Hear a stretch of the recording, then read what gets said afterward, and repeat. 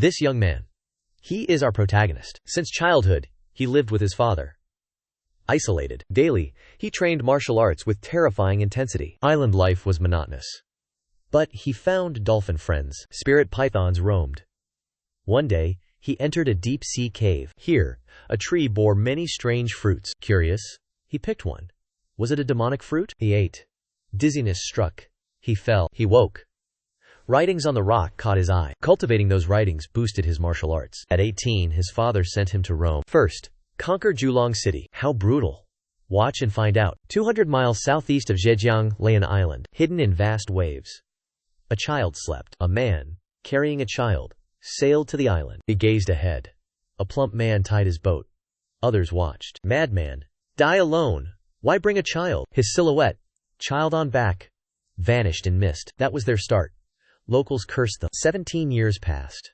A whirlpool now churned. Feet stood on rocks. Above the whirlpool, a disheveled man, tattered robe, gazed down. He yelled, "Dulin!" Strange movement. Hair emerged. Youth surfaced. Eyes opened. He gasped. He looked up. Yes? The man yelled, "Come here, now!" Dulin frowned. Annoyed. Annoying. Just say it. No. Get up. Father crossed arms. Come here, boy. Scene shifts. A small wooden house. Stump table held snacks and a wine jug. He bowed, pouring wine, listening to his father speak. Have I told you of my former dwelling? Dulam flinched, glancing at him. He waited. Father drank. He turned away, utterly bored. This was the 10th time. After drinking, his father spoke loudly. Where I lived, 9 dragons once dwelled. He munched his snack, hearing the repeated story. How does he speak it without error? His father gravely recounted. They allowed no peace. Brothers vowed to rule the realm. But, strongest, they rejected rule. They argued, the white faction proclaimed. The young master watched his father speak. He refilled his father's cup. He knew the story's next line by heart. Trust not power. Rule the world with righteousness. Only then can one endure eternally. His father, brimming with fervor. The black faction retorted fiercely. Trust not their words. Power must rule this world. This world cannot be ruled by pretense. He looked at his father, puzzled. How can he repeat it perfectly? Without listening, Dulam still recited the tale perfectly. He placed the empty cup. Finally, I boarded a ship and left. I simply could not endure it. He looked at his son. Then, I was merely 19. Dulam clasped his hands behind his head. Why does father speak of such hardship? Father, annoyed, abandoned our home. He practically fled. His father bristled. What did you say? He sweat, avoiding his father's eyes. I apologize. Dulam bit his snack, watching his father. Father, drunk, searched for ancient celestial dragon. Father packed manuals. Even weapons he took. His words truly startled him. His gaze shifted to the cabinet's books. And a pitch-black sword. Yet, only 7 of hundreds remained. And only a single sword. That is not the issue. 2 forbidden books were mixed in. Not allowed outside. They were likely abandoned at the tea house. Du Tian flushed, stroking his beard, hiding his shame. I nearly died by your uncles. Hands then. Damned fools. How could I know? The young master refilled the glass. No. There must be a deep grudge. He suddenly stared at his son. What deep grudge? Dulin. Father beats his uncles daily. Pointlessly. Learning martial arts from him. Thankful for unseen brutality. Du Tian quickly explained. They were beaten for incompetence. Not without cause. He set the wine bottle down. Looked at his father. His erratic temper breaks limbs when bored. Who wants that? Duglin frowned. Why mention this so carefully now? Hearing this, Du Tian fell silent. Then he tilted his head back, emptied his wine. Du Tian placed it down. Sun watched intently. Yesterday, on Donghan Island, I heard a rumor. His face grew serious. Julong City has internal strife. The small home fell silent. As they say, family opposing you means death or injury. He scratched his ear. Not trusting his father's words, he asked, So? Father's place is dangerous? What must we do? We have never lived there. Du Tian clasped his hands, gazed out the window. Arriving on this island, the sky turned bleak. I worried greatly. Until the sun rose again. Dulin whistled, rolling his eyes. Scoffed at. Worry. More like snoring until dawn. His father spoke slowly.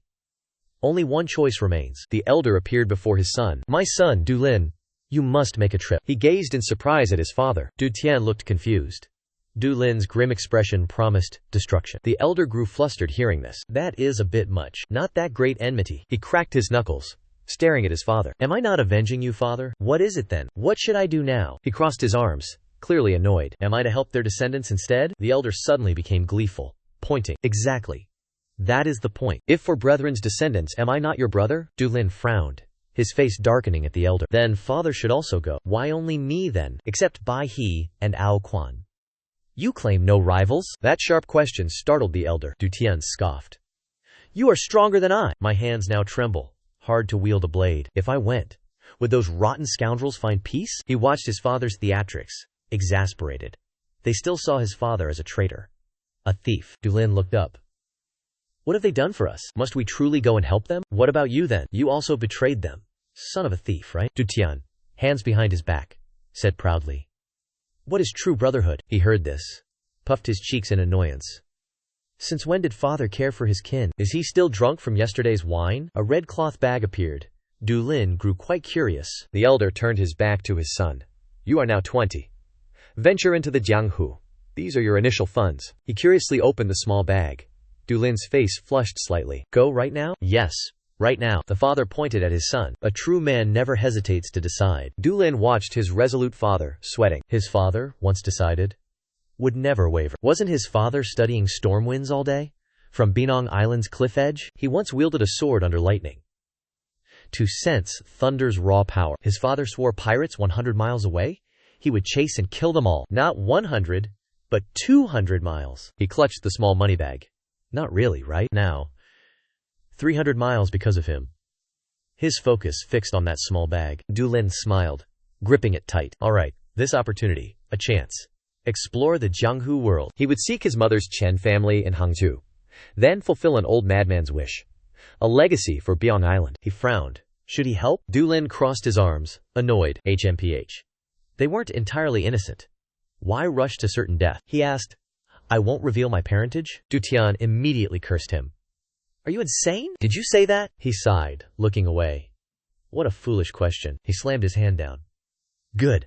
Let's go. Dulin placed hands on hips. He then asked his father favors. Favors? What kind? Tell me then. He glanced at the black sword. First, give me this sword. To fight enemies, I need weapons. Du Tian closed his eyes, regretting. Gritting his teeth, he conceded. All right, take it, you rascal. He would just take it anyway. What is the second demand? His son strode forward aggressively. The father flinched, stepping back, hands raised in defense. He placed hands on his father's shoulders. Quiet down, please. Before I leave, hug me, father. He lowered his arms, silently embracing his son. Dulin offered a faint smile. Without me, eat well. Do not drink excessively. His foolish demeanor vanished. He grew more solemn. I will not drink much. He continued his instructions. Also, the cliff ginseng is small. Do not dig it for wine. Du Tian felt embarrassed. I know that. Do not jump into Sahan out of curiosity. Sahan is Binong's strongest whirlpool. Only Dulin and his friend can swim there. No matter how strong you are, he felt displeased. Should have hugged earlier. No resentment would linger. Du Tian grasped his son's arm. Always be careful. He smiled brightly. I will return home. If I leave, Wei Fu will be sad. Father, remember to console him. He scratched his cheek. Do not resent them, even if mistreated. Dulin chuckled helplessly. Father, do not worry. He sighed, disdain evident for his father. I am not you, father. You fled with parents. Seeing his attitude, he roared in anger. This child. The scene shifts. White fog envelops the island landscape. Two dolphins, ropes tied, cut waves, surging forward. Dulin stood straight on his boat.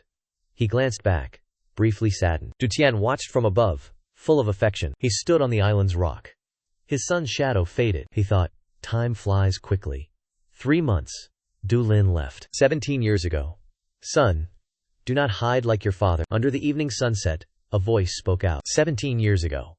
Du Tian stood on the rock, holding his small son. I shall make you truly exceptional. Gaze down upon the world, and live. 40 long years passed. All was finally complete. Now, I leave Binong. My foes die. I will slay the executioners. Capture 4 escaping beasts. Recover temple treasures. Honor the fallen souls. Half a day. Sea crossed. 5 long years passed. News of them arrived. Now, I confront them. If they live, I return not. Tianlao Guang Temple. Veins pulsed. Arms gripped the rock ledge. No one believed. He once climbed cliffs, carrying young Dulin. Barehanded. I believe. My son too. Thunder rumbled. Lightning flashed. I searched every corner of Binong. 10 days passed. Pitiful, I climbed, carrying the child, father and son, hanging on cliffs. They looked back. Lightning struck. Rocks cascaded down. Engraved words on rock. Slowly revealed. Du Tian stunned. A year later. The boy clings to rope. Amidst swirling currents, Du Tian shouted. Endure, Du Lin! He gripped the rope end. Stood on the ledge. Shouted. Can't endure this? World's strongest martial arts. Unreachable. Suddenly. The rope snapped. Du Lin struggled. His small arms reached. Against the torrent. Du Tian drenched in sweat. Startled by this turn. Du Lin! He clung to the rock. Shouted.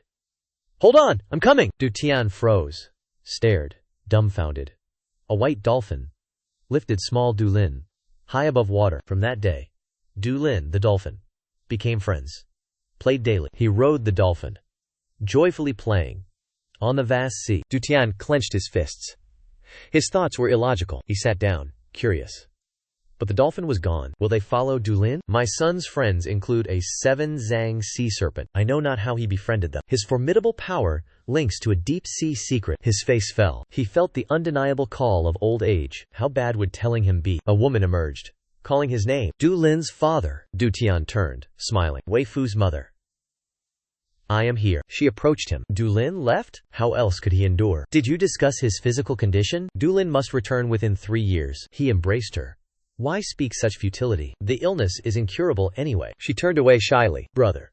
Did you tell him about us? Du Tian's voice echoed by the sea cliff. With time, he will understand. The small boat docked, safely secured. Du Lin, rope in hand, turned at his name. Brother Du Lin. Wei Fu, a cheerful girl, woven bag, ran up. Brother? The big-eyed girl gazed at him. What is happening? Were you not leaving the island in 10 days? He glanced, then asked. The dock is empty today? She followed his gaze. Brother Wen Kang's group fled, seeing you from Baiyang Island. He smiled. These youngsters are quite timid. Come here. I have something to say. The desolate shore. Only waves lapped the sand. Du Lam walked calmly. He followed closely behind. I will journey to the grand court. She turned, surprised. You go alone? Yes. Something happened at my father's estate. They stood facing each other. What about uncle? My father's health. He cannot travel. Yesterday, I saw him. He seemed fine. Du Lam instantly became somewhat somber. I wish it were so. She grew anxious. When will you return? Will it take a long time? He smiled cheerfully. 1 year suffices. Wei Fu suddenly asked. Can I come along? He folded his arms, turning. No. The Jianghu is dangerous. You do not know. Hearing this, she bowed her head sadly. If only I could go with you. He tilted his head, watching the young girl. Du Lam suddenly neared. Wei Fu startled, dodging. She blushed. His handsome face was close. What is wrong? Wei Fu shyly averted her face. Is something on your lips today? Just a little. Their lips drew closer. Are you going to wipe them again? Their shadows embraced. They shared a kiss. Sails billowed now. Ships set forth to sea. Du Lam stood on deck, musing. Upon my return, I will propose to Wei Fu. Proposed twice to Wei Fu. Everyone on Donghan Island knew one truth. The Wei beast belonged to the mad dragon, Du Lin. He looked back toward the distant island. Wei beast would have loved this journey. Suddenly, Du Lin glanced over the ship's railing. 2 dolphins raced beneath the waves, chasing after him. Bye-bye. QQ. This is far enough. Go home now. The 2 dolphins leaped from the sea. Their joyful cries became a farewell. Leaning over the rail, he called out to them. Live well, until I return. And bring Haihei back too. The 2 dolphins silently turned around, swimming away from the ship carrying their dear friend. The story must begin here. Haihei was a sea serpent. Originally, Bai, Kikwai, and the serpent were strangers. When Du Lin was 15, a violent tremor shattered the seaside cliffs. Trapped upon the water, Du Lin watched countless rocks crash downward. Then one thought crossed his mind. Was anything alive beneath that whirlpool? Without hesitation, he plunged into the raging sea. The 2 young dolphins quickly arrived. They guided Du Lin toward an underwater cave. The 3 stopped before the entrance. Inside, a massive black figure twisted through the darkness. A gigantic black sea serpent lay pinned beneath an enormous boulder. Its razor-sharp fangs flashed with savage menace. It opened its jaws wide. A silent warning. Du Lin raised a hand calmly. The young dolphins remained on full alert. Haihei stared at the human with icy eyes. Yet it never expected the boy and the dolphins to push away the boulder crushing its body. You're trapped beneath this rock? Let me help you. Moments later, the enormous boulder was hurled aside. The black sea serpent lowered its head before Du Lin and the 2 dolphins. Thank you. Du Lin turned toward the dark cavern beyond. He pointed inside. May I enter? The sea serpent nodded in approval. Du Lin and his two companions swam deeper inside. Deep within the flooded cave lay a vast, dry chamber. He emerged from the water. Drawing a deep breath, Du Lin stepped onto solid ground. He stared around in astonishment. Before him stood a giant leafless tree. Golden fruits hung from its towering branches. What is this? How can a tree grow here? Is this truly a tree? Du Lin reached out. He plucked a fruit. This fruit glows? He gazed intently. A small fruit. In his palm. What kind of fruit? It looks delicious. The fruit began melting. In his hand. He instantly ate it. Its taste was awful. His face contorted. His body sweat profusely. Head spun wildly. Du Lin steadied himself. His body swayed. What is this? His cheeks flushed red. Eyes grew hazy. So dizzy now. The young master fell. Unconscious. Beneath the strange tree. The sun slowly set. Darkness enveloped all. Two dolphins nearby. They cried anxiously. I remember nothing. Until I awoke. Strange ancient scripts appeared. On the cliff, Du Lin saw the scene. His eyes widened. He stood. Looked up. The cliff bore weathered characters. Eroded by time. Could these be the remaining characters? Struck down by lightning? This was the final martial technique. From old Tianguang. Since that day, Du Lin's martial arts soared. In 2 years. Surpassed all. Back at the bustling docks. A hand grabbed soil. Du Lin squatted. Sniffed the soil. Its scent was unique. A voice suddenly rang out. It caught his attention. Are you searching for an inn? The girl looked. I know a place. Cheap. Great food. He smiled gently. At the young girl. Truly? Then Du Lin stood. He followed the girl. Let's go then. The happy girl waved. Follow me, big brother. The child loudly called, Mother! Mother! She led Du Lin home. I brought a guest. Her mother wiped her hands. She greeted the guest. Greetings, esteemed guest. Greetings, proprietress. He offered the proprietress some money. Please prepare edible food for me. She lowered her head. She gazed at the money. This covers 2 days, lodging. A grand meal too. Du Lin turned. He watched the streets crowd. 1 day is enough. Teach me worldly knowledge instead. Hua Yan eagerly raised her hand. She volunteered. Mother, I will explain it all. The proprietress gently regarded the child. Is that so? While I cook. Show him around. The child rested her chin. She pondered deeply. Where should I even begin? Her, old woman, demeanor made him chuckle. Inside the inn, Hua Yan rambled on. She wagged her finger menacingly. Do you understand? In the big city, scammers despise rustics. I too look quite rustic. The proprietress placed food on the table. Hua Yan, that's enough. Our guest needs to eat. Du Lin bit the food, humming. Hua Yan watched intently. His entire face registered disbelief, terror. The child crossed her arms. Her expression was knowing. It's delicious, right? Hua Yan swelled with pride. Mother's cooking was Sangsan famous. But this fool chewed, looking around. Why no customers then? That foolish question rendered the child speechless. Hua Yan unhappily turned away. People cannot reach our humble inn. Du Lin stared, utterly confused. Who, exactly? The people from Shangchenmen. The proprietress approached, patting her head. Hua Yan, stop disturbing guests. Ignore a child's words. Eat your meal, before it cools. The little girl quietly responded. Yes, ma'am. But the interrupted story left them uneasy. The dishes were swiftly cleared. Only empty plates remained. Du Lin patted his full belly. So full. A truly delicious meal. It's been too long. The girl knelt, watching him. Worth the price? But Du Lin observed the inn's occupants. Why do Shangchen men forbid visitors here? The girl glanced back, checking for her mother. Then, whispering, everyone says our food is better than Chen Clan's new restaurant. The Chen Clan young master heard this. He was enraged. The girl frowned, clearly annoyed. Shangchen men thus ordered their closure. Du Lin was astonished. Chen Clan? They leaned closer. The Chen Clan. Are they in Hangzhou? Yes. Shangchen men serves the Chen Clan. He stroked his chin, pondering deeply. Is Shangchen men truly powerful? Du Lin grew slightly impatient. You ask if Shangchen men is powerful? The answer. No one here can challenge them. He propped his chin, lost in thought. I heard Chen Clan is in Hangzhou. Shangchen men belongs to them then? The girl crossed her arms, like an old woman. Precisely. Shangchen men's leader serves the young master. They manage the Chen Clan's assets here. So Shangchen is the problem? I must investigate this myself. He had made his decision. Innocent people, oppressed for selfish gain. Du Lin could not tolerate it. He crossed his arms, speaking gravely. The girl mimicked him across the table. I despise those who exploit power. They oppress the innocent. Me too. The girl stared, somewhat naively.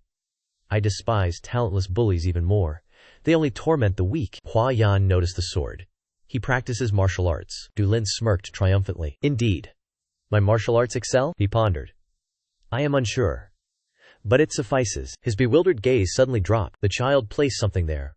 My cherished treasure. Hua Yan clasped her hands. I will give it.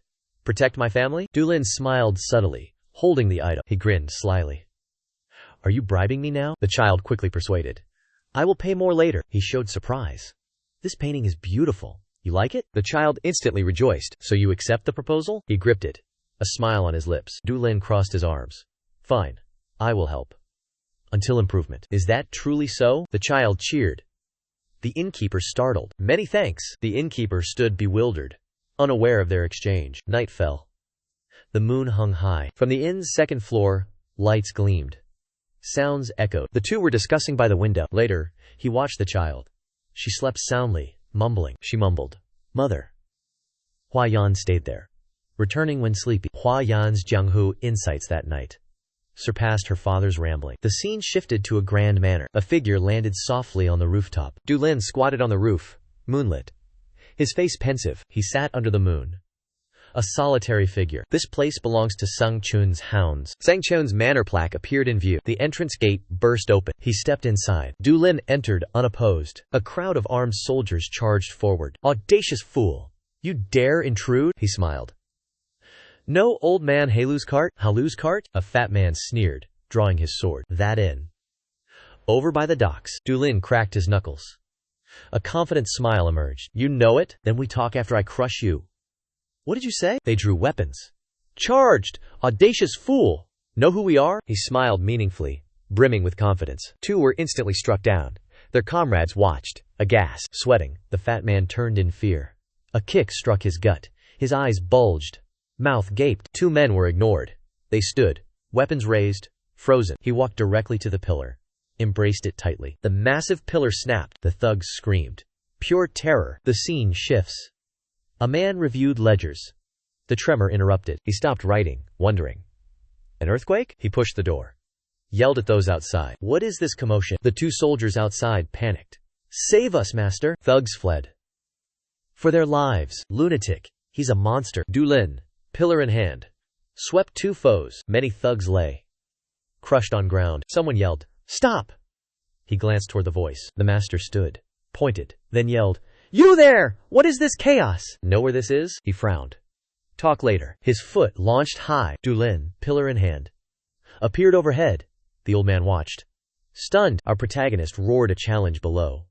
He seemed ready to split the mansion. Everything began collapsing now. Those present stared, eyes wide with shock. Dulin emerged, a massive pillar on his shoulder.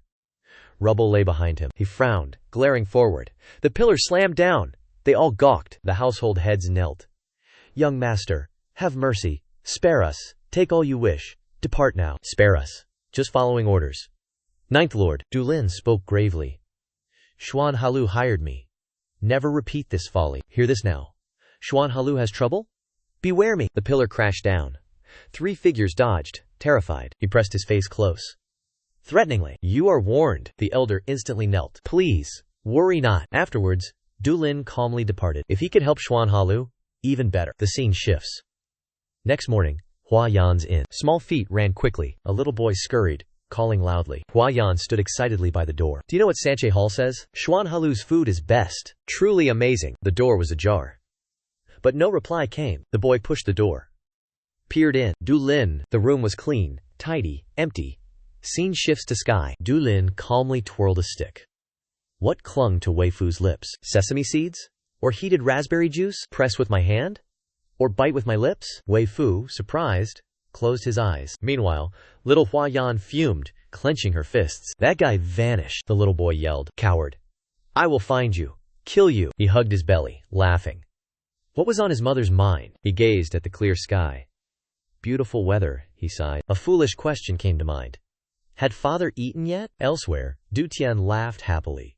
His son remembered him. He joyfully enjoyed a fine meal with his mother, sweet and bitter. Delicious indeed. Quite so. She picked up food with chopsticks. How strange. It is autumn. Yet, sprouts grow beneath the cliff. So I picked and brought them back. His chewing abruptly stopped. He was startled. He turned, alarmed. You didn't uproot them, right? She waved a hand, laughing. Roots replanted. More harvest next year. Hearing this, Du Tian sighed in relief. He looked at his mother fondly. Well done. Next time, pick tops. Never uproot them. She laughed happily. I know. Don't worry, have some more. Scene shifts. A bustling city street appears. A broad-hatted swordsman. His demeanor seemed fierce. From a corner, a man watched. An apple in hand. He bit his apple, grinning. Followed the broad-hatted man. Two men ahead chuckled, motioning to follow. The man formed a sinister smile. Today, you are my meal. Your duty, provide me sustenance. Then, amidst the lavish street, a quarrel erupted. Blocking the swordsman, two men started arguing. What do you want, old man? Go spank your wife. Damn dog. The man stood silent, face dark. Listen to arguments. Tired of living? Then, a bystander bumped him. Cried out, oh heavens. The man looked startled, complaining. Damn it! Why is escaping the capital so complex? In a flash, something vanished from his robes. The thief vanished into the crowd. Oh, how complicated. The hooded man walked on. His steps suddenly halted. He reached inside his robes. Something was missing. The hooded man gritted his teeth. Scoundrels! His furious gaze instantly found the thieves. His steps quickened. Money was secondary. He must retrieve it. The two thieves happily entered a quiet alley. He was right behind them. He choked one. Lifted him high. Who stole my item? The captured thief grimaced. Struggling to speak. What are you muttering? His eyes held pure killing intent. Terrifying. The thief fell unconscious. His accomplice panicked. Seeing trouble, he fled. The scene quickly shifted elsewhere. The other thief looked back anxiously. He hid the item, scanning his surroundings. Strange. Is someone following me? He watched his back. A figure appeared ahead. He slammed into a massive figure. Sweating, he looked up at the figure. A scream echoed through the busy street. Elsewhere, Du Lin explored, taking in new sights. Truly amazing. He eagerly watched the passing maidens. So beautiful. Du Lin asked the group, is this Hangzhou? The three turned, their faces grim. The blue-robed man's sword bore a unique symbol. Du Lin also noticed this detail. The tall, scar-faced man reached out. This is Hangzhou. Where are you from? You seem a renowned sects disciple. The youth smiled, scratching his head. You truly have sharp eyes. Lat smiled sinisterly. Truly a naive young fool. The three men then huddled, whispering. The youth innocently asked the scar-faced man, is there a problem? The purple-robed man quickly spoke. We prevent you from being cheated. We'll teach survival. Is that true? Oh my. You are Jianghu Knights, he pointed. Too many people here. We'll treat you. Du Lin clapped excitedly. That sounds great. The scene shifted to a deserted street corner. The youth asked, hands behind his head. No taverns here? The three men smiled sinisterly at their prey. The purple-robed man stepped forward. Drinks can wait.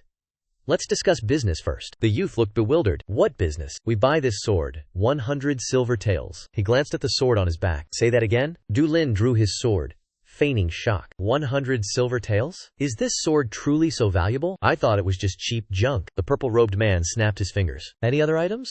We will buy them. The youth excitedly took out a sea pearl. He extended his hand, his eyes gleaming. Is that true? Let me see it. Let me appraise it now. The youth pushed the sword towards them. First, I will sell this sword. Yes. Indeed. Of course. Du Lin's eyes widened, shining brightly. You said 100 silver taels, correct? The man held the sword, wagging his finger. 100 taels. This brother clearly misheard. Now, his true colors emerged. I said 100 coppers. You eagerly expected 100 silver taels. No? Scarface and Cross-Eye both smirked. We heard 100 coppers. Indeed. That is also the pearl's price. He ceased arguing. A moment of silence. Then, Du Lin scratched his head, feigning confusion. I am only 20.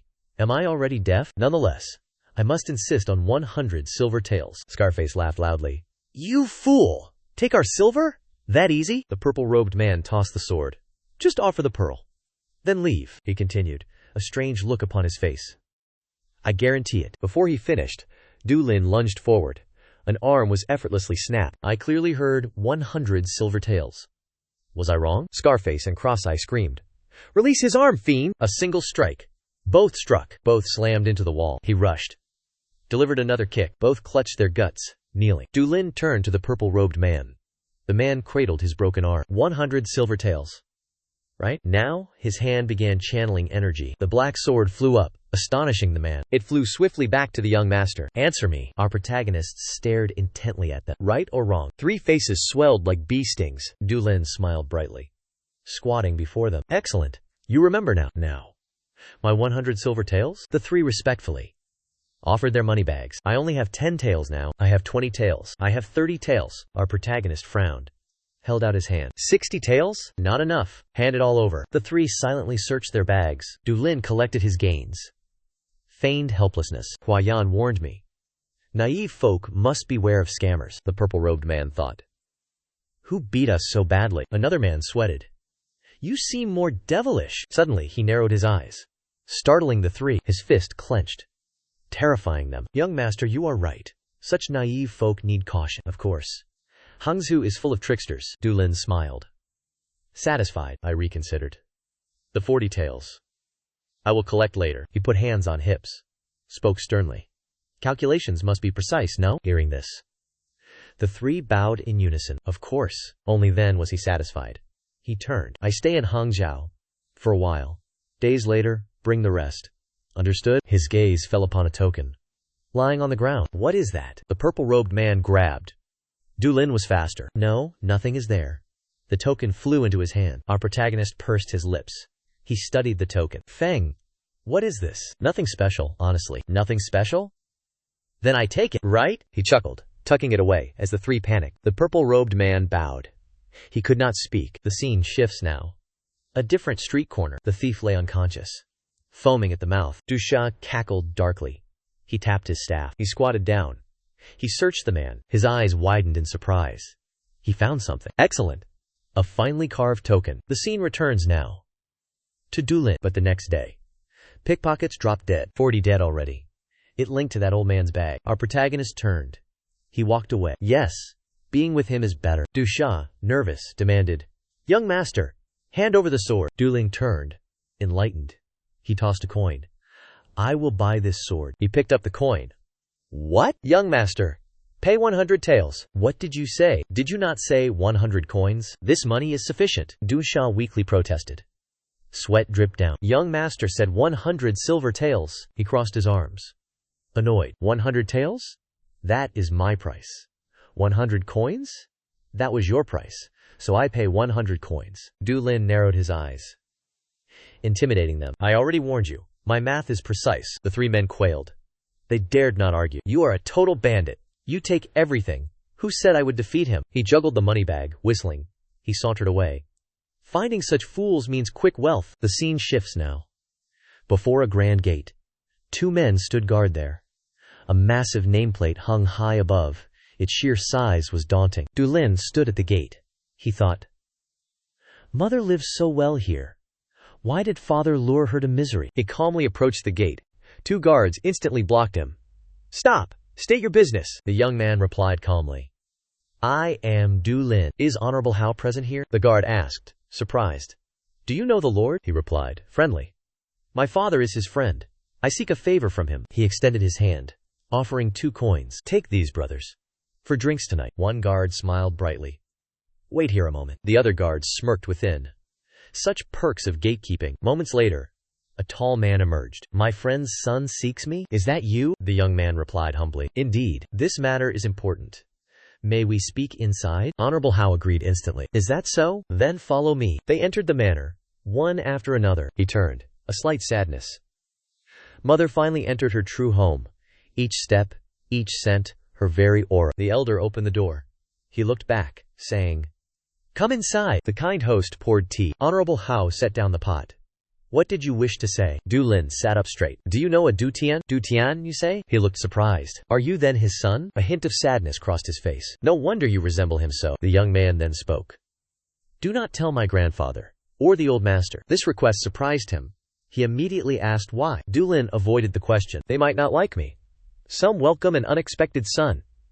Others fear losing their inheritance. Sun Hao watched, understanding. He closed his eyes, then agreed. I understand, my grandson. The scene shifts. White smoke rises gently. A man stood, watching incense burn. He did not turn. He questioned the kneeling figure. Found them yet? Still no sign. Deal with the alley swordsman. The black-robed man knelt, respectfully replied. If Ying Liu approaches them, they might discern our presence. My master. His face was cruel. It must be done. The black-clad subordinate worried. I do not fear them. But if 9 Dragons city elders knew, the old man gritted his teeth. Damnation. He then pulled out 2 incense sticks. First, search their residences. Find any black-sworded men spending lavishly. The black-clad subordinate bowed. He accepted the order. Yes, master. The scene shifts to an unknown manor. Two maids walked the grand corridor. They glanced at an approaching figure. Both harbored secret, shy thoughts. Truly a handsome young master. Dulin now wore finer robes. Walking the corridor, he gazed at the sky. The weather was beautiful. Someone then appeared, catching his eye. A noble youth arrived, a sword in hand. Who is that? There, two stood facing each other. On the narrow path, the other spoke. Our first meeting, it seems. Who are you? The young man scratched his head, smiling. He spoke. I am Dulin. He rested his sword on his shoulder. Ah, Dulin, the unknown young master seeking lodging. Yes? His demeanor was not pleasant. Our protagonist sensed this. Look, but, out of politeness, he continued speaking. The young master laughed arrogantly. Ah. I am Qi Tianhach. Qi Tianhach is Elder Qi Tianhan's eldest son. He is Dulin's cousin. He smiled deeply. Are you aware of walking taboos? Dulin scratched his face. Embarrassed. Yes, I know. Servants gossip like it's a duty. Thus, I know your filthy character, Qi Tianhach. He began posturing. Walking? Guard your handsome face. Damage it? Servants will hate it. He showed displeasure, thinking, sharks break teeth speaking like you. He crossed arms, posturing. I leave. Glad we met. Dulin remained calm. He bowed respectfully. Yes, young master. Go carefully. He walked past. That freeloader. A state master lacks wisdom. He was displeased with the man's attitude. Dulin frowned. He secretly gestured. I don't know. Seagull droppings might fall. A force shot from the young man's fingertip. It struck the brick, tilting the other end up. Qi Tianhach tripped.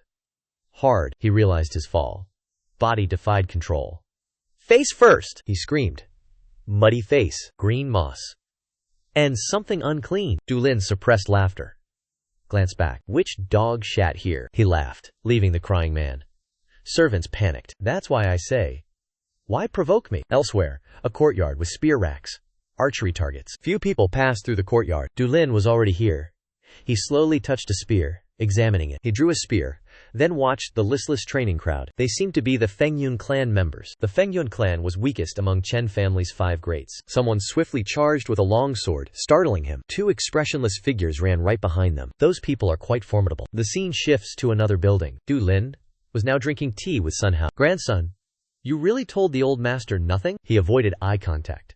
His unspoken answer. The two began their formal conversation. Uncle, will he ever forgive my father? Aren't you and your father different? Dulin smiled faintly. If given a chance, I must force father's forgiveness. He looked sadly at his grandson before him. It is truly regrettable. Why let such an obedient son suffer so? I won't let your father off easily. Recalling his childhood. Father made his life difficult. He stood horse stance, wrists bound. Father slept, mouth wide. Father threw him to sea. Shark fin surfaced nearby. All for you. Endure it. He was speaking the truth, not deceiving himself. But why suddenly mention that, uncle? Dulin looked confusedly at the other party. Sun Hao admitted. I must do something. Can't live uselessly. I feel restless just eating and playing. He asked seriously. Uncle, is there something for me? Don't call me uncle. Call me granduncle. Didn't I say I was born 3 months prior? He scratched his cheek, embarrassed. That. Father lied about his name and age. Tan Hao is startled. What did you say? Why does he have no duties? The issue is your current ability. The young man smiled confidently upon hearing this. Uncle, test me. Then you will know. He stroked his beard, eyes full of anticipation. Is that so? You are confident in your true ability. Let us see your true capabilities then. In a backyard corner, 2 men drew wooden swords. Dulin's expression became more serious than ever. Meanwhile, Tan Hao remained incredibly composed. He circulated Kale. Let us begin now. The young man showed his strength. Power surged instantly. His hand lightly spun the wooden sword, he observed. Tan Hao quickly charged forward. Across from him, Dulin remained calm. Tan Hao unleashed a flurry of lightning-fast strikes. Dulin focused intently, eyes forward. Under expert pressure, he simply retreated. One step neutralized all attacks. He blocked the downward slash. His feet sank. Tan Hao was quite surprised by the youth. Dulin smiled confidently, looking at his opponent. The two entered a fierce struggle. He knocked his uncle's sword away. His stance shifted, preparing a counterattack. Tan Hao was startled by his nephew's move. The wooden sword plunged straight ahead. The tip approached him at high speed. He struggled greatly to block the strike. Something zipped past his ear. Tan Hao raised his sword. A sword kia ripped past, sweeping the ground. He looked back in disbelief. Truly talented. Your martial arts reached this level? He cupped his hands in greeting, smiling. Dulin bowed respectfully. Uncle yielded, he said. He clapped the young man's back, laughing heartily. I yielded because my nephew is superior with your martial strength. You enter the Divine Sword Society immediately. Divine Sword. Home to the Chen clan's elite warriors. It acts as a pillar. It supports the Chen clan. Most members descend from esteemed political clans. Dulin disliked joining the Divine Sword Society. He immediately refused. I wish to join somewhere else. Uncle. The elder looked at him, confused. Somewhere else? Why? Dulin forced a smile. Because I dislike such restrictive places. They walked and talked. Have you decided elsewhere? I will join Feng Yun faction. Sun Hao was startled. Feng Yun Society? For those common, rootless people? He found it interesting. A fascinating place. He could not stay long anyway. Chen clan's main groups are restrictive. Feng Yun fits wanderers, he pondered. Chin in hand. Feng Yun Society. Not ideal. The scene shifts. A closed house. Weeds grew wild. 3 men watched the newcomer, their faces unfriendly. Whispers rose. Is that the rumored one? It must be him. They secretly observed Dulin and commented, he truly matches the rumors. No wonder women are obsessed with him. Jiang Hu showed contempt. He leapt towards Dulin. Damn this. He chases women. I eat grass. Unbearable. Dulin glanced uncaringly at the newcomer. Your birth. Who is to blame? He raged. Others added fuel. How true. Born a beast. It's fitting. Oh, his endowment. Still functional. He turned, glaring angrily at them. Spoke with irritation. The young Dulin remained somewhat defiant. I will enter now. Will you follow? That attitude further enraged him. He pointed. Hissed. You brat. Speak with me. Our protagonist frowned, annoyed. I already stated. I dislike insults. Stop cursing. The aggressor lunged. Claws out! He simply swayed, evading. The attacker missed. A foot swept, tripping him. The man stared, helpless. Fell to the ground. He looked up, somewhat surprised. Dulin's gaze remained contemptuously downward. The aggressor rose, throwing punches. Dulin easily dodged, caught the wild punch, seized his throat. Killing intent flared. The others watched, stunned. The man's feet unstable. He was lifted. A small cat. The aggressor gasped, sweating profusely. He warned. First, report to your big brother. We meet inside. Speak if you wish. He tossed him like trash. Dulin calmly left the defeated man. He smiled, excited. Dominating ensures victory in battle. This place is truly interesting. He opened the door. A bald man sat inside. He wore much jewelry, reading a book. He considered the man's identity. Feng Yunhui's big brother. Feng Yunhui's leader, Ti Lang, was brutal. Tai Lang closed his book. Impressive. Not so weak. He clasped hands respectfully. I am Dulin. Assigned here, the elder asked. Are you Sun Hao's grandson? Indeed. Tai Lang looked displeased. You do not resemble Sun Hao? I dislike things that cause commotion. Do you understand me? Dulin smiled. Nephew and uncle need not be identical. I prefer quiet. Cause no trouble. I remain unseen. The elder sought abnormality in him. He then warned gently. Cause excessive trouble. Face severe punishment. So live peacefully. Understood? You may now leave. Our protagonist bowed respectfully. I will cause no trouble. Tai Lang smiled, his thick beard twitching. He stroked his beard, thinking, interesting. Good show awaits. He exited the room, closing the door. Stronger than I thought. Suddenly he stopped, staring ahead. A crowd blocked the courtyard path. Dulin cracked his neck, a challenging expression. If you mean to fight, rush all at once. End this quickly. I need my rest. The Windcloud sect raged. Madman, you dare challenge us? Who are you? He grinned playfully. Let's make a wager. The loser pays the price. All of you. Charge. The crowd seethed, shouting curses. What is this brat doing? He dares disrespect his senior brothers? He is truly insane. Let him be. Beat him senseless. But his attitude was deeply provoking. Don't like it? Tough. Dan shouted loudly. Very well. Ensure you keep your word. Dulin cracked his knuckles, full of confidence. Of course. A true gentleman keeps his promises. The sky was vast and azure. A man readied his iron staff. He introduced himself. I am Po Lang. Charge! They faced off, watched by the crowd. Po Lang roared, then charged. He struck with a beautiful arc. Our protagonist dodged, lowering his stance. He raised his sword. Dulin blocked attacks with his sheathed blade. He lunged from below. Panic seized the foe. A straight hit. Fa Lang screamed. He hit the ground, skidded, then stopped. Feng Yunhui's subordinates watched this. Their jaws dropped. Each was utterly astonished. Unbelievable. His sword remained sheathed. He defeated Lang. The others felt insulted. They drew weapons. Surrounded him. You permit group combat. Don't blame us. Du Lin frowned intently. His gaze pierced his foe. His sword remained sheathed. But he struck like lightning. 3 big men. Blown away instantly. The outer group watched. Comrades fell. The leader roared. All charged. Show no mercy. Shu Lang and his 2 guards watched. From the window, he sneered, a mocking smile. Outside, Du Lin fought more fiercely. The screams of those men echoed. Throughout the courtyard, an hour passed. Sit and stand commands echoed. Our protagonist sat atop the roof.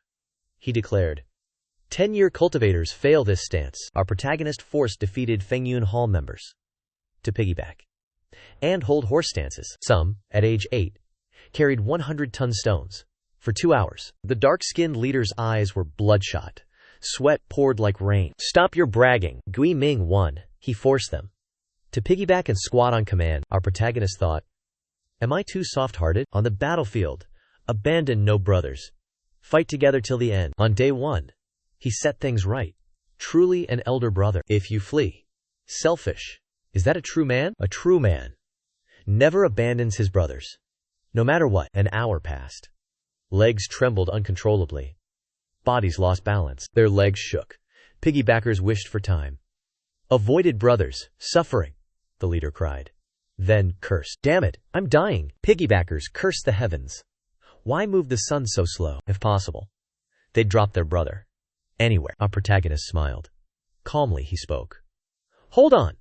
Not much longer. Just endure another half hour. He shrieked miserably. Half an hour. Just kill me. The hellish ordeal ended. No more squatting. Stand up. At his command, they all sighed in relief. My back lives again.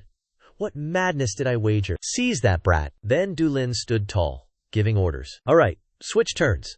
Yes, you all try it. Stand up, carry them now. Where are you running? Lang watched him, laughing heartily outside. He is indeed an interesting youth. Soon the small courtyard became unusually quiet. 2 from the Wind Cloud Association walked softly. They pushed the door.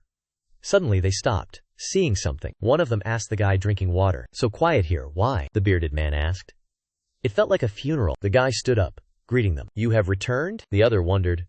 Where are the others? The guy sweated, making excuses. To breathe easier, everyone is exercising outside. The burly man frowned, asking, What? Something happened while we were gone? He stammered, scratching his face, finding no explanation. Just then, Du Lin yawned, stretching. Arriving. The 2 turned to him. Huh. Is this the first meeting? The guy bowed. He is a new disciple today. The bearded man turned fully. Is this newcomer the pavilion master's nephew? The other glanced at him, looking worried. That is correct. Stared at. Du Lin turned, looking puzzled. He simply ignored them, turning away. The bearded man flushed, humiliated. He was furious. This new guy has no manners. As he opened the door, a voice rang out. You will learn respect. A previous lesson had already occurred. Ho felt immense satisfaction gazing at his foe. Toman An. You dug your grave. Toan An then pointed at his opponent's face. You. Follow me, Du Lam asked again, completely bewildered. Me? The other party promptly confirmed it. Yes. You. The young man followed Toan Anja. Seeing them, others peeked out, eager to gossip. One person gasped, eyes wide. Is senior brother Toan An Suaf leading him away? His companion chuckled. This will be very entertaining. Time passed. The scene shifted to a courtyard. In a nearby room, Tai Lang declared, I will establish a new 13th group. Its captain will be... His final words shocked the battered Tonan An. Du Lam. You will take charge. The young man calmly accepted the command. Yes, great elder. What about the team members? Tai Lang merely waved his hand. Choose them yourself. Toan An broke into a cold sweat, thinking, He's alive. If he joined me, I would leave. Ho, standing nearby, secretly sighed in relief. Du Lam replied with a polite smile. Yes, great elder. I will choose them myself. The scene shifted to nightfall. A pale full moon shone down. The clear night sky held only scattered stars. Outside a house, several lanterns hung. Inside a room, several lay unconscious on the floor. The cloaked leader muttered quietly. Not these ones. He spoke in a cold voice. Where are the others? His subordinate reported back. Eternal Sect. 1. Dark Gate. 3. Noble Garden Sect. 2. 7 Dao Assembly. 1. The 7 Dao Assembly 1. Unfound for 2 days. Hearing this, The opponent slightly furrowed his brow. Thus, resolving them will take much time. The other man unexpectedly offered a suggestion. Should we send more people to handle them? Black Dao trash hinders the leader's regional plan. The leader turned, glaring a warning. Watch your mouth. You seek death? The man hurriedly bowed his head respectfully. Please, forgive me, the black-robed leader sternly reminded him. The leader would have beheaded you. Be cautious with your words henceforth. Err once more? I behead you before the leader. Is that clear? The scene shifts to dawn. A room door suddenly opened. Yulin stepped out. He stretched, yawning deeply. Two people near the door saw him. They fell into panic. When Yulin opened his eyes, Fengyun Society members fled instantly. He stood empty-handed. Confused, he surveyed the vacant courtyard. For 5 days, Yulin led Squad 13. He challenged every Fengyun member he saw. This was to recruit them. The issue? Challenges continued even after brutal beatings. Thus, cold winds now swept through Fengyun society. Yulin walked to the courtyard center. He thoughtfully stroked his chin. Snowwolf silently observed this scene. Someone beside him spoke. Great master, their ambition is not small. Yulin, just let him go. All the other captains wish for this. Hearing this, the elder sternly declared. Want to expel him? Use your own strength. The man beside him hesitated. Not everyone, however, avoids Yulin. The scene shifts to later. Yulin warmed his bones in a corner. A series of hurried footsteps approached. He glanced back. 4 fully armed figures stood behind. Yulin curved his lips. He thought. They arrived? 3 days prior he had sought them. Yulin pointed, speaking loudly. Let us fight! The man washing clothes ignored him. He cast a cold glance. Junshu resumed his task. He muttered. Can't we leave each other alone? Yulin casually turned his back. He sneered. Afraid? Then you deserve to be an errand boy. This remark instantly enraged the man. He turned his head, smirking. Is that sword used for chopping onions? At last, Junshu snapped. He sprang up furiously. Fine, let's fight. Just don't regret it later. Dulin had been waiting for those words. A fierce grin spread across his face. Moments later, Dulin casually hummed a few notes and walked away. Junshu lay completely flattened on the ground. After that, he challenged 3 more opponents. 1 punch. The first collapsed. The second, a massive brute, was effortlessly knocked flat. The last surrendered after being utterly crushed. Returning to the present. After enduring daily humiliation, the 4 finally gritted their teeth and challenged Dulin together. Dulin rested his hands on his waist, smiling confidently at the 4 before him. Why do you all look so confident today? Junshu decisively drew his sword. Enough talk. Fight! Dulin remained perfectly calm. He tilted his head slightly. Is that so? Then let's make a wager. They looked confused. A wager on what? He raised an eyebrow. If all 4 of you lose, you become my subordinates. The 4 exchanged silent glances with one another. The next instant, Junshu answered for everyone. Fine. We accept. Dulin cracked his knuckles with a grin. Excellent. Let's begin. All 4 charged him simultaneously. Elsewhere, someone crushed a letter within his hand. Damn it! Tianyu's face darkened. He ground his teeth in furious frustration. They could not establish contact.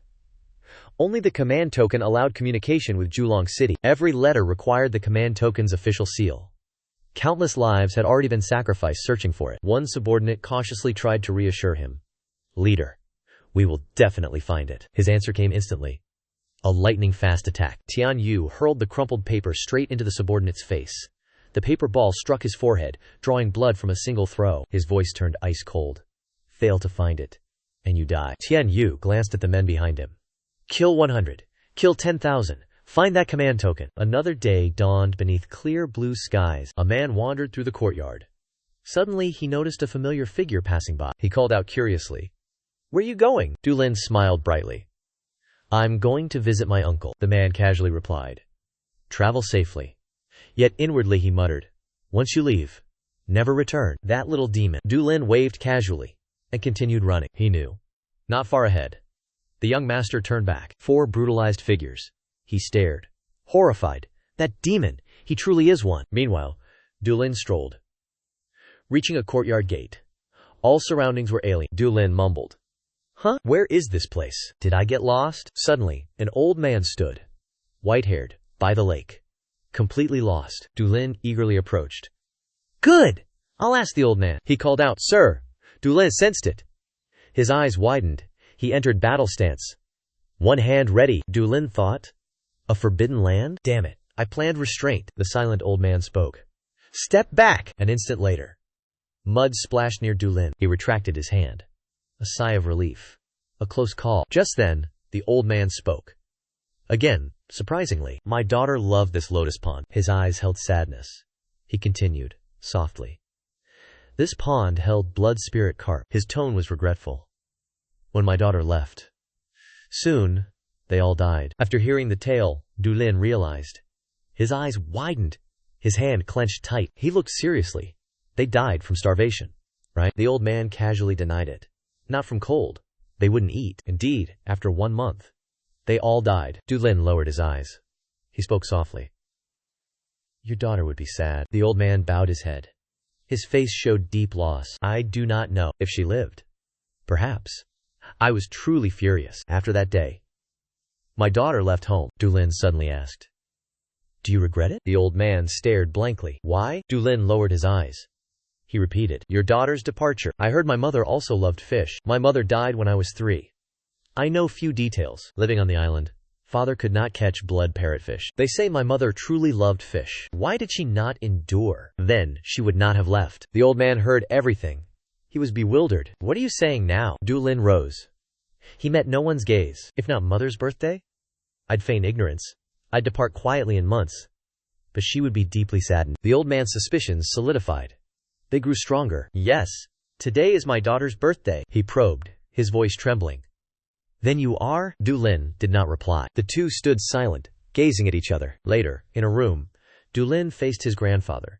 He recounted everything. So father and I came to the island. From then we lived relying on each other. The elder spoke kindly. What is your name? He swiftly replied. Dulin. Your grandfather offers good lodging for you. Dulin smiled, refusing. No need. Feng Yunhui is quite good. The elder remained worried. Are you truly fine? Dulin looked outside. Better than facing trouble. His grandfather intended to speak more, but seeing the young man's face, his words choked. Other children or grandsons knowing means trouble. So young, yet profound thoughts. So alike. Why so alike? Even their personalities were identical. Moments later, he conceded. I know. Inconvenienced? Speak up! This is your home! Dulin pursed his lips. He stared blankly, then smiled back. Yes. Dulin walked out. He felt he did great. Strange joy filled his heart. The elder truly liked it. Dulin gazed at the sky. He walked, muttering softly. He felt strangely comfortable. Suddenly, he saw something. A stranger sat on a tree branch. Right before him, Dulin, hands on hips, warned. Hey! You'll be scolded up there! Come down! The other looked down. He frowned, showing disgust. He turned away, ignoring him. Dulin felt instant irritation. He kicked the tree trunk. A violent shake! The man on the tree stumbled. He quickly jumped down. Landed before Dulin. He brushed his robes. Began to grumble. This nosy brat. Dulin crossed arms. His face was grim. Brat! I lead the Windcloud Society. Who are you? The other chuckled.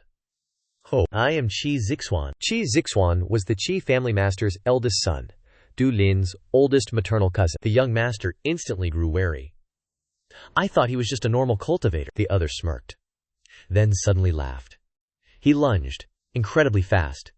His sword was drawn. But events defied Qi Zixuan's prediction. His eyes widened. Dulin lightly touched the sword's chain. One hand. The attack was instantly stopped. He warned seriously. Stop dangerous actions. Qi Zixuan's face showed shock. His mouth hung open. He stared at his hand. He never expected this. One hand stopped his sword draw. Zixuan sheathed his sword. He self-mocked quietly. Am I really so weak? Dulin calmly replied. Quote, I am just stronger. Why were you up there? Qi Zixuan shrugged, laughing. Isn't today's sunlight beautiful? Dulin looked confused. Beautiful? Why not elsewhere? Why the tree? The other's lips curved. I wish to brand sunlight onto this sword. I will cleave the morning sun. Dulin watched, arms crossed. He squinted playfully. How logical. Then, something suddenly struck him. Dulin suggested, then try the ocean. The light, I'm not sure, but the morning sun there might be perfect. Zixuan heard this. He showed keen interest. The ocean? You know that place well? Dulin enthusiastically introduced. Visit Sen's San. The morning sun is truly glorious. Try Exxon Halo Inn's cuisine. Zixuan suddenly spoke up. What is your name? The young man curved his lips, smiling. Yu Lin. Hearing this name, he recoiled. Yu Lin. The demon's name. Yu Lin chuckled, avoiding his gaze, thinking. Rumors have spread this far? He felt slight annoyance, muttering constantly. Qi Zixuan merely smiled. He turned, departed, waving goodbye. I must visit Sen-san. Should I witness the sunrise there, I will seek you. Yulin frowned, muttering, why seek me? Such a nuisance. That night, Qi Zixuan's elite soldier left a letter, departing Mangjiang. The letter stated, Boy, I will return after reaping the sun. Scene shifts. A clear blue sky. Desperate screams echoed.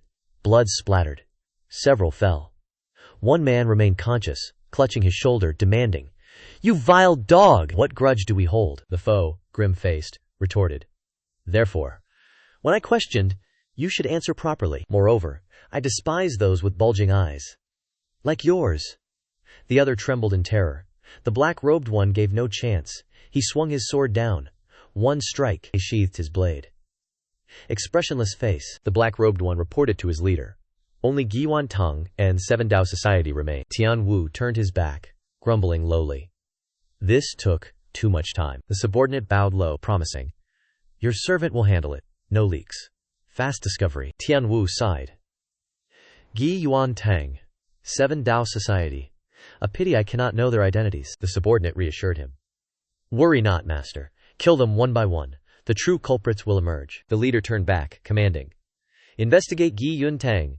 I handle Seven Dao Society. Ignoring the scattered corpses, the subordinate affirmed, Yes, leader. Inside a room, a voice spoke. A trip to Daohong Inn is necessary, Tai Lang mumbled, looking at the ledgers. Just transfer the profits to the bank, Yulin eagerly asked from opposite him. After this mission, may I handle private affairs? Tai Lang naturally did not refuse. Do what you like. Avoid trouble. Yulin mused internally. Am I a troublemaker? He politely replied. Do not worry. I will return before sunset. The scene shifts to a bustling street. People come and go. Jun Xiu observed his surroundings. A voice asked, Know those with blades marked? 7? He turned to Yung Lin. That is the Seven Paths Society. Why seek such dark figures? The other person crossed arms, smiled. Some money must be collected. Jun Xiu looked doubtful. Money? Yulin gave no details. He went straight. First, finish work at the Grand Crimson Pavilion. Suddenly, horse hooves thundered. A carriage sped through streets. Its roof bore a golden dragon statue. Yulin and his subordinate passed by. They curiously glanced at the speeding carriage. Yulin stared intently inside. Behind thin curtains sat two women. His gaze followed the outermost maiden. Yulin sighed. Truly a beauty. His subordinate asked. Why Liu family carriage rushing today? Yulin asked. You know that carriage? The other calmly replied. It is the Liu family's. A brief introduction. The Liu are Hangzhou's top 5 powers. The Chen family is the strongest force. Yulin watched the carriage leave. He smiled. Inside, a terrifying beauty waited. Jun Xiu inquired. Did she wear a phoenix hairpin? The man turned excitedly. You also saw? He honestly replied. I only heard rumors. Who in Hangzhou knows not the Liu family fairy? Jun Xiu drew closer. His demeanor turned serious. I must warn you. If you fancy Liu Shuihua, abandon it now, Yulin asked. Confused, the other hinted. She is already taken. Yulin pouted, pressing. Who is it? Jun Xiu uttered a name. Young Master Lin Ming. Yulin tilted his head, repeating, Lin Ming? He suddenly raised a brow, sneering. Jun Xiu hastily reminded. One of the 5 divine dragons. You don't know him? The other heard, but showed no caution. Before others' bewildered gazes, he shrugged, laughing. Those dragons must have frozen. Not long after, exclamations of awe rang out. Before magnificent palaces, the voice grew more excited. Is this the imperial palace? Yulin glanced at passing beauties. His face showed clear excitement. Suddenly, he perceived a strange sensation. Dulin looked up. Their eyes instantly met. That figure was none other than Tian Wu. He silently stared down at the young man. His subordinate, long-haired, turned and called out. Brother, let's go inside. Jun Tu looked up, asking curiously. What is the matter? An acquaintance, perhaps? Dulin waved his hand in response. No, nothing. Just a bit strange. He excitedly smiled, then spoke. Come, let's go inside now. We must complete our mission quickly. Following the group, Dulin looked back. He pursed his lips, showing doubt. He observed the upstairs tea table area. Had that person already left? Confirming their departure, Dulin mused. Why this bad feeling? Scene shift. Outside the building now. A lone figure blended into the crowd. Tian Wu raised an eyebrow, wondering. Who was that person? Dare to trouble me, Tian Wu? I will find out who you are. A brief encounter. Breathless, Certainly not from handsomeness. In a certain private room, a pipe tapped lightly against a lid. The steward puffed his pipe proudly. He mumbled, chin high. Not one or two target this silver. How can I trust you all? He grumbled without restraint. What's wrong with the Feng Yun sect lately? Why send such low-level people? Dulin was utterly annoyed. He glared, silently cursing. This old fool! The steward ignored him, puffing again. Dulin glared, spoke irritably. If you don't trust us, do it yourself then. The steward was furious. He could only stammer, You! He pointed directly. You little brat! Who do you think you are? Dare to speak like that? Dulin furrowed his brow. Don't point at my face. Break a finger? Not my problem. The opponent recoiled in fear. Still tried to be tough. Tough about what, you little brats? Juntu interjected coldly. We came for our assigned mission. Not to hear your nonsense, steward. Please calm yourself. The steward flared up furiously. You people, truly! Who is your leader? Has he not arrived? Juntu introduced, face unchanged. Have you heard the news? We are a newly formed team. Group number 13. The person opposite froze, he remembered. Cold sweat. Group 13? That demonic Group 13? Tuan Tu introduced his companion. He is our group's leader. The manager cried out. Terrified, huh?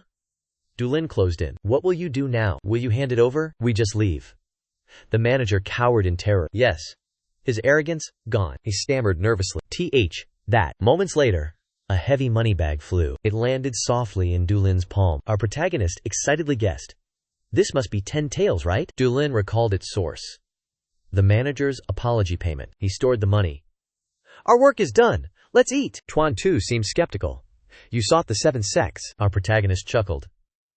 Let's eat, Tuan Tu mumbled. The 7 sects. Establishment. His companion still grinned. Is that so? Excellent. Just then, a signboard caught their eye. Before the building, a familiar carriage appeared. Dulin quickly noticed the golden dragon statue. He mumbled. That carriage. Is that not the Liu clan's carriage? Dulin had a thought. Were they here for safekeeping? Tuan Tu, behind him, had a different idea. Why? He explained. A money house isn't just for money. Dulin heard this for the first time. Why the clarification? They also provide financial loans. He nodded. Mutters. They came here for money. Tuan Tu continued. The Liu clan trades by sea. Heard rumors. 2 merchant ships sank recently. Huge bag slams down. Dulin wiped his brow, sighed. So tiring. The axe remained. He stared blankly. I carried it myself. Dulin chuckled. Tuan Tu saw something, quickly turned. Dulin turned back. Shui Hua emerged, with 3 men. Her beauty captivated Dulin instantly. Truly, she is not human. He watched Shui Hua, smiling subtly. Tuan Tu's strange reaction confused Dulin. Shui Hua paused. A companion asked, What is wrong? Her gaze fixed, she exclaimed in surprise. It is him, Tuan Tu urged. Big brother, let's leave now. The other stared blankly. Huh? Shui Hua muttered. She saw a back. Tuan Gay. Tuan Tua rushed away. Dulin refused. No. Absolutely not. He seized Tuan Tu's shoulder. He halted. Disbelief filled his eyes. Dulin. Resolve this matter, whatever it is. You cannot avoid this forever. At 3 I saw sick men alone. Depressing. Tuan Tua, do not live like that. Tuan Tu hesitated. Dulin urged. Clarify, if unresolved. The other remained stubborn.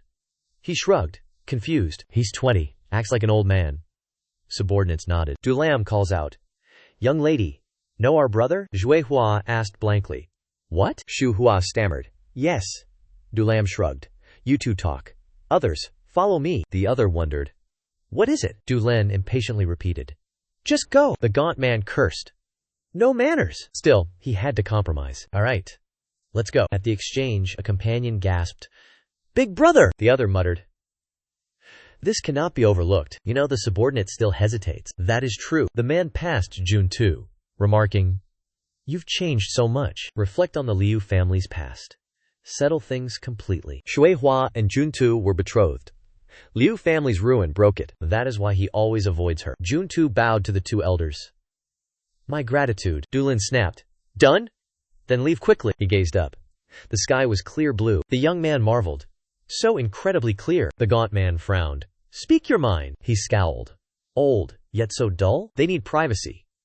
You are blocking their space. Dulin's words left them stunned. He clicked his tongue. Shook his head. Not because he's ours, but he is capable. The subordinate yelled. Arrogant! Are you mocking us? He spoke. Then lunged. Dulin stood unmoving. Opponent pounced. swung to attack. This brat showed no mercy. Young man's eyes turned serious. Du Lin countered swiftly. One touch. Subordinate repelled. He gritted teeth. Trembled. He stared. Disbelieving eyes. How? Du Lin warned sternly. Next time. No mercy. Opponent raged. Gritted teeth. Boy! The other elder watched silently. He stepped forth. Shielded his subordinate. This is not the Fengwen Association's concern. Du Lin sneered. My subordinate's business? I cannot intervene? The gaunt man introduced himself. I am Liu Jiaji, Liu Clan Deputy Master. Who are you, sir? The man opposite slowly spoke a name. It startled both men. Du Lin! His subordinate pointed at the man's face. He shouted abruptly. It is Demon Du Lin. Du Lin felt stifled inside. He roared skyward. Another witness muttered.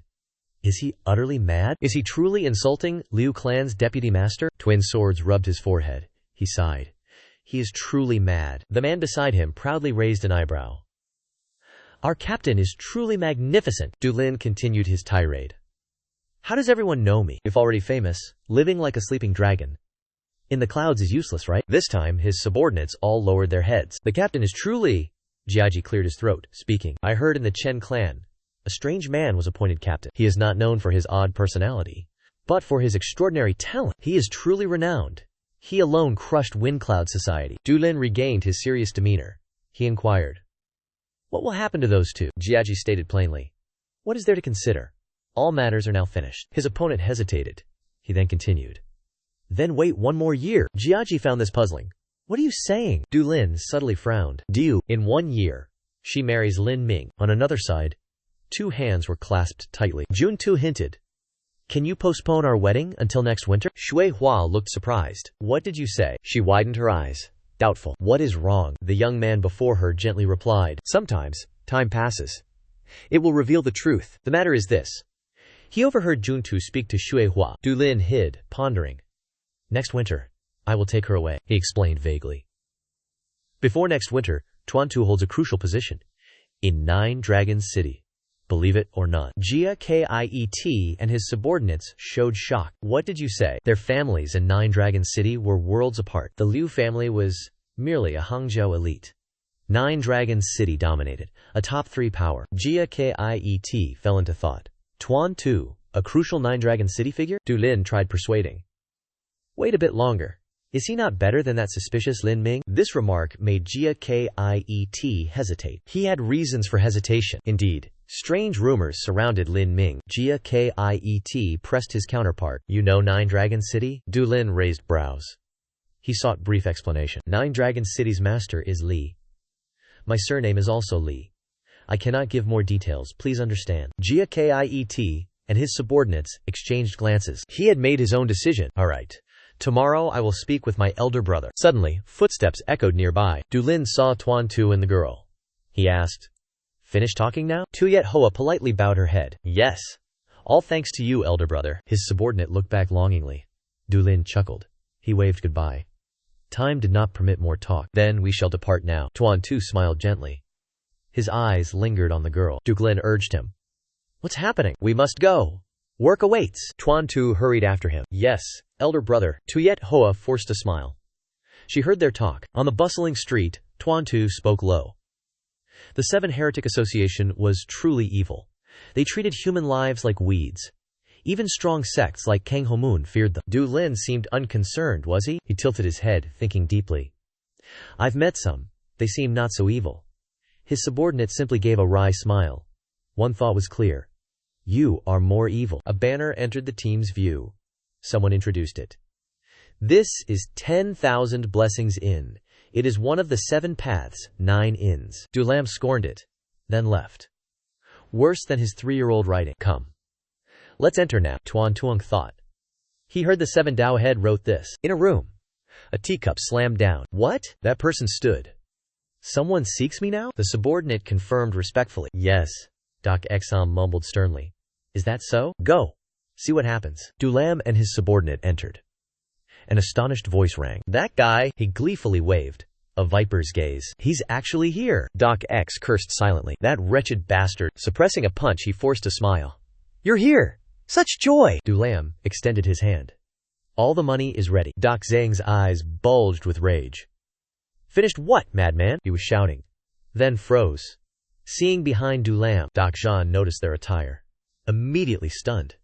This bastard leads the Chen family's branch? Dakjan hurriedly composed himself. He stammered, clearing his throat. Dulam walked over. He slung an arm around Dak Xane. Well, give what you have. If short, earn scars, Dak Xane feared, eyeing the sword. Dulam lifted his wrist. Still not healed? Dak X understood Dulam's threat. He rolled his eyes. You are truly wretched. He forced a stiff smile. I am well, young master. 2 more arrive. Young master, how will you pass the time? He silently calculated. He could not suffer alone. They say suffering together lessens pain. Dulam immediately sat down. Is that so? So, you'll treat? Dak X forced a smile. Of course, sir. His heart seethed. This was blatant robbery. Scar and Patch soon returned. They laughed. Good business? Oh, so few customers? Scar looked around blankly. Why is it so quiet today? Dulin sat eating inside. The sight horrified them. Scar and Patch sweated profusely. Dusha waved, calling loudly. You two have arrived? Come in! Come in! The 2 men gaped. They frantically shook their heads. No, absolutely not. Dusha held one thought. Die together now. My dear friend? Such commotion quickly drew Dulin's attention. So, you've arrived? Escape was futile. The 2 grimly swallowed their rage. Damn it all. A moment later, Dulin sat down. How much here? The opponent quickly reported. 15 taels were spent. Only 25 remain. Dulin feigned helplessness. Is that so? All right then. Our debts are settled. I take nothing else. No need to worry. The 3 men chuckled nervously. Many thanks, young master. Suddenly, a figure descended the stairs. Instantly, Dulin turned vigilantly. He faced Tianwu again. Our protagonist frowned. He carefully observed. Dulin wondered. Why is he here? Juntu noticed his attitude. He asked, what is wrong? Dulin stood up abruptly. No, this won't do. Come. I must investigate something. Dushai asked blankly. What about the food? Our protagonist coldly replied. You eat it all. Tianwu moved outside. He cast a cautious glance behind. Seeing Dulin and his men, Tianwu instantly grew wary. Who is he? Why follow me? Boy, next time. Your life ends. He quickly ran into an alley. Tianwu leaped to the rooftop. Dulin chased him down the alley. Too late. He looked around. Muttered irritably. Damn it. Which way did he run? Tuan Xiu grew curious. Dulin, why seek this man? He quickly got the answer. He felt quite strange. Dulin fell into thought. His energy felt strangely familiar. It's late. Let's return to Wanfu Inn. Continue our meal. The long-haired man was confused. Other inns are here. Must we return? Dulin's casual answer silenced them all. It was free at Wanfu Inn. A cup slammed down. Curses erupted. That damn bastard, the scarred man roared. I'll wring his neck, the pockmarked man agreed. Never seen such a man. Their faces flushed with drink. Then, a haunting voice spoke. Look at these guys. Already setting out wine. He hadn't finished his meal. Now they were terrified. The scarred man was drunk. He grew reckless. You arrived just in time. Bastard! Pay up now. The scoundrel thief, the venomous one, shouted. So many people exist. You stole our money? The pockmarked man cursed angrily. But who are you? Yes. You are a demon. Despicable. Rage surged within Dulin. His face darkened. His subordinates flinched back. What to do? My mood is already foul. I found no strange man. Where are those bullies now? The innocent bumpkin? Come out. Get beaten until you smoke. The 3 fell silent. The venomous one muttered, bewildered. What did he say? The next moment, sounds of fists and kicks echoed throughout Wanfu Hall, accompanied by desperate screams. Quite potent. Passers-by cowered in fear. Such powerful strikes, just witnessing it, inspires terror. Meanwhile, desperate cries echoed fruitlessly. Just then, an interrupting voice stopped everything. Dulam frowned deeply. A lavishly dressed man entered, flanked by servants. Dulam raised an eyebrow, questioning. Are you the 7 Paths sect master? The man affirmed. I am the master. Who are you? He seemed to be from the Chen family's intelligence network. Dulam, knowing his identity, remained unfazed. He crossed arms, chin raised. Dulam! Everyone gasped in shock. The sect master's lips parted. Dulam! The demonic Dulam! The next moment, his subordinates encircled their group. Our protagonist cautiously scanned his surroundings. Dulam's men poised for battle. He waved a command. Retreat! Jungxiu seemed surprised. Big brother! Dulam strode forward, his face stern. The sect master hesitated. Was energy gathering in Dulam's hand? The master noticed. He broke into a cold sweat.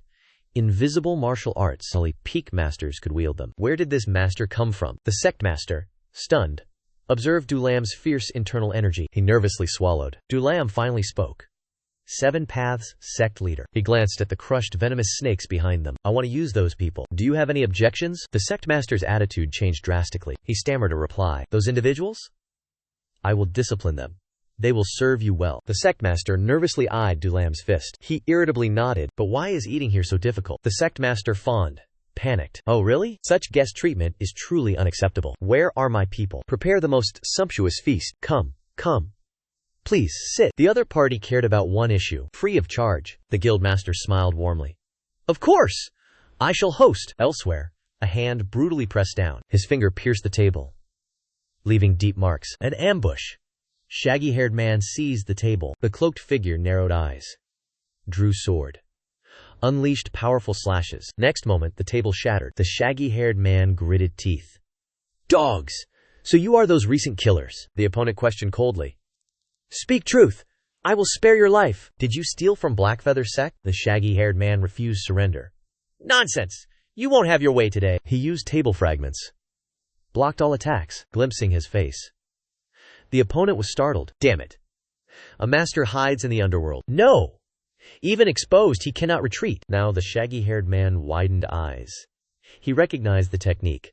Sword, queef. Next moment, table shattered. He stumbled. The opponent seized chance. Lunged for kill. In urgency, shaggy-haired man saw a sword. The cloaked man unleashed sword quiz. But! The opponent grabbed the sword. Blocked! He resisted fiercely. Gritting teeth. Cursing. You damn dog. Next second, shaggy-haired man screamed loud. Used almost all his strength. The cloaked man narrowed cold eyes. Shaggy-haired man launched counterattack. Next second, fresh blood erupted. Cold sweat poured down his face. He watched helplessly as opponent closed in. Cloaked man's sharp eyes watched his prey. Shaggy-haired man bit teeth. Cried out, You! Fresh blood dripped to his feet. Shaggy-haired man was pierced through. He spoke with a tremor. 7 killed demon sword Jiang Lan? Why are you in Hangzhou? He used last strength to resist. The cloaked man gave no chance. Pushed the sword in deeper. He withdrew his sword. Fresh blood splattered. The curly-haired man collapsed. He questioned, voice trembling. How far will you go? The opponent spoke coldly. Unexpectedly, you recognize me. Is there something we don't know? 2 subordinates reported. All matters handled. The black-clad leader frowned. He cursed. By the heavens. Gazing at the body, he mumbled. Replan from scratch. Scene shift. A sigh echoed within a mansion room. Hongshan pondered documents. Is there no other way? Hongshan set the scroll. He planned a Nankong alliance for power. Daughter's marriage. Nankong young master. A vast dowry. A companion suggested. Nankong faces financial hardship. They will accept. The plan is already set, brother. Right? Hongshan hesitated. We don't know Nankong Fei Tian. Nankong Guang is better. Rumors about Nankong Fei Tian. Cooperation requires trust. Respect power above all. But these are just his subordinates. Words. A mad dog. Pure brute strength. The companion sighed. Not inherently evil, right? His brother gave an ambiguous answer. But refusal is impossible now. He couldn't hide his horror. No, that cannot happen. You know. If so, disavow the Nankong family. Hongshan sneered. Not your daughter, easy to say. Hong Liu quickly denied. What did you say? Was I ever like that? Hong Liu proposed. Wu Xuan should decide personally. Hongshan rubbed his forehead.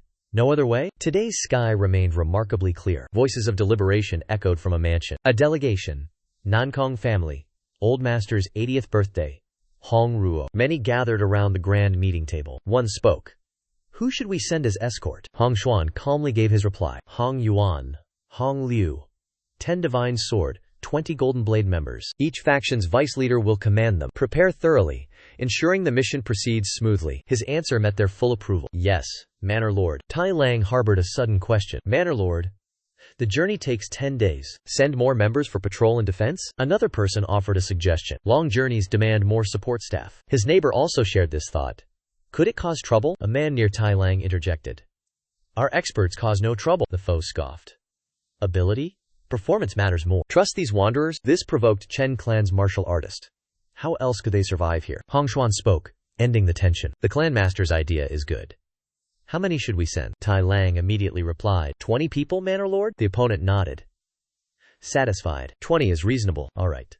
Proceed thus. The scene shifts. Yulin returns. Humming, a messenger rushed out, calling. Captain! Clan Master seeks you. Yulin raised a doubtful brow. Clan Master Gao? The other confirmed quickly. Yes. To the study. All captains gather. The messenger's grim face confused Yulin. Inside the study, a stern voice spoke. Sit. Yulin arrived. Everyone was already present. Tai Lang began assigning tasks. Our mission: escort a delegation to the Namgong clan patriarch's 80th birthday feast. Yulin's attention was immediately drawn. Someone wondered. How many people are needed? He replied. 20 men. Plus 10 from the Divine Sword. 20 from the Golden Sword sect. The other party muttered, rolling eyes. So, all dirty, arduous work falls to us? Tai Lang did not deny it. Perhaps so. Perhaps not. Groups 1 to 4. Choose your 4 strongest. And Sang Wei's group. Du Lin will join. Du Lin propped his chin, showing boredom. Must I truly go? This one lacks experience. A captain quickly agreed. Exactly. Too soon for Captain Du Lin. For such an important mission. Someone beside him retorted. What does that matter? Now is the perfect time for Captain Du Lin to undertake this mission. Even so, he argued stubbornly. Even so. Such a crucial mission. How can Squad 13 participate? Tai Lang slammed his hand down. I have decided. No more stalling. Du Lin felt curious. But for a simple birthday feast? So many people? Tai Lang sighed.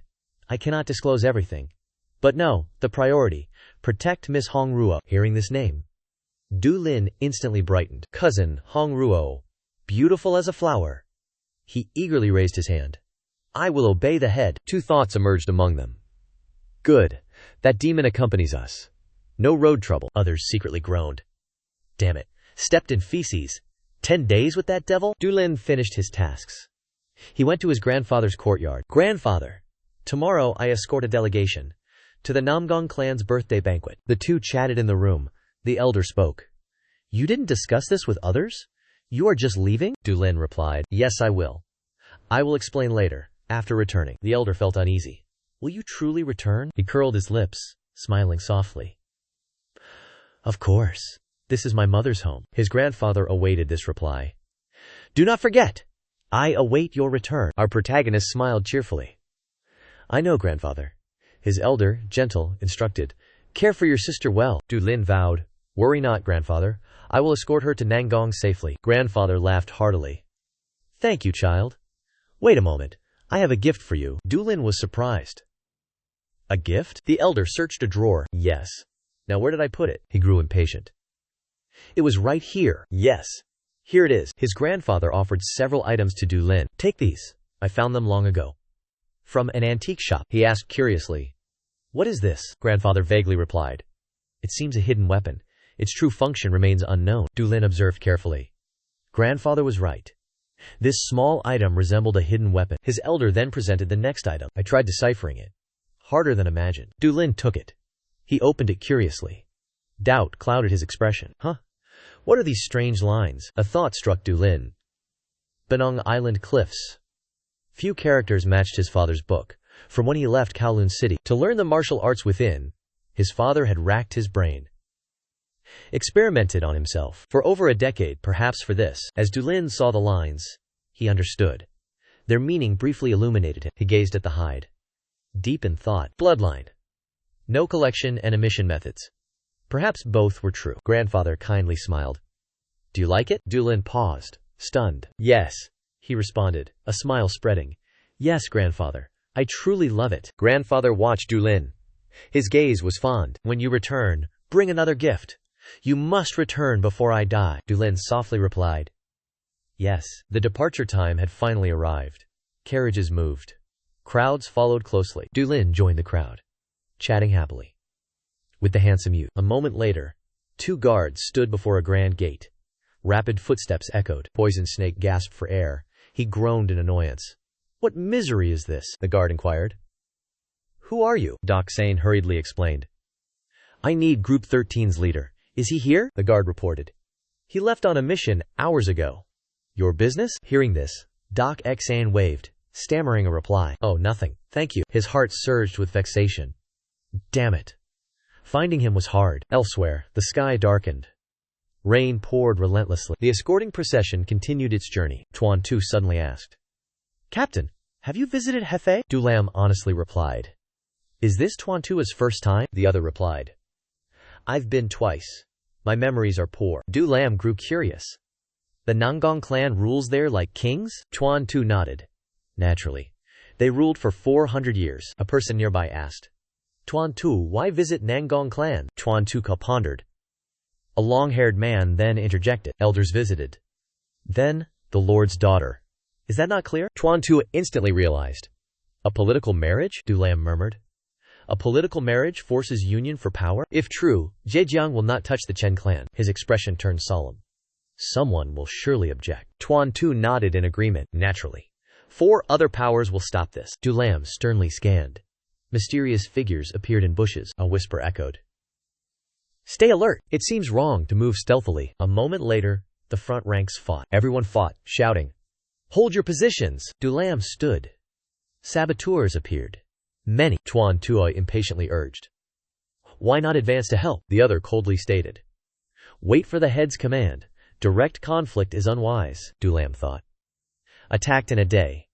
Information leaked. Near their path's corner, a figure appeared. The bearded man inquired the situation. Other subordinates reported. They are surrounding them, the schemer muttered. Chen, Nankong Alliance would oust Black Horse. Without Golden Heaven Gate, we would know nothing. They naturally operated with great discretion. Where are the Golden Heaven Gate operatives? A subordinate reported.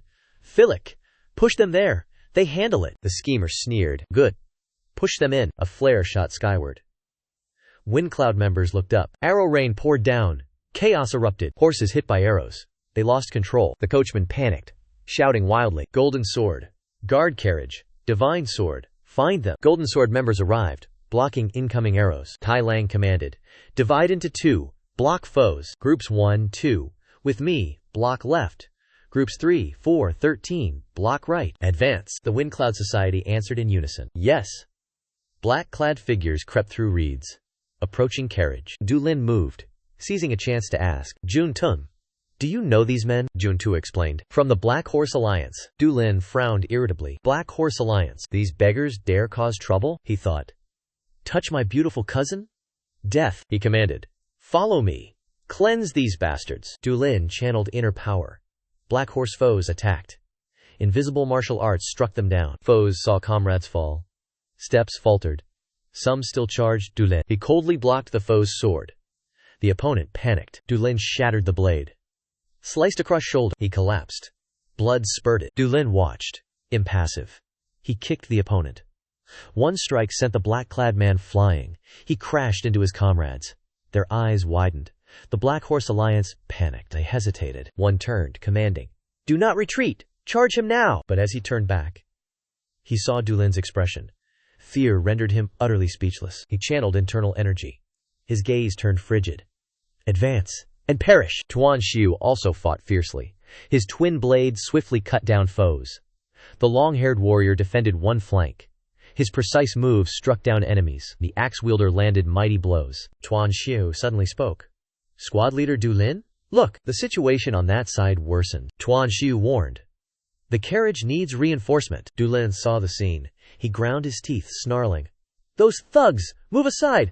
I will break through! With pure internal energy, Du Lin easily cleared his path. The scarred leader watched, stunned. Who is that man now? Before his eyes, Du Lin expertly struck down foes. The scarred leader impatiently commanded. Stop him! The next second, more Black Horse Alliance thugs appeared. He was hurried, but blocked. He clicked his tongue. Du Lin unleashed a powerful strike. The central foe struck. He crushed comrades. Not stopping, Du Lin instantly arrived. He used his face. He launched a great leap. He quickly escaped the thugs. Elsewhere, the carriage fled. It raced towards Feili Valley. 3 men stood ahead, blocking their path. The carriage stopped abruptly. The leader tensed greatly. Those men are... The foe charged. Kill that woman! The leader vowed to fulfill his duty. You fiends, I forbid this. Huang Tian attacked the leader. Die! His speed was immense. He almost seized the leader. Just then, a furious roar echoed. Who harms my sister? Du Lin descended like a god. He kicked Huang Tian. Fortunately, he defended. He landed safely. Huang Tian felt thrilled. He grinned menacingly. Du Lin blocked the carriage. His fists clenched tight. The others stood dumbfounded. Du Lin paid little attention. He charged, attacking his enemy. You! His companion warned him. Careful! He is Huang Tian. The Jin Tian sect's 8 divine fist. Du Lin utterly ignored them. He stomped his foe's face. Huang Tian? Whatever. Take this. His opponent briefly stunned. Then raised guard. He braced, blocking Du Lin's kick. The ground beneath him cracked. He glared at Du Lin. Still defiant, Du Lin imbued more internal force. The defense shattered.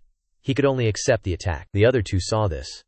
Their faces aghast. No way! Du Lin intended another kick. Huang Tian watched him warily. This time, he dodged it. Huang Tian stared tensely at his foe. He thought, Feng Yun is weakest. Who is this guy really? Du Lin retreated. He leapt onto the carriage. He declared loudly, Dare to approach? I will kill all. Hong Ruo spoke from inside. Young hero Du Lin? Du Lin thought, Yes, brother arrived. My beautiful cousin is safe now.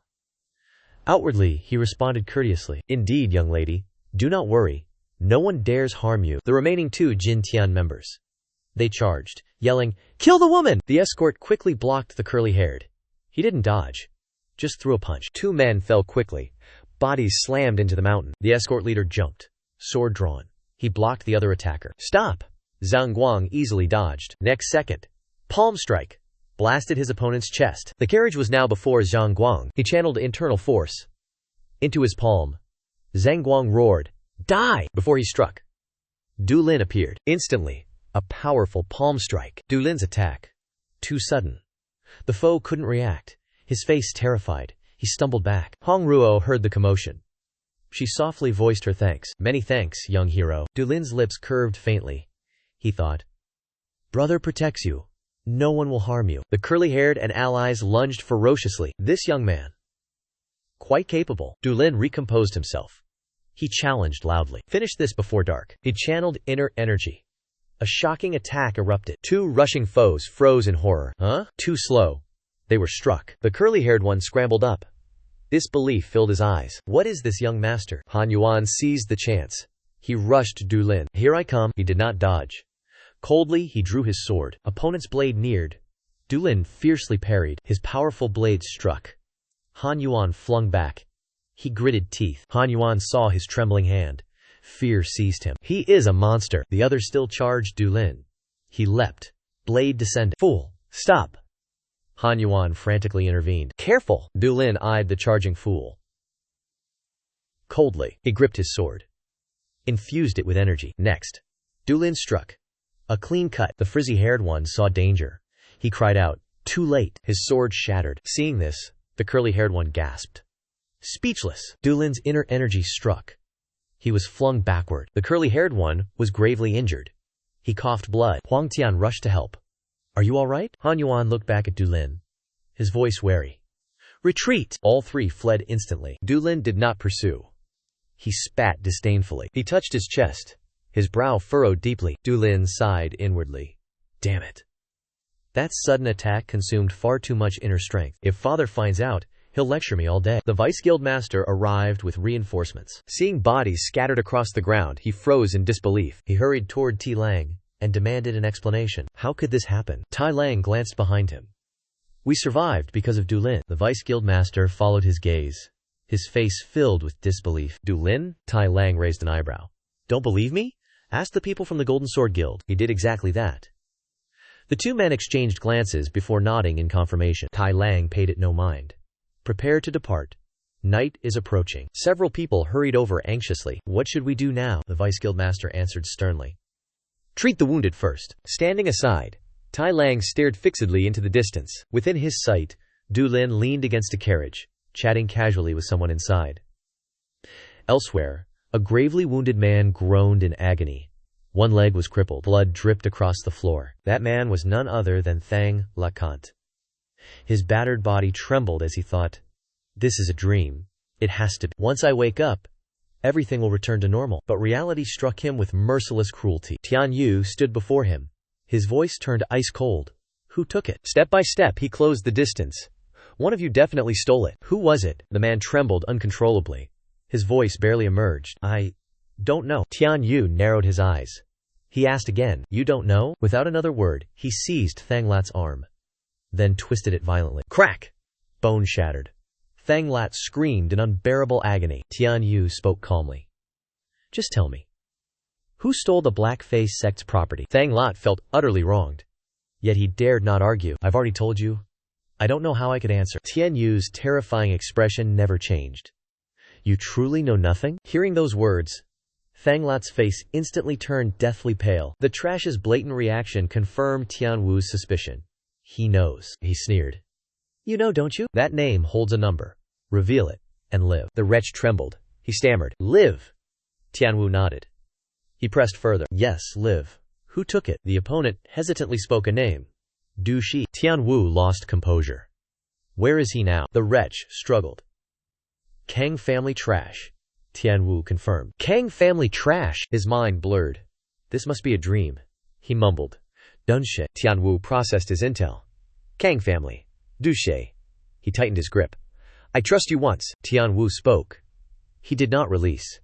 He lifted the opponent high. The wretch choked. His body convulsed in pain. His eyes rolled back. Tears streamed out. He gasped. Dushi. Next moment, his head slumped. Unclear if alive. One thought. Stolen by demons. In an alley. Hurried footsteps. Labored breathing echoed. She fled, frantic. He gnashed his teeth. Bastard! Demon! He kills like this? That bastard killed everyone. The Black Faint sect. All gone. Rewind. Dushi gleefully took money. He laughed. Today, luck. He stood up. The others grumbled. What is it? Leaving already? Another snapped. Eat and run? Ducks? She laughed. Apologies. I have a meeting. Tomorrow. He walked out, tossing his pouch. Late now. No scolding. He walked a ways. Done. She saw something. His steps froze. An arm. A blood pool. On the steps. He recoiled, hiding. What is this? What happened? He clenched his teeth. Silent. He peeked through the window. Dushi froze. A familiar shape. In the corner. The next sight. Sheer horror. The wretch was choked. Dunshi saw the face. Remembered the villain. Danger! He fled. Find a demon! A demon! A demon! It can beat that devil. My apologies. Truly sorry. Don't fret. I'll offer all earnings to a demon for help. You all know it yourselves. That demon is terrifying. The scene shifted. A horse carriage came to a stop. The escort party gathered before a grand manor. We will rest here tonight. Take the wounded inside first. The horses and supplies were secured safely. The escorts dispersed to rest, while several guards took positions at the entrance. Du Lin leaned against the wall, arms folded, quietly watching someone. A gentle smile appeared upon his face. His eyes followed Hong Ruo's graceful figure. She truly resembles a celestial fairy. Could she really be my little sister? Only the Fengyun Guild remained inside, instead of standing guard. That allowed Du Lin to admire Hong Ruo from such close range. Sensing his gaze, Hong Ruo turned around. She smiled softly. Young hero, you should get some rest as well. He smiled faintly. Thank you, miss. Please don't worry about me. Just then, someone interrupted sternly. Stop worrying about others. Go rest first. A demon will always be a demon. Isn't that right? Du Lin frowned in displeasure. If you weren't my uncle, Hong Ruo stepped forward with a warm smile. Thank you for saving my life. I should have thanked you much sooner. I was simply too frightened. Du Lin awkwardly scratched his head and smiled. There's no need to thank me, miss. I merely did what I should, she asked curiously. But why does everyone call you a demon? You don't seem like one at all. Du Lin muttered inwardly. Of course not.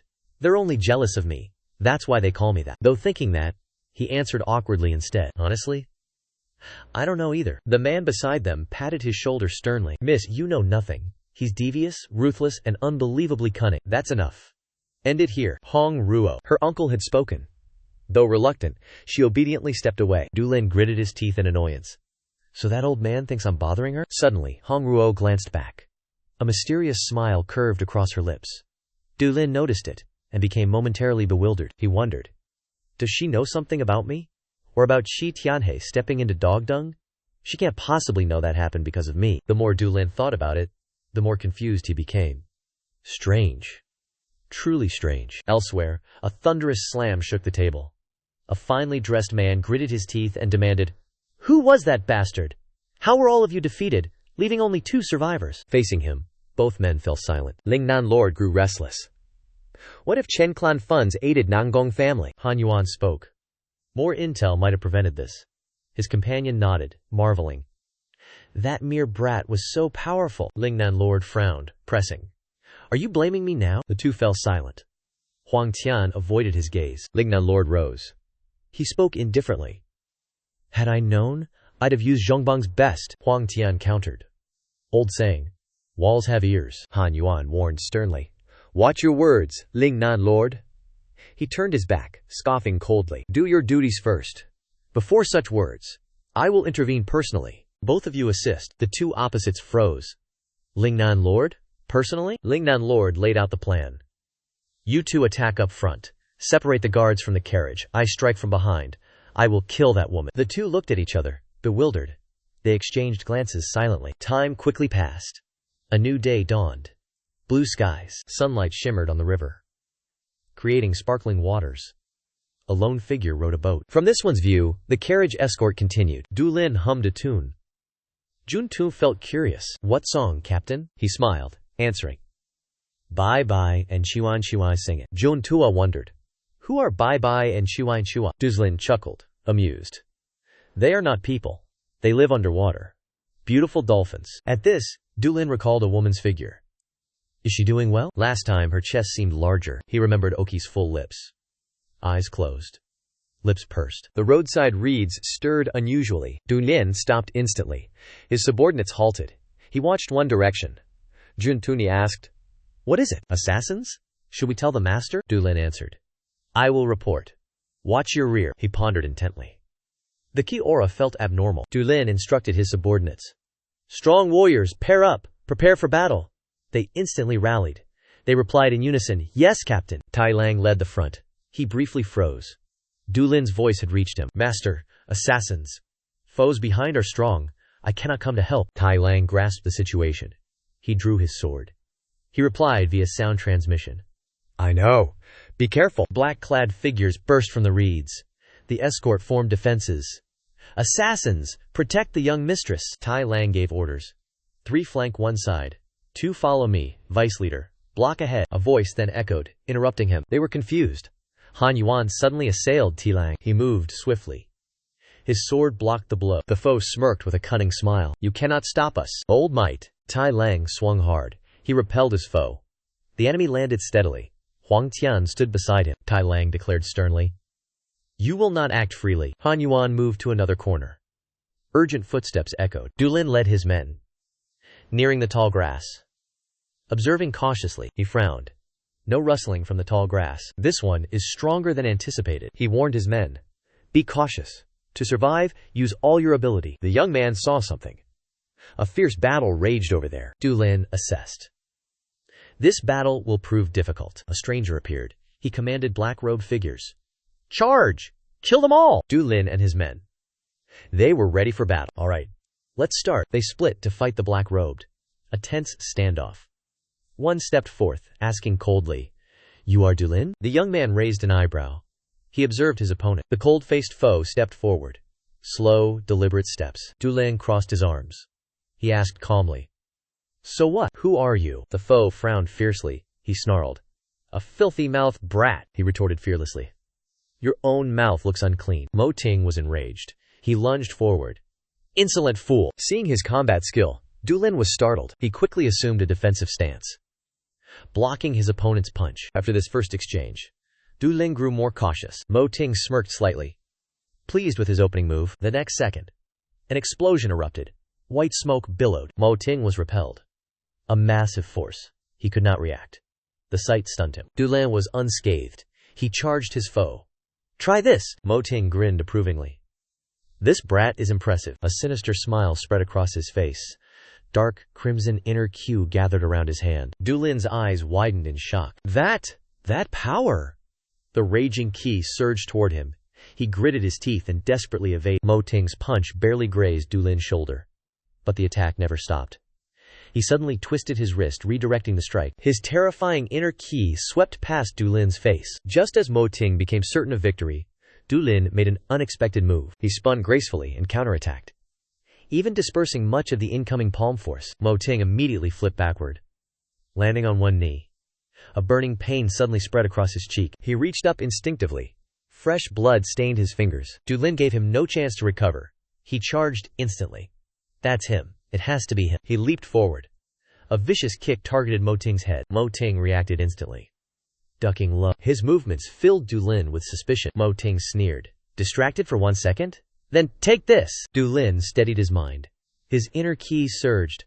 Ninefold myriad-layer palm. Their overwhelming inner Q collided violently. A massive shockwave exploded outward. Du Lin slid back several steps, quietly gathering Keel into the hand at his waist. At that moment, Du Lin became completely certain. No matter what, it was definitely Mo Ting. Mo Ting laughed arrogantly. Come on, boy. Du Lin's expression grew increasingly solemn. This martial art vanished centuries ago. Has it truly returned at last? Then I must reveal my true technique. Mo Ting attacked first. His furious roar shook the battlefield. Du Lin calmly clenched his fist. Every strand of inner Q converged. One of the 4 forbidden arts, recorded within the 2 stolen forbidden manuals. Du Lin unleashed his ultimate technique. The body of Chen Shu. Mo Ting never expected a hidden trump card. His eyes flew open in disbelief. Du Lin struck like lightning, instantly appearing behind his opponent. Mo Ting's body froze completely. He turned around slowly, seeing only Du Lin's retreating back. The next instant, agonizing pain ripped across his body. His eyes widened in horror. His knees buckled. He collapsed where he stood. Du Lin's swift strike. A deep gash. Blood burst out. Mo Ding's eyes widened in disbelief. Sweat poured down like rain. He gritted teeth, clutched his shoulder. Du Lin coldly watched his opponent.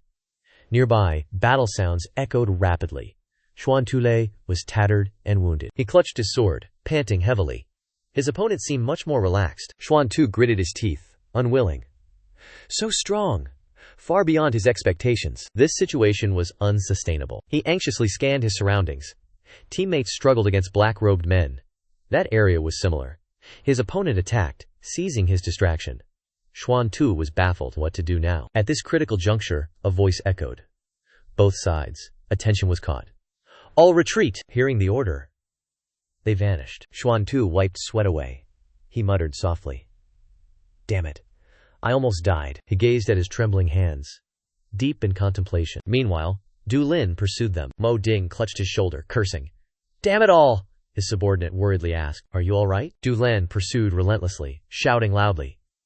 Do not flee! Mo Ding and his subordinate realized his presence. They were stunned. Xuan Tu observed his captain's actions. He suddenly spoke. I will devote my life to him. Song Jian stood up, adding. Not just you, I will also bet. To be utterly defeated thus? By a mere soldier? Pure humiliation. The long-haired man showed concern. But, Xuan Tu, brother, have you considered? Xuan Tu spoke with seriousness. The captain spoke before. Grow stronger. To gain power we must learn, even if begging him is required. The companion grimly mumbled. We might beg until death. Watching Du Lin's figure, Xuan Tu resolved. If it makes me stronger, I will do it. This is the sole way to survive. Here, Du Lin faced 2 black-robed men. They tried to stall him. Du Lin wasted no words. He activated his inner energy. Their swords bent instantly. They stared, startled. What happened to the swords? Du Lin channeled energy, then attacked. The 2 were repelled. They staggered. They fell with ease. Du Lin bypassed the useless. He moved on. He stopped after a short distance. A vast, empty reed field stretched before him. Du Lin muttered irritably. Damn it! Where did he go? He escaped quickly. Regret welled within him. Who used such a legendary martial art? Even as he turned back, Du Lin wondered. Will he return? The scene shifts back to the carriages. Feng Yun's society members aided the injured. Tai Lang commanded subordinates. Treat the injured quickly. Depart before nightfall. His subordinates respectfully obeyed. Yes, society master. After giving orders, Tai Lang saw Du Lin. He and his men rejoined the group. He swept his gaze over them. You are safe and sound. But I didn't expect this. Du Lin cut to the chase. How are the others? They recounted the situation. The enemy suddenly retreated again. Hearing this, Du Lin frowned irritably. Mysterious movements. I will not tolerate this. Tai Lang probed. Do you know who he is? The cold reply came. If you don't know, how can I? He turned to press the others. You also don't know him? Zhang Xiu replied honestly. We saw them for the first time. Tai Lang fell silent. His face showed clear tension. Du Lin noticed something. He immediately asked. What is it? Do you know him? Tai Lang replied sternly. I don't know him. That's why I asked. I thought I knew all martial world experts. But I know nothing of him. If he is an expert, many would know. He looks quite old. Du Lin rubbed his chin thoughtfully. He added. Old, but no martial world experience. Tai Lang continued. Isn't that even stranger? Someone remarked casually. Fugitives might not be known. Tai Lang's eyes shifted in thought. Those on the run. Du Lin changed the topic. Treat the injured first. Then we depart. We cross the Changjiang River today? Tai Lang watched him silently. He turned and walked away. Meet me tonight. I have things to say. Du Lin raised an eyebrow. He watched the retreating figure. Then he turned to his subordinates. He was immediately startled. Du Lin crossed his arms, frowning. Juntu, what is this attitude? Just seconds of fighting? This injured? How can you improve like this? Tho De, Bo Dao, Kei Xian. You too! How can you improve? He shook his head, showing disdain, mimicking their tone. If it must be so. If it were I, Juntu leapt up. Captain, teach us power! The long-haired one pouted. He joined in. Yes, stop the arrogance. Teaching something is better? The axe nodded, agreeing. He will teach us. Right? He won't let us die? Twin blades seized the chance to flatter. Who is our captain? He will teach peerless martial arts. Their fierce reaction stunned Du Lin. He paused for seconds. Then, he smiled faintly. Du Lin wore a cunning expression. He cracked his knuckles. Oh really? If I am skilled, I must teach? Is that what you mean? No empty words. Real fighting? His subordinates recoiled cautiously. They stammered. Yes. That is right. Du Lin kept intimidating them. He warned. It will be arduous. Juntu swallowed hard. His expression grew serious. Even so, I will learn. Hearing his affirmation, Du Lin stared. Finally, he agreed heartily. Very well, I will teach. Du Lin turned from his subordinates. He declared. Starting tonight. Twin blades responded enthusiastically. That's right. Juntu smiled happily, responding. Yes. Understood. Their joy did not last. Du Lin cleared his throat. He spoke again, however. In return, he slowly turned his head. A sinister smile graced his face. Anyone who gives up midway. Prepare your spirit. Countless people bind their wounds, Hongruo thought. If Chen and Nangong families did not ally, quote, her father would ally with other sects. Like the Golden Heaven Gate. The Golden Heaven Gate would face danger. Her father's words were true. Yet she could not accept this. So much blood spilled. Her opponent. Hefei's mad dog. Unbidden, tears fell. She wanted to be a true man's wife. Not his. Wouldn't she be happier? Was it merely a dream? Her thoughts chaotic. She sighed softly. That soft sound reached Du Lin's ears. He looked afar. Du Lin wondered. Hongruo. What is wrong? She seemed troubled. Is it forbidden? Once they crossed the river.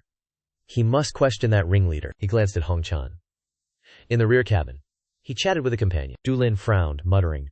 A true ringleader. What if someone overheard? Something suddenly caught his attention. Through the crowd. Du Lin's gaze stopped. On a solitary figure. The others stood silently. Arms crossed. Deep in thought, Du Lin noticed the sword. On his back. He watched silently. Du Lin casually asked his companion. Hey, Junshu. Who is that? The other asked. Confused. What? Who? Following Du Lin's gaze, Junshu gasped. That is, Iron Flying Sword, Snowflower. He often appears near Changjiang River. So he is called Changjiang's Iron Flying Sword. He is a year or two older. Highly trusted among Jianghu brethren. Du Lin stroked his chin, musing. He seems powerful, Junshu added. He couldn't join the 5 divine dragons. But he is an outstanding young expert, ranking above 50. Unexpectedly, his companion's next words stunned Du Lin speechless. So he is stronger than you? You aren't even top 500.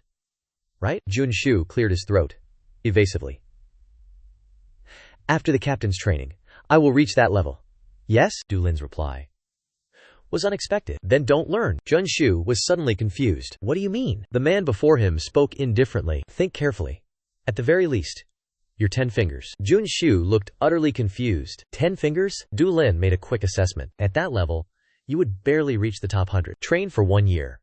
Even if it kills you, can you do it? Junshu could not believe his ears. 1 year of deadly training. And he says it so casually? He hesitated before speaking. But his eyes remained fixed on the captain's back. Ready to die? Chase death itself. Will it truly come to that? Meanwhile, Du Lin quickly approached Bing Shu. The other man looked briefly surprised. Then calmly asked, Do you need something? Du Lin lowered his eyes toward the river. Do you know anything called Jijie? The man clenched his fist tightly. His gaze locked onto Du Lin. What exactly are you trying to find out? Du Lin remained perfectly composed. I simply noticed the sword on your back. It reminded me of something I once heard. What was it again? Bing Shu hesitated before asking cautiously. Who are you? Du Lin met his gaze directly. Captain of Team 13, Chen Family Fengyun Guild, Hangzhou. My name is Du Lin. Bing Shu stared deeply into his eyes. Suspicion filled his face. A moment later he smiled faintly. He cupped his fists respectfully. I am Bing Shu. My brothers call me the Iron Flying Sword. Du Lin returned the greeting with a smile. I am Du Lin. Their introductions immediately attracted curious onlookers. Du Lin spoke honestly. I heard about Brother Shu from my companions, so I came to greet you personally. Bing Shu frowned in confusion. How do you know that title? Du Lin answered calmly. An acquaintance told me about it. He knew little himself, but he taught me stories from the past. Your name was among them, Bing Shu asked politely. May I know who that person was? Du Lin looked across the flowing river. Even if I told you, you would not know him. Then Du Lin secretly transmitted his voice into Bing Shu's ear. He is connected to Jianglan. The truth is, that is why I came looking for you. Both understood. They maintained silence, exchanged knowing glances. Bong Shu softly asked, how will I know his identity? Du Lin firmly refused. I intended to forget him. Forgive me, he spoke. Then glanced at his companion's expression. Du Lin closed his eyes. Secretly inquired, but why is my brother here? Inside sounds very noisy. He turned. Watched the crowd behind. Replied silently, that cannot be spoken here. If you truly wish to speak, set a meeting point. Receiving his desired answer, Du Lin's mouth curved slightly. He transmitted his reply. Meet me in Hefei. I will tell you the exact location later. Both reached a silent agreement. Du Lin politely bowed, bidding farewell. Then, we meet again. The other reciprocated. We meet again. He slowly turned, walked away, leaving Bong Shu at the ship's rail. Juntu curiously questioned him. What did you say? Du Lin shrugged. Replied casually, just exchanging greetings. He suddenly pressed. Juntu, you know Hefei well, right? The other nodded blankly. One could say that. Du Lin pressed further. Are there good inns or restaurants? Juntu pondered seriously. Many places exist. I often visit Suhao Guan. Why ask? The other did not answer. He rubbed his chin. Muttered, Suhao Guan. Du Lin glanced at Bong Shu. Secretly transmitted words. Tomorrow, meet at Suhao Guan. At midnight. Bong Shu quickly replied, I understand. With matters settled, Du Lin laughed casually. Shall we begin then? The subordinates stared blankly, faces filled with confusion. Du Lin smiled. Practice is strict, so none quit. Right? Only then did they react. What? Scene shifts. A table slammed. Shouts echoed. You haven't found poison serpent? Tian Yu's face darkened. His subordinate timidly reported searching everywhere. He frowned. Gritted teeth. Interrupted. Worthless lot. Tian Yu spoke. Turned. Reached out. The subordinate screamed, eyes wide. Tian Yu's palm struck. Sent him flying. He slammed into the door. Collapsed. Writhing. Tian Yu warned coldly. Find him, or lose your head. The remaining subordinate panicked. Replied. Yes, yes, leader. Scene shifts. A neat tea set sits. Tai Lang gestured. Sit. Du Lin walked to the chair. He pouted, squinting at Tai Lang, displeased. The other closed his eyes, avoiding Du Lin's gaze. Once he settled, Tai Lang began to speak. You must be curious about me, Du Lin replied coolly. Somewhat, yes. You are not of the Chen clan. The elder spoke gravely. First, know my true identity. I am a Murim Alliance Grand Commander, Zhang Tian Wuming. Hearing this, Du Lin frowned. He confirmed. Not Chen clan. You are Murim's spy. Tai Lang did not deny it. You could say that. I received my senior's approval. Du Lin quickly discerned his motive. You revealed your identity. You have a request. Tai Lang fell silent. He crossed arms, sighed. Night fell outside. The entire space was silent. Du Lin carefully closed the door. He turned, descended. Before leaving, Du Lin looked back, pouting. Earlier, Tai Lang spoke slowly. 10 years ago, suspicious people appeared. They hide in Hangzhou and Zhejiang. These individuals killed many Murim sect members. Strange traces were found on their victims. Du Lin sipped tea. Has he found legendary martial arts? Tai Lang could not hide his shock. How did you know? The opponent frowned, explaining. Ask any junior. For 10 years, who did the 4 great alliance masters confront? 9 of 10 say Tianma sect or Jianglan. Or legends. Stop useless doubts now. Speak on. Tai Lang cleared his throat. Continued. Regardless, we began tracking their trail. Exactly so, Du Lin continued. They fled to Hangzhou and Zhenjiang, so the guildmaster is in Hangzhou. Tai Lang nodded. Indeed. Du Lin leisurely sipped tea, speaking indifferently. You now seek clues about them. Tai Lang impatiently jumped up. Yes, you are right. Hear more. The opponent's attitude angered Tai Lang speechless. Du Lin shrugged, chuckled. Speak on. Back to the present. He walked slowly. Du Lin recalled Mo Ting. Suspicious individuals indeed. Not only that one is suspicious. The Hangzhou energy source owner. He is truly suspicious. He looked skyward. Thoughts raced chaotically. Du Lin wondered. Will the three evils appear? In a recent conversation with Tai Lang, he asked a question. 10 years ago, who killed Alliance members? The opponent gave Du Lin a name. They are called the Three Evils. He found it hard to believe. The Three Evils? They caused the 20-year chaos? Tai Lang confirmed it. It is them. To stop them, we will do our utmost, even if breath ends. Is this not righteousness? Du Lin recalled this, muttering low. What does this have to do with me? Resolve fast. Besium Island awaits. Vifuk must be awaiting his return. Frankly, Wudream gave him nothing. Why should he help them? Just then, Du Lin noticed suspicious activity nearby. He turned. Behind the wall, two dark figures hid quietly. Du Lin intentionally raised his voice to deceive them. First, protect the beautiful sister. Then, complete the task. Indeed, the two fell silent. Their eyes pierced the courtyard. One muttered, What master has the Nangong clan summoned? The other nodded in agreement. Indeed. Our plans shattered unexpectedly. The first man spoke tensely. Whoever it is, they are no ordinary person. Du Lin appeared behind them. Want to know me? The two were instantly startled. They turned to attack. Du Lin vanished instantly. He rushed forward, kicked one in the face. Then Du Lin flicked his finger. The other fell backward. In mere seconds, Du Lin easily defeated two foes. They lay sprawled on the ground. He brushed invisible dust, then glanced around. The old foxes were dealt with. No one else remained. Du Lin searched his memories. He frowned, muttering, Why this persistent unease? Time continued to pass. The sky grew darker. Tuanzhu and three comrades were forgotten. They yawned, clutching weapons in a corner. Why haven't they come? They tried to reassure each other. They'll arrive.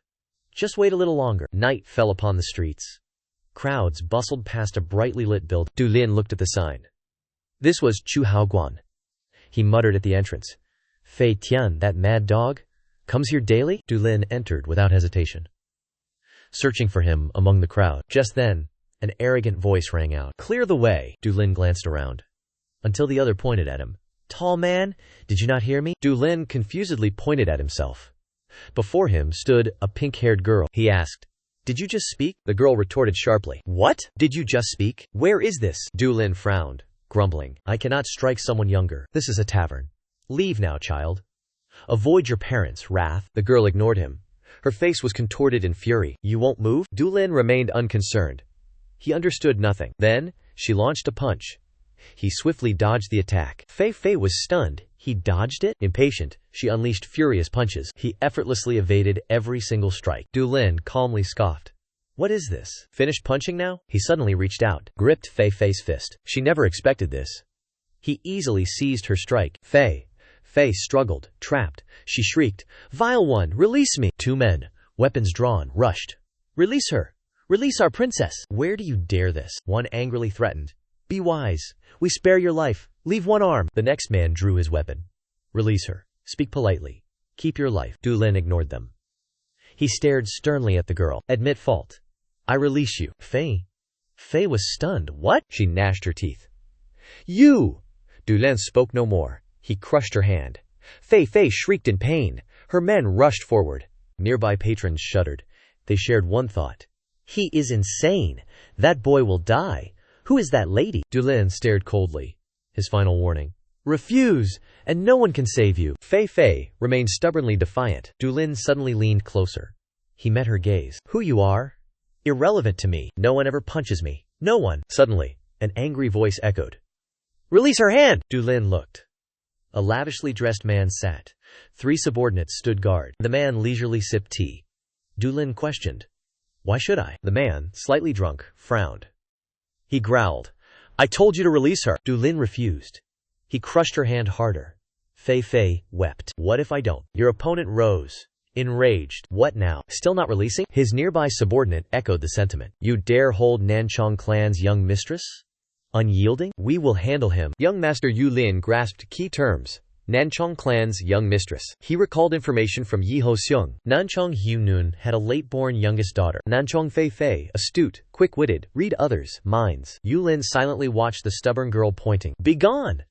Who sought your interference?" The subordinates were dumbfounded. Fei declared. "My hand breaks, don't meddle," Fei proclaimed.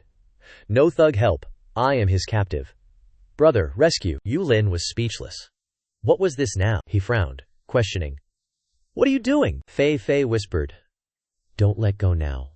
I dislike it." Yulin felt immense annoyance. "I hate trouble." He played along, menacing. "Break your arm for release?" Fei panicked. What was that? Yulin maintained his cold demeanor. "Confess error. No release. No tears move me." Fei's eyes widened, heart seizing. Would he truly act? Would he genuinely break her arm? He was colder, more decisive than others. She secretly assessed the situation. Her strong inner cultivation. He treated her like a toy. His martial arts were supreme. Brother was no match. Fei was helpless. Nanchong's name was useless. Her brother roared. "Release her! Do you court death?" Fei glanced between her brother and him. Dulin said nothing. His lips curved.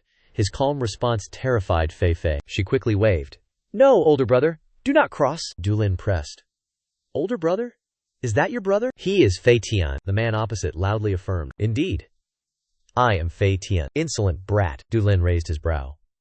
"Is that so? Excellent. One less task. One less." Fei wondered. "He has other intentions then. Am I not his target?" The opponent probed.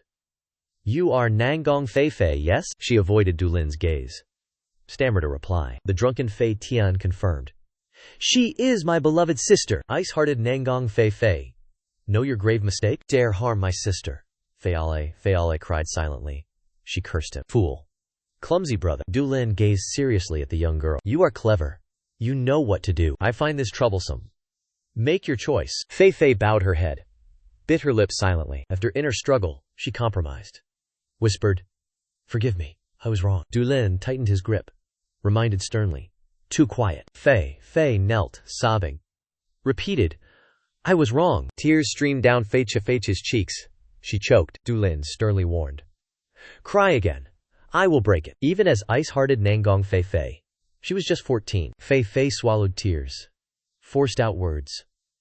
"From now, I shall be careful." The onlookers gasped. Nangong family's Iron Maiden cries? Dulin accepted. Released Fei's hand. His expression softened. "Massage your hand. Circulate blood flow. Or its beauty is lost." Fei Tian charged forward. "You bastard! Dare hurt my sister!" Fei screamed anxiously. "Older brother!" The foe misunderstood. He solemnly vowed. "Wait, Fei. Brother will crush this scoundrel." Fei angrily interrupted him. "Foolish brother, be silent." Fei Tian stared blankly at her. Fei wiped tears. She sobbed. "Please, say nothing more. I don't want you dead." Fei Tian panicked. He rushed to his sister. Fei. Dulam watched the siblings. "Come outside. We will talk." Fei Tian pressed him. "What is it?" The other party did not answer. He turned, leaving. "Follow me." Fei Tian stood, gritting out. "Fine. Let's talk outside." His anger burned. "You dog.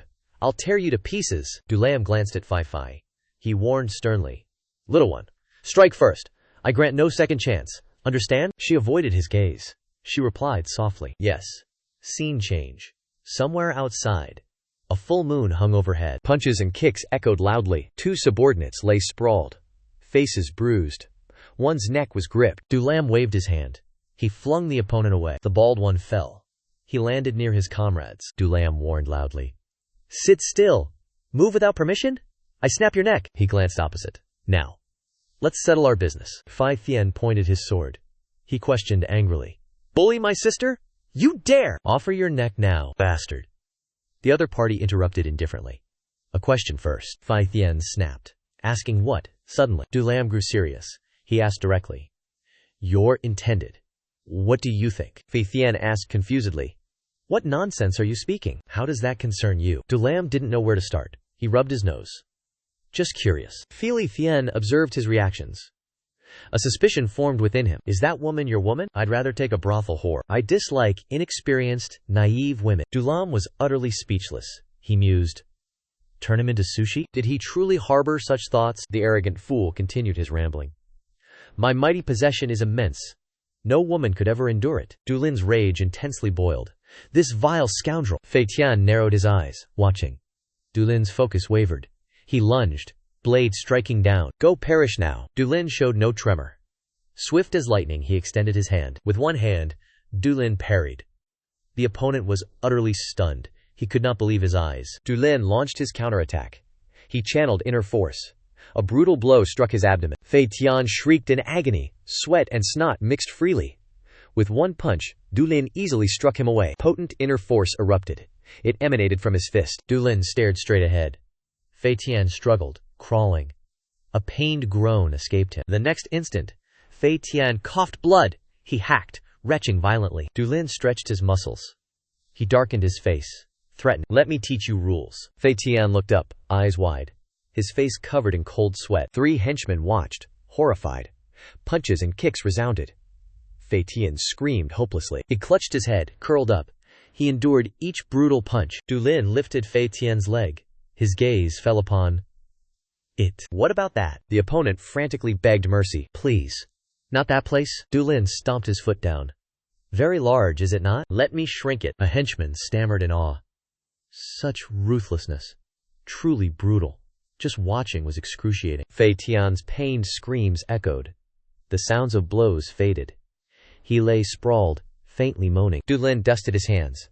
He frowned, muttering softly. Now, relax for a moment. Rest, then we continue. He grimly turned his head. He glared at the henchmen. You all fight for me, except for their faces. And that place. They flinched, suddenly named. What did you say? Du Lin squinted, staring hard. You dislike this? Want to replace him? All 3 henchmen waved frantically. No, absolutely not. Du Lin smirked. He gave them clear instructions. Attack with all their might. He was tough. He would not die. Fei Tian coughed blood. He writhed. Lay still. 3 subordinates now trampled him. Is this it? These followers. I thought them loyal brothers. I thought they would die for me. These brothers now try to kill me. Fei, you were so right. I am foolish. Du Lin stopped them. Halt! All right, he pointed. Go there. Carry it out. 3 subordinates obeyed. They swiftly ran. Du Lin watched them flee. He snorted. He stood, arms crossed. Fei Tian struggled. His body was bruised. His eyes burned with rage. Without a word, he kicked Fei Tian down into the stream. Silence. Only Fei Tian's struggles remained. He thrashed in the water. Tried to rise. Time passed. Stars grew brighter. After an unknown time, Fei Tian gasped. He finally crawled ashore. Clothes drenched, Fei Tian lay panting. He spoke. Who are you? The other named himself. Du Lin. How does near death feel? Enjoy it? Is this the end of your arrogant life? Fei Tian tilted his head. He gave no reply. Du Lin watched him. He toyed with a stone. If unchanged, I would hunt you down, but you seem changed. So I spare your life, Fei Tian muttered. Death would be better. Du Lin actually considered it. I'm still thinking. I'll feel better later. Fei Tian broke into cold sweat. He showed no emotion. Are there truly such individuals? However, he appears younger than me. Fei Tian shot upright, curiosity burning. How old are you? Du Lin simply stated. Hangzhou's cousin. Fei Tian was utterly stunned, stammering confirmation. Hangzhou? You casually admitted this? Indeed. Age aside, he is older, more mature than Fei Tian. Du Lin warned sternly. Should Hangzhou shed a single tear, the Nangong clan shall face my wrath. I am stronger than you know. Many call me a fierce demon. Fei Tian swallowed hard, silently staring. Scene. Chu Hao Inn. Du Lin appeared. The crowd immediately stirred. Du Lin ignored them. He scanned the room. A hand waved. Over here! He immediately approached the table. Sorry to make you wait, Bai Shui chuckled. No, I just arrived. He calmly poured a cup of tea. Bai Shui spoke. You are linked to the Bull clan. As a Li, are you connected to the city lord? Du Lin's answer greatly surprised him. He is my grandfather. Bai Shu stared blankly. City lord's own bloodline. Chulong city lord. Leader of Gyeonlongwu. He lost power. Still a city lord. Also, a master. Du Lin got straight to business. Why are you here? Bai Shu answered honestly. To fulfill the Heavenly Master's last mission. Du Lin was surprised. Heavenly Master? Was he not dead already? He pressed seriously. When did he return? Bai Shui toyed with his cup, eyes downcast. Last year. I cannot elaborate. Please understand. Du Lin did not press. He changed the topic. Do you plan to return to Julong City soon? He replied. I will return once I understand one person. Du Lin looked doubtful. One person? Bai Shu's face grew solemn. He uttered, Li Yu Tian. If only I could find him. My master's dying wish. Hearing this, Du Lin's shock was evident. He wondered, is it father? Shui Bao asked a question. Why are you at the Chen family? Du Lin replied truthfully. This is my mother's home. I will reach Nine Dragon City. May I accompany you? Shui Bao seemed surprised. At me? Du Lin nodded, confirming. That is correct. I finish my mission soon. Can we meet in 3 days? Shu Bao did not refuse. He softly replied, I know. Du Lin's lips curved slightly. He calculated inwardly. This removed one major concern. Accompanying Shui Bao avoids direct confrontation. Time continued its passage. Soon, it was daytime. The sky shone crystal clear. A carriage entered the main gate. The escort surveyed surroundings. Horses slowed their pace. The group reached a grand mansion. Hongshan walked slowly ahead. His younger brother followed closely. The grand doors slowly opened. An elder led servants out. He bowed respectfully. You have toiled greatly. An elder with silver beard stood. His eyes were sharp. He welcomed them inside. The leading man frowned. He thought, not the family head. The general manager greets us? The general manager smiled politely. Please, step inside. The group entered in order. Several people waited within. Fei and her father led them. Du Lin abruptly froze. He saw someone inside. He saw the girl appear. He thought, damn it. Why is she here? Jun Tung asked blankly. Captain, what is it? Du Lin replied, I cannot be discovered. A foot descended. It was Hong Ruo, Du Lin's sister. Her eyes scanned all around. Her beautiful face held arrogance. Du Lin watched the woman proudly. Exactly. Just like that. My sister must be courageous. No need to fear. Your big brother is here. Fei seemed surprised. She noticed something. Du Lin conversed with those nearby. That person's face transformed. A strange, fleeting expression. That night, at Mu Yunbang, several voices echoed inside. Deputy leader. They reached the Nangong family. The deputy leader, seated, spoke. Damn it. How is the southern lord? The subordinate replied. He sensed pursuit. He fled to Nanjing. The vice chief's voice was displeased. That fool failed Chen clan. Still no word from Jin Tianmo? The subordinate continued. He still cannot move. They escaped harm. But they distrust us now. The vice chief frowned in anger. He coldly snorted. He then surmised. They must have sought help. They dared challenge the Nangong clan. The subordinate proposed. We must warn them once. This is our thinking. He agreed. That will be necessary. Contact Chu Zhu. Have Bio Hu Thui come. This matter must be given. That child will resolve it. The subordinate bowed. I will go immediately. Night covered the land. Some sounds echoed in a courtyard corner. Urgent shouts arose. Come on. Take this too. Can you dodge this? Juntu and Yu Lin's 3 subordinates gasped. He continuously punched the air. He then said, come on. Let's try again. Only 5 seconds this time. Not even halfway. His 3 subordinates said helplessly. Supernatural 10 miles. It needs 6th sense. It defies all forms. Recorded in 2 forbidden books. This, strongest technique.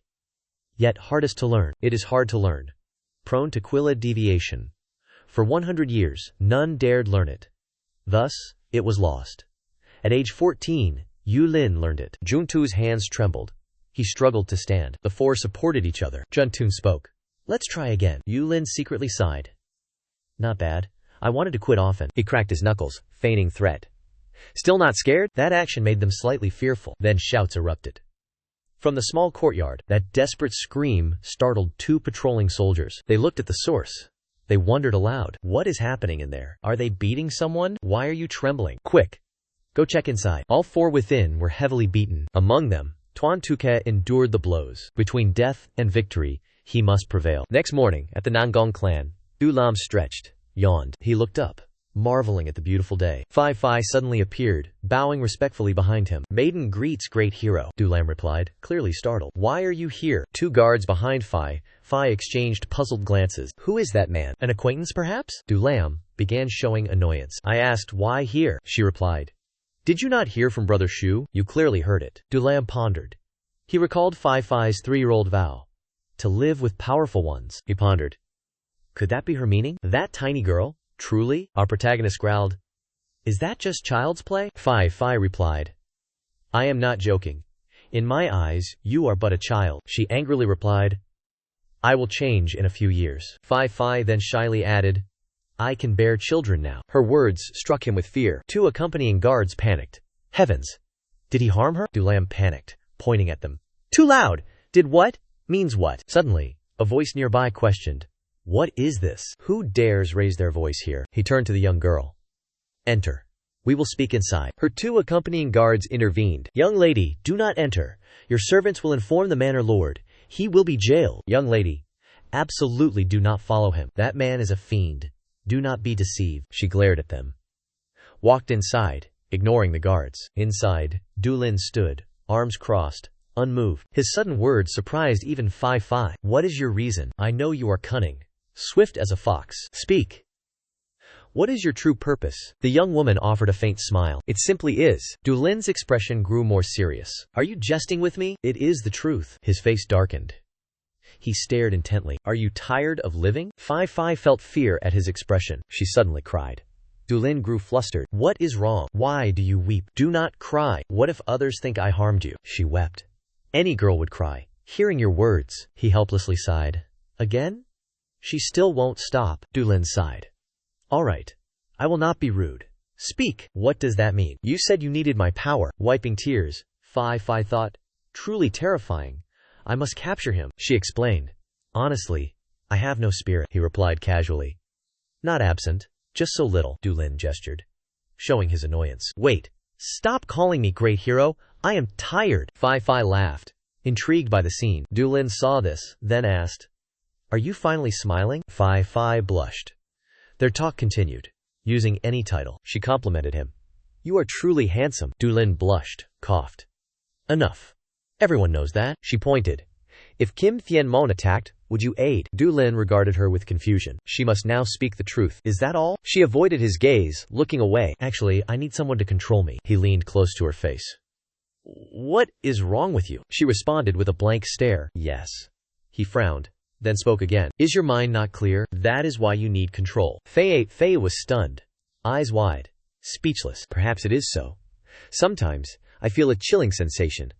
The first time seeing a gruesome death, I felt absolutely nothing. She was merely 6 years old then. She secretly sought corpses to understand their demise. However, as she grew older, now 14, strange thoughts arose. If only fools existed here. I could eliminate them all. Idiotic fools, mere vermin. They must kneel at my feet. I have become quite abnormal. Faye spoke up. Whatever it is, that might be it. Dulin frowned sharply. Where? Speak. How is it abnormal? I have sealed the sound. No one will hear. Speak freely. Faye gazed at him admiringly. He is a greater master than imagined. Perhaps even stronger than father or grandfather. The area became strangely silent. A moment later, Faye explained. She detailed the entire matter. That is the situation. Dulin was quite surprised. You are truly insane. Your mind has problems. She forced a smile. Indeed. I am quite worried. Suddenly, a voice called outside. Who is in there? Open the door now. He looked at the door. He began his analysis. That voice belongs to the patriarch. Several middle-aged men waited outside. A strange, dark aura enveloped the door. The elder wondered. Who caused this immense aura? The heavy door slowly creaked open. She called out, Father! Fai! Are you well? She pouted, annoyed. Father interrupted our important talk. Phi Thien stared at Dulam. He realized something. Phi Thien panicked. Father, this person. We should leave. The elder asked, annoyed. What is it? Just look at him. Seeing this, Phi smirked triumphantly. Second brother, worry not. You two return. I speak with him then. Phi Thien forced a laugh. Father, she said no worry. Let's depart. He feigned ignorance. His uncle grumbled. What ails this brat? Behind them, Thiet Lang watched Dulam. The elder mind linked. What is truly happening? Dulam mind replied. Nothing. Do not worry, return. The elder thought. Can this truly be trusted? Is his mind simply too complex? Could it be? Dulam abruptly cut off his thoughts. What? I am quite proper. Then, he angrily turned into the room. Phi, surprised, yelled. Nothing more, please depart. Slamming the door, Phi hesitantly asked, When do you depart? He replied. Day after tomorrow. She turned, asking. To Ji Mun? Dulam declared. I return not to Ji Mun. My brothers and I roam. Do not follow. Phi exclaimed. How exciting! Dulam was speechless. Did you not hear me? Fei clapped gleefully in response. I heard you. Then she neared, noticing something awkward. What? She pointed. You've never been with a girl, right? Dulam was startled, even panicked. This girl holds nothing back. Fei slyly smiled. It is obvious, living with such a beauty. Still treating her like a child, Dulin replied.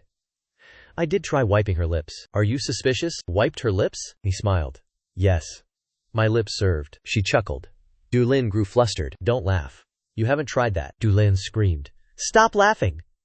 The scene instantly shifted. From a room, a voice echoed. Captain! Patriarch! Dine with him! Dulin angrily sprang up. He slammed the table. How troublesome, he cursed. That girl must have spoken. He frowned, annoyed. He left with Juntu. Dulin looked around, questioning. He felt helpless. Everyone whispered about him. Is that the rumored one? Speak nonsense? We'll die. Suddenly, a voice boomed. Even for your sister, face the patriarch. Dulin pondered. He reluctantly accepted. He had to go for Hangzhou. The day was lightly sunny. The mansion's air was tranquil. Inside, Fei's father gently set down his teacup. My Fei, we entrust to you. Dulin was stunned. What? Fei was overjoyed. I told him everything. He turned, confused. What? She asked, delighted. If I hurt, you will heal? Dulin frowned, glancing. Heal me? Am I a healer? Fei grinned widely. You said you'd roam the world. I want to come. He agreed. Is Dulin still shocked? No way. Fei's father heard. He laughed loudly. A year will be fine, right? This child has grown. She possesses martial arts. She will not hinder you. Dulin was awkward. Yet he relied on the protagonist. He calculated. His daughter has a secret. This is my reason. If my daughter returns, what can I not achieve? She seemed small, but quickly angered. Protagonist glared. Her mother choked. When will Fei truly smile? Dulin hesitated. He sweat. Fei's gaze warned him. You must take me, he pondered. Take this brat, or simply die. Where learn such threats? Fei's father. State demands. I will grant them. Dulin helpless. Damn, they decided. He hesitated. Dulin spoke. Hangzhou, care for her. Our patriarch tasked me. Ensure her safety. The others heard this, then smiled. Is that so? I know. Don't worry. We will care for her. He turned to Fei. In return, you pay for travel. She was thrilled. Don't worry. I will carry everything. Dulin sighed, head on table. Everyone watched him, secretly judging. He seemed more mature than his appearance. He can manage life. Won't waste money. Calculating, petty man. Sometime later. Blue sky. White clouds drifted gently. Dulin's group reached a peaceful place. A clear lake amidst bushes. Suddenly, a voice echoed. Girl, give it! I'll carry. Fei refused. Handsome senior, take care. Song Jian suppressed a laugh. He found it amusing. Let me help. I am stronger, so it is better. She still refused. Rather give it to bandits. Ahead, Snowblossom looked back, puzzled. Where will you take that little girl? Dulin frowned slightly. Girl? She is still just a child, he asked. Are you on a protection mission? Who is this weakling? The young master then replied. Weak? She? Do you not see her huge luggage? The Nangong clan asked me for 1 year. Vong Tuyet looked at Dulin. The Nangong clan spoke. Our protagonist calmly introduced her. Fei, the clan head's youngest daughter. Behind Fei, excitement bloomed. Brother! Our boat arrived. The boat swiftly docked riverside. Dulin's group continued. A beggar ate. Somewhat familiar. He spotted them. Dropped his rice bowl. He rushed to Dulin. Tuan Tua quickly sensed danger. Huh? He blocked. What do you want? Dulin spoke. Move aside. Tuan Tua felt surprised. Why, master? He suddenly knelt, weeping. Demon's senior brother. Please reveal yourself. He removed the cloth. Dulin was surprised. Doc Xan wondered. What are you doing here? Changed professions? When? Doc Xan miserably denied it. No. Not so. Dulin frowned, hearing this. If not? Then what? Speak. How did this happen? You were in Hangzhou. Why here? He wept uncontrollably. All dead, all dead. Demon's senior brother, Wanfu Lodge brothers, limbs severed, necks broken, all dead. Scarface and Squinty died too. I fled for my life. Heard you came to Hefei. I followed you. Dulin heard all. Rage consumed him. Who is he? He suddenly thought of someone. Wait, is it him? Dude X collapsed, sobbing silently. He gritted his teeth. That demon! The exact evil one Big Brother sought. Tear him to shreds? Feed him to dogs? Impossible to mistake him. Dulin stayed silent. Moments later, he gazed at grieving Dulenx. Where is he? Tears and snot streamed. He looked up at Dulin. Yes. Dulin's face was chillingly grim. Repeat that. Where is he? Sails were furled. Crew moved busily. Dulin's voice rang out. Has he been found? Duex panicked. Yes. I found his residence. He fled to Chen clan. But demon Big Brother Fei spoke. Just call me Big Brother. But Big Brother left on a mission. His return date is unknown. So I rushed to find you. To tell of the Wanfu Pavilion deaths, Dulin asked. Where is his residence? Duex looked away. The casino. The Dao Hua gang. It was heavily guarded. Extremely difficult to enter. Hearing this, he asked. Does anyone else know? He stammered. I learned this alone. There was no time. Dulin did not press further. That is fine. Duex was stunned. Yes. He remained calm. Even if the Seven Dao Society was wiped out, don't you know their location? He frantically shouted. Really? He killed all our brothers? 3 million people. Dulin slightly frowned. If it were me, I would have done it. Bong Tuyet heard everything. She remained silent. Others also cast glances towards them. Moments later, he stood, arms crossed. But why did he seek Wanfu Pavilion? Why were Laxio and the servants tragically killed? You still haven't clarified? Dunex scratched his face, stammering. It might be Big Brother's stolen token. Dulin was surprised. The token you gifted me? He reached into his robes, searching. Dulin retrieved a command token. He frowned, pondering. Was this token worth dozens of lives? He stood still. Then spoke abruptly. Du Sha. He was startled. Yes, he ordered. Go to the Nangong clan now. Du She was surprised. Why, master? Dulin's gaze shifted to a nearby tree. He realized something. Then struck with immense power. Everyone present looked, puzzled. The tree showed deep cracks. It swayed. Then crashed down. Everyone was surprised by the loud noise. Dulin stared at his token. He channeled power into it. He placed the token on the tree stump. An identical token appeared. It materialized within the log. Dulin quickly carved a new token. He spoke suddenly. Du Sha. Dulin gently tossed him the token. Go to the Nangong clan. Find Feng Yun's sect master Lao Taiwei. Give this to him. Tell him everything you know. Du Sha quickly caught it. Yes, master. He was filled with resolve. He followed the instructions immediately. He watched Du Sha leave. Still suspicious, he mused. The old boatman's voice rang out. It drew everyone's attention. The boat departs soon. Are you not boarding? Fei waved to him. Yes, we are coming. The sails were lowered. The boat started moving. Water rippled violently. The boat sailed onward. Their journey continued. On the bow, Fei gazed around, excited. Dulin stood, arms crossed, pondering. He slightly furrowed his brow.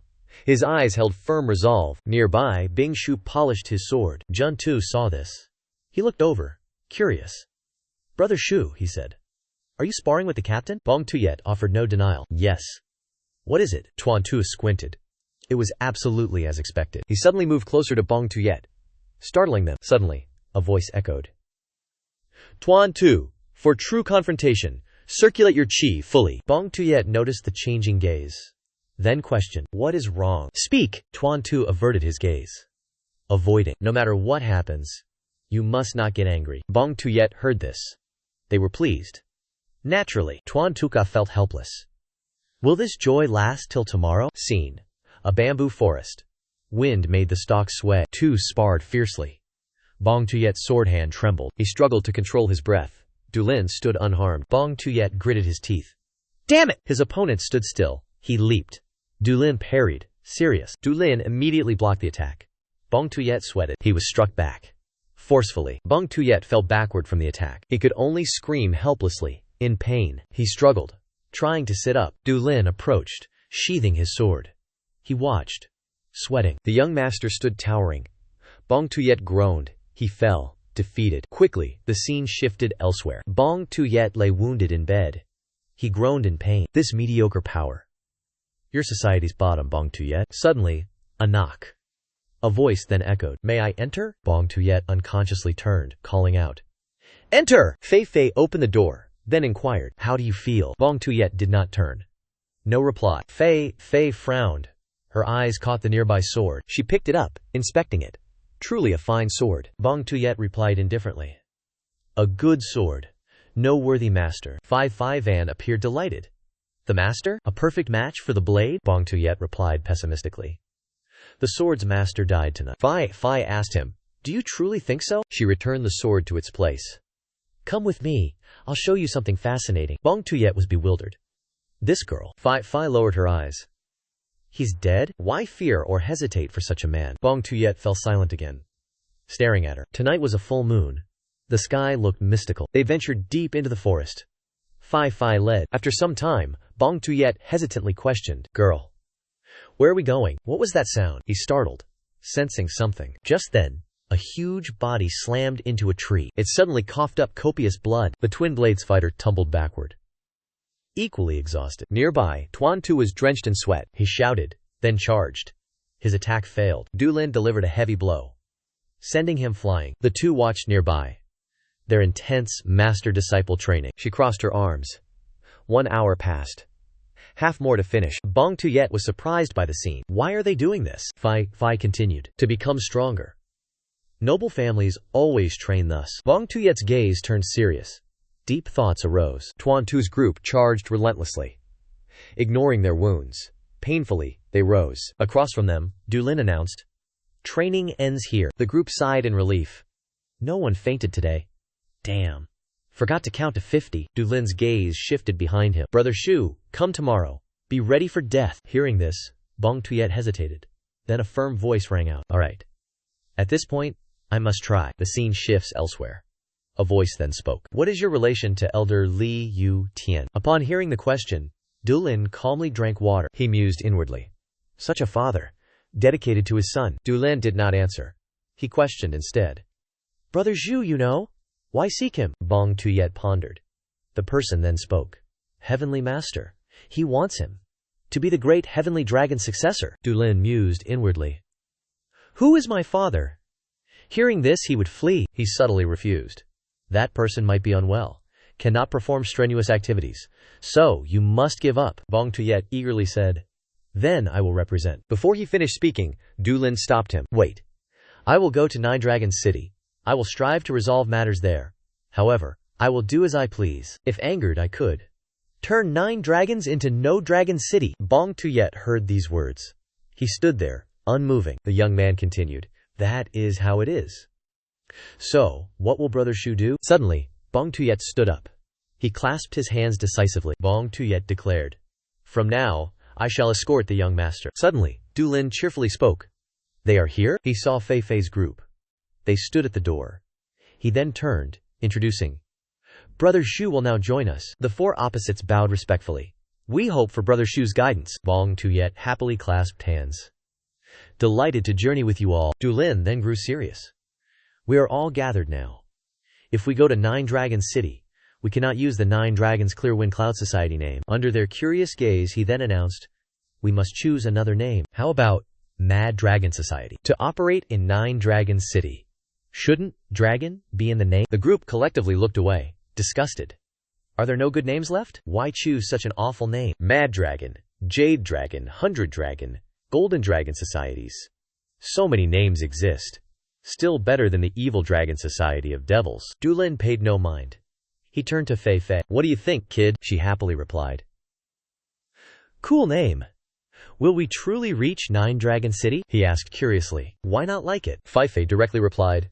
No. Her face bloomed with a supportive smile. Wherever you go, I will like it all. Their belongings were then arranged onto the ship. Bong Tuyet and Dulam stood chatting on deck. Fei Fei staggered with luggage, worrying others. The long-haired carrier complained loudly. Why is it so heavy? Are you even carrying it? The other short-haired man replied. Of course I am. Suddenly, someone caught everyone's gaze. A group in military uniforms ascended. Bei Hang and his comrade awkwardly dodged. The commotion drew Bong Tuyet's attention. The young man whispered.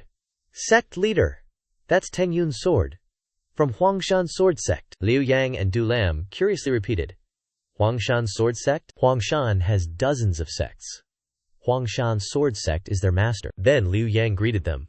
Look who it is. Is that not Iron Flying Sword? Old Emperor Su? He also cautiously greeted them. Great Hero Yang, why are you here? The other man probed. I have matters. Do you have time? Bong Tuyet was slightly surprised to hear this. What is it? Liu Yang glanced at his subordinate. If you're not busy, we need help. Bong Tuyet hesitated, looking at his sect leader. I am currently somewhat occupied. Then Du Lam finally spoke up. Brother Shu, just hear them out. Liu Yang looked at the nearby young man curiously. Sect leader, who is that? Immediately, Bong Tuyet spoke to the newcomers. Speak your mind, elder. Great Hero Yang. Hearing this, he appeared perplexed. Not long ago, Disciples were attacked near Hanning. We suspect involvement from Nine Dragons City. Hearing the name, Bong Tuyet reacted with shock. Nine Dragons City? Bong Tuyet urgently asked. Nine Dragons City attacked? Liu Yang replied. My senior brother investigates. They continued. How may I help? Do you know anyone from Nine Dragons City? Hearing this, he turned to the guildmaster. Du Lin crossed his arms, face changing. At this moment, the young man spoke. Hanning to Wuchang, how long is that? Roughly 300 miles. Hearing this, he frowned in deep thought. Why would Nine Dragon City attack them? A major power would not touch trivial goods. After thinking, Du Lin calmly extended an invitation. Enter. We can discuss this further. You say the goods are precious herbs? Liu Yang confirmed. That is correct. The voice spoke out once again. Bong Tuyet. Find travelers from Malong or Jinlong. You can do this, right? If available, sell to Wuchang pharmacies. Investigate that. We gain 3 parts compensation from Nine Dragon City. Witnessing this, Liu Yang remained silent. Du Lin directly posed another question. Dislike it? Speak up. Liu Yang remained uncertain. Question. Truly possible? He confidently affirmed with a smile. Huangshan sword sect cannot. But I can solve this. Fei Fei beside him also spoke up. First, examine the deceased's wounds, brother, he asked, surprised.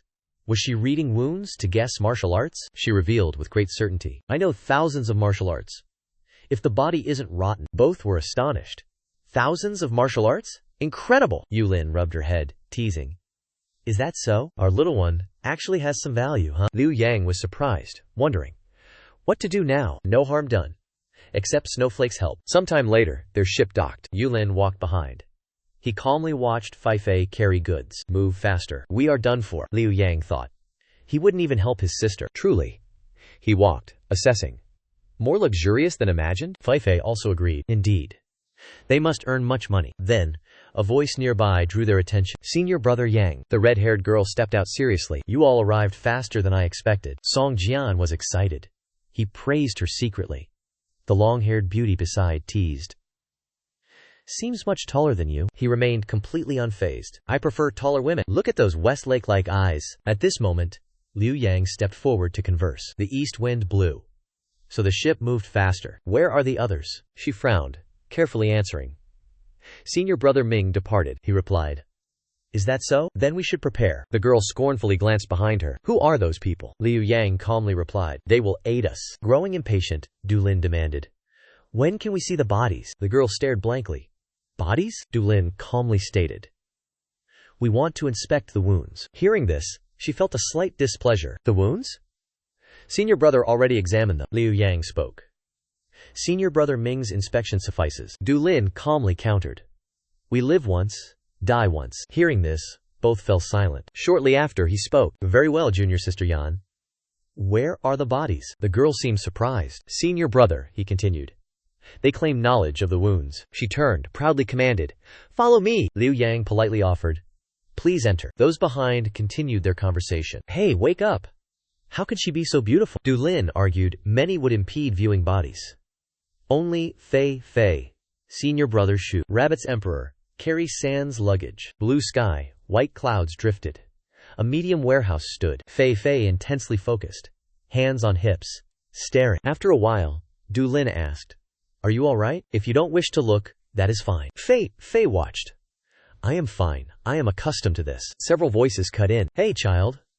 Playing with corpses? That child arranged over 20 books. The Nanchang family houses ancient martial arts records. Fei read all these books.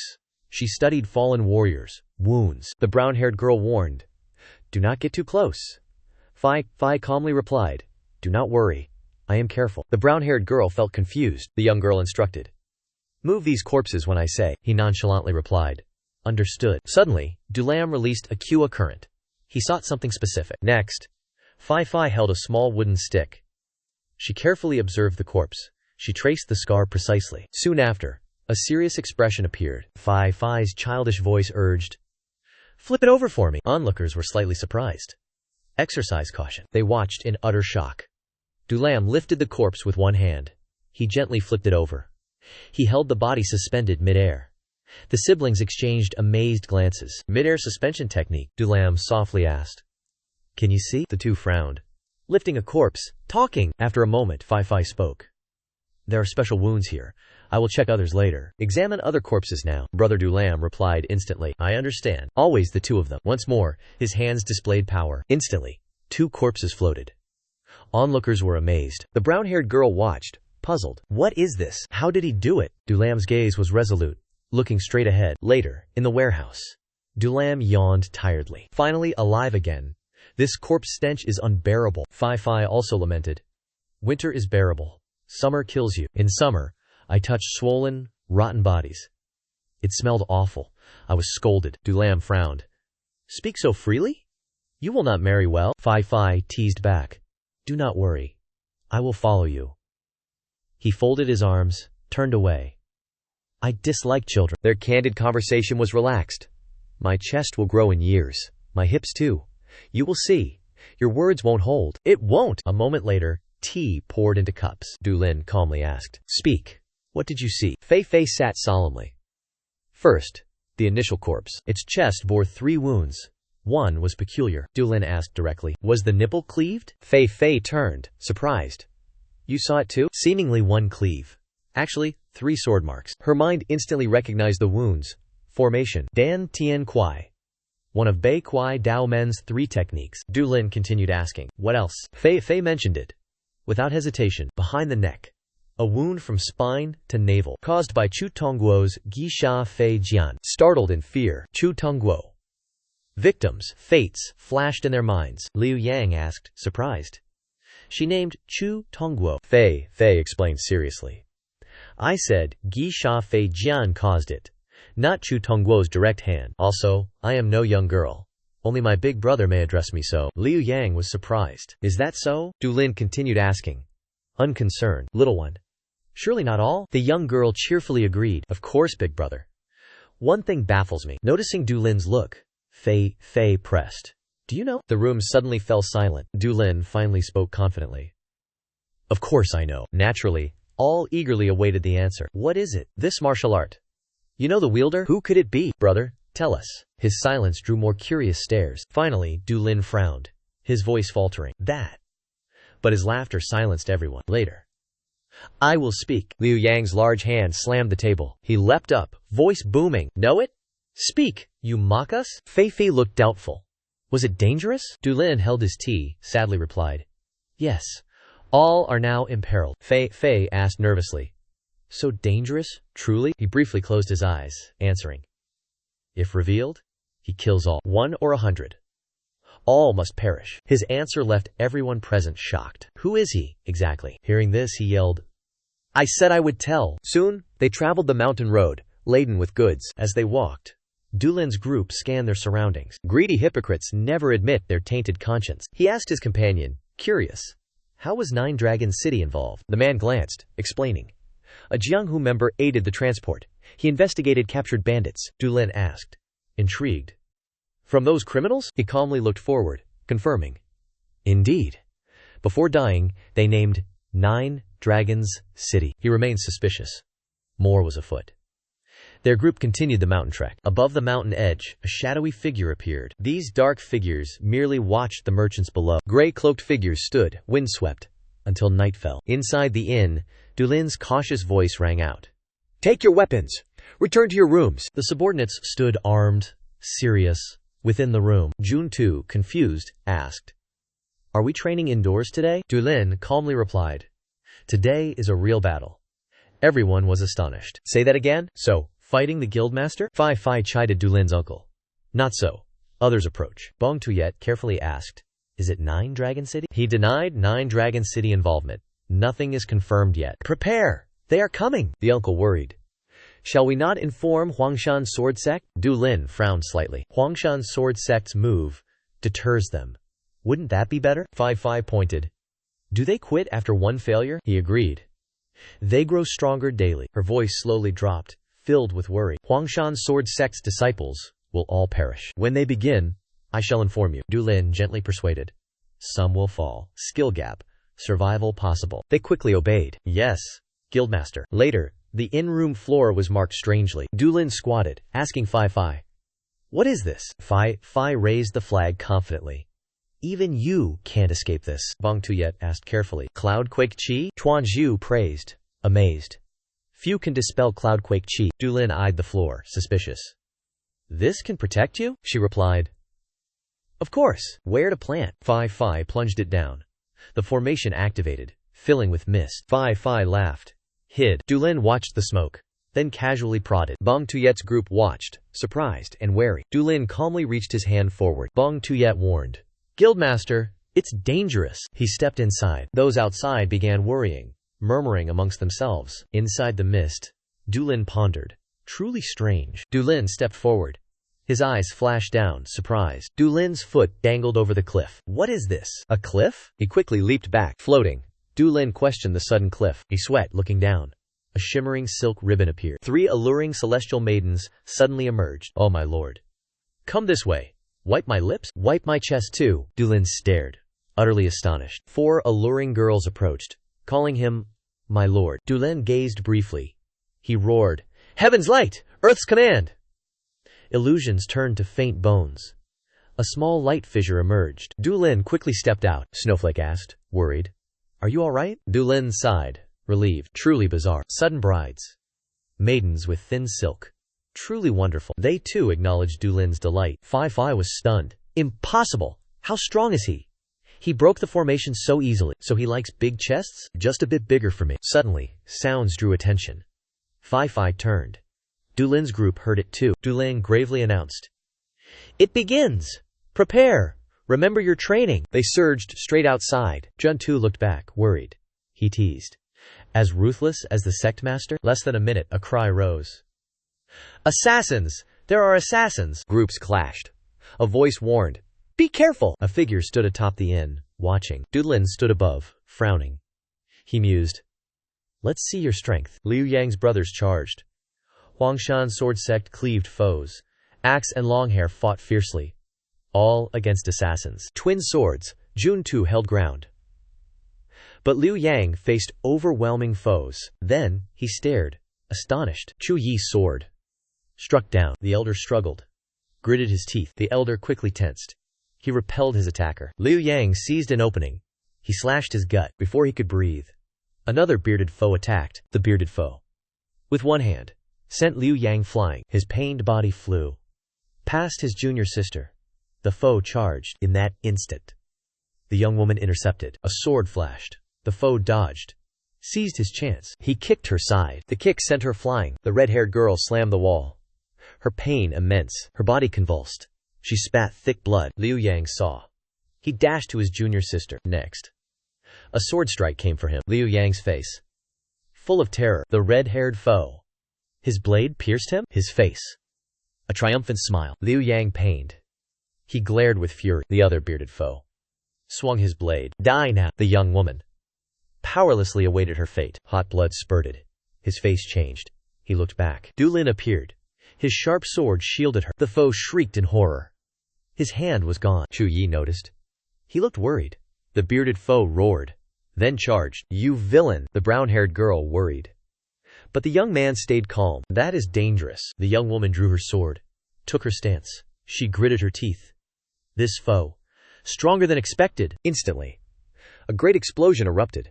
The bearded foe sneered. The villain. He sat arms severed. Yet he sneered. His sneer vanished. His face paled. At the sight, gray boots stood firm on stone, emerging from smoke. Dulin pointed his sword forward. The girl beside him quivered. Her face flushed. Sweat poured down, mouth agape. The opponent gnashed his teeth in pain. Suddenly, Dulin retracted his sword. Is that all? You are nothing special, he gasped. What did you say? He lunged forward, yelling. A fist grazed him. He was shocked. Sweat drenched his face. Dulin punched his face. He flew far back. The bystander was stunned. That blow surprised everyone present. Both stared, eyes wide, faces filled with fear. They looked there. With great speed, Dulin attacked. The red-haired man flew back. Chu Yi was wounded instantly. He spat a mouthful of blood. He skidded back, using his sword. Liu Yang stared, slightly surprised. The young master charged again. His hand unleashed power. He could only watch, powerless. The energy surged forward. Dulin suddenly sensed something. A massive metal mace struck. The ground shattered. With speed, he deftly dodged. Jumping backward, he rested his weapon on his shoulder. Not bad. I heard nothing of this boy. He glanced at his fallen comrade. Filled with disappointment, Chu Yi spoke from behind. I will handle the right. We attack together, he scoffed. Combined forces? Are you afraid? Chu Yi, trembling in pain, spoke. Do not underestimate him. You cannot defeat him alone. He charged forward, full of confidence. Chu Yi was surprised. Let's see your true strength, he smirked wickedly. His weapon swung back. One strike shattered a wall. Du Lin remained unharmed behind. He swung his mace back. Countless, powerful attacks followed.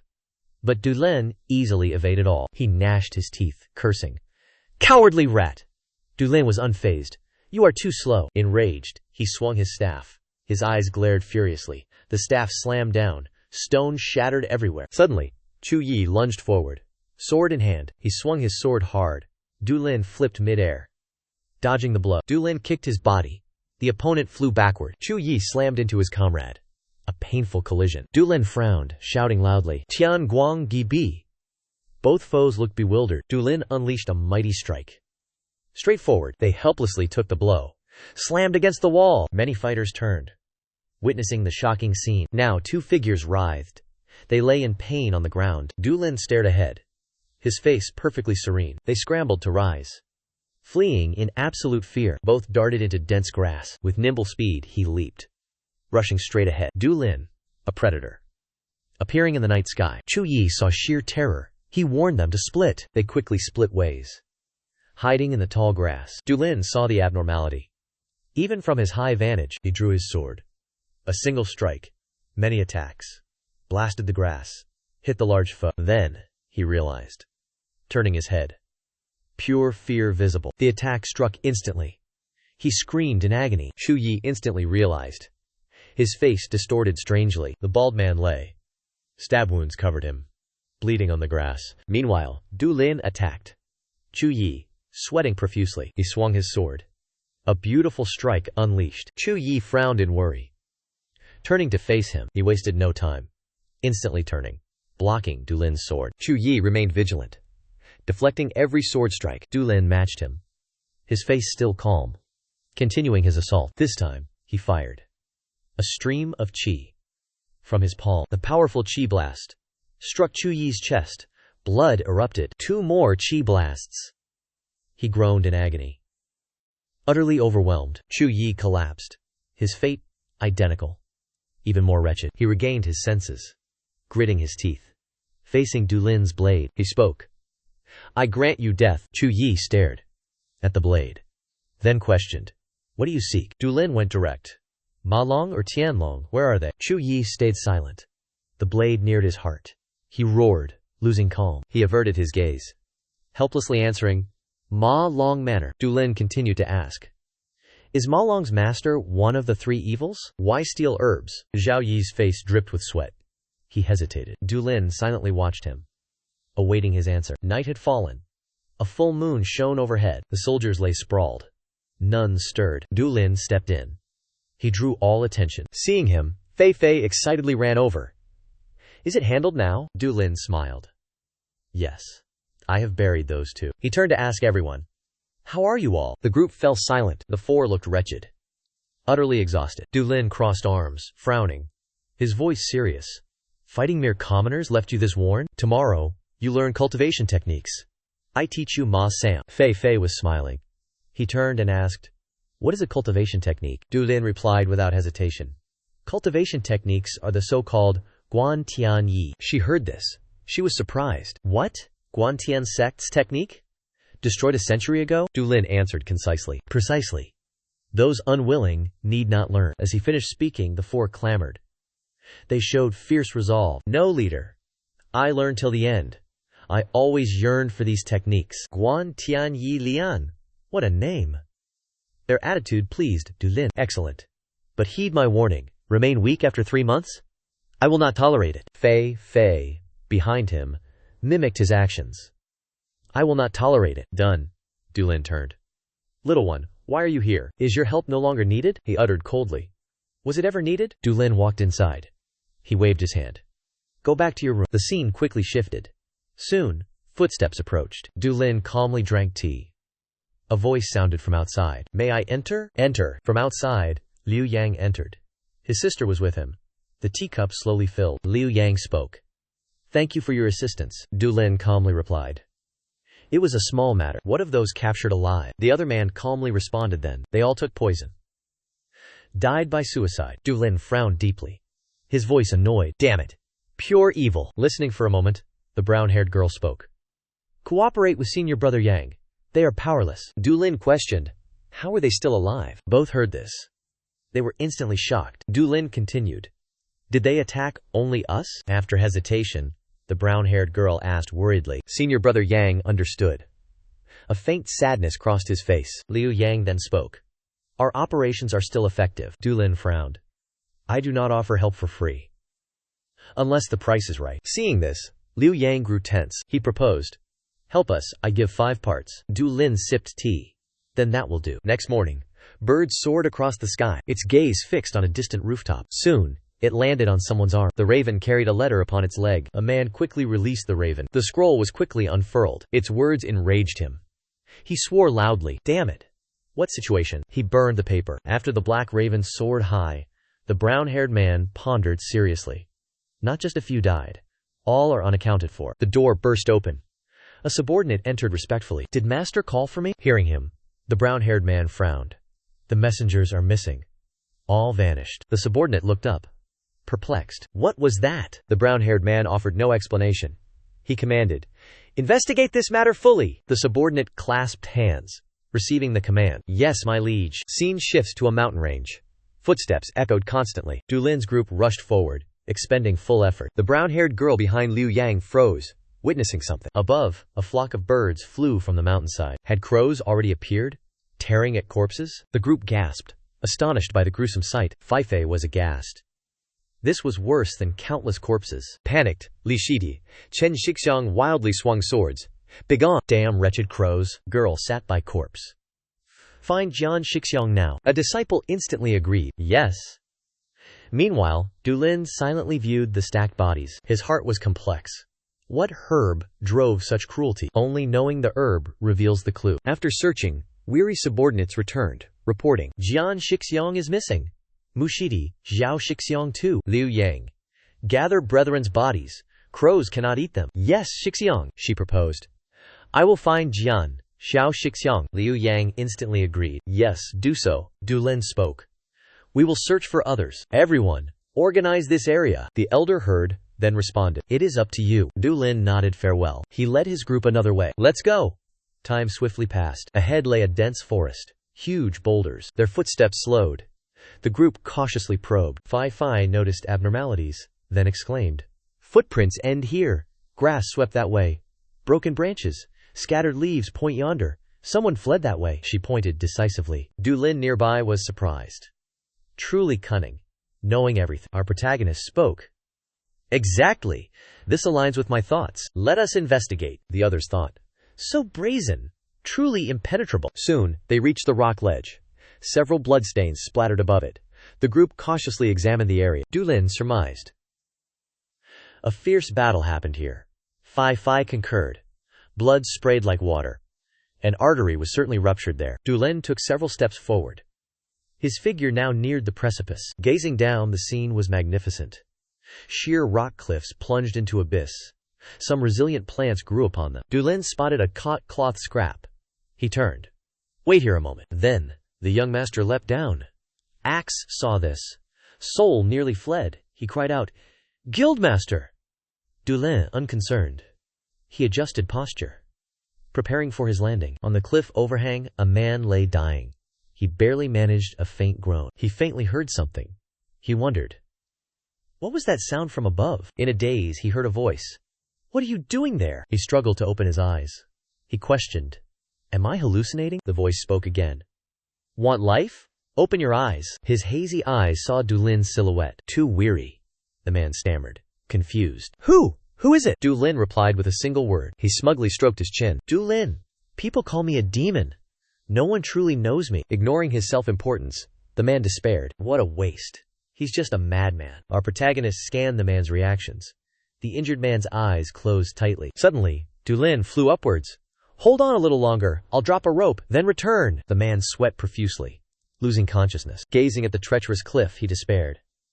A useless madman indeed. Moments later, A rope descended. Du Lin's voice echoed once more. You've waited long, haven't you? The man weakly opened his eyes. Du Lin stood before him. A true surprise. The young master's face strangely shifted. Just wait.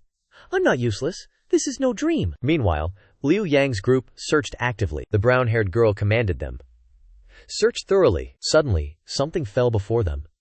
It caught everyone's attention. The old man barely breathed. Ropes bound him tightly.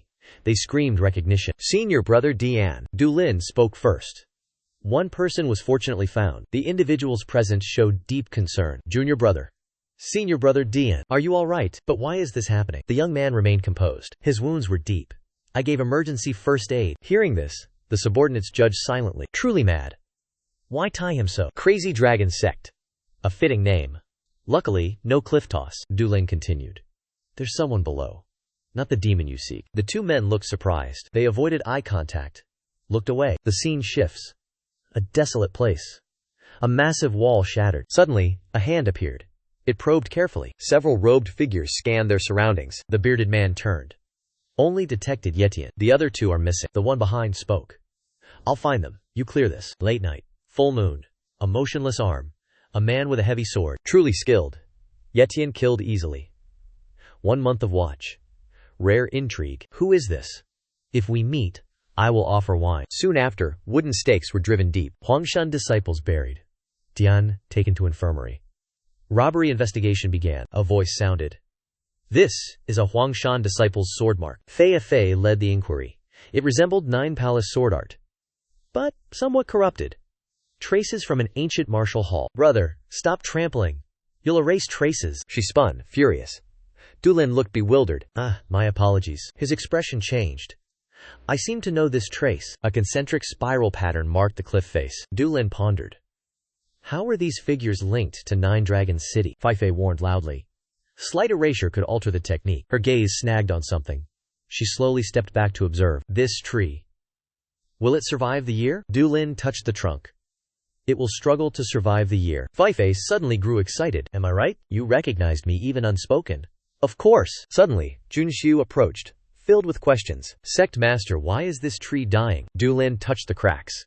He began explaining. Meridians severed, core shattered. It starves and slowly dies. Junxiu, enlightened, slapped his hand. Du Lin, surprised, asked, how do you know this? The question made her hesitate. This tree may have encountered the Nine Nether Fiend. All present were shocked. Nine Nether Fiend Shi Zhisheng, a supreme contender, named Si Han. Du Lin touched the bark's crack.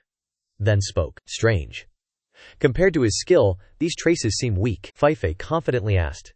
Did Shi Zhisheng act directly? Perhaps Shi Zhisheng's disciple. He learned other techniques. Du Lin stroked his chin. True. No one comparable stops here. Indeed. The subordinates felt helpless. They ignored all others. Stop them. Their discussion continued. The issue may involve him. I will meet him. Where does he reside? Meanwhile, in a vast forest building, all had gathered. A subordinate announced. Elder Yang, Elder Mikian is awake. Liu Yang's group entered. The person continued. He seeks the sect master. Du Lin bristled. Me? Just recently, you called me crazy. Bong Tuyet. Come along. The request made him quite surprised. Oh heavens. So many cooler terms exist. Bong Tuyet? What even is a snowflake? The old man, wrapped in bandages, spoke first. Thank you for saving me. Du Lin quickly responded to him. Why not call me madman anymore? The elder calmly explained himself. You suddenly appeared, muttering to yourself. Du Lin quickly interrupted. That eased the injured man's stress. Nevertheless, I apologize for that. He glanced to the side. First, let us return to Huangshan. The brown-haired girl was surprised. How so? A gentleman's revenge is never late. She frowned, hesitant, speaking with reluctance. I understand, senior brother. Simian continued. You are Huangshan's benefactors. We will repay this. Du Lin crossed his arms, eyes closed. No need for this. My nature is arrogant. Once I start, I never quit. Perhaps that is why I am called a devil. We will proceed to Julong City. I have business there. I will investigate this matter, confirming the truth. Elsewhere, snow covered the cliffs. Countless footprints marked the white snow. Du Lin's group approached from afar. He spoke. Kid, how long until the festival? She immediately replied. Du Lin looked at the distant sky. Is it snowing now on Bong Tuyet Island? Bong Tuyet squatted down, reporting the situation. Guildmaster, an abandoned inn lies ahead. Should we rest there? Du Lin decided without hesitation. Our little one must be tired. she agreed at once. An inn stood isolated amidst the snow mountains. The door opened. Snow and wind rushed inside. Some early arrivals noticed this disturbance. Dulam's group entered. Hostile gazes met them. Both sides grew wary. Cao Long glanced over. Dulam returned a blank stare. A strange painting hung centrally.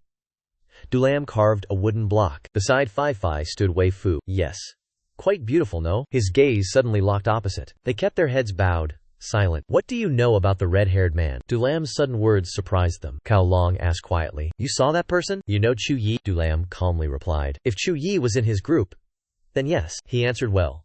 So I buried him well. These words sparked Cao Long's killing intent. Before subordinates reacted, Bong Tuyet blocked his sword. He was quickly repelled. His sword-holding arm trembled. He felt surprise. He scowled maliciously. Quite good. Bong Tuyet still stared forward. Can it be you? He gripped his sword again. They clashed once more. A sword aimed for his neck. He dodged. He instantly countered. Bong Tuyet leaped back. Both fought fiercely. Neither yielded. The group watched, eyes wide with shock. Cao Long channeled power into his blade. Standing aside, Dulam noticed this. Cao Long roared. His sword cleaved forward. Bong Tuyet was surprised. But his speed saved him. The sword strike flew directly at Du Lin. He casually raised his knife. Its path suddenly bent. A massive explosion erupted. Cao Long was terrified by these events. Bai Shui was drenched in sweat. She thought, that was close. But what was that? Du Lin now began to rise. Get back, Bai Shui. I have questions for him. His gaze burned with fury. Cao Long held his sword, speaking sternly. I knew someone would appear, but not this fast. Who are you? His gaze fixed ahead. Du Lin raised a finger, introducing himself. Du Lin, look closely. This is the rarest ruby from ancient times. A powerful energy blast shot from his finger. Cao Long panicked at its might. He reflexively raised his sword, blocking with difficulty. The deflected strike hit the green-robed man, sending him sprawling backward. Cao Long seized the chance. Sword in hand, he charged. He thrust his sword directly at Du Lin. But Du Lin dodged. Both stood perfectly still, unmoving. Their eyes blazed with murderous intent. They wanted to devour each other. Suddenly, Du Lin flashed a strange smile. He looked down. The man panicked. Du Lin unleashed an unexpected attack. But Cao Long jumped, twisting to dodge. Then he leaped back, hitting the ground. His spirit was slightly rattled. Before the man could react, Du Lin appeared. The young man gently delivered a punch.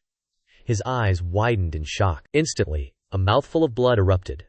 Cao Long was flung into the wall, creating a large hole. The remaining comrade turned, terrified. Du Lin delivered another devastating kick. The man was helplessly slammed into the wall. Cao Long slowly rose, clutching his abdomen. He could only stare helplessly at the young man. Across from him, Du Lin still smiled confidently. In a flash, another attack launched. The man screamed in despair. The young man stepped closer. Nod if you want to speak. Fei watched from behind, deep in thought. That is the legendary water-merging kick. Du Lin then interrogated the man seriously. Cao Long struggled to answer from the wall. The young master asked, Who commanded you? He trembled. My master. Du Lin's gaze sharpened further. He pressed. Your master, who is he? Cao Long gritted his teeth. Are you the bastard? His face now wore a mocking smile. You remain so calm. Do you court death? Fine. Your wish is granted. Du Lam kicked his opponent's face. The young man roared. Filthy fish! You dare touch my father? Subordinates were used to this. They simply watched. A clear father-son enmity. I know nothing further. Violent education is the issue. After pinning his head, Du Lam turned. Let's go! Before the gate closes. Outside, a small mountain home was snow-covered. The scene shifted. People streamed through the city gate. A sign hung. Murim Alliance.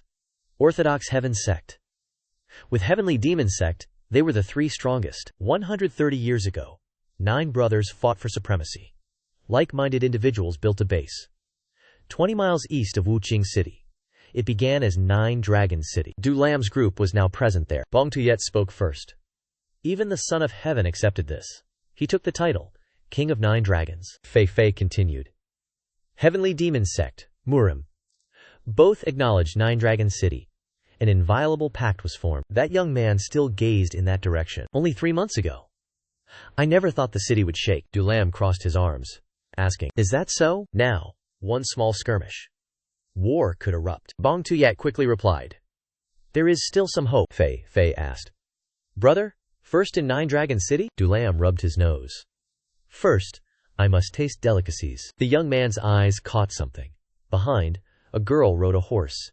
2 bodyguards accompanied her. Exclamations arose. That woman!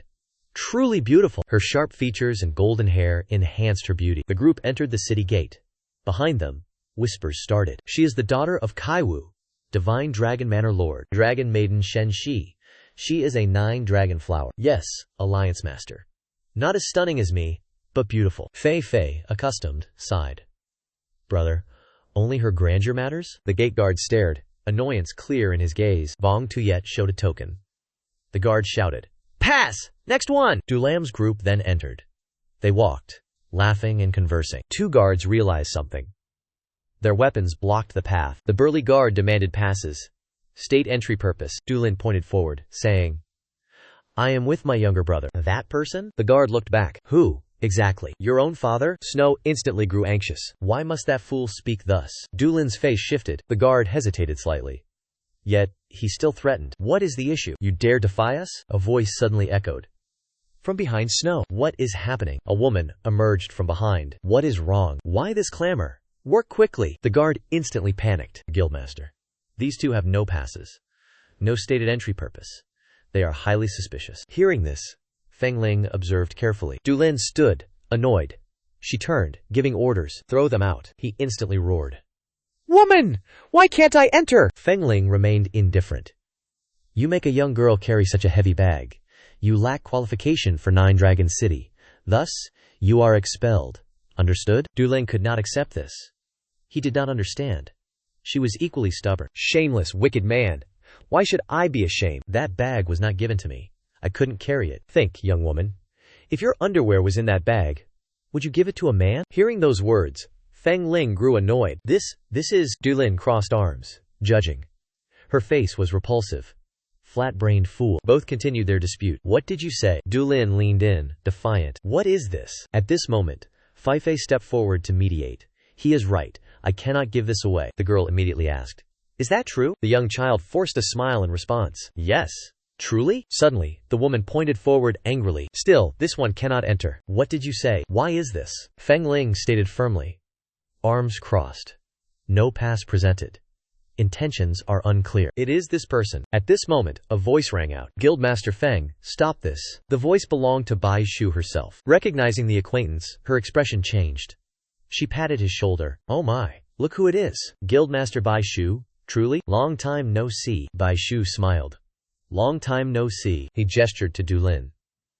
I will explain later. Let this person enter. This foolish fellow? He was so enraged, his voice stuttered. Bai Shu calmly explained the situation. Yes. Our guildmaster. Immediately, Feng Ling turned away, sneering. Is that so? Guildmaster Bai Shu serves this ugly fool? Dulin roared from behind, wanting to attack. Ugly, am I? Please, elder brother, he pleaded. I will explain later. Let him enter now. Feng Ling readily agreed, laughing cheerfully. For Chairman Shu's sake. Why not offer me wine? Shu eagerly agreed. Very well.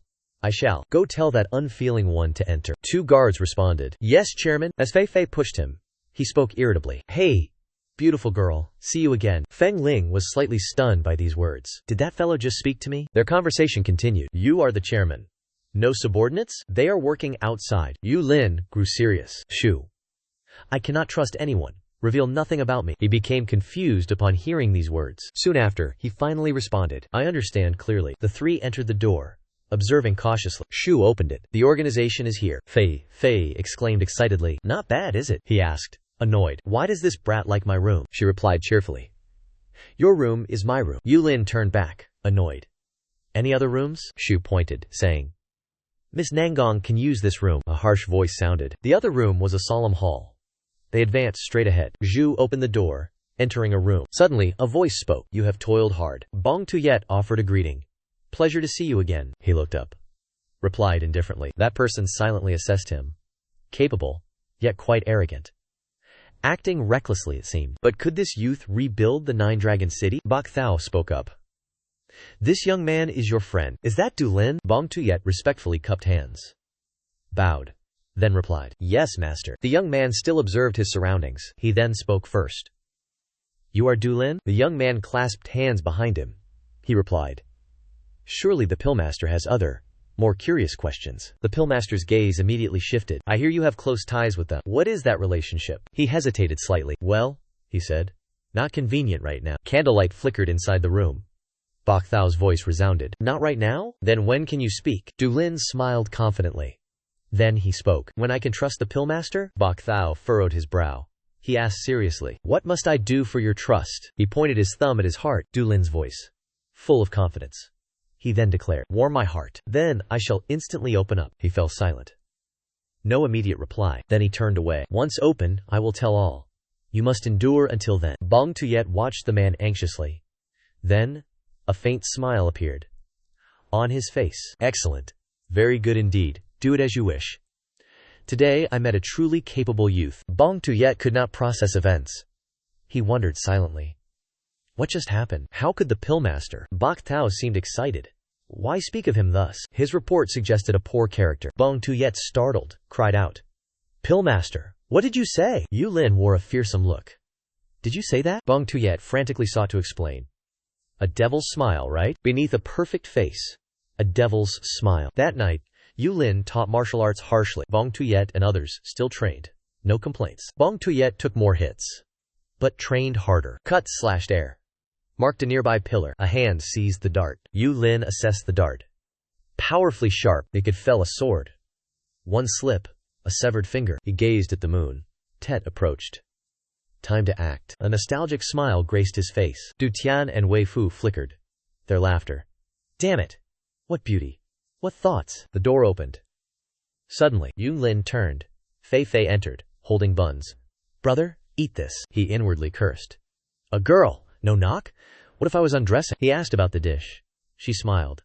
Looks delicious, right? Soon, subordinates burst in. Guildmaster, let's celebrate New Year joyfully. Yu Lin found it amusing.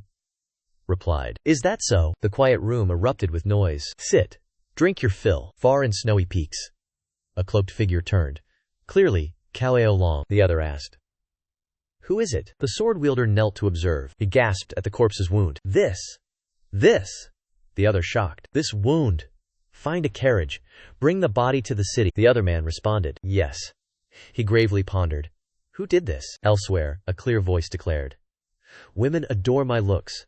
I surpass Hu Shui. Is that not so? The axe agreed fully. He is merely handsome. Nothing else exists. Jun Tung is far superior. Twin blades join the fun. Who dares compare Hu Shui with Jun Tu? The long-haired one interjected. Of course. Our sect master? Handsome? Du Lin snorted. Set cup down. He boasted extensively. Wei Fu only loves me. Not even a white horse prince. This brat tries to tempt them. Then Du Lin laughed madly. From then, no one boasted. They simply drank. The candle burned halfway. Food was swept clean. Plates were stacked high. All had departed. Only Fei Fei remained, humming. She noticed something. Turned. Saw Du Lin drunk asleep on the nearby bed. She then smirked slyly. Our protagonist slept soundly, unaware. Fei Fei stood by the bed, mysteriously. She softly spoke. A sesame seed? Fei Fei hesitated not. Pursed her lips. Approached his face. Does Sister Wei Fu wipe like this? Midway, he opened his eyes. Brat, what are you doing? Fei quickly adjusted. Removed sesame seed for him. Finally, she happily hummed. Carried stacked plates outside, leaving our protagonist confused. Angrily, he sat up. Suddenly, Du Lin yelled loudly. Oh, heavens! Why Wei Fu's face? Why appeared it then? So I could not move. A brat kissed me forcibly. Oh, mother! Lamentable cries echoed through the entire estate. Outside, the sky was deep blue. White clouds drifted. Snowflakes fell on rooftops. A meeting was now underway. Bai Cao sat central, reminding. Do not forget. All 9 dragons target us. Panic leads to hell. Guard your words carefully. Should anomalies occur, contact Li Zhongnan. Seek help from Sanglong's Ganam or Elder Fang Chen. Everyone must obey. Yes, Pillmaster. Understood, Bai Cao continued. Temporarily, be careful contacting this group. Clear? All confirmed. Hearing the warning clearly. Then, he suddenly noticed one person. Du Lin ignored the ongoing meeting. Bai Cao pressed. Anything to say? Du Lin just became Grandmaster. Also Water Dragon Pill's chief. He named the guild Mad Dragon House. Silence fell. No one knew what to say. Bai Cao showed slight hesitation. Is That all? Dulin again displayed a half-hearted attitude. Must I say more? What then? Yesterday, I drank wine. Bong Tuyet quickly stood, diffusing the situation. No, Guildmaster. Enough! Dulin's demeanor earned some dislike. He propped his chin. Thoughts filled his mind. Outside, Bong Tuyet began complaining. Why act like that? Dulin ignored her, catching snow. I said it. Trust no one. What to say now? Yes. I have words. For the two masters. 3, 6, 9. A perfect combination. Bong Tuyet realized. She spoke softly. Pillmaster also. Dulin gazed up. My heart is cold. You know enough. Their conversation continued. He could trust two masters. They didn't know yet. Must investigate now. Bong Tuyet trembled slightly. Truly a terrifying person. With him, possibilities exist. Dulin frowned. He turned, asked. What is it? Stayed up all night? He replied vaguely. No, Grandmaster. Room reached. A crumpled paper read. Third Master. Water Dragon Pill. Huang Yet. Third Master of Water Dragon Elixir. Huang Yet, 32. He was unmarried. His 23-year-old son entered Kowloon City. Sixth Master Lai Nam, 31, was unmarried. He was a concubine's son of the Lai clan. He entered the city at 25. Our protagonists observed them, chin in hand. They seemed to be bachelors from Water Dragon Nan. No time for women due to surveillance? Wait.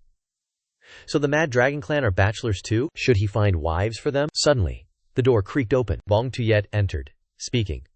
General Master, I brought them. The newcomers were these two individuals. The man in red spoke first. You summoned us. Yes. Sit down. The man in red retorted. Speak your mind now, Dulam calmly insisted.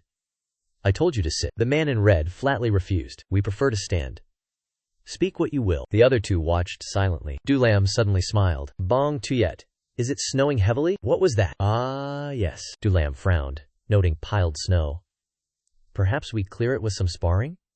It will also warm our frozen bodies. This piqued their interest. An excellent idea. Cold weather demands movement, right? Bong Tuyet inwardly panicked. Going outside means death. Outside, strong winds whipped flags. A tearing attack streaked forth. It struck one man directly. He was sent flying helplessly. He crashed onto the platform. The other watched in shock. He angrily spun around. Damn it! He instantly lunged to attack. The kick came. He easily dodged. Dulam blocked the attack. Red-robed one kicked. Dulam dodged all. A stomp came. Dulam easily dodged. He gave no quarter.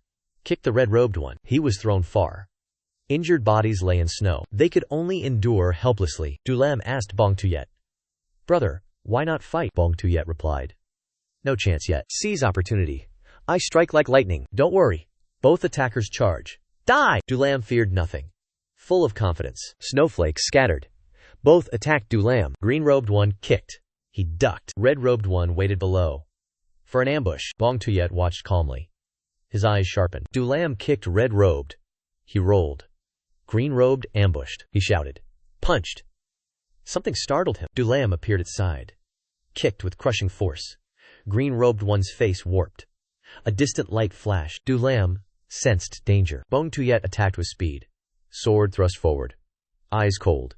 Lips tightly pressed. Onlookers gasped in awe. Such skill. Truly cool. Sword at his face. No fear. Oh heavens. Too late? A vortex formed. Enveloped sword. Embraced Bong Tuyet's arm. He was swept away. Rolled. Tumbled painfully into snow. The sword plunged near face. Dulam swiftly defeated all three. He calmly eyed them. Snow in hall cleared. Now? Shall we talk inside? Back in room. All drank tea, he instructed. Speak not of this. Not even to Pillmaster, Dulam emphasized. Both were stunned. I wanted to tell Madam. But you two are bachelors. So what did you two do to stay single? They both looked somewhat bewildered by these words. Dulin continued. I will drop formalities now. Please understand. If you dislike it, just say so. The man in blue hesitated. No problem at all? Dulin asked directly. Bloody uprising. Have you heard of it? You must have. Then you know about the first lock martial master. Bong Tuyet, seated nearby, asked doubtfully. Why mention that suddenly? His eyes grew serious. We must investigate it now. The room instantly fell silent. He then spoke. What about the herbs? Have you investigated it yet? Bong Tuyet startled, then hesitated. That is still. Dulin began mocking again. First impressions were good. Now you seem foolish. Bong Tuyet. Where is that data at Thuy Long Dan? Dulin raised his tea. I must go find it. The scene shifted. Dulin calmly entered a new building. His gaze firm. Fist clenched tight. This is the right place? He climbed the long stairs. Observing his surroundings, an iron door appeared. A small hole showed an eye. Dulin presented his token. He announced himself. Ninth Master Dulin is here for information. The old man opened the door. Our protagonist shouted, surprised. Before him, long rows of overflowing bookshelves. Dulin broke into a cold sweat. Damn it, why is there so much? Can you bring the girl from Ninth Hall Dragon? The old man roared. This is not open access. Dulin immediately leaned in close. Then deliver my message to the Pillmaster. The old man startled. What did you say? His face changed. It became terrifying. Bring it here. Or, this place burns. Dulin eyed the pile of books. He sighed wearily. He looked bored. Nothing was interesting. Suddenly, Fei Fei appeared. Brother. You called me? Dulin spoke. He made a request. You're here? Find me information based on my instructions. She puffed her chest. Confident. Understood, brother. He then began to explain. First, documents concerning unusual changes. Last decade entrance. Yi Tianchu Long, outsiders, triflowers. Countless books stacked upon the shelves. Yet Fei Fei quickly searched everywhere. Seeing this, he felt pleased. Bringing her was wise. Watching her, he thought. I'll forgive the sesame seeds. Night fell quickly. The room lit. Papers strewn. Dulin intently turned pages. His gaze focused. Suddenly, his eyes looked up. Something caught them. Fei Fei was watching him. She looked happy. Brother, you are truly talented. Their conversation resumed. Aren't you hungry? Not even needing to pee? This girl. No filter at all. Suddenly Dulin's stomach growled. She giggled. The young man asked, how long has it been? Fei Fei replied, I ate dinner and returned. Up all night. Time passed swiftly. A familiar voice echoed once more. Is it morning already? Two pairs of feet strode silently. Lively chatter drew all eyes. The two immediately looked. Subordinates stared silently. None dared speak. Dulin grew impatient. What are you staring at? The girl beside him blushed deeply. I go first, brother. The crowd huddled, whispering. Something in the archives occurred. Has Miss Nangong ever smiled so? Cunning and sly. Seeing this, he fumed. What are these fools saying? Soon after, silence fell beneath the eaves. Dulin began to ponder. More serious than he thought. Damn it, a headache grew. No information on Tianlong Manor's origins. Julong martial emperor suffered fatal wounds. Uncles died, bodies incomplete. Only 3 survivors remained. Only 5 wielded their power. He clenched his fists, annoyed. His hand slammed the table. He shouted his command. Gather intel on Yi Tianchu Long. Understand? Subordinates responded in unison. Yes. The scene shifted elsewhere. A grand manor hid among mountains. A discussion was underway inside. The man in gold twitched a finger. Then, his hands clasped tight. What did the twin devils say? The cloaked figure respectfully replied. This servant found them not. He questioned further. What of Blood 3 devils? The man immediately replied. Only found traces of Yetian. The other 2 remain hidden. This instantly enraged his opponent. Damn it! You wasted time and effort? Worthless rotten fools. My master rebuked me for them, the subordinate reported. Great commander! On Gao Long's corpse, a strange wound was discovered. This immediately piqued his interest. The strange wound, the man continued. His chest crushed by power. The wound resembled cloud martial technique. Spoken of, but rarely seen. The commander's face began to change. You say, Cloud? Are you certain? He calmly explained. A hole pierced the chest. It resembled a cloud shape. The corpse carriage arrived soon. Can you confirm, sir? That figure turned away once more. Is that so? He mused. Few could kill Cao Long so easily. They could, he ordered. Investigate thoroughly.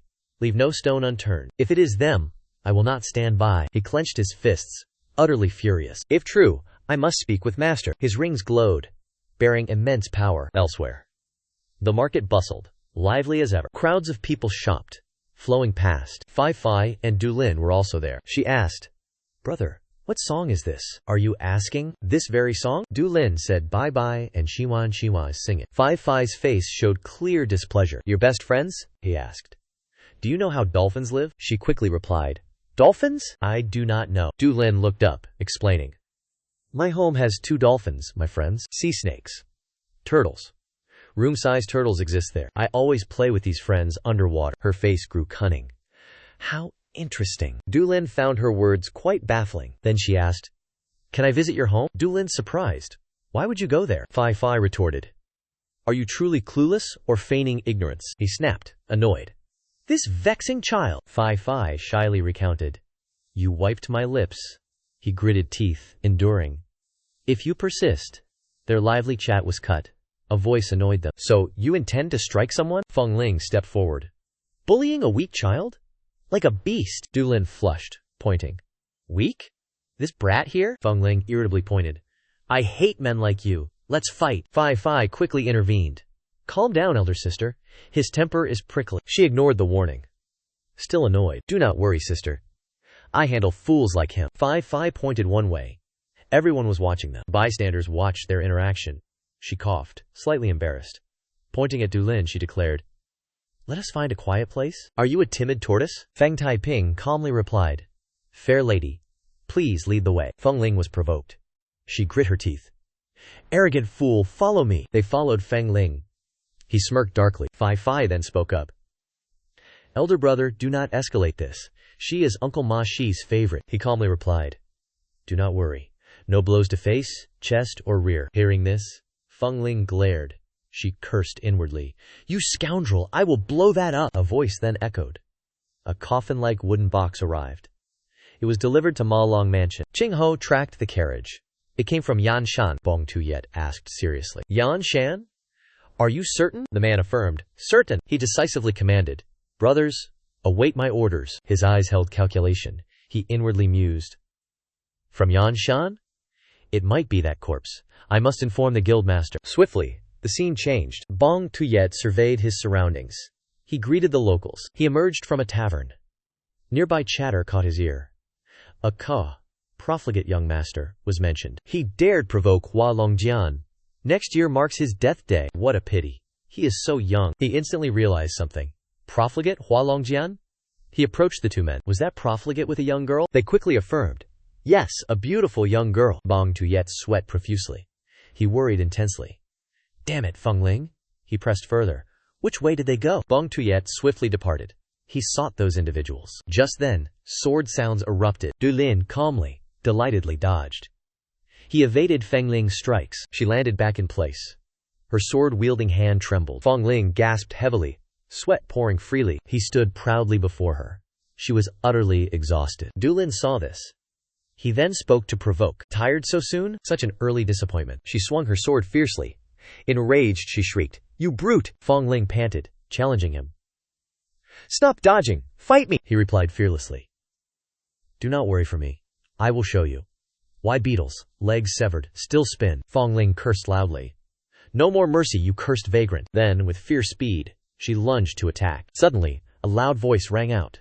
Feng Ling froze, stopping instantly. This person easily used a sword formation to block the incoming attack. Recognizing the newcomer, Feng Ling shouted, Ma Shi, move! The sword in her hand swung once more, surprising those present. Feng Ling leaped back, annoyed by the newcomer's actions. At this, Bong Tuyet roared angrily. You cannot avoid it. Continue, and you die. Understand? Feng Ling was confused. What? She instantly pointed at Dulin. Why would I die by that incompetent's hands? Suddenly, her demeanor turned to panic. What is this? Now, Bong Tuyet pointed his sword. Aura spread from the blade. She was astonished. This? Sword intent? Indeed. Sword intent. He still held his sword pointed at Feng Ling. She screamed in irritation. Are you insane? Why point your sword at me? Hearing this, Bong Tuyet grew anxious. Sweat beaded. Dulin stood behind, perplexed. His sword was flung away. It was Dulin's own doing. He crossed his arms, asking directly, Bong Tuyet, who points a sword at their beloved? Bong Tuyet froze, stammering. Guildmaster. That. The two siblings grinned smugly. You said it while drunk. My reason for not marrying is her. Bong Tuyet heard this. He immediately refuted it. What? That is false. He looked at Fei Fei, smiling mysteriously. He then asked, Is that not so? I clearly heard that, did I not, boy? The young maiden quickly agreed. That is right, I heard it too. Meanwhile, Bai Shu began to stammer. Feng Ling watched the display. She mused. That was sword force. He used it just for wind? Feng Ling looked at the young man. Who exactly is he? His foot advanced towards Dulin. Feng Ling stood close, looking up. She coldly demanded. Who are you? He replied with subtle mockery. If you know my identity, will you truly not regret it? She decisively responded, nevertheless. No regrets. Speak. A slight smile graced his young face. Dulin turned away, then left. Very well. I shall speak. Bai Shui, you had something to say? Speak when we are home. The beauty comes too. Bai Shui blushed deeply, shyly speaking. Yes. Guildmaster. Feng Ling fumed behind them. She cursed. This idiot drinks. He spills all his secrets. They continued their journey home. Twilight had already descended. The candles burned past halfway. Water cups sat neatly arranged. The four sat around a table. Two were utterly bewildered by the unfolding events. A grave voice spoke solemnly. Now you have heard it. Choose one of two fates. Once you know this secret, death or serve us. They frowned, exchanging glances. Consider your choice carefully. Feng Ling's eyes showed resolve. Moments later, Dulin's door closed. Bai Shui and Feng Ling had left. He stared at her intently. Bai Shu began to speak. Come to my room. A moment. Inside the room, Fei Fei spoke. She must be so surprised. Dulin drank some water. He replied, Is that so? She wondered what would happen. He smiled, with a hint of anticipation. We shall see. The moon shone high. A table slammed. Absolutely not. Feng Lin raged. Why not? Who is Chairman Tuyet to forbid me? He yelled back. Too dangerous. She refused. Arms crossed, she turned. He is the chairman, Dulam. With this knowledge, there is no other path. Bong Tuyet pleaded fiercely. I will implore him. He will listen, even if I lose an arm. Feng Lin's voice softened, full of doubt. Why must Chairman Tuyet lose an arm? He slammed his hand down, declaring, To protect you, I will do anything. Suddenly, both fell into a deep silence. At this moment, Bong Tuyet spoke softly. Therefore, Feng Lin, please listen to me. She shyly turned away. Fool. Why not say this 3 years ago? Then, a son like Chairman Tuyet would exist. My sister means? Suddenly, Feng Lin reached out. Enough. Say no more. Bong Tuyet was stunned by these words. Feng Lin's face showed clear shyness. Both rose in the dim light. They slowly embraced each other. Romance filled the air on the opposite roof. Two siblings watched them through the window. Fei Fei sighed. Quite different from appearances. He smiled, asking, Well, did I do well? She nodded in agreement. Fei Fei teased. Brother, try reaching out too. Night grew late. They noisily urged each other. Come down. Carry me down. My legs are numb. Before I kick you. Down. Sunset descends. Dulin's voice confirms it. Wu Jin's corpse. He addressed them. Whose subordinate was he? That is key. Bong Shu then asked. Was it related to Blood Demon? He replied. No. He's Wu Jin. Dulin continued, arms crossed. 2 killed, buried deep. Hard to find now. Everyone present listened intently. In silence, Fei Fei spoke. Pondering, why did you conclude he was Wu Jin? Dulin calmly replied. To force collection, I left a handprint. She probed. Was it a wound? He reminded Fei Fei. Little one, you are getting boring. The subordinates thought. A true devil's work. What masterpiece? Dulin stroked his chin. They will only study that technique. They will suspect practitioners. Done well, all will be cleansed. The 2 pill masters looked at Feng Ling. Women are here. They listened with extreme focus. Likely half true. Clearly this will trigger them. We will grasp their every move, Wu Jin's commander revealed. 9 Dragon City's danger too, Fei Fei wondered. Brother, what technique forces imitation? He stammered. That. Sword cloud art, Mu Yun Fei Fei exclaimed. Horrified. What? You mean, that trace is Mu Ling Yun? Everyone was bewildered. Mu Ling Yun, Dulin recounted. On the way to Hefei, I met someone. He used Mu Ling Yun for his escape. Scene shifts. A brilliant orange-gold sky. Gentle water flows softly. Wan Feng spoke. Huang Jin is directly involved, it is said. Kong Chang replied calmly. Is that not obvious? What regrets does he hold? He will act directly. Now, he asked again. Leave it? The elder wondered. Where is Simian now? Wan Feng replied. They are pursuing. Kong Shuang continued. Tell him to meet the venerable. Wan Feng asked. Again, will it be fine? His face remained perfectly calm. Events moved faster than expected. He will understand. Suddenly he wondered. How is the water dragon pill? Wan Feng noted something strange. It is eerily quiet now, the elder mused. Strange indeed. They were busy for days. Kong Shuang fell silent. He questioned. The Heavenly Dragon Manor engagement? The third daughter. Kong Shuang rose, leaving the table. The third one? Who is the opponent? Wan Feng calmly replied. Li Zhao's second son. Talented. He gazed skyward. Not just betrothal items? Wan Feng sipped tea. They ask the manor lord. A faint smile. If they ask, state the facts. If only they could sweep up dust. Scene change. Dragon Tear Inn. Unusually peaceful, Dulin's voice echoed. Do Ma Long and Divine Dragon Manor know their intentions? Fei replied. They will know, he asked. Why do nothing? She said 2 reasons. Cannot act. Or they agree. While sitting, sounds came from outside. Master of the Alliance, he reported. Golden Matter Master, Fang Zhong. Dulin rose. How long have they been in? About half an hour then? Hearing this, our protagonist gave instructions. Young girl, stay here now. Or, return to Thulilongdan first. Fai called out behind him. May I not follow? He quickly replied indifferently. Dislike it? Return to Nangang clan. Hearing this, Fai sighed. No, I will return to Thulilongdan. Clean it thoroughly. Await your return. Brother! Her strange actions gave him goosebumps. This girl. This is truly. Very quickly, dusk settled. Light footsteps leaped across rooftops, then soared into the distant night. The scenery here felt somewhat unfamiliar. Dulin stopped atop a building. Is this the place? Below, lanterns cast a dim glow. Footsteps echoed in the outer hall. A woman carried a tea tray. Slowly, she walked inside. Footsteps sounded from behind, immediately grabbing the woman's attention. The woman slowly turned her head. Are you here for the Eight Dragon Society meeting? When did he appear here? He offered a faint smile. Everyone has arrived? The woman replied. Yes, young master. Follow this way. In his heart, he thought with pride. Eight Dragon Society? Not a bad name. The Eight Dragon Society was named after Kowloon City. In the meeting room, Fai leaned in, whispering, It's an injury. Dulin lightly tapped her head. He unhappily replied, Little girl, you are losing your charm. At this moment, everyone shared one thought. This devil is indeed a devil. What masterpiece is this? Dulin pondered for a long time. Then, he finally spoke. Once they see that person's chest, they will only copy his martial art. They will suspect those who learn this martial art. If done well, no direct action needed. Everything can be cleared. Everyone was speechless by this command. Thoroughly research Thulilongdan's documents. Are you just sitting around? If you wish to live, you must know this. Dulin pondered deeply for a moment, then continued speaking. I will enter directly. If anyone escapes, pursue them. Do not let them flee. At this moment, everyone replied in unison. Yes, Grand Society Master. Dulin also stood, adjusting his robes. Let us see Ma Salong's true standing. Elsewhere, the moonlit eaves were strangely silent. Dim light emanated from there. Guards scanned, detecting no intruder. That figure paused before the eaves, observing intently. He wondered. Where is it? The young man's gaze suddenly drifted afar. Within a room, voices exchanged words. Strange. Truly strange, the man asked, curious. Do you know? The other replied. This is indeed strange. Impossible to pinpoint. Meilong Manor's Grand Commander spoke.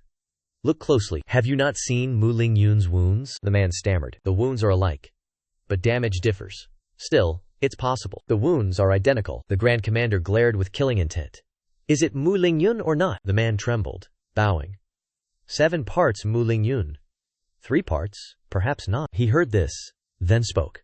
7 parts. So, it is Mu Ling Yun. His gaze threatened. Is it not? The elder sweated in fear. Yes, Grand Commander. It is. The man smirked, satisfied. Then he turned, leaving. Good. I will report this to Master. The old man watched. Blaming Mu Ling Yun? Damn him. Unacceptable. The situation worsened. Then the man spoke. They appear around here, right? The elder replied cautiously. This servant has seen nothing. Only heard suspicious rumors. His face remained grim, unfathomable.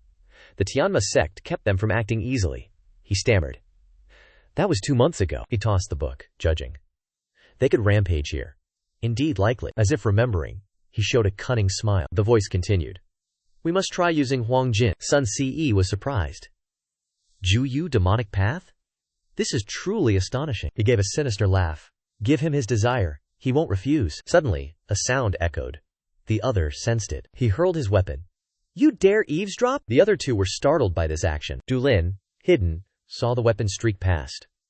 More projectiles followed, unceasingly. Dulin spun. Dodged swiftly, the young master leapt. Onto the high roof.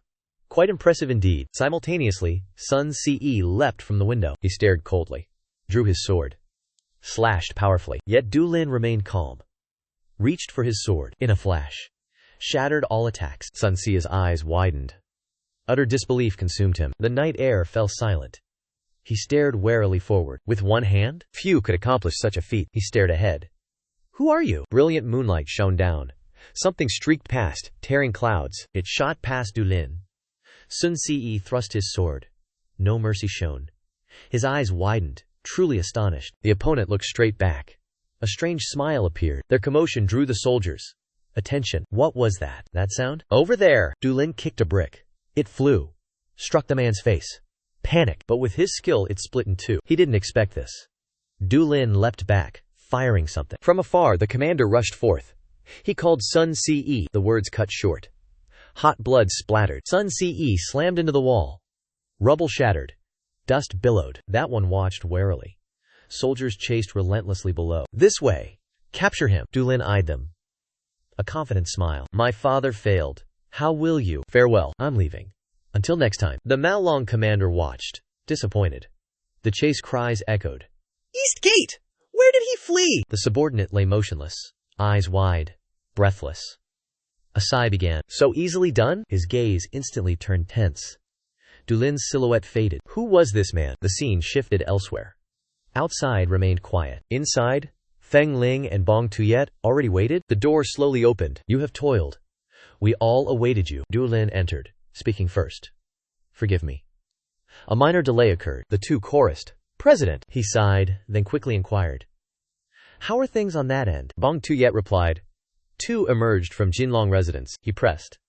Not from Jinlong residence? Which direction did they take? Bong Tuyet, with usual gravity. Northwest. Jianan tracks west. Upon hearing this, a thought sparked. Northwest is Daolong and Shenlong territory. He asked doubtfully. Were they noticed? Bong Tuyet affirmed. 4 replacements watched. Undetected. Du Lin's gaze turned to the nearby girl. Do you concur? Our foe is a master. Act before he detects us. Du Lin nodded slowly. Indeed. No opportunity shall be missed. Bong Tuyet offered a suggestion. Liang Ban aids the tracking. Put down your teacup. Undetected is fortune.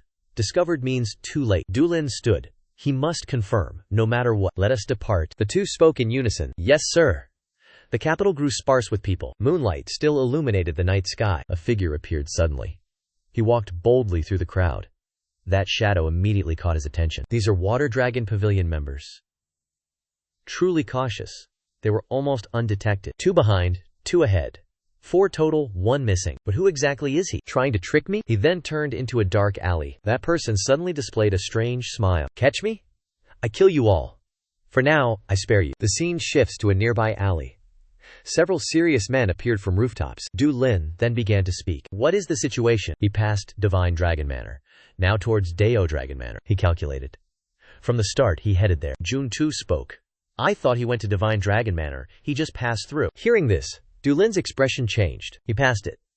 Did he realize our ploy failed? The young man pondered, chin in hand. No other choice. Stop him, then resolve this, he thought. Even with great courage, he won't strike. Not unless the guild master escalates things. Du Lin beckoned.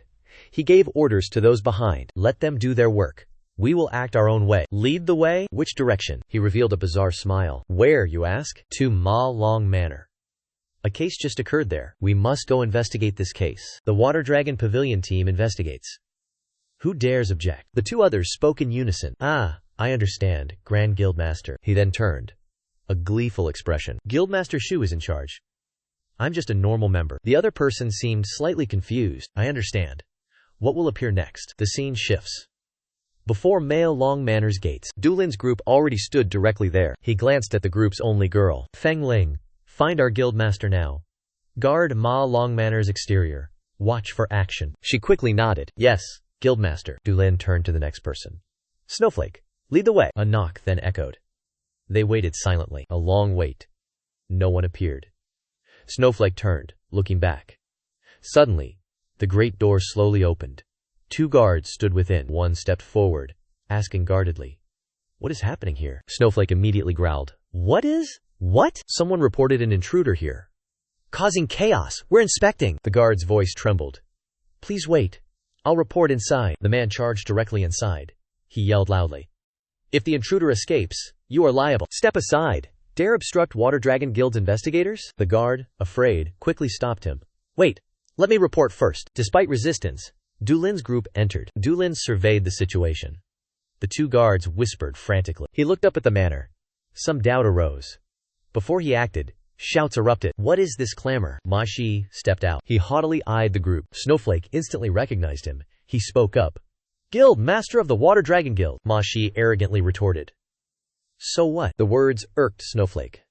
So what? Who are you? Who speaks to an official this way? He retorted without reservation. What? A mere Water Dragon Guild Master. You dare? Snowflake sternly countered. Do you know obstructing Water Dragon Guild officials? What penalty you face? Do you truly obstruct us? As they argued, a voice emerged. Both turned to look. Be cautious with your words. The one stepping out is the branch master. He clasped hands leisurely behind his back. He corrected Snowflake's words. When have we obstructed Water Dragon Guild? Seeing the arrival, he quickly saluted. His voice softened. Who could it be? It is Hall Master Song. I did not recognize you. Ma Shi, shouting moments ago, now fell silent. Hall Master Song then spoke. Why cause such a ruckus at midnight? Bong Tuyet replied instantly. Reports of chaos. Someone brutally killed. We investigate. He turned to his man. Chaos. Brutal death. What is he saying? His gaze grew firm. A shout suddenly rang out. Chief! Song Jian pointed upwards. That spot is shattered. Let me check. Bong Tuyet nodded. Go check. But Hallmaster Song quickly intervened. Wait. That broke yesterday. Not new damage. We will fix it. Bong Tuyet remained firm. Is that so? Regardless, I still want to enter Yuma Ji. Hallmaster Song worried. The chief rests. Disturbing him is improper. Our protagonist spoke sternly. We investigate murder. Delaying for the chief's sleep? He immediately looked flustered. No, that is not what I mean. While they argued, a young man noticed something. Huh? That spot? His feet nimbly leaped. The others below were stunned. Someone below shouted, Wait! Wait! He carefully surveyed his surroundings. Chief! A dagger is stuck here. The ceiling is broken. Bong Tuyet directly stated. Something clearly happened here. I want to examine inside thoroughly. Hallmaster Song immediately grew worried. You said what? Ma Shi snarled. Even for water dragon pills. You curs cannot enter. Those words annoyed him. His icy gaze fixed. Bong Tuyet rushed forward. Get out! Not to be outdone, he countered. Pure nonsense. Their attacks collided. Intense pressure formed. A powerful shockwave erupted. The ceiling trembled. Dust filled the air. The horseman was repelled. Bong Tuyet flew back. His hands trembled. He was confused. He reached for his sword. You dare hinder Shui Longdan's mission? His sharp sword glowed with power. Those present watched in astonishment. That sword key was not mere force. Bong Tuyet pointed his weapon forward. Do not invite regret. Song Tengzhu, his companion, cursed silently. Powerless. Damn it. Another person intervened. In this perilous moment, let them enter. Those present bowed instantly. With reverence. Yes, Patriarch. The newcomer was Wu Lang. He looked stern. His long beard emphasized it. Others grew wary of the newcomer. Dulin's gaze shifted. He stared. That voice was not his. He sound. Transmitted to Bong Tuyet. No one heard. Pretend to search. Check floors 2 and 3. He bowed respectfully. A murder occurred. We must investigate. Forgive our intrusion. We seek your understanding, Wu Lang replied. Naturally. Is this not Shui Longdan's task? But finish swiftly. I expect it. They understood. The Patriarch spoke. They entered then. Bong Tuyet brushed past the Patriarch. He suddenly spoke. You arrived quickly. The intruder is surely nearby. Bong Tuyet bowed reverently. Intruder breached Julong Malong Manor. Negligence is impossible. Bong Tuyet pointed. You! Search floor 2! Dulin fumed. Seeking to act recklessly? Just you wait. Snow. Soon. In the vast manor. Dulin observed deep indentations. He deduced it was Wheel Wind Arts. Wheel Wind Arts uses wind power. A top-tier wind technique, quite perceptive. They came quickly. Left no trace. Snow approached. Then spoke. Any new discoveries? Dulin replied. Signs of struggle. Nothing else unusual. Reporting. Master. Snow heard this. Is that so? All right. Investigate the 3rd floor. Soft winds whispered. The Shui Longdan group exited. They exchanged greetings. Then departed from the illuminated stronghold. A door slowly opened. Ma Long commander muttered. Good, we withdrew. Shui Longdan so fast. Beside him, Wu Lang sighed. They assumed simple retreat, the other asked. Manor Lord knows this too? He placed his sword down. I know. But it concerns me not. Ma Long's master, Wu Lang, was a toothless dragon. The other watched them. Others, undecided. I'll end this. Wu Lang eyed his sword. 3, 4 hesitate. They'll decide soon. Jiang Hu is for the strong now. Hearing this, the other's face changed strangely. Indeed. Outside, Dulin's group vanished. Scene shift. A soft voice asked. How long in Daolong Manor? Already 2 hours? Jian Nan whispered. 2 hours? All right. Go wait there a bit longer. If he doesn't emerge, return. Yes, he thought. Discovered that. The door suddenly opened. Jian Nan stared, astonished. He's out! The figure quickly departed. Jian Nan told his companion. I go ahead. You follow? Maintain distance. Moments later, he glanced back. He instantly panicked. Where did it go? Jiannan leaped onto the roof, searching. Damn it. Discovered, indeed, this way. He scanned his surroundings, worried. A distant sound caught his attention. Jiannan eyed the alley. He landed. Stunned realization. This cannot be. When did that fellow arrive here? The lifted person was a trap. He smiled strangely. More figures emerged from the alley. Jiannan yelled. Don't come! Run! They looked confused. What? Black-clad figures descended from above, attacking. The black figures' attacks were swiftly blocked. He rushed forward, intending to help. Curse this situation. Jiannan paused, realizing something crucial. That brute punched his spot. Where will you flee? Jiannan dodged, then sprang aside. He roared. Bold! Dare attack the water dragon pill! The wall dented deeply from the punch's impact. He smirked wickedly. Who dies? Why worry? At Dulin's manor, he exclaimed. What? Jiannan, the guild leader, has not returned. Fang Ling nodded. Yes, Grand Guild Leader. Another added. He's likely assessing the situation. Dulin worried, identity hidden. Fei. Too dangerous. Find him. Dulin immediately ordered. Jiannan found. Bongzhu then questioned. What? Dulin sternly said. His identity is still secret. If he vanishes, his identity remains unknown. Do something. Search now. The group immediately affirmed in unison. Suddenly, urgent shouts came from outside. Alliance Master. Dulin was astonished. Liang Ban, covered in wounds, appeared. Master. Alliance Master Jiannan is in danger. Dulin rushed to him, panicked. Liang Ban? Where is Jiannan right now? He desperately whispered out. Master. Near the western wall. Injured. He forced out every word. Outside, the moon cast its pale glow. In the alley, Jiannan vomited blood. He clenched his hand, struggling up. Damn it. Must return. The fiend laughed. Is this all? Struggle more. So boring. Jiannan looked up in agony. Scoundrel! The fiend curled his lip in scorn. Jiannan drew a vial. Rushed the fiend. Ah, Jiannan. You won't die like this, he roared. Die, you bastard! The fiend channeled Q. Enough games. Our protagonist crushed the medicine. Attacked with speed, he swung. Struck our protagonist. The vial shattered. Splashed the fiend. Jiannan collapsed. The fiend felt discomfort. What is this horrific stench? What liquid is this? His body covered in wounds.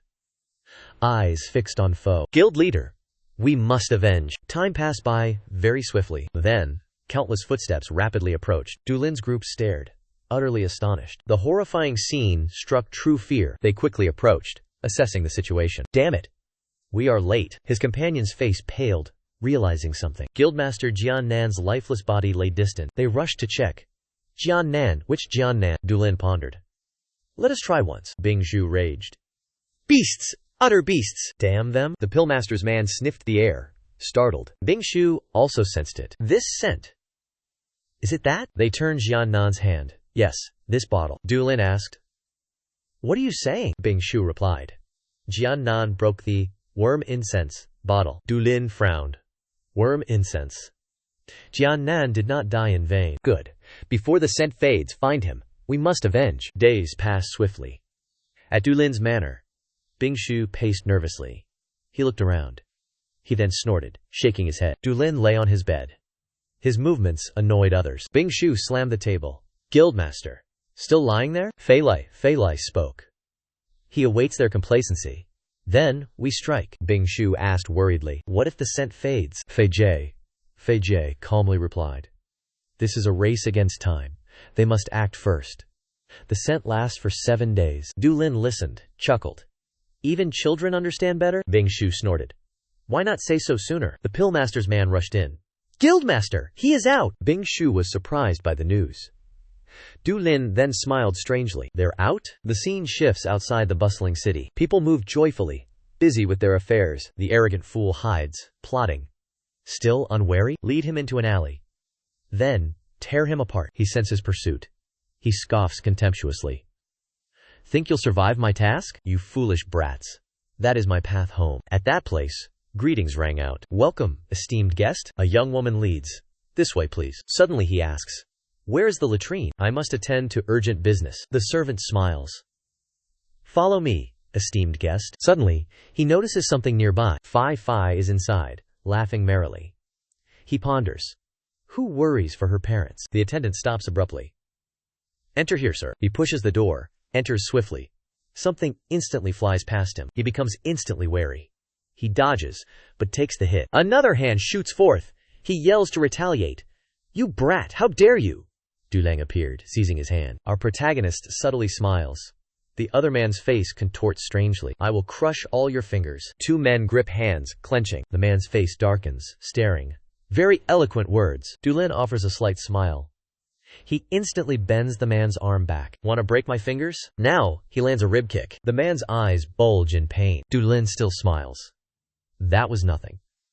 Now, let us truly converse?" Hearing this, he groans miserably. Dulin continues. "Your martial arts are noted. I must resort to this. Forgive me." Then, a gut kick.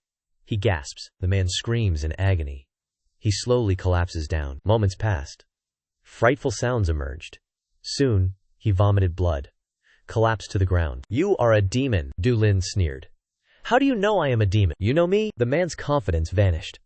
Wounds covered his body. Dulin continued. "When you killed Jiannan, were you happy?" Hearing this, he trembled. That. Dulin explained. "Why did he carry a woman's scent? You thought bathing removed that scent?" A powerful force slammed him. "He hit the wall," Dulin whispered. "Come out now." The two Bong Tuyet quickly appeared. Dulin looked at Fei Fei, pondering. "Child, why are you here too?" Fei Fei pouted. "I have a question. I think he and San Yi know each other." Dulin looked at her, surprised. He pondered briefly. "San Yi? Perhaps so. All right, you can join. But avoid bloody scenes. Understood?" A tea tray arrived. The maid remained focused. Suddenly, a piercing scream startled her. She nervously scanned around. The scream, like a dying pig. Inside, Dulin held a bloody axe. He eyed the man who killed Jiannan. The man, covered in wounds, knelt. Dulin grabbed salt. He sprinkled it onto the man's wounds. The man groaned, helpless in agony. Dulin grabbed his hair. He lifted his head. "Speak! What do you know?" He convulsed in pain. His body constantly trembled. "I don't know. Just kill me." Time quickly passed. The palace city was eerily quiet. A trembling, wounded hand lay near a blood pool. Dulin stood, wiping his hands, annoyed. "Oh, how disgusting." Fei Fei watched, then spoke up, learning more. Their conversation continued. He said San Yi secretly agreed.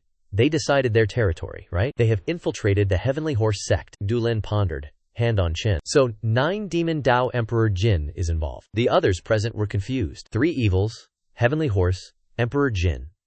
What then? Fei Fei turned. "What must we do now?" Dulin replied. He vanished. They will act. Nguyen Sung is Qian Fenglian's protector. He must gather strength. Once a plan forms, we fight. Bong Tuyet looked. "What about this one?" Dulin turned. "Smash his head! Like Jiannan." Scene shifts to Ma Long Manor. A voice asked. "No contact with Protector Sang?" Another hesitated. "Not yet.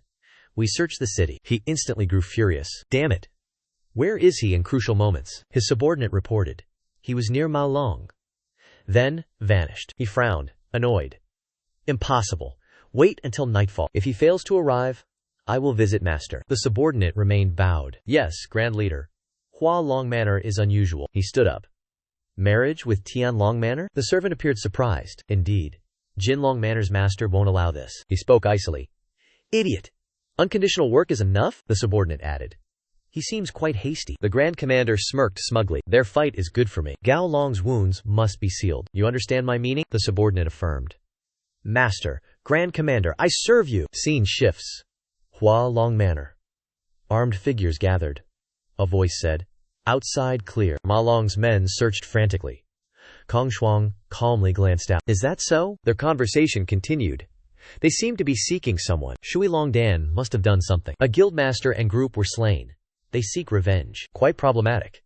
Not easy at all. Wan Feng then continued to speak. News arrived from Tian Long Manor. These words instantly captured their attention. What did they say? He then began to recount. "Proceed as planned. The manor lord will provide." Kong Shuang stared at the papers. "Tell him this." "I desire gauntlets," the other party asked, slightly perplexed. "Gauntlets, you say?" He explained its name. Ding Jia. They hit it. The scene now shifts 5 days forward. Dulin, arms crossed, spoke slowly. "Their name?" "Qian Feng Lian." Baikao, opposite, asked. "Qian Feng Lian. A wind martial art, perhaps?" Upon hearing, he sweated. Quite surprised. The young master noticed this abnormality. Dulin stared. Did Danju Hua know something? After thought, Baikao spoke. "They know that martial art?" Dulin, arms crossed, explained coldly. Qian Fenglian's master is a 3 evil. He caused the Bloodland chaos. What? Are you certain? Sharp eyes looked straight ahead. Before Nine Dragon City, I met Murim Alliance. That person already knew this. He sweated more, now anxious. His gaze keenly observed the youth. The young master seems to want something. Why choose me? What must I do? Du Lin responded with absolute resolve. We must unite. Give our all. Can you? Bai Cao's gaze grew increasingly cautious. Do not worry. I am no mere puppet. The scene shifts. A clear blue sky. The quiet courtyard rests under gentle sunlight. On the steps, Du Lin gazed skyward, deep in thought. His eyes held a trace of sadness. Is father truly well? His hand began to tremble. That image, a year old, resurfaced. Are you all right? Who drinks so much wine? His father, hearing all, clenched his hand in irritation. Too noisy. My son? He continued speaking. Perhaps heaven punishes me for my son's suffering. Where are you? Are you listening? He calmly drank. Head tilted back. Cannot hear? Since my rise, father drinks more. If at home, below the cliff, waves still crash. Du Tian calmly sat, sipping wine on the rock.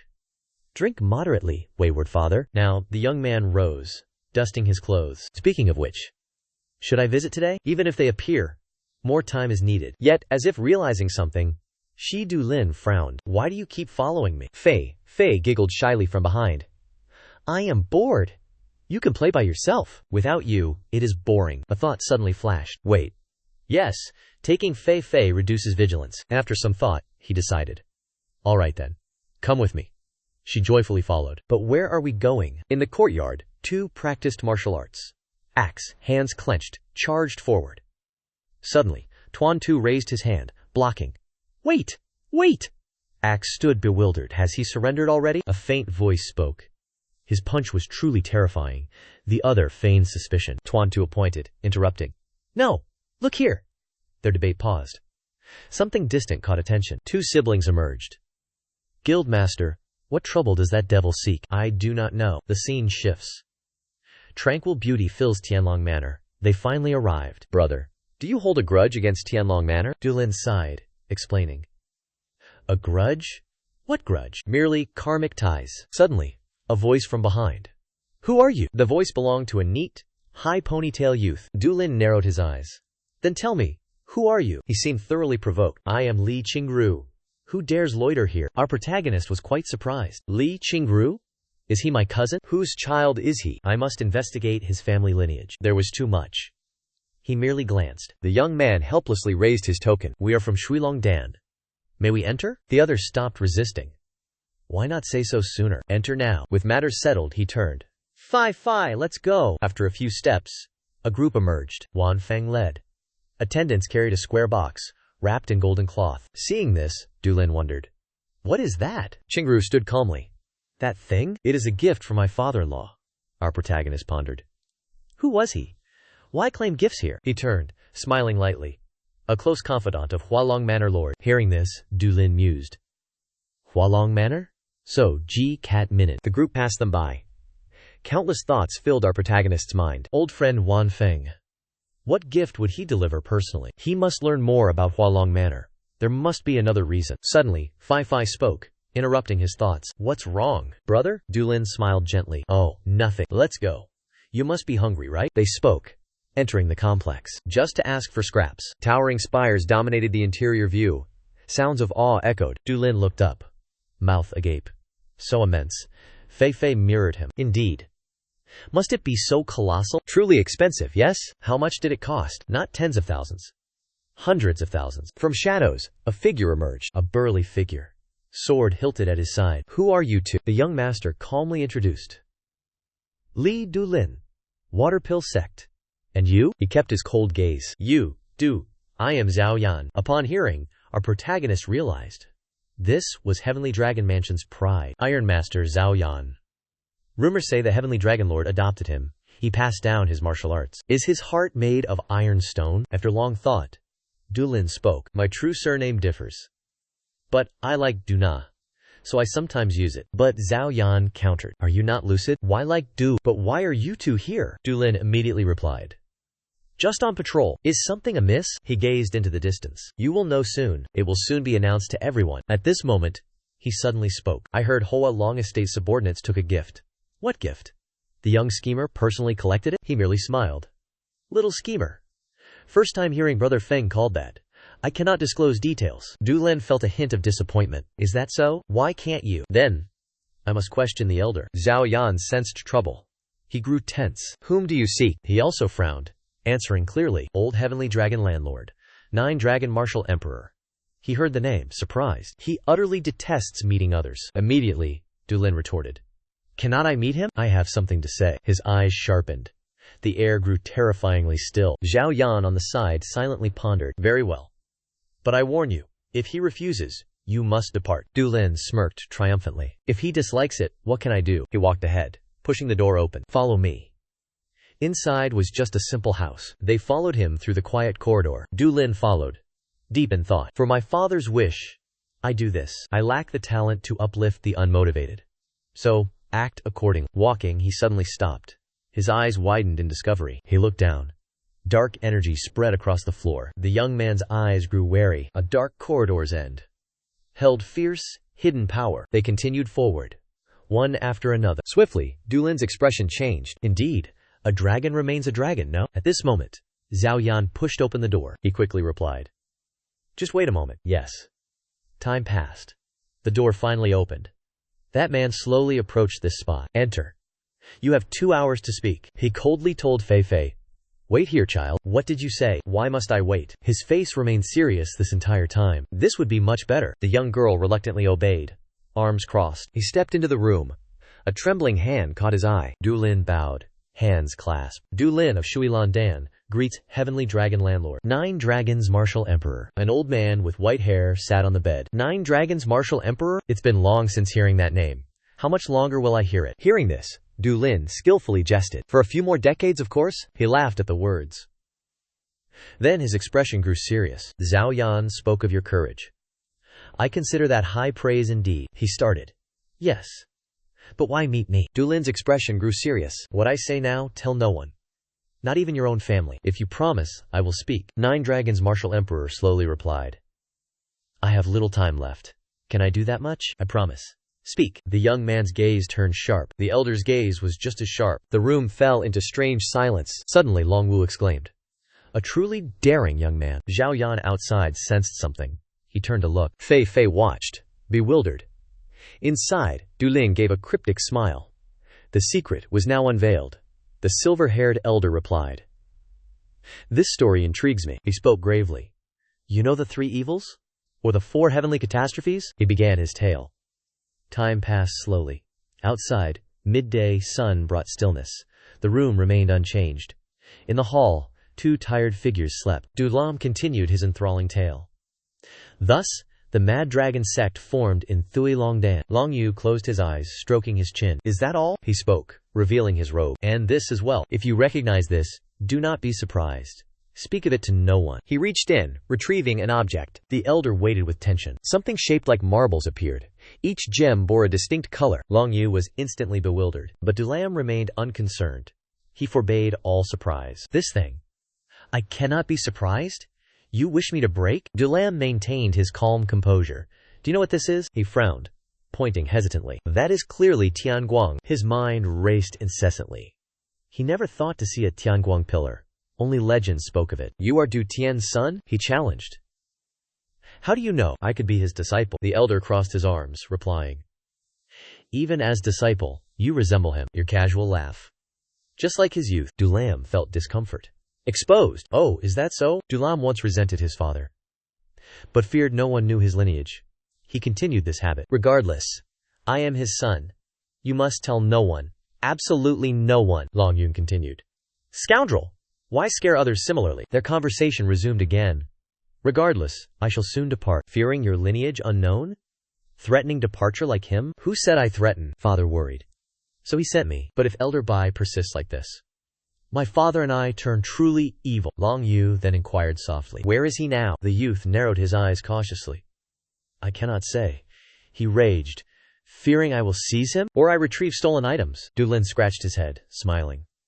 Perhaps so. The old man also smiled lightly. Boy, what dragon-devouring talent does your father possess? How did he infiltrate the triple-locked heaven dragon ancient? Long Wu continued grimly.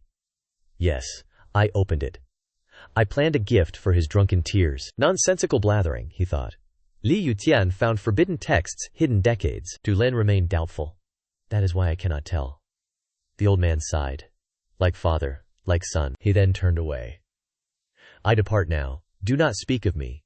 Their eyes are everywhere within Nine Dragon City. This boy, I know. Suddenly, Long Wu spoke. Also, I heard Ding Jia reached Hua Long Manor. He then questioned further. What is this Ding Jia? Long Wu explained in detail. It is a gauntlet. It was in Heaven Dragon Ancient. But Zhu Ge Kongshuang requested it as dowry. Du Lin tilted his head. Nonsense. If gauntlets, I need them too. Long Wu continued speaking. Frankly, I am displeased. But he demanded it. He glanced over, seeking clues. So, what do you want me to do? But he took a roundabout path. You must know this yourself. Grant it, or deny his desires. His expression turned cunning. So, retrieve it for me? Hearing this, he smiled faintly. This father-son duo excels at seizing opportunities. Act as you wish. This boy, he obediently replied. I understand. Then I truly depart. Finishing, Du Lin happily walked out. Suddenly, he stopped, remembering something. He addressed the youth. Zhao Yan. Any leftover food? So hungry, but the boy sleeps. He agreed to let me observe. Before leaving, he glanced inside the room. Master's radiant smile brought joy. Long Yu lingered. This boy. He wondered why Master smiled so. Why did he smile? He called out. Follow me! Sky Dragon Manor has a cold meal. Du Lam roused Fi. The manor silent. Du Lam ate heartily, both focused, eating with enthusiasm. Suddenly, Zhao Yan asked, why did he smile? This made them pause. He laughed, replying, big news. Then asked, any gloves inside? Older, the better. Fi, eating, asked in return. Gloves? Zhao Yan replied. I used one weapon forging. What for? Du Lam chuckled. For fruit. Everyone was puzzled. Fruit for whom? Zhao Yan, annoyed, stared at his opponent. Soon after, their fists clashed together. Dusk fell. The snow group trained diligently. They ignored a shadow emerging from within. That person carefully adjusted their attire. When had Du Lam acquired a mask? He changed his clothes. Is this perfect now? Before leaving, he did not forget his warning. Little one, guard this room while I am gone. Fi replied. I know, big brother. No worries. He walked to the window, then coldly replied. He leaped from the window. Fi gently warned. Go carefully. She stood, meekly waving farewell. Her expression changed instantly. Now, I shall guard this room securely. Her attire discarded. She gleefully jumped onto the bed. Fei hugged her pillow. She rolled around. So much joy. So much joy. Outside, the atmosphere was different. Feet glided across rooftops. Du Lin ran like the wind. He leaped. No wasted motion. His gaze fixed forward. The moon now hung high above. A quiet house with hanging lanterns glowed. Inner corridors were empty. A window slowly opened. Du Lin quickly infiltrated inside. He stood on roof beams. His sharp gaze rose. Where did they hide it? Intricate wires crisscrossed everywhere. 9 secret chambers awaited. Past Jie Kongshuang's study? Luckily, the Hua Long estate blueprint. Found in the archives. Without my agility? Impossible to find. Actually, Fei found it. Not me. Fei found it, not me? What did I find? Du Lin looked around. Where to now? Outside, tall guards patrolled. Inside, a hand moved slowly. A brush flowed gracefully. Kongshuang sat by the window. Things felt too easy. He was uneasy. He pondered. Was there another meaning? Moonlight bathed the tiles. A shadow plummeted down. Du Lin. How did he appear? Guards were instantly downed. He slowly opened the door. The sight widened his eyes. What is this? This whole place. He's insane. No time. Find it. Leave now. Du Lin felt the surrounding walls. He tapped the wall. Seeking clues. From place to place. Bookshelves to baseboards. Du Lin stared at the loaded bookshelf. Where did the old man hide it? It must be close. He sensed something amiss. Du Lam spotted a dragon painting on the wall. He noticed something strange. Different eye colors. The young man quickly approached, hand nearing the painting. He touched it. Something shot out. He flinched back. Elsewhere, something suddenly began to tremble. It then shook harder, ringing loudly. The bell was in Kongshuang's room. Any disturbance, he'd know. Hearing it, he rose furiously. He bellowed. Who's there? Immediately, a voice replied. You called? Governor Cao Loi reporting? He roared furiously. Go to White Dragon Palace. Investigate immediately. His angry shouts echoed. Find Wan Feng. Bring him. Just then, Du Lam found the secret location. He stared at the drawer. A mix of surprise, disappointment. Too easy. So simple. This box looks valuable. Let's open it. He saw a box. He carefully opened it. What was inside shone brightly. He grew excited. Unique gloves lay neatly within. Strange energy emanated. Dulam curiously picked them up. He examined them. Yes, yes. You found your master. No idea their use. I'll put them on. As he spoke, he put on the foul-smelling gloves. As he did so, he found something new. He picked up the box. He examined it. Strange box. Finally, he realized. He gasped aloud. I'll take this too. Not a treasure. I'm no greedy thief. Meanwhile, a group of people charged toward him. Guards! Is there an emergency? A thief? They rushed straight inside. Who dares do this? The three searched frantically. Found nothing. Kong Suong arrived. Rushing forward. Get out of my way! Move! He rushed to the painting. He scrutinized it. He looked down. A shocking discovery. His precious gloves were swapped. Replaced by tattered rags. Dulin quickly departed. Angry words still echoed. Which scoundrel? If I knew, I'd dismember you. You scoundrel! Upon arrival, he pushed the door. He pulled down his mask. Little girl. Where did she go? I told her to guard diligently. He looked down.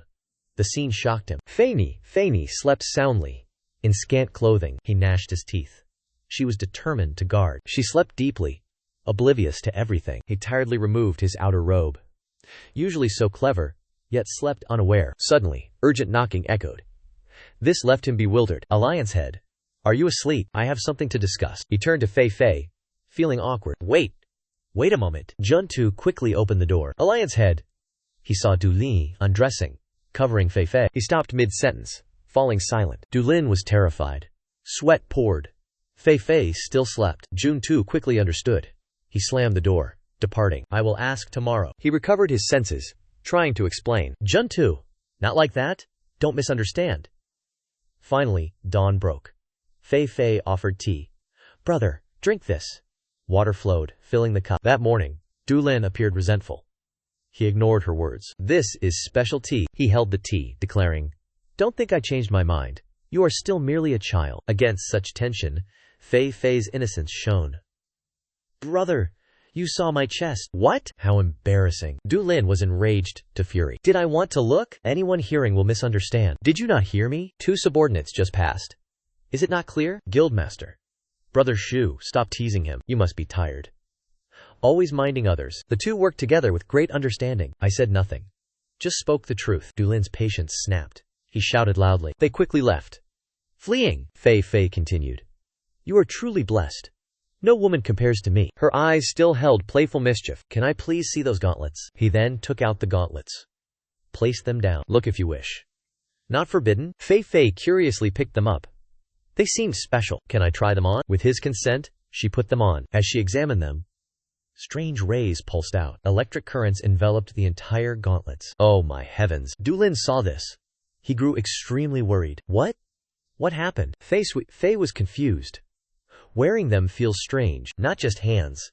My whole body is numb. As she spoke, the gauntlets were snatched back. It was nothing. What nonsense are you saying? But she remained carefree. I truly felt it. Scene shifts to Hualong Manor. A hand slammed down. The furious elder rose, shouting. Wanfeng calmed him. Please, be still. He spoke angrily. Then you speak now. Wanfeng pondered. Hand on chin. Offered his opinion. We must investigate this matter further. He frowned, investigating despite clear evidence. He pondered, growing increasingly perplexed. What does he gain involving us? The other lowered his voice. You believe it's from Tianlong Manor? Not Tianlong Manor. Kong Shuang stared, then walked to the window. You have 15 days. Investigate thoroughly. Understood, my lord. A new sound outside. He recognized it. Kong Shuang spoke. Enter. A hand opened the door. A handsome youth entered. He bowed respectfully. Father, you summoned me? Kong Shuang gazed distant. You must eventually appear. The youth stayed calm. Is something serious? He honestly stated. My diary is gone. It's in secret script. Deciphered. Hualong Manor falls. His gaze remained utterly composed. If I find him, may I ask a favor? He eyed sharply. Bring him. Any request granted. Wang Zhuo turned, departing without a word. Kong Shuang spoke, stopping him. My son loves you. Be extremely careful. His father's words made him pause. He reassured. I will return, father. The scene swiftly changed. He cursed, slamming the notebook. Damn it! What is this? Infuriating. Written in symbols? This looks difficult. Suddenly, Fei Fei arrived. Brother, what are you doing? Dulin complained. Annoyed. You always enter without permission. Why are you here again? She innocently replied. No one plays with Fei Fei. Feifei is very bored. Our protagonist seized the opportunity. Feeling bored? I shall banish your boredom. She wondered aloud. Big brother? Feifei rushed, hugging his arm. She gently asked, "What will you do?" Dulin tapped her head. "This book ends all boredom." A voice echoed from the door. "Sect master. The alchemist wants to meet you." Feifei held the book, perplexed. "Huh? What is this?" Our protagonist ignored her, smirking. He turned. "I meet the alchemist. Work hard now." Only Feifei remained. With the mysterious book, the mansion seemed perpetually peaceful. "What troubles you?" the other person replied. "I should pursue something meaningful." He sat, arms crossed. "Is it too soon?" The other sought books, calmly replying. "We know our foes. But can we wait indefinitely? Action will invigorate our bodies." He hinted at eager others. The person asked, "Is that so?" "I plan to wait longer. Superiors cannot," he thought. "You are the impatient one." He slammed the book down. Tianlong, Sanglong, Jianlong allied. They formed a secret 9-dragon guard. Our protagonist frowned, avoiding his gaze. He thought, 9 dragon guards? Just 3. When can we begin? Bai Kao gravely replied. When raging dragon sect acts, I strike tonight. But our protagonist smirked. Nothing is impossible. Dulin moved to another location. Bong Tuyet waited. She asked, "Summoned the sect master?"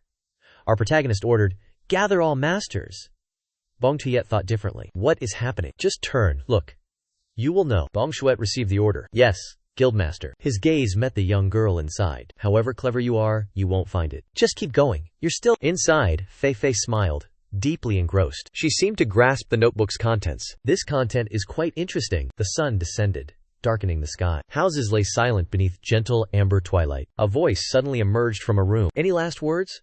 Write them down. Once this begins, only allies or foes remain. Remember this well." 3 subordinates responded in unison. "Yes?"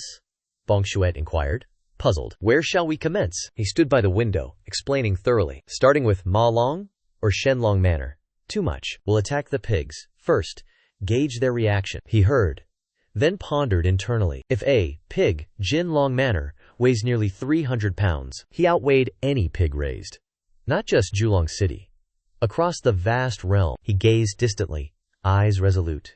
He mused. Devils and pigs, a duel.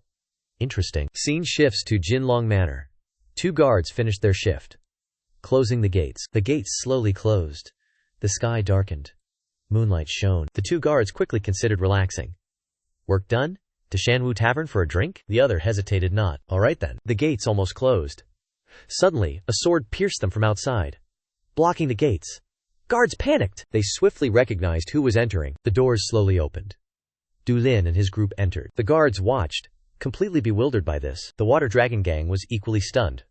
Why were they here? Dulin's group pressed deeper. Bong Tuyet pushed guards aside. Inside, guards heard the commotion.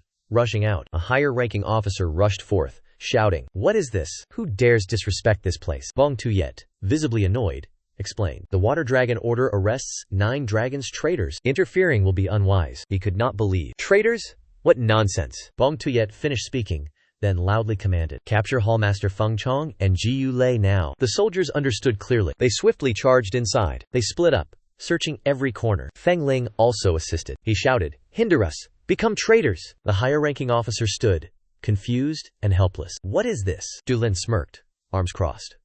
Another voice called out, "Who dares disturb Golden Dragon Manor?" The arriving elder was of Golden Dragon Manor. Zhong Yue. Bong Tuyet turned, repeating her earlier statement. "We hunt traitors by order.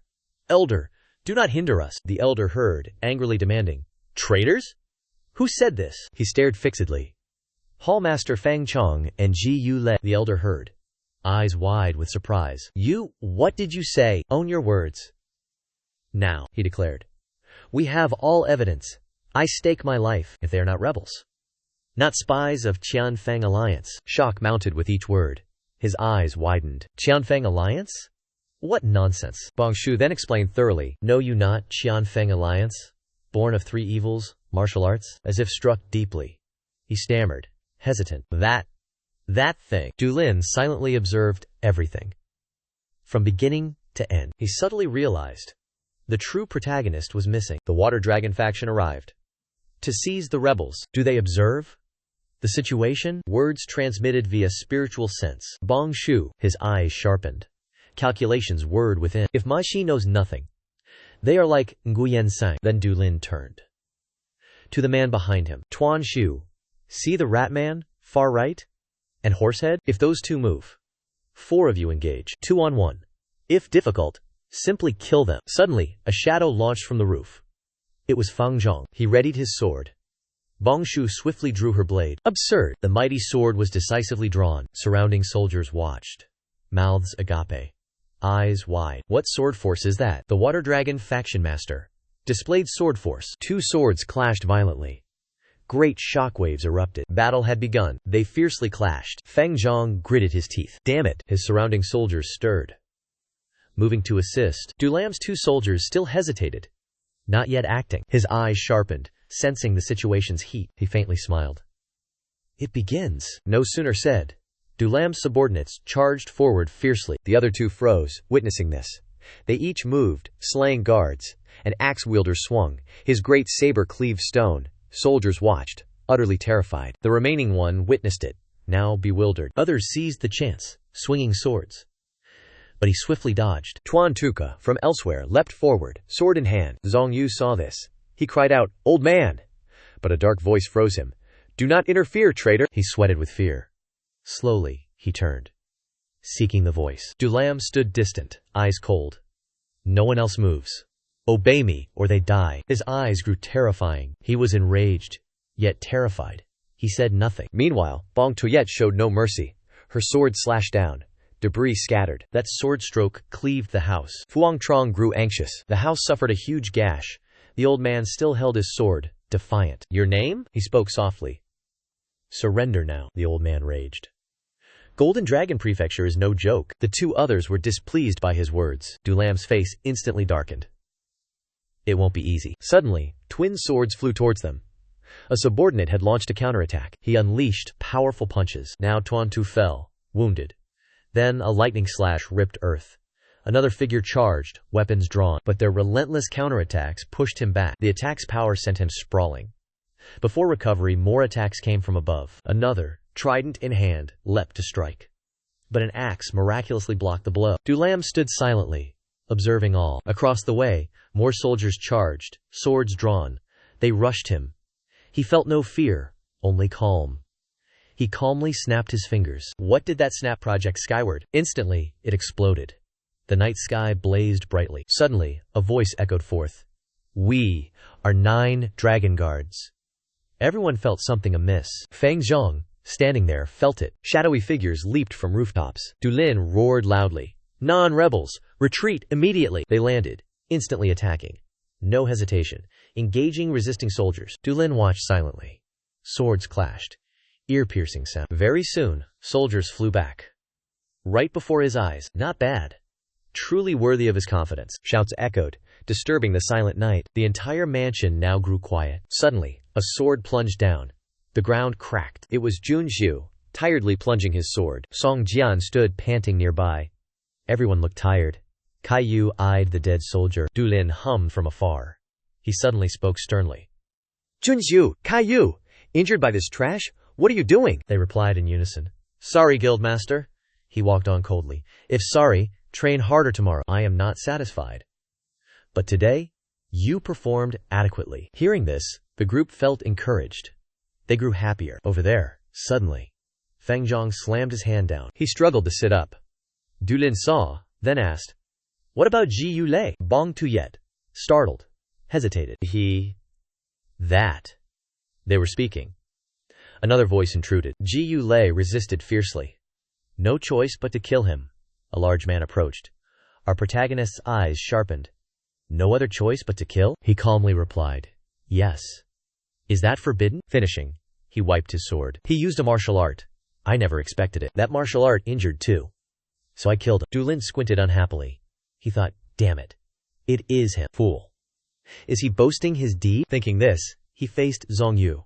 Regardless of chaos, do not interfere. He turned, frowning. The master is working. Know his authority? Dulin's face showed disdain.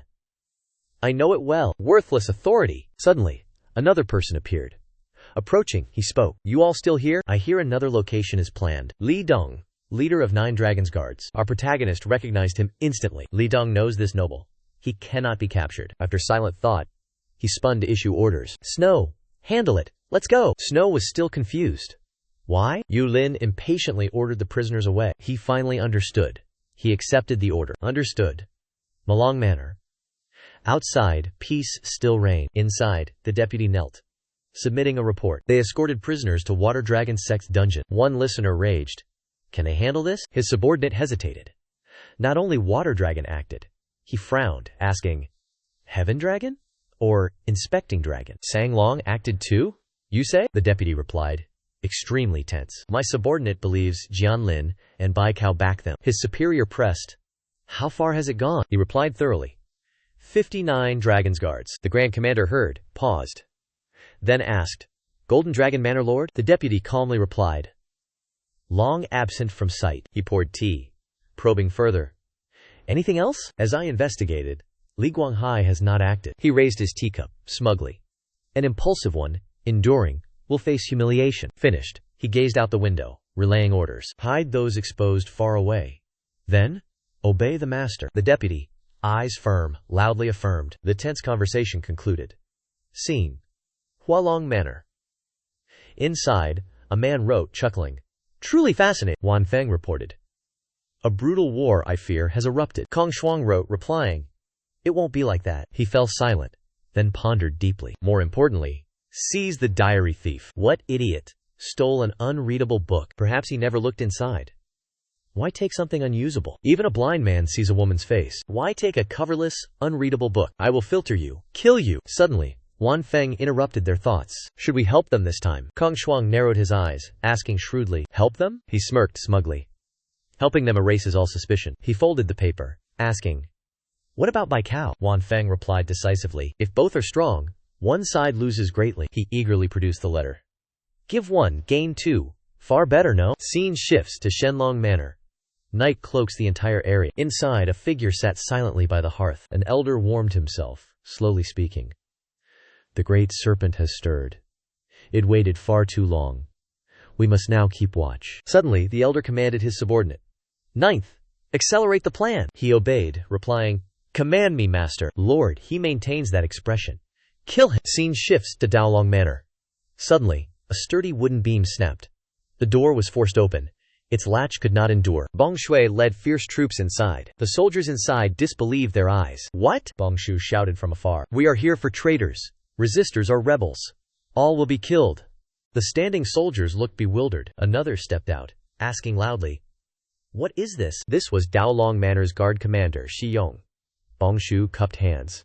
We must do this. We fear traitors escaping. Please understand. He feigned a loud question. What did you say? But he ignored them. Seize Donghu Yungwu and Jiang Tai. His men instantly obeyed. Yes. Before action, another cried out, stop! You dare break in? The elder roared in fury. Even the water dragon pill gives no such disrespect. Kui Dao Wang, Daolong Lord, established his glory. Bong Tuyet bowed respectfully, presenting her terms. Thui Long Dan would withdraw upon their capture. She begged Kui Dao Wang to overlook today's rudeness. Lap Vin gnashed his teeth in anger. Insolent cur! He immediately commanded, search for me. Li Dong shouted loudly, step back! A group swiftly rushed inside. Lap Vin gnashed his teeth, enraged. His voice came out stammering. I. The old man then spoke decisively, hurriedly. Today's events, I will personally question Bai Cao. Hearing this, Bong Tuyet pondered deeply. She seemed to be calculating something. He quickly shifted his gaze to the floor. Moments later, a hand entered his view. Only a tall, struggling man lay before him. His body was stiff, paralyzed. Ling Dong whispered to Bong Tuyet. He seemed to have suffocated already. No intruder signs. Likely suicide. Seeing this, he replied quickly, without hesitation. How unfortunate. Both committed suicide. Du Lin, standing nearby, spoke. Chairman Bong Tuyet, this isn't suicide. Hearing this, Bong Tuyet exclaimed, flustered. What did you say? A needle-like wound on the neck. Regardless, bring the body to Thuki Long Dan. We need a thorough investigation. Li Dong pondered, clearly puzzled. I checked the needle mark thoroughly. But I saw nothing then. Did I not look closely enough? Bong Tuyet, however, spoke decisively. Do it. Take the body to Thui Long Dan. My lord, he seems from the manor. Suddenly, a man approached, looking very annoyed. Lap Vin crossed his arms. His voice was extremely provocative. What do you mean? Is that my responsibility? Bong Tuyet replied instantly, without hesitation. I am but a humble chairman of Thui Long Dan. How dare I harbor such intentions? You...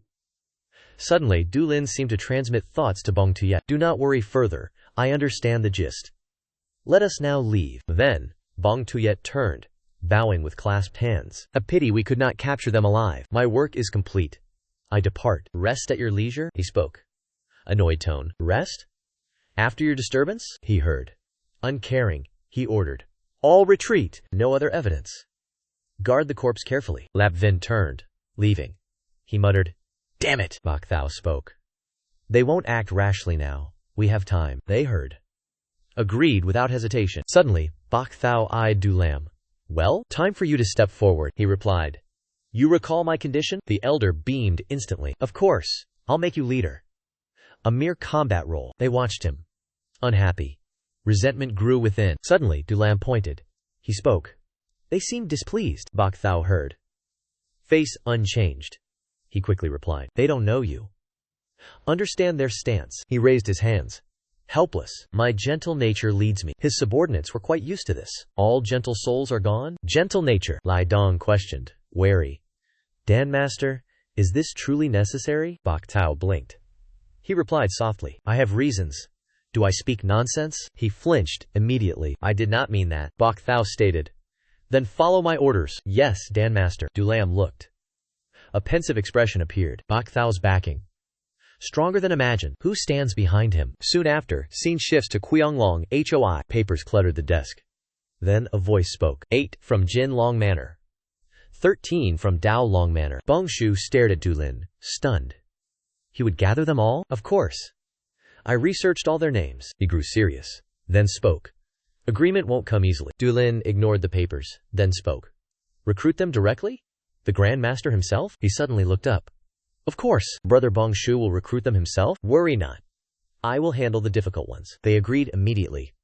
We understand, they shouted. Now bright stars twinkled high above, within a vast mansion.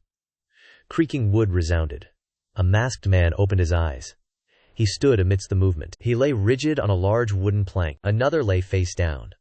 A man in black fumbled. His gruesome face. He subtly smirked, his goal achieved, his eyes fixed on a small hole. A rope lowered through it. Something mysterious was tightly bound. Below, Zhu Longyu slept. The rope appeared before him. It moved carefully. Slowly, to Zhu Longyu's mouth. Instantly, it touched his mouth. The man above smirked. A truly terrifying sight. Farewell, Emperor Zhu Longyu. He rubbed the rope. Dazzling lightning appeared. It enveloped the thin thread. It popped.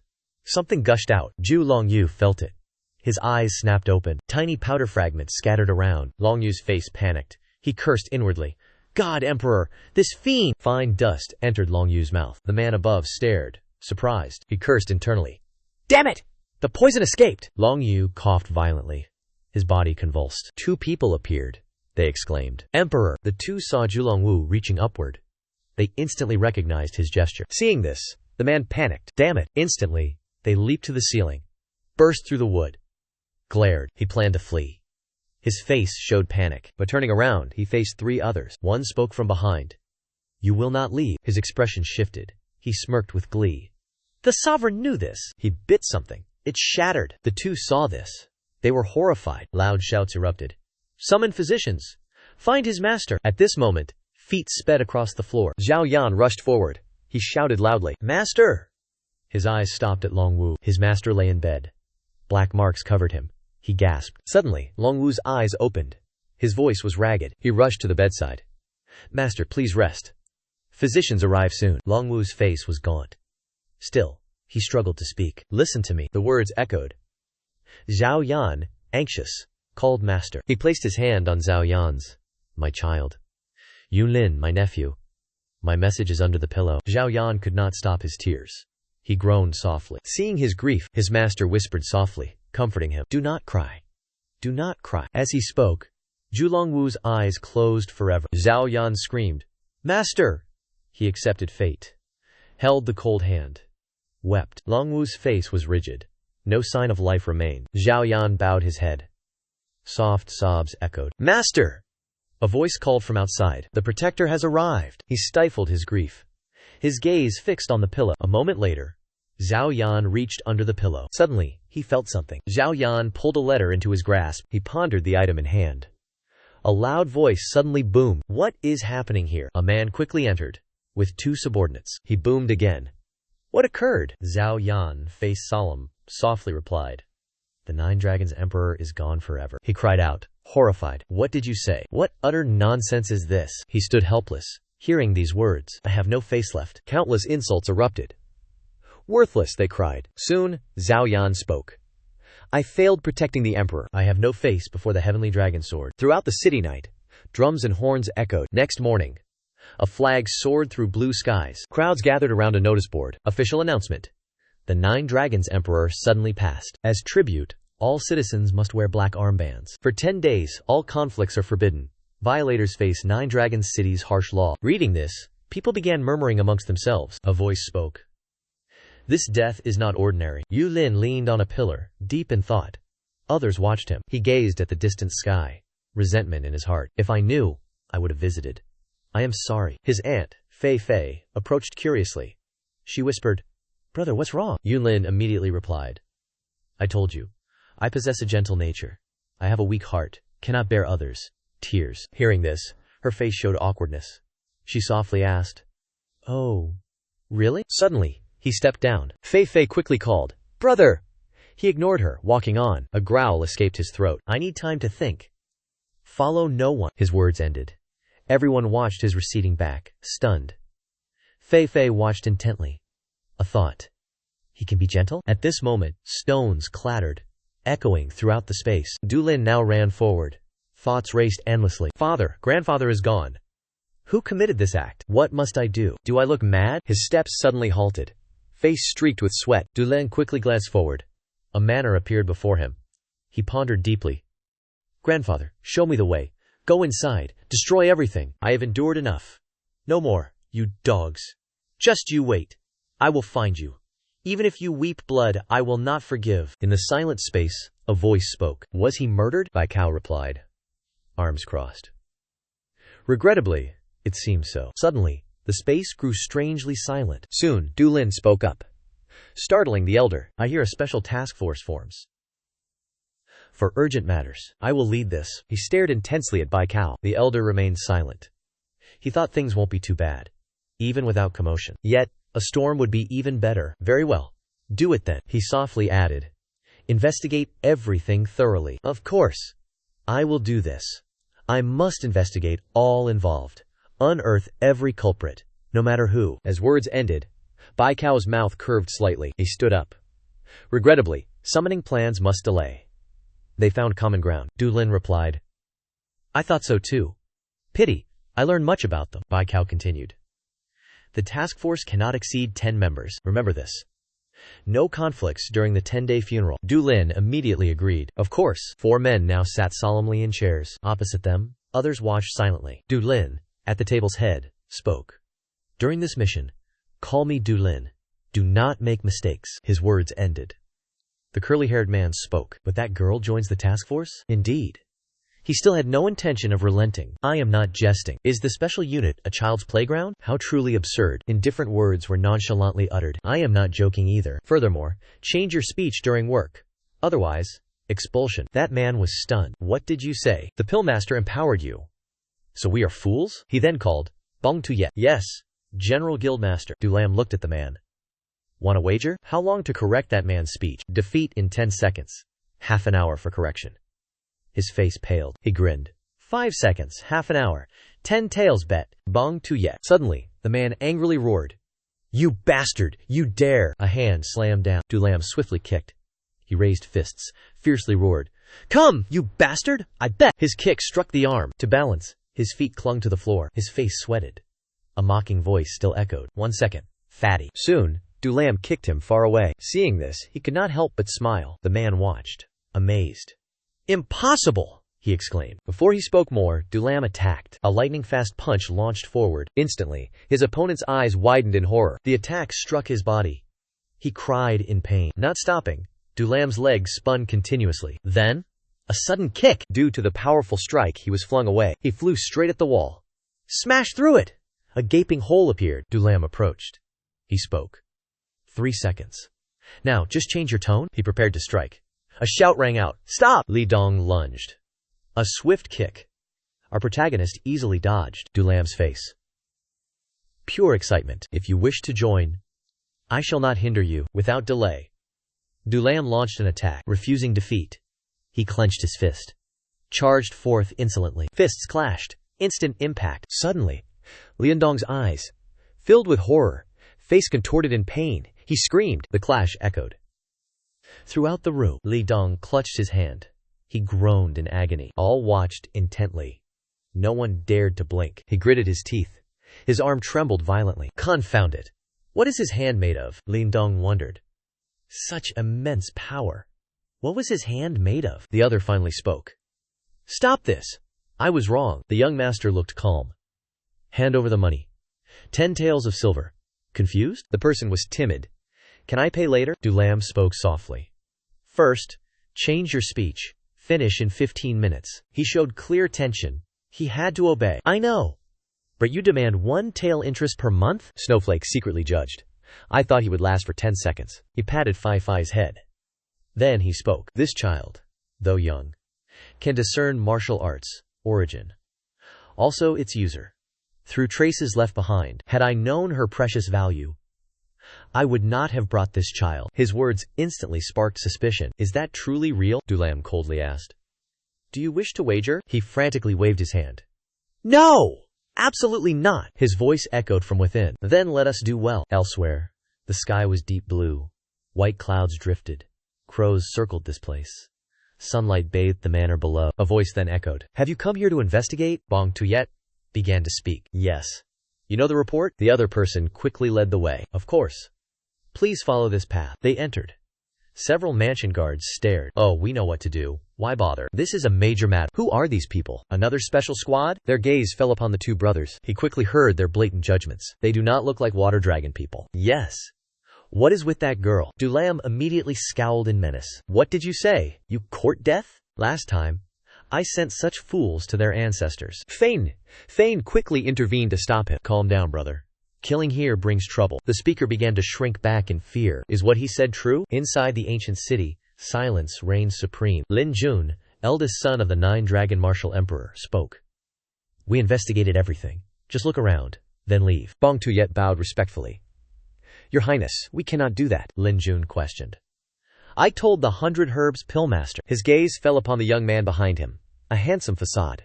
Not half his father. Then bluntly stated. Truly irritating. He glanced at Dulam. I will consult the Grand Guild Master. Hearing this, he asked back, puzzled. Grand Guild Master? He quickly clasped hands, introduced himself.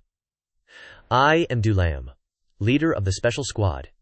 Investigations follow 9 Dragon Law's rules. Suddenly, Lin Jun roared. Defy my words? Dulin's companions maintained their profound composure. Snow Guild Master. By 9 Dragon Law, how do we deal with investigation obstruction? Snowblossom swiftly provided her answer. The law scrolls clearly state this. Except for emperors, any individual can be imprisoned. Is that so? His eyes showed keen interest. This agitated the elder greatly. He then raised his voice. What was that? How dare you? On this side, they all fell silent. No one dared to utter a word. Dulin kept his provocative smile. Sunlight gently fell on each house. The wall showed 2 large, gaping holes. Strange black marks stained the bed. The young man silently observed the surroundings. Meanwhile, Fei Fei commanded the special team. Absolutely no rapid movements were allowed. Step slowly and with utmost caution. 3 of you, move to that spot. My sister and I will search the room. Also, 4 of you check the ceiling. The curly-haired man cursed in annoyance. Damn it all. Suddenly, Fei Fei noticed Dulin. He remained motionless all this time. She couldn't help but question it. What troubles you, brother? The young master's eyes held a sadness. It is nothing. Before I could speak, Fei Fei interrupted. Call the 9-dragon martial emperor. Hey, you portly fellow. He was slightly irritated by being ignored. Hey! She intently berated him still. What if the wall breaks now? I warned you. Touch nothing carelessly. It was already broken, so I... Fei Fei turned back, asking her brother.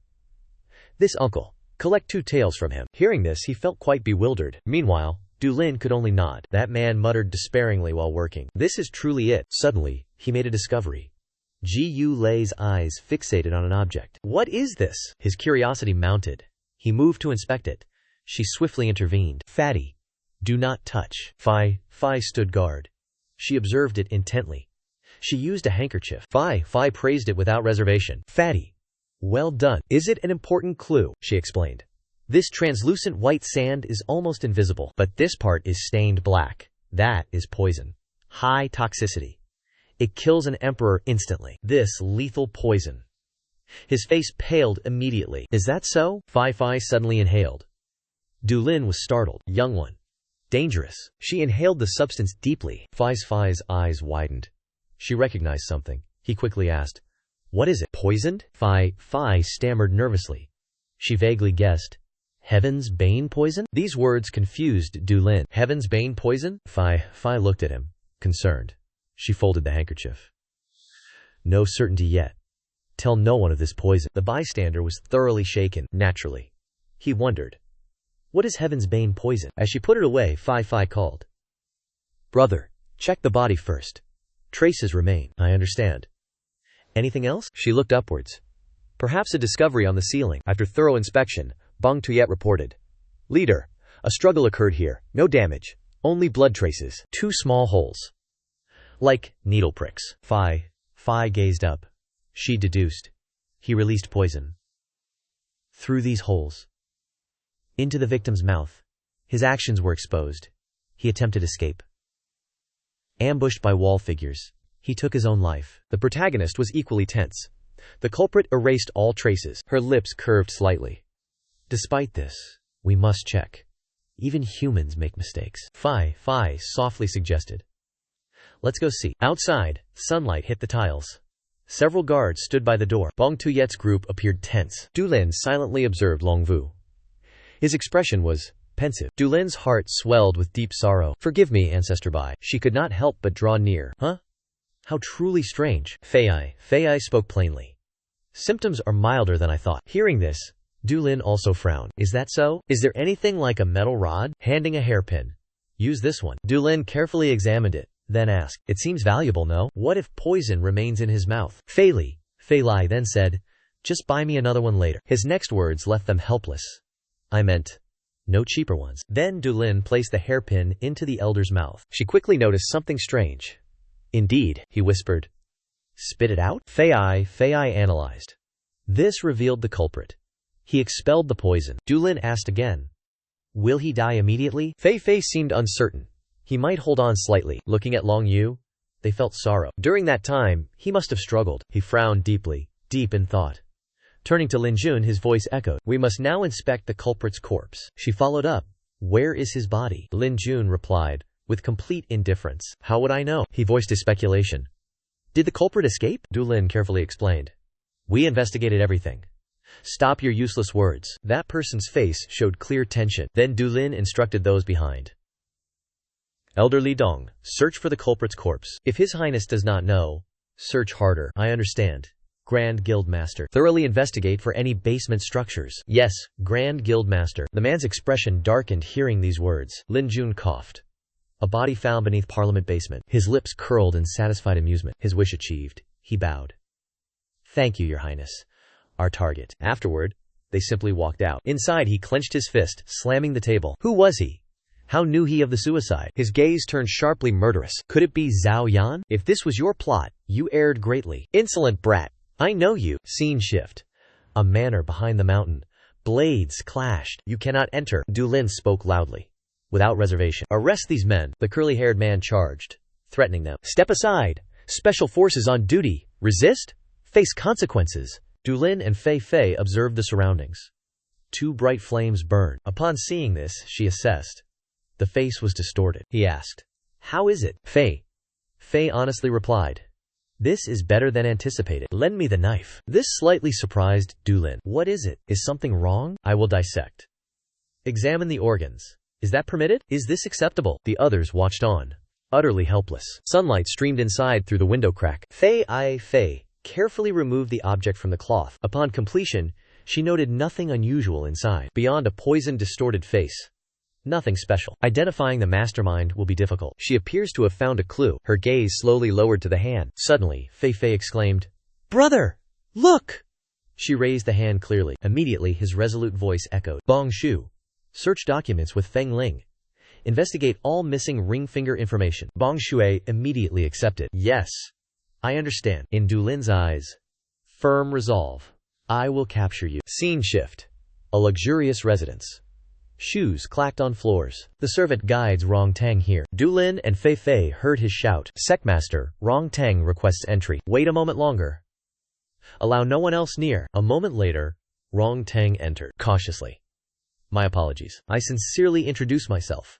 Rong Tang. Du Lin politely replied, I am Du Lin. What brings you here, brother? Rong Tang remained silent. Both stared. Eyes locked. Fei Fei broke the awkward silence.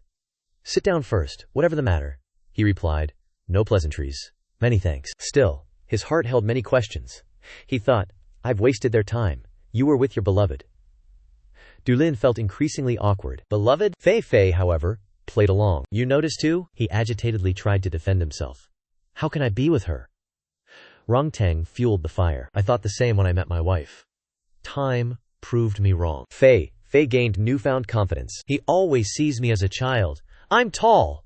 My chest is big. Du Lin felt helpless. Oh heavens. Stop this nonsense. Sit down. The room returned to its calm. Rong Tang began the discussion. You spoke of poison? Du Lin confirmed the information. It is true. He pressed further. From outside or within the mansion? Do not rush. Du Lin pondered. We are still investigating. Yet the infiltrator likely came from outside. Rong Tang probed deeper. Found the criminal's identity? He replied honestly. The mastermind is still unclear. Further investigation is needed. His mind was filled with doubt. Could the special team bypass my uncle's defenses? Yet the culprit was found in one day. He stared with calculation. Rong Tang mused. Can I stake everything on this man? Fei served cheerfully. Another cup. Du Lin seemed reluctant. Very well. Rong Tang suddenly spoke. Guildmaster Lin. You have begun investigating Feng Lian. He grew wary. I have begun. But why do you ask? Suddenly, Rong Tang offered. How may I assist you? He hesitated silently. Du Lin's expression changed. His gaze probed. You intend to abandon this place? Rong Tang hesitated. Leave Nine Dragons City? He spoke cryptically. Nine Dragons City is a great hindrance. The world lies only outside. As if understanding him, Rong Tang smiled. Indeed. The world lies only outside. He asked curiously. How can you help? He answered confidently. I can do more than you think. Du Lin watched him, pondering. I knew someone would come. This is Sky Dragon Mansion, not the territory of Earth Dragons. Yet, a small coiled dragon arrived. Then he cheerfully accepted. Very well. A small matter. Let us try it once. Rong Tang had his own purpose, a fellow disciple of Ascending Dragon Institute, abandoning his esteemed reputation. To live a life worse than death. Du Lin set the terms. I am the Grand Guildmaster. However, if you lead these men, handle it yourself. Hearing this, he hesitated. This gaze. A friend more fearsome than imagined. Du Lin skillfully ended the talk. Let us rest now. Other matters can wait. The other understood. He stood. I know. His hand touched the door. Then, he froze. Dung Dang wanted to reveal a secret. Guildmaster Dung. My surname is Ling, not Dung. Du Lin's face showed a slight smile. Originally, I am also Lia. Duo was instantly surprised. If he is Lin Du Lin. He quickly departed. More next time. That is all for today. Du Lin calmly replied. I know. He told Fei Fei. Kid, clear Dung Dang's cup. Replace it. The cup was still full. She obeyed. Yes. Time continued to pass. 2 keys later, he glanced over. You can come out now. From the room's hidden corner, a voice echoed. It seems you have a guest. Zhao Yan, with noble bearing, slowly approached. Du Lin spoke first. He just left. This cup is for Brother Zhao. The other party pressed. You knew I would come? Du Lin eyed him sharply. Then, got straight to business. Hand it over. Didn't you come to give me something? Zhao Yan was surprised. How did you know that? He pulled out a letter. Handed it to Du Lin. Thoughts swirled. Before Master died. He left this for me. I thought no one knew. He held the letter. Eyes full of thought. The room fell silent. Zhao Yan mused. Then he relayed a message. He said this. Hold no hatred. His mood grew heavy. Hold no hatred? Because of a hard life? He says not to hate? A ridiculous old man. What did he even know? His expression made him suspicious.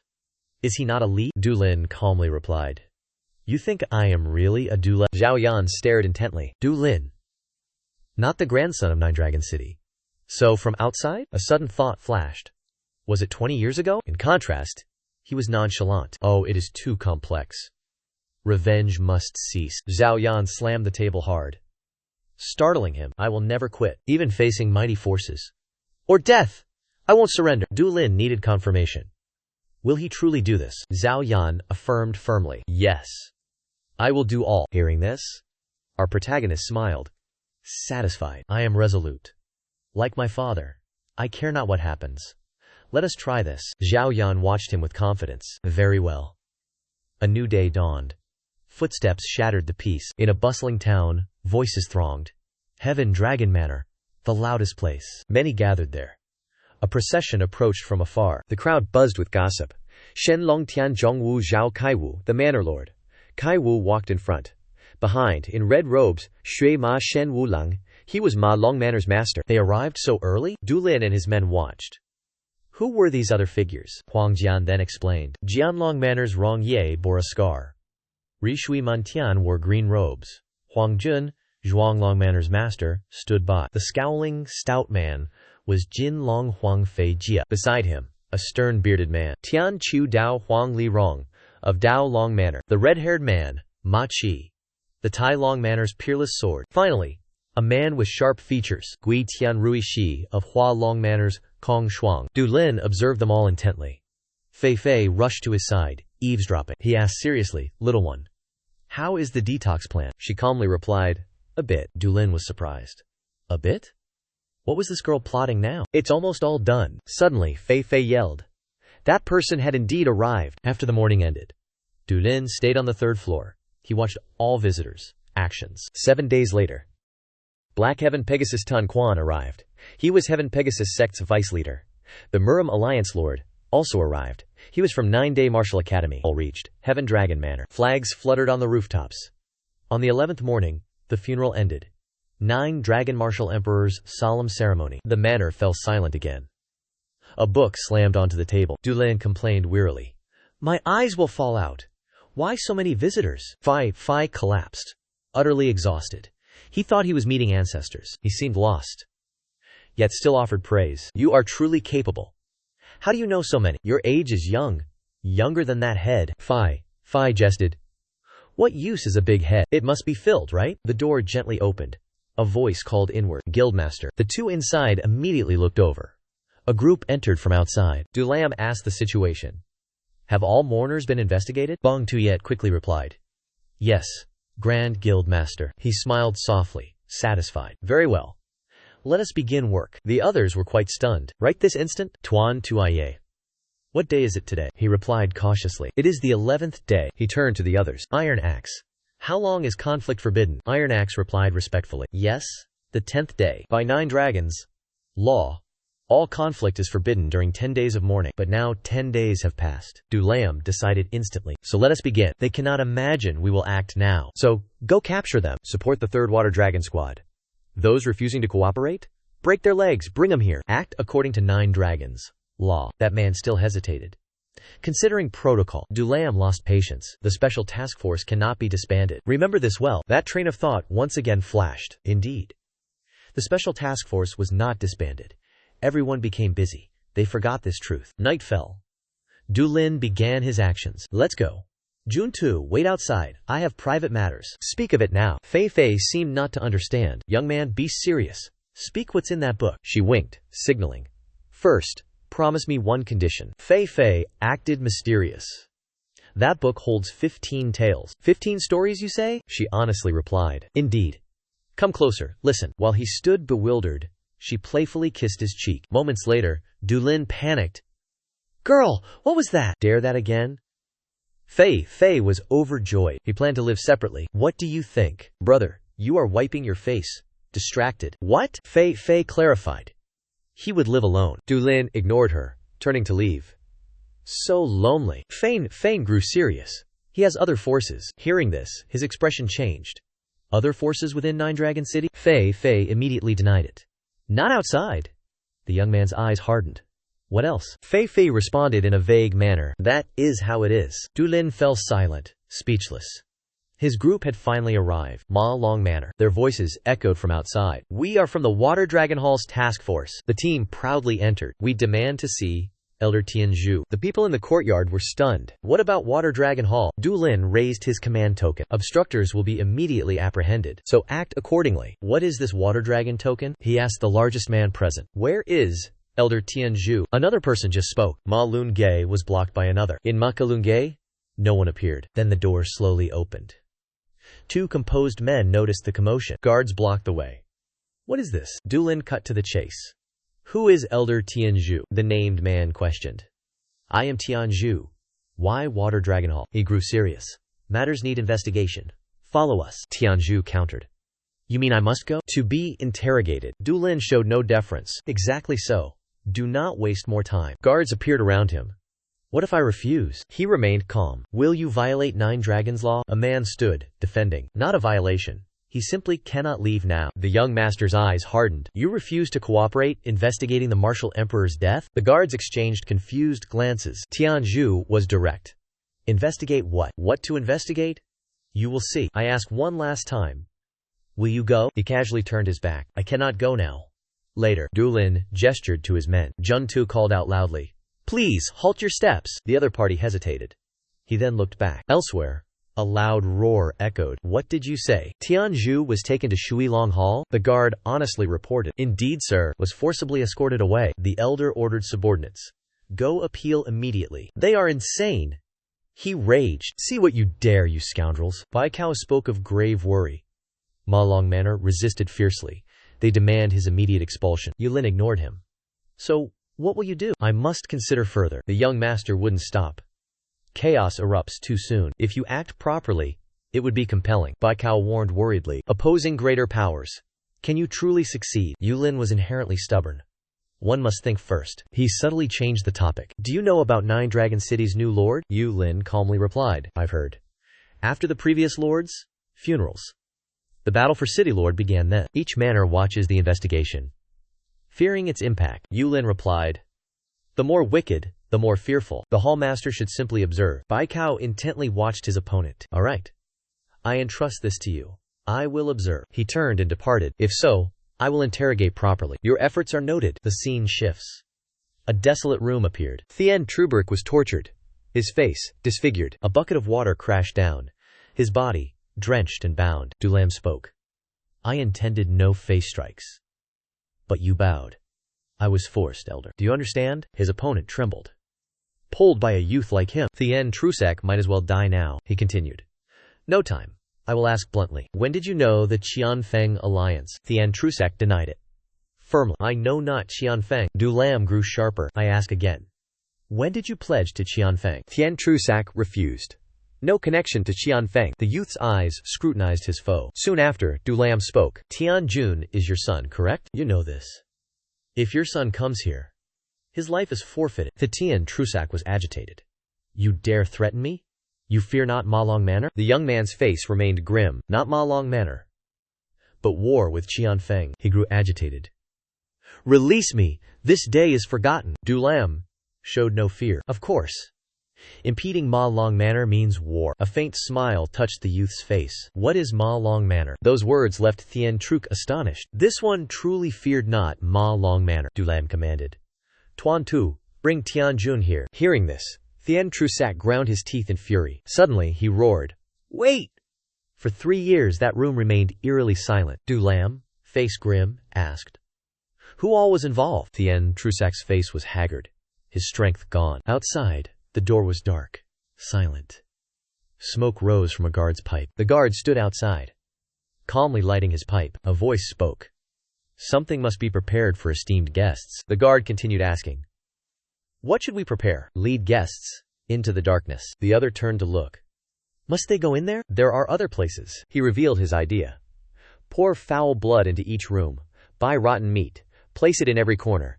Better yet, catch some insects. Let them play with their friends. The man hesitated slightly. Must we truly do this? Du Lin suddenly looked over. Have a better plan? That person quickly replied. How about adding some dog bone fragments? Their faces changed strangely. What a truly wonderful idea. Time quickly passed to the next day. A normal day began with fresh air. Guards rushed, swords in hand. Everyone gathered completely. Suddenly, a tall man yelled, A rabble! They disrespect all! That rude act angered Tianhua. Is our Ma Long manor a joke? Block their path, Dulin declared loudly. Whoever obstructs the investigation. By 9 dragon law, death! Instantly, the enemy charged. On this side, soldiers prepared for battle. Both sides attacked with weapons, inflicting continuous damage. Blades clashed. Deafening sounds. Tianhua lost composure. Meanwhile, Dulin stood still, observing. He watched every enemy movement. Familiar scenes with ancient arched roofs. A window there slowly opened. A figure observed everything from above. Suddenly, Dulin realized something. He looked back at that spot. Everything remained normal. Nothing changed. On this side, he attacked fiercely. Then Dulin's voice rang out. Long Tuyet, investigate that man. 3rd floor. Left room. Mage Hall. He rushed upstairs. Began his task. At this time, soldiers still fought. Suddenly, a powerful voice rang. Everyone halt! An old man approached, enraged. Guards accompanied him. He looked down from the steps. His face was immensely dignified. I lead the special squad. Yes, that is me. That person spoke with sharp, piercing eyes. You took Elder Tianzhu yesterday. Why return today? Dulin calmly replied. One more person must come with us. The elder raged. His face showed. Who? Dulin pointed directly. That is the person. Onlookers stared, eyes wide. The opponent roared. You mock me! Dulin explained. Is it not for investigation purposes? Does the manor lord's son escape accountability? The elder growled. What did you say? How dare you? Suddenly, Dulin thundered. Bai Ding! I summon you, special squad captain. Resist? 9 Dragon's Law compels capture. The summoned person showed clear worry. Madman! Where do you think this is? Such recklessness. Instantly, Dulin charged forward. The old man froze, mesmerized. His guards grew wary. They quickly charged. Prove your might. Dulin advanced. He struck powerfully. His force unbalanced the foe. He was flung. Hit the door. Another seized his chance. He dodged with ease. Dulin counterattacked. Power gathered. He swiftly downed the guard. Now Bai Ding raged. He charged ahead. Insolent fool, die for me. In an instant, the foe vanished. Suddenly he froze. A hand gripped his throat. Ma Long Manor's master screamed. Bai Ding! Dulin remained serious. Bai Ding. I must escort you now. The old man choked with rage. Angry crowds seethed behind. Dulin remained utterly calm. I will take my leave. Thank you for your cooperation. He turned to his men. Let's go. Retreat. The old man watched them leave. Bai Ding resisted defiantly. Fear and fury swelled within him. If Bai Ding perishes, Water Dragon Hall falls. You scoundrel. Night has now deepened. Amidst the silence, an ancient building stands. A deep, winding corridor appears, leading inside to a chamber where a dark, calm statue sits. 3 figures sit before the statue. One, heavily built, is impatient. Senior brother, when can I see his face? Commander Ma Long frowned, questioning back. Are you blaming me now? No, not so. He whispered his concern. 10 people captured already. If Master gets enraged now? Commander Ma Long wondered. Why is Master so calm? The other replied. How so? Master said we handle this ourselves. This commander grew quite annoyed. Only provoking them will work now. The city lord will be decided in 1 month. Just wait until then. He then glanced toward the other. He spoke with unexpected calm. 2 senior brothers, we cannot abandon this. How about finding another way? Hearing this, the commander asked. Do you have a plan? That question made Pingui burst into laughter. Hasn't senior brother already prepared everything? Struck to the core, he froze. His eyes showed clear surprise. Pingui continued. Master seems quite eager for results. A smile then appeared on his face. Confidence and cunning radiated from his face. Not yet completed, but his junior's words? Not bad. Pingui spoke, asking, when will it be ready? The scene shifts to another building. A voice echoes. The great lord is furious. If the manor lord is enraged, you know what happens? Even the hallmaster will be implicated. Hearing this, Bai Cao flared with anger. Are you threatening me now? The old man was calm. Threatening? Not at all. The manor lord is simply sad. He sat there, listening silently. Bai Cao maintained his composure. Anyway, I understand your words. So please, you may leave. Before leaving, the old man spoke confidently. You understand your task? He smiled contentedly, then departed. Bai Cao pondered those recent words. Suddenly, the elder spoke. What are your thoughts? Should we stop Dulin? A foot slowly approached. Is this truly necessary? Otherwise, this battle is meaningless. We suffer no losses. Their conversation continued. Let Dulin do as he pleases. I share the same thoughts. The high sun brings strange peace. Fresh air blanketed the ancient rooftops. Amidst the crowded street, a voice called out, Sisters cost 5 taels. Mine only 3, but truly beautiful, right? Thoughts drifted past. Should have bought the 5-tail one. Then Fei Fei spoke. Brother, where are we heading? Dulin pointed ahead. A majestic building appeared. Hua Long Manor. Fei Fei impishly asked, "What is your plan?" Dulin smirked. "What else could I do?" Hua Long Manor fully appeared. Residents eyed the newcomers warily. "Are those not the mad dragons?" A moment later, Kong Chang introduced. "This is it. Come in." Dulin and Fei Fei stared, quite surprised. Inside the room, another greeted them. "I am Wan Feng." Honored the squad leader came. Dulin returned the greeting. "No need for formalities. I wish to meet the manor lord." "He is absent," Wan Feng skillfully replied. "I rarely see him. Please understand." "So, what brings you two here?" Our protagonist went straight to the point. "Before Martial Emperor died, theft was rumored here." "True?" Wan Feng showed discomfort. "Nothing special happened." Dulin's voice hardened. "Its importance is our concern, not yours, Elder Feng." He showed some worry. "It was a trivial item," our protagonist retorted. "Trivial or vital? We judge that." "What did Hua Long Manor lose?" That question made Wan Feng ponder anxiously. He regained calm. Replied, "Only a pair of gloves." Hearing this, Dulin felt somewhat surprised. Gloves? What madman? Sneaking into Hua Long Manor for just gloves? Wan Feng felt guilty. "I am not clear," the other asked. "Anything else missing besides the gloves?" His gaze now evaded the person before him. "Nothing." He maintained his sharp tone throughout. "Truly nothing?" Suddenly, Wan Feng shouted, "I said no!" Silence fell. Dulin softly spoke. "I will ask something else. Has Lord Feng used that rear waterway lately?" Wan Feng's brows furrowed deeply. "No." He seemed suspicious. "Strange. Some claimed seeing it days ago." He turned away. Said, "Sometimes carry items through there." "Oh, is that so? Do you know anything about Qian Fenglian?" A bead of sweat trickled down Wan Feng's cheek. "Huh? No." Dulin looked thoughtful. "It seems you do." The other grew more evasive. "Did I not say no?" Suddenly, his lips curved subtly. "We have no time today.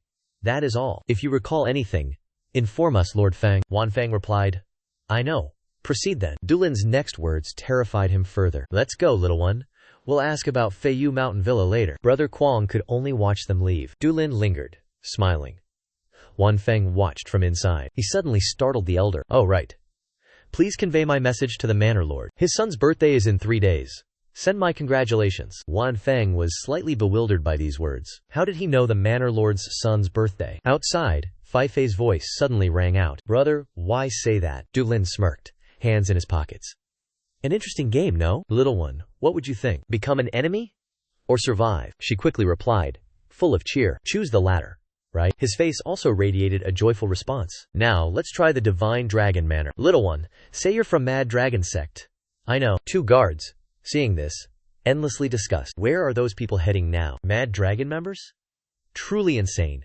They dared abduct Bai Ting. The scene rapidly changed. Gatekeepers cried out, "Stop! Are you from the Water Dragon Hall Special Ops team?" He quickly replied, "We are here to meet Sir Fei Tianke." Zhu Huo ordered sternly, "Follow me." Sunlight still streamed through the eaves. The group followed. He stopped at a door, reporting, "Team leader seeks elder." A voice echoed, "Enter." He turned, speaking, "Go inside." Dulin turned, instructing Juntu, "No one approaches here." "Yes, Grand Leader." The two brothers entered, one by one. Several people already waited, inviting them in. Our protagonists quickly recognized the other person. Shen Feng, Zhang Ji were also present. Dulin went straight to the point. "Elder Tianzhu is imprisoned now. Have you heard?" "Indeed. I have heard." "Not just him. Many others were also arrested." Our protagonist's gaze sharpened. "You know I fear no Divine Dragon Manor." The other party replied succinctly, "Perhaps it is so." Dulin pressed on, questioning. "Then, impart information about Qian Feng Lian." The elder ignored him. "Why ask me such things?" The next words instantly stunned the elder. "You know a man named Guyen Sang, around 50, a Qian Feng Lian protector, correct?" Elder Chu interjected abruptly. "Who is that man?" Our protagonist exuded pure confidence. "He falsely named several individuals. But what does it matter? He once visited Divine Dragon Manor, seeking Elder Chu." "What was discussed?" The elder showed annoyance. "I do not know him." Zhang Ji suddenly stood, shouting loudly, "You dare pressure Elder Chu?" Dulin abruptly moved closer. "I know nothing of pressure. But Nguyen Sang's death?" He stammered with fear. "What are you saying?" Our protagonist turned to the young girl. "How exactly did he die?" She crossed her arms, clearly displeased. His limbs were torn from his body, like a tattered cleaning rag. Truly outrageous. Why torment someone so cruelly? Our protagonist spoke, taking something out. Why would I ever do that? Thanks to this, we learned much. Zhang Ji suddenly gripped his spear shaft. He lunged forward. Du Lin dodged. Stunned, Chu Yuan panicked. Intervened. Calmly, he dodged countless attacks. Easily. Zhang Ji grew furious. Die, you bastard. The spear rested in Du Lin's hand. He held the spear. One hand. Opponent stunned. Strange energies erupted around the contact point. Painful. Zhang Ji suffered. Powerless. Tortured. Zhang Ji's large body flew. He lay unconscious. Du Lin held the spear. He seemed quite interested in it. Not bad, is it? This is impressive. Elder Chu slammed the table. Shouted! What action is this? Spear tip pierced the table. Du Lin stared at him. The attackers? You know. He grew fearful. There is nothing. His hand pulsed with lightning. Elder Chu. What now? Talk civilly? Or suffer? Angry, he dared not retort. Elder Chu's brows furrowed. His hidden hand prepared. Two sharp darts clutched. Du Lin's voice echoed. Move a finger? You will regret it. Facing death, regret is impossible. We lack time. End this quickly. Elder Chu sweated profusely. No. This madman cannot take me. Du Lin faced him. How much about Feng Lian? The opponent's eyes held deep caution. My knowledge offers no advantage. His hand began to clench. The weapon flew forward. The opponent's face showed deep dismay. They were warned. Oh dear. Space flashed with sudden impact. Outside, absolute silence still reigned. The mansion's servants paled from shock. Du Lin's group emerged with two unconscious figures. Step aside. Avoid injury. The distant door slammed shut. They were surprised. A voice rang out. Leave them. Then depart. I shall spare your lives. A tall man spoke. Several henchmen stood near. Our protagonist calmly replied. What if we don't? He was absolutely certain. You cannot leave here. Du Lin felt annoyed. You obstruct prisoner escort. Do you know? The opponent sternly replied. This is no proper escort. Our protagonist lost patience. Despite evidence, his face darkened. I repeat. Release them. Then quietly depart. Mansion guards stood ready. A verbal duel ensued. Did I not refuse? No coffin, no tears. Two small flagpoles stood. Fi remained strangely calm. Others began whispering. What is that girl doing? Crazy Dragon is truly mad. Why bring her? She was very excited. The last vanished. Then, a plume of smoke rose. From where? Nearby soldiers screamed. This is Qigate Town. Do not approach. Du Lin stood calmly. Arms crossed. Bong Tuyet. Show yourself now. The man turned. Hearing sounds. The gate burst open again. Bong Tuyet's army poured in. More appeared atop the wall. They stood ready for battle. Bong Tuyet spoke proudly. Guildmaster, are we late? Du Lin smirked. No. Go warm up. Then return. I wish to continue. Du Lin stared. Having Dragon Manor's power. Future tasks ease. The foe ground teeth. Enraged. Damn you! His subordinate urged. Uncle, act now. Make them suffer. The man stated firmly. I take responsibility. You foolish boy. His hand blocked him. What responsibility can you bear? Silence. Hold your tongue. His eyes held pure killing intent. Damn it all. Du Lin remained arrogant. Your intent is clear. Stand aside. 3 counts to move. Face 9 Dragon Law. The first count rang. 1. He lowered a finger. 2. The opponent stood helpless. He only stared. Suddenly, he raised a hand. Stop. All retreat. Soldiers obeyed instantly, sheathing swords. Du Lin smiled faintly. His face showed triumph. Elsewhere, a dark corridor. Only flickering torchlight. Wood, rope, buckets scattered. Dry bones piled high. Du Lin seemed pleased. Excellent decorations. How now? Can you speak now? Before him, Bai Ting bound, his face bruised. This man is truly mad. Why no rescue? He met his weak gaze. This is our final talk. Qiao Ming brings his torturer soon. What now? I won't kill you, promised Ma Long his son's life. He began to look away. Fear crept in. Wait a moment. Du Lin's face curved into a light smile. He left instructions, then quickly departed. You have 15 minutes to think carefully. This is your last chance. Bai Ding ground his teeth. His voice suddenly rose. Moreover, if you don't speak, others will. He was slightly surprised by what he heard. Suddenly, a voice echoed from outside. You have arrived? How did Ruan Sang truly die? Limbs torn. Body disfigured. A foot slowly approached. Bai Ding heard all. This torture expert was truly like a demon. The cell door suddenly swung open. The entering man's robe displayed tools.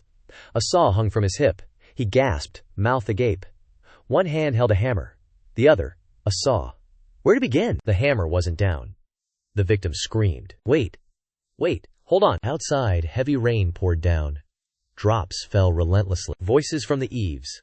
Ma Ji palace member, Yi Tian. Ma Long's maternal grandson, 31, unmarried.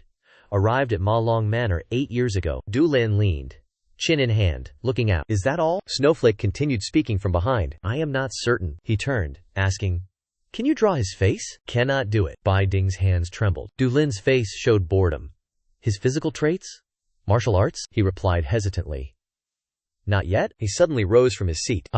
Something forgotten. I must confirm. Moments later, Tuan Tu entered from outside. The Grand Master eyed the departing figure curiously. What is happening? Du Lin showed not a trace of interest. I do not know. This is childish work. Then, Tuan Tu presented a letter. Grand Master. A letter, Du Lin asked, with slight curiosity. From whom? The envelope bore a curious symbol. Du Lin's lips curled. Ready for action now? Round eyes emerged. An owl stalked its prey. Late night silence.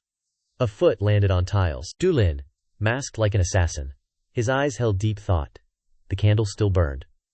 3 figures appeared? Chao Xiang silently stared. Tianhe said nothing. Rong Tang's eyes closed, deep in thought. The door suddenly opened. The others reacted instantly. Rong Tang recognized the newcomer. Allies, stay calm. Du Lin denied it. Brother Rong? Mistaken? We are not allies. He extended his hand. My apologies. I did not mention guests. Please, sit first. Allow me to introduce. This is Chao Xiang, from Sanglong Manor. This is Tianhe from Tai Long Manor. A sworn brother. Du Lin cupped his hands. I am Du Lin. Both figures uttered astonished exclamations. Du Lin? The Berserk Dragon Squad leader? His eyes glinted sharply. Well said. The two fell silent. He scanned. The Heavenly Dragon Hall felt strange. Do you know why, brother? Dung Deng's face filled with contemplation. Perhaps my uncle seeks the Sky Dragon's master position. Yu Lin spoke bluntly. Your ambition for Sky Dragon shows. Should I stir up trouble? Tian. He looked shocked. Truly, the mad dragon. Dung Deng grew serious. This is a family matter. Some power manipulates him. Yu Lin retorted directly. It is Qian Feng Lian. Unconfirmed. His gaze betrayed deep suspicion. Brother, have you found out who? His brows furrowed. There are 3, he suggested. Give names, info. Then, intervene no more. Hearing this, Dung Deng objected. She is the Sky Dragon heir. Why dirty her honor? Dung Deng hesitated, continued. It is family business. Yu Lin frowned. If not yielding, act. Will his family forfeit this chance? Angry? By the way, I must meet someone. Dung brother? More? The air here grew strangely silent. Dung Deng lowered his gaze. If only less blood. Clan leader Yu Lin turned, departing. Their revealed stance dictates. I'll do my utmost. The door slammed. Yu Lin's voice echoed. Alas. His figure leaped from the window. Dung Deng mused. Fortunate to have him, brother. Thanks. The ancient hall was dark, desolate. One room glowed faintly. Zhao Yan awoke, gazing at the light. What is happening? Yu Lin watched the candle. Someone needed meeting. Why arrive here? Meet the eldest young master? He smiled, sat. How did you know? He asked. Trio VM slightly curved his lips. Who else could it be? The young man remained composed. But brother Trio, you persist like this? The young man's gaze shifted strangely. He responded swiftly. What do you want? Trio VM's eyes widened in shock. He heard the next words. Leave this place now. He could not conceal his bewilderment. This is Heavenly Dragon Manor. Du Lin made an offer to the special squad. The special squad needs men like brother Trio. Upon hearing this, Trio VM grew more confused. Special squad? He sneered contemptuously. Pure trash. We will overthrow them all. He clenched his fists tightly. Overthrow the trash? Trio VM revealed his delight. What a splendid idea. Time passed swiftly. The sun now emerged. Dialogue filled the room. Dig deeply, carefully. Do not get hurt. Careful. Be careful. I said no trying. The issue is not trying. The issue is focus. Fei immediately retorted. How can this tool not hurt? He showed annoyance. This tool is very effective. Suddenly, a voice echoed from outside. Sect Master.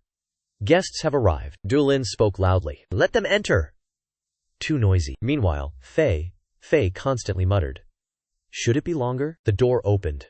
Murderous intent flooded the room. Sensing ill omen, his gaze sharpened. Wang Zhuo entered, full of killing intent. Du Lin warned coldly. Little one, step back. Hearing this, she grew bewildered. What? His face darkened. Wanting to devour his foe, Wang Zhuo slowly drew his sword. He smirked. Try it once. This one? The next second, he aimed his sword forward. Wang Zhuo was briefly stunned. He easily dodged. A second strike came. Du Lin still evaded with ease. Fei watched. munching snacks. Oh, quite impressive. Wang Zhuo swung his sword. A relentless assault. Du Lin remained calm, evading, he remarked. Quite decent indeed. Du Lin gathered energy in 2 fingers. He wished to see more. Wang Zhuo leaped, attacking from above. Du Lin then smiled. Time is short. This ends now. Wang Zhuo could not hide his shock. His downward sword strike. The opponent blocked it barehanded. Lightning burst from Du Lin's hand. It grazed the sword. Instantly, Wang Zhuo was repelled backward. He dug his feet into the ground. He resisted the immense force. Wang Zhuo eyed his sword with concern. Such power? The young man remained unscathed. Du Lin frowned. You almost died. Understand? Still wish to continue? The opponent quickly sheathed his sword. I join the special forces. Hearing this, Du Lin's eyes widened. Wang Zhuo silently stared at his foe. Across from him, Du Lin was calm. The words startled the young man. Your father sent you? Wang Zhuo thought. Father said prepare an explanation. He would guess father sent him. He quickly replied. Not by my own will. Du Lin mused. That Liang Ban knows? He speculated. He conveyed my message then. Wang Zhuo grew tense. Now he understood. Why father worried all night. If facing this foe, after a moment, he spoke. Hua Longfu will temporarily aid the special forces. Du Lin was surprised. Not Shui Long Tong, but special forces? He then asked. What else? Wang Zhuo replied. Even if the special forces disband. Hua Longfu grants the guildmaster's request. That sounds intriguing. Wang Zhuo remained calm. If we can meet and discuss details. Du Lin smiled. Of course. Do this for me. I will erase all memories from that book's records. Before leaving, he affirmed I would convey his words. But Wang Zhuo suddenly stopped dead. One question. May I ask one question? Are there records concerning a certain woman? This question suggested a deep rift with his father. The door cracked open. Wang Zhuo's voice fractured. Could she be dead? Du Lin remained silent, unsure how to reply. His answer startled him. Not dead, merely departed, location unknown. Wang Zhuo smiled thinly. Thanks for telling me. At this, the door swiftly closed. Du Lin sat, holding a cup. Boy, pour me some tea. Feifei frowned. This tea tastes like water. Do you know how much you've drunk today? Our protagonist seemed entirely unconcerned. Pour. Too much talk. Du Lin smirked slyly. Pumpkin fell yesterday. Fish filled the net today. That afternoon he called out, Come in, Brother Zhao. At Shen hour, he ordered Bong Tuyet to release all prisoners. He looked utterly bewildered. What did you say? Release them all? Du Lin calmly. No benefit. Release them before others arrive. Bong Tuyet swiftly acknowledged the order. Yes, I understand. That day, at sunset, all captives were released. Once revealed, rumors spread. People buzzed with chatter. A fire broke out, so they were released. What utter nonsense. Special forces grew afraid, releasing everyone. No, a mad dragon raged. Hallmaster intervened. 5 days later, a voice. Good weather. Heavenly Dragon Manor awaits. The scene shifts to Tianlong Mansion. A grand, ancient palace. The teacup slammed down. Lin Jun frowned. Why again? What chaos now? The young man stood. Reports allege Qianfeng spies here. I investigate. Lin Jun was surprised. Qianfeng Alliance? Are they not in Shenlong Malong mansions? Yu Lin asked again. Shangxi, Yonglin, Huanglin are in Tianlong Hall, correct? Lin Jun was shocked. What did you say? They are not Qianfeng Alliance spies. He quickly replied. Full evidence exists. Cooperate. Lin Jun was suspicious.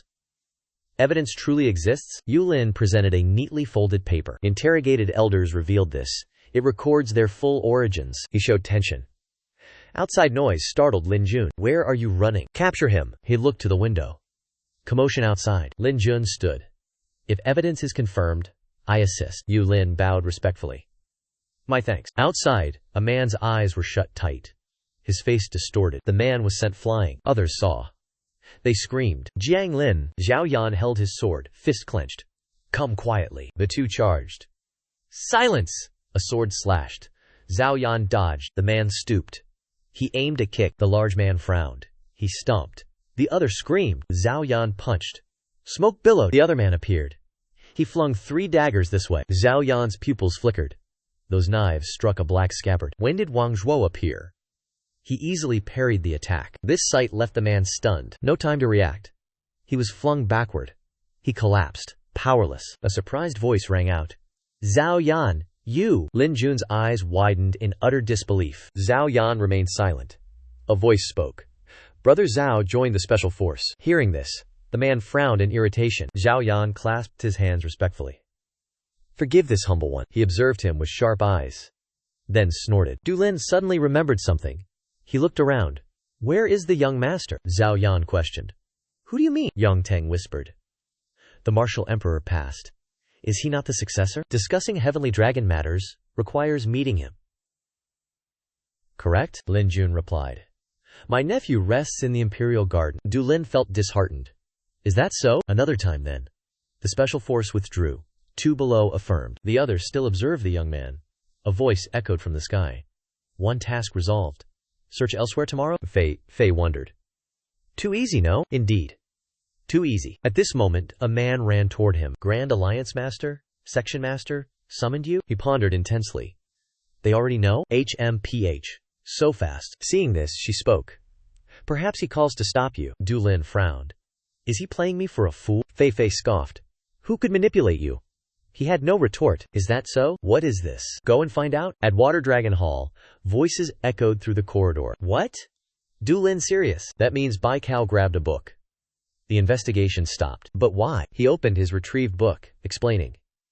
Your hand is too rough. It might backfire. Hearing this, Du Lin showed clear displeasure. Counterproductive, you say? Today, we caught 3 Qian Fenglian members. Where did it backfire? Bai Tao continued.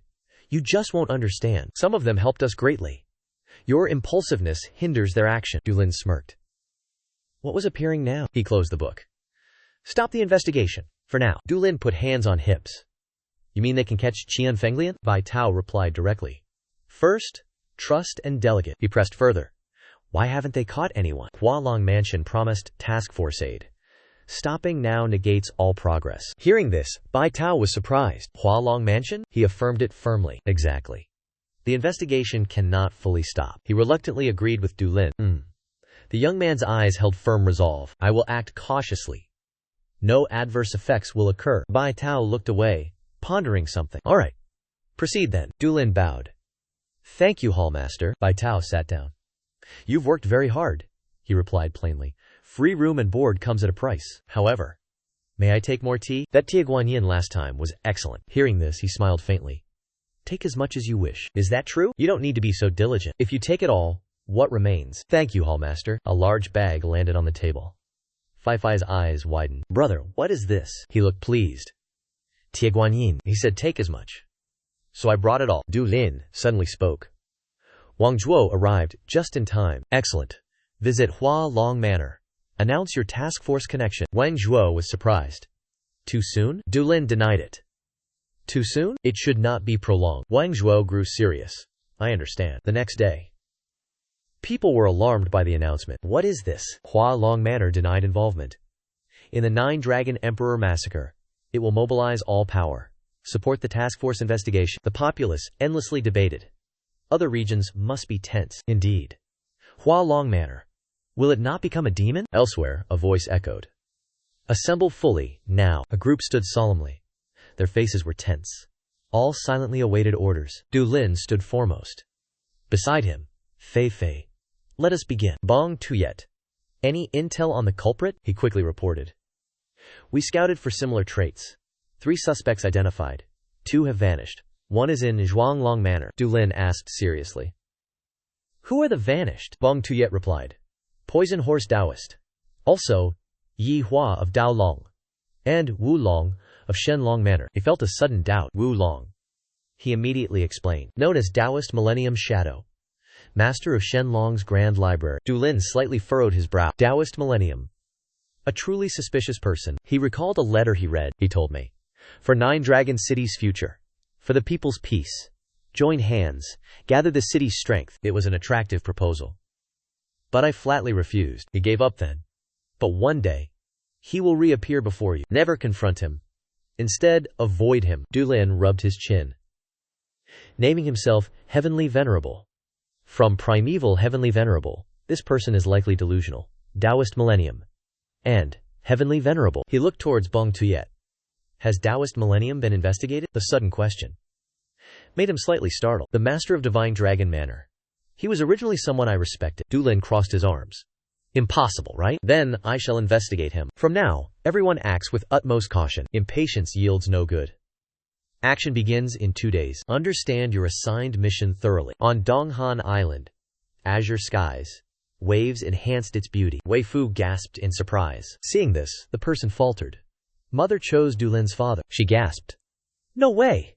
Her mother stood akimbo. Can you not understand your mother's heart? Wei Fu could not accept this. Mother, what if you two live together? Dulin and I become siblings? Her mother now looked embarrassed. What should we do now? You already have a sibling. Wei Fu cried, running out. I don't know. This is madness. Wei Fu, where are you going? She ran, screaming desperately. I'll jump off a cliff!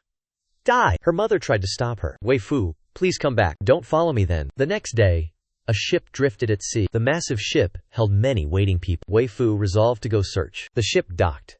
Many people passed by. She stood lost amidst the crowd. Wei Fu looked around, utterly bewildered. Now here, which way? Suddenly, a voice spoke from behind. Do you not know where? I know a great inn. Cheap and delicious food. Wei Fu bowed slightly. Such a place exists? Hua Yan promptly replied. Without a doubt. It is called the Che Ong Ha Inn. Satisfaction guaranteed, or your money back. Her adorable demeanor amused Wei Fu. Is that true? Blue skies. Ancient mansions stood side by side. She walked and asked, Little one, you know many people, don't you? Hua Yan skipped along. Of course. Everyone here knows me. Suddenly, a voice from behind. Who was there? Footsteps neared. You are Wei Fu, correct? Seeing him, Wei Fu's eyes widened instantly. Noticing his cruel gaze, she said, Wen Kang! He smirked wickedly. Protecting this child, are we? Looks like Brother Lin hasn't chastised you yet. Wen Kang scoffed. He left Byong Island, right? Nobody here can save you now? Warzone needs more women now. She tensed, devising an escape plan. Hua Yan grabbed her hand. Pulled her! Sister, we must run. Suddenly, another man blocked their path. With a staff! Wei Fu frowned, thinking quickly. She leaped with speed. This astonished her opponents. One kick to his face. Seeing this, two men drew swords. That woman! His swords slashed. Wei Fu dodged. She struck the large man's nape. He collapsed. The man stumbled, falling. Wei Fu declared, Do not scorn women. Even without Brother Lin, I can defeat you. Then, a shout from behind. She was startled. The other man seized Hua Yan. Don't act rashly, or I kill this girl. You brat. Wei Fu furrowed her brow. Despicable. This child is innocent. Release her. When did Wen Kang rise? He attacked from behind. Wei Fu painfully crumpled down. Truly, a troublesome woman, thinking of Dan Dulam. I desire her death, but she must be sold. I spare your life. She grimaced, clutching her neck. Hua Yan cried panicked. Sister! Sister! Are you all right? He seized Wei Fu's head, then threatened her. Be silent. Follow me, or the child suffers. The small child still struggled fiercely. Sister, let go. Release me. Quiet down. Cowards. You stupid fools. Now. Footsteps approached them from afar. They instantly recognized the newcomer. He stood behind Wen Kang. Wen Kang remained oblivious. Stand up, let's go. Suddenly, a hand slammed his head. He screamed in pain. The bald man panicked. The child cheered. Next second, Wen Kang collapsed. Qi Zixuan spoke sternly. Who dares threaten a young lady? He turned to Wei Fu. Are you all right? She stammered. Yes. The man panicked. His arm tightened, gripping the child's neck. You? Who are you? Do you know us? This brat. But he was flung back. Zixuan faced the last man. Terror filled him. I just hit him. He clutched his head. He tried to rise. What is this? Who dares? Wei Fu asked, anxious. Are you unharmed? Little sister, are you well? That man was truly evil. He sold my sister. Hearing this, Wen Qing was instantly stunned. Xu Xuan's face darkened. Is that so? It turns out these were not ordinary thugs. Then it cannot end easily, can it? Then, shouts and fighting echoed everywhere. In Julong's bustling outskirts, Du Lin wondered about the pleasant weather. Fei Fei suggested, Brother, let's buy some good food. Hearing this, Du Lin found it interesting. Suddenly, he heard noise from somewhere. Du Lin looked towards the gathering crowd. What is that? He turned.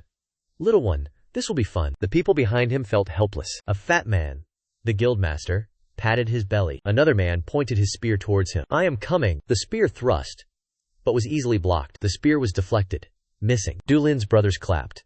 Is that belly armor? Again, the spear struck for his neck. Du Lin marveled. The spear bends like a bow. Fei Fei added. Oh, so scary. While the crowd urged more, someone appeared. Are these people really mad dragons? They simply look like incompetent children, like children with problems. How long must we watch? The man behind replied. It's an order. We observe. Damn it. The two performers finished. Thank you, esteemed guests. Enjoyed the show? A round of applause? Who needs medicine? One pill each. Take it. Du Lin watched the fun conclude. He then stood. It's over, let's eat. Fei Fei still seemed quite amused. Let's go, brother. Was that interesting? Quite interesting, no? As they left, someone called them back. Young master. Handsome one. Du Lin turned, a query in his eyes. The man spoke, appearing quite flustered. Young master? No medicine? Du Lin's gaze turned there. Then he asked, how much? The man quoted. 1 pill, 1 silver tael. Precious medicine. Recently, I mixed a fine herb from Amsang. Its efficacy is superb. Our protagonist remained confused. Amsang? Du Lin suddenly pondered. Amsang? His question utterly startled the man. Where is this Amsang? Tell me. I'll buy. The man's face grew quite stern. Young master, why this curiosity? Amsang is an upper realm secret, unsuitable for revelation. Suddenly Du Lin exclaimed, I'll take 5. Seeing this, the man spoke. Yonggang Province, Muzhuang, fine Suhome. Fei Fei, standing nearby, secretly giggled. Blue sky. Drifting clouds. A small pouch tossed high, then caught. The group was bewildered by their gift. Here. 1 pill each. He seriously instructed. Many future tasks mean injuries. Be prepared. Its efficacy is superb, he said. Try it. Tell me. Du Lin tossed her a pouch. The young girl took it. This morning. Your leg was bleeding, no? When were you injured? Fei was startled. What was that? The young man continued. Arms crossed. Just try applying it first. Its efficacy is unknown. Those behind him were helpless. Oh heavens. What a foolish guildmaster. A sky-high fortress appeared. They walked from the fortress.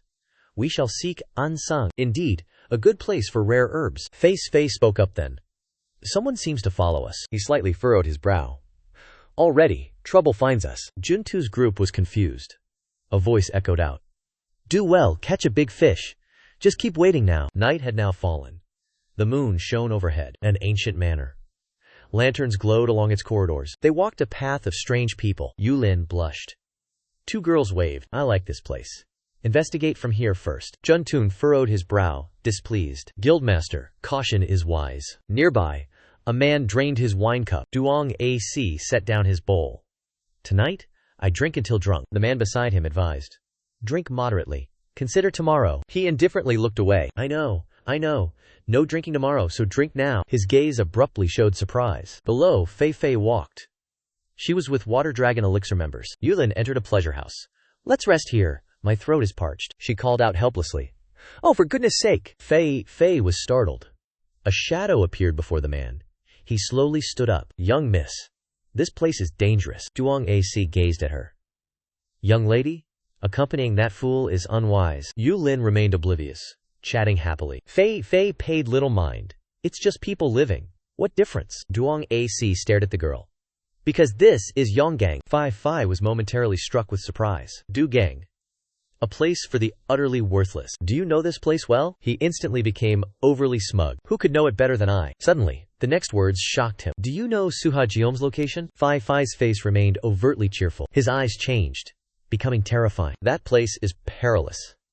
Unfit for women and youngsters. What was that? Fei. Utterly serene. That is no concern. Not for a worthless, drunken fool. Tang Aka's face flushed crimson. Girl, what? Du Lin appeared right behind him. What did you say? A mere child? He suddenly punched his gut. The man gasped. He could only writhe in agony. His hands clawed. This sight surprised him. He still stood. Quite impressive. Now, blood flowed from Tang Ak's mouth. Du Lin vanished instantly. His speed was immense. He reappeared ahead. The foe's eyes widened. Tang AC crashed into the wall. He propped himself with hands. He gasped in pain. Tang AC lacked strength to stand. Fei then intervened. Brother, do not kill. I never kill wantonly. Once, I removed tendons. Killed, then buried him. He simply disobeyed. Countless footsteps approached. They quickly sensed it. A group of armed men, weapons clutched tight. Who are you? Dare to cause chaos? Du Lin's face grew serious. What is this? All of you seek death. The leader cursed arrogantly. Know where you stir chaos? Duong Ak raised a hand, stopping them. You are not his match, the man stammered. Even so, Du Lam looked away, annoyed. Lead the way. Don't like it? Fine. Kill all obstructionists.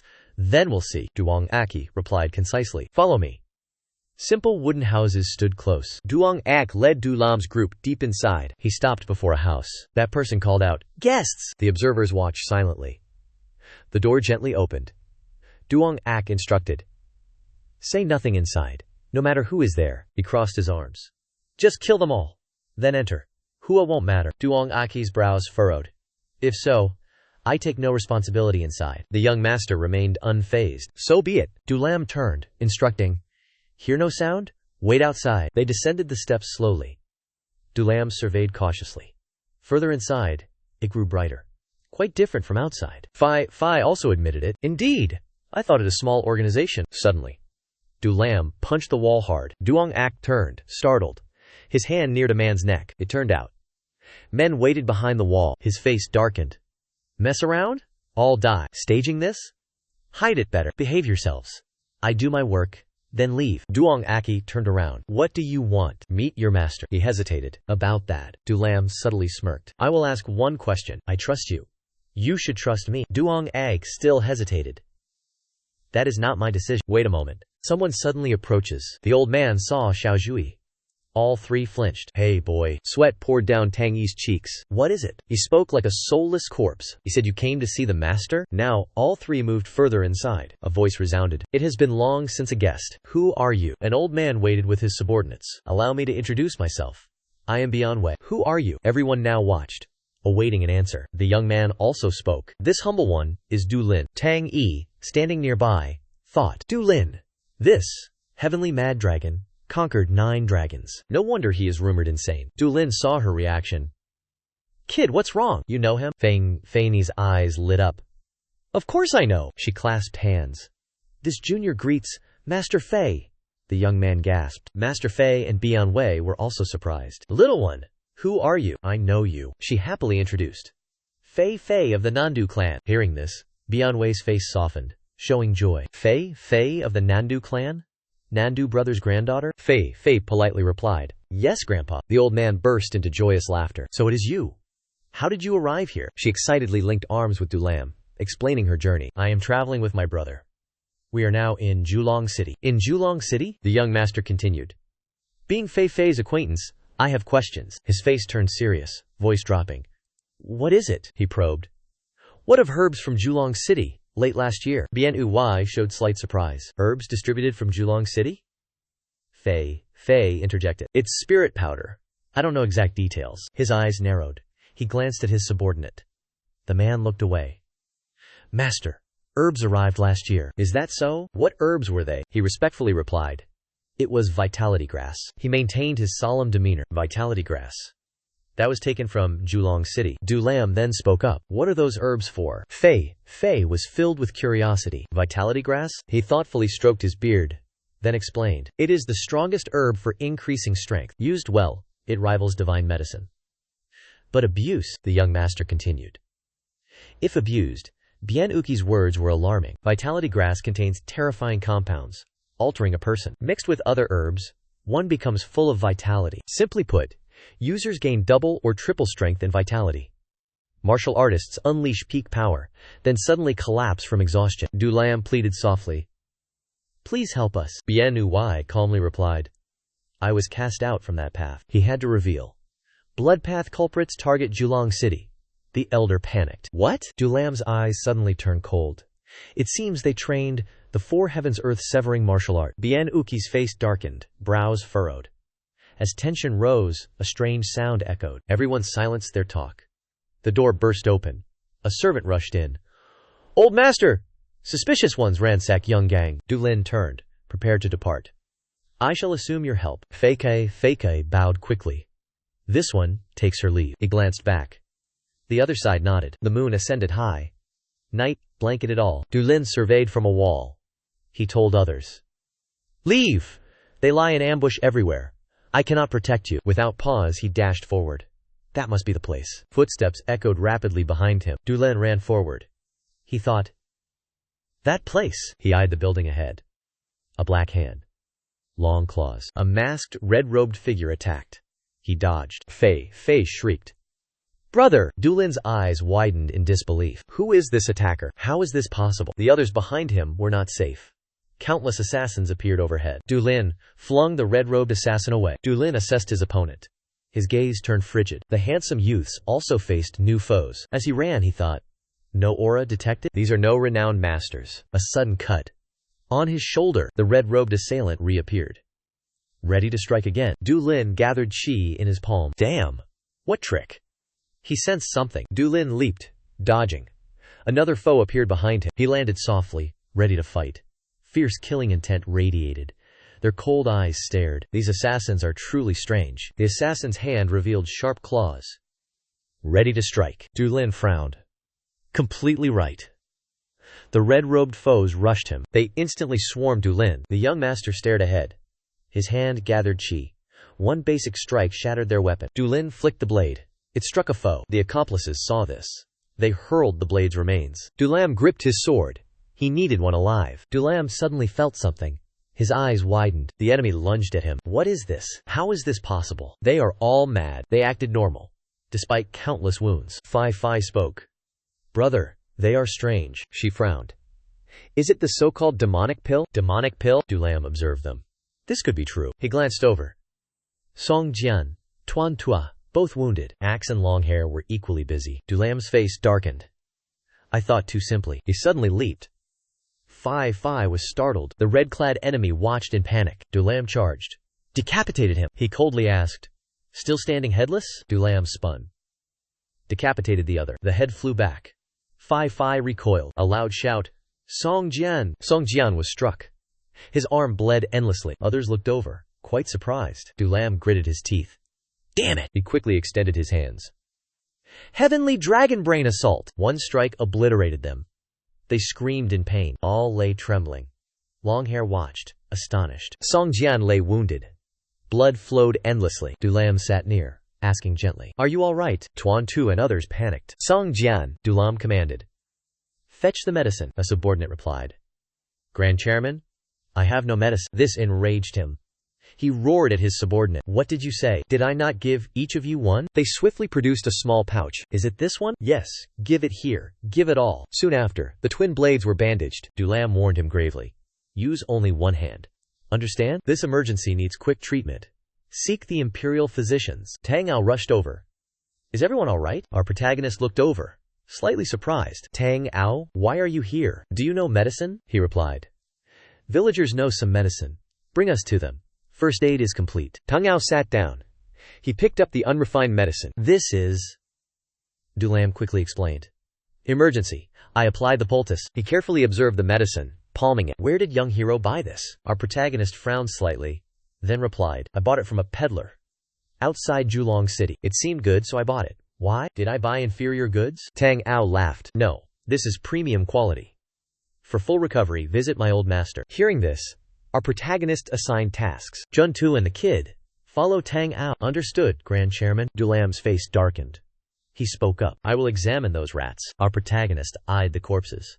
Their blood flowed. His voice, filled with fury, erupted. What is this? Failure! The voice still shrieked. All was lost. The scene shifts to an inn. He roared. Damn it! The subordinate still knelt respectfully. The other frowned. Was the demonic core fake? Did senior brother intend to betray me? Did you think I was easily fooled? Suddenly, he spoke. Fouquet. We must visit Shajian. Accept their request. A new day began in Julong City. Juntu was heavily bandaged. The elder touched his wound. He cried. Ah! Pain! The elder continued. Does this hurt? Meanwhile, Zhao Yan and Wang Zhuo passed by. Zhao Yan wondered. What is happening? A life and death battle? Du Lin's voice echoed. Bong Shu. Have you heard? Someone has responded. Great Guild Master. Before tomorrow, find their location. Are they hiding in Daolong or Jinlong Manor? He quickly replied. I will investigate immediately. Du Lin further asked. Who are the right-hand men of Daolong and Jinlong Manor lords? Bong Shu swiftly answered. Shu Yin Dao Daiwang and Ya Yu Ren Daiwang. But why does the Guild Master ask? A slight smile formed on the youth's face. A debt must be repaid. 100, 1,000-fold. That is Li Dulin. His words stunned everyone present. Zhao Yan spoke. How can we help? This seems like a major life and death battle, Dulin excitedly said. You return swiftly. Excellent. We three shall act together. The others looked pleased. Excellent. My hands itch for action. My blood boils. Dulam turned to the girl. Little one, no face-changing arts? Yes, I do. Why? Later. Change these 3 faces for me. Zhao Yan was also bewildered. Faces! She instantly understood. I understand now. Night fell.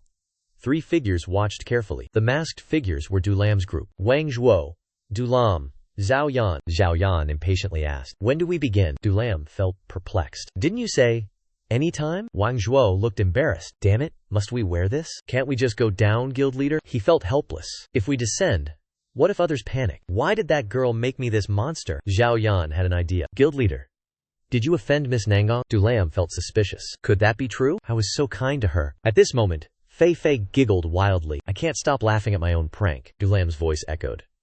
This isn't very good. What can I do to treat that girl well? A distant bell rang out. Du Lam stood abruptly. It's time. He grinned triumphantly. Let's begin. At Golden Dragon Manor, the scene was oddly quiet. Du Lin's group moved swiftly. Rooftop to rooftop, the three surveyed surroundings, preparing their action. Du Lin signaled with his eyes. Others quickly understood. He jumped down first. The courtyard was lit by torches. Guards stood ready. Du Lin tiptoed silently. He made no sound. He moved with extreme care, making no noise. At the junction, Du Lin hesitated.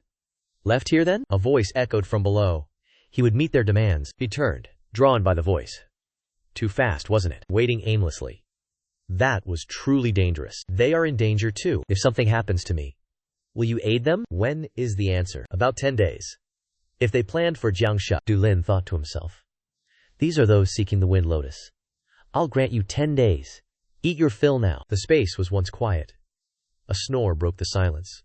A large figure slept soundly, unaware of its surroundings. His massive body filled the entire bed. Du Lin watched from a hole drilled in the ceiling. What is this? That pig is even bigger than expected. How can I rouse this pig? I do not know. First, just grab him. He grew impatient. A swift victory was needed. Through the small hole, Du Lin dropped down. The hole shattered wider as he drew near. Dai Wang's sounds grew louder. He crept towards the bed, making no sound. Du Lin formed a wicked thought. Just lie still now. I'll finish quickly. Suddenly, he stirred. Du Lin's heart leaped. Du Lin was shocked. What? What is this? I already struck his acupoints. How can this be? Is he too fat? Did the strike fail? Damn it. I planned a quiet return. Nothing is ever easy. Du Lin noticed something. Dai Wang was now awake. He stared ahead. He scratched his belly. A demon? Was he dreaming? Du Lin was bewildered. He was bigger than expected. The brute struck forward. Our protagonist dodged. Du Lin was stunned. Dai Wang showed a cunning smile. Can't catch a demon? He extended his hand. Damn this pig. Du Lin was astonished. Dai Wang swiftly retreated. Too fast. So fast. Despite his size, he challenged our protagonist. Dai Wang punched down. The floor shattered. He displayed a cunning smile. Demon, I have you. Dai Wang punched again. Du Lin dodged the attack. He landed opposite the Golden Dragon Palace Lord's right hand. He was no mere good-for-nothing. The wall now held a punch-through hole. A confident smile blossomed on his face. This level of power instantly filled our protagonist with dread. His fist impacted the young man's body. Du Lin was thrown into the wall, his eyes wide with confusion. He continued his assault. He readied to attack. A full-power punch launched towards Dai Wang. The powerful strike hit his large body. Dai Wang coughed up blood. Du Lin's gaze turned serious. I have troubled you. What happened next utterly shocked the young man. He growled in annoyance. This demon must die. Du Lin was perplexed. What was this? No technique affected him. Dai Wang punched forward with terrifying speed. Du Lin punched his gut. Dai Wang fixed Du Lin with an icy stare. He quickly reached out to grab him. Du Lin struck, cursing. Go to hell! You are a demon! Yet, he smiled brightly amidst the full assault. He then cracked his neck joints. Du Lin felt some helplessness. He gave a cold snort. Truly capable. You withstood my assault. Honestly, you exceeded my expectations. He cackled smugly. You are not a demon. Demon or human, death awaits all. Du Lin offered a confident smile. Let us see your power. The man showed interest in the challenge. How interesting, he thought deeply. I will fight seriously now. Soon after, the scene shifted. Wang Zhuo was deeply worried. The guildmaster has been gone too long. Zhao Yan remained calm. Whatever may occur. Before he finished, something flew past, startling them. Zhao Yan wondered. What was that sound? Could it be the guildmaster? Du Lin suddenly appeared behind them. Let's go to Dao Long Mansion. They were still bewildered. How is Dai Wang? I shattered his belly. Is he dead? At this moment, soldiers rushed to the sound. It was Zhu Shangjun's room. Zhu Shangjun, are you alright? He was flustered, unsure how to proceed. Zhu Shangjun, what happened? Dai Wang mumbled a few words. His face was pale. Was it a demon? What did you say? At Zhu Shangjun's location, a blood trail stained the floor. A detached hand lay motionless. That night, Shui Yin Dao Dai Wang also perished. He died by Du Lin's hand. The scene shifts to Bai Cao's room. Bai Cao was unsurprised. I heard Kim Long Mansion's Dai Wang died, Du Lin asked calmly. Dai Wang? If it's Dai Wang. Isn't he the Kim Long Mansion lord's brother? He quickly responded. Yes, that is correct. And Shu Yin Dao Dai Wang also perished. Du Lin suddenly sighed wearily. Oh dear, Bai Cao immediately asked.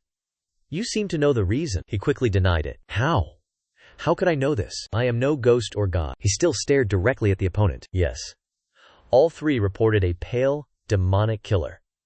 Killed by a demon? If you don't know, then no other way. Besides that, I have one more matter. In a few days someone will arrive. Look after him. Du Lin carefully considered this. A newcomer. Our protagonist asked Bai Cao. Who is he? Du Lin frowned. His mood soured slightly. Who is coming here? Bai Cao glanced at Lu Qin, a famed divine marksman. He instantly knew. Lu Xin, world's premier divine marksman. Now even 10 devils flock to Julong City? Finally, he slightly bowed. He conceded. I understand. We will act together. Morning sun and clear sky create peace. Du Lin followed the stone path outside. Suddenly, someone appeared with anxious shouts. What did Pill Lord say? He glanced at Zhao Yan, slightly surprised. You two waited for me? The other side spoke. How was it? Was he furious? Not exactly, but something more vital. A shriek caught Du Lin's ear. Guildmaster! Guildmaster! Feng Ling ran over, face full of worry. Guildmaster, I found it. I have information on the herb you mentioned. Unable to hide joy, he asked. Is that so? Where? The glabella? She frowned, then cautiously revealed her intel. The White Bird Gang secretly grows poppies. They cultivate them just outside the city. Our protagonist did not rush. He quickly pressed on. Where is the evidence? She answered with confidence. I am gathering it now. Good. Report your findings immediately. Soon, an ally arrives. They will act in Nine Dragon City. Zhao Yan felt surprised. He promptly questioned, who is it? Our protagonist's lips curved. A hidden, smug smile appeared. Lu Si, the divine archer. He widened his eyes. Unbelievable. What did he hear? Lu Sai? A Heaven's Core 10 demon? Why is he in Nine Dragon City? He closed his eyes, calmly replying. The Pillmaster extended the invitation. His arrival will surely cause a stir. Beneath azure skies, his voice was soft. Not entirely so. If he joins Nine Dragon City, everything will change utterly. A small street, bustling with life. Loud noise never ceased, even at dusk. An inn, an ancient wooden sign. Stained by the afternoon sun, by the window, one silently observed. Another scanned the private room. Feng Ling raised her teacup. Her eyes remained fixed. Is the white-robed elder inside? He approached carefully, reporting. 8 Tiger and 9 Tiger entered. They are confirming now. Suddenly, an unexpected event. She felt a slight surprise. Huh?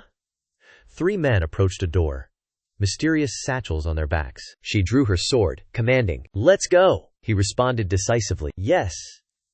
As evening fell, walls glowed red. Inside the warehouse, bags. Sealed, stacked on shelves, the filled warehouse felt ominous. He quietly assessed the room. Larger than I imagined. Feng Ling swiftly warned him. Shh. His voice grew softer. A hint of remorse. Pardon me. They hid behind a large shelf, carefully surveying surroundings. After a moment, she finally spoke. Let us go deeper. They walked along the shelves. Soft footsteps echoed within. She scanned everywhere, as if searching for something. Suddenly, her eyes widened. She saw something forbidden. Sharp blades flew forth. Fortunately, Feng Lin dodged. Damn it. Her companion felt endless worry. Are you all right? Suddenly, she grabbed his head, forcing him down decisively. The shelf collapsed instantly, falling right where they stood. Feng Lin's hand shot back, grasping her sword quickly. A trap then? She decisively unleashed 2 sword Q-slashes, destroying the obstruction. But a sack dropped precisely then. She raised her sword, defending the unknown assailant's attack. Yet, this surprise enraged her. She gnashed her teeth. The opponent smirked slightly, hiding clear satisfaction. A faint crack appeared upon her very sword. The foe seized the chance, landing a blow on her arm, seeing her crash backward. Her companion cried out in panic. Our protagonist, without order, instantly drew his sword, launching an attack. Muk Day, Shen's thugs watched closely, their eyes filled with killing intent. Suddenly, a blood pillar erupted. It filled the frame. That person was pierced, a sword through their chest. Feng Lin shrieked, a cry of pure agony. Muk Da, you dare? I will not stand for this. Suddenly, the elder appeared beside her, with a sinister smile. Do you not fear for yourself? In an instant his sword plunged straight into her thigh. Mukde grinned maniacally. Feng Lin gritted her teeth, enduring the searing pain. Her hand darted to her waist. Pulling out 3 throwing stars, she threw them decisively forward, forcing the elder to dodge. Seizing this chance, she pulled out the blade from her thigh. The elder's accomplice, with no retreat, immediately charged at her. They battled fiercely together. Sharp blades clashed ceaselessly. She gritted her teeth harder, anger surging within her. These foes, too strong. Her leg wound worsened. Blood dripped onto the floor. His accomplice struck an overhead blow. She still resisted that powerful attack. Feng Ling's eyes darted sideways. She noticed a small window. Mu Ye rose from the ground. He removed his hat. This is troublesome. Just die. She never gave up. I am not easily defeated. She spun, escaping their entanglement. Feng Ling grabbed a nearby sack. She hurled it at him. Quickly, the sack was cut. Spices burst out. They were unprepared. What was that? Blasted. She seized the chance, escaping past them. Outside, dusk fell. She shot out the window like an arrow. Uncontrolled, she hit a wall. Collapsed, she gasped for breath. After the struggle, inside the storage room, curses echoed endlessly. Damn it! Chase that alley. Feng Ling tried to rise. Thigh pain froze her. My legs cannot give up. The sect master must know. Blood dripped, silently staining the ground. Mu Ye and his partner pursued. They stopped at dark blood. One knelt, checking the blood. Trail ended. 2 steps. No more. Annoyed. Such a nuisance. He frowned, asking Mu Ye behind him, pursue that way? He immediately cut in. No, their people might be near. Avoid trouble. Clean up. Leave. An old man rushed over, breathless. How did it go? Is it cleaned up? He turned, replying in a low voice. A girl escaped. Sweat drenched his brow. Fear was clear. Oh no. Am I now in danger? The man ahead glanced back. He received a nod. He offered some comfort.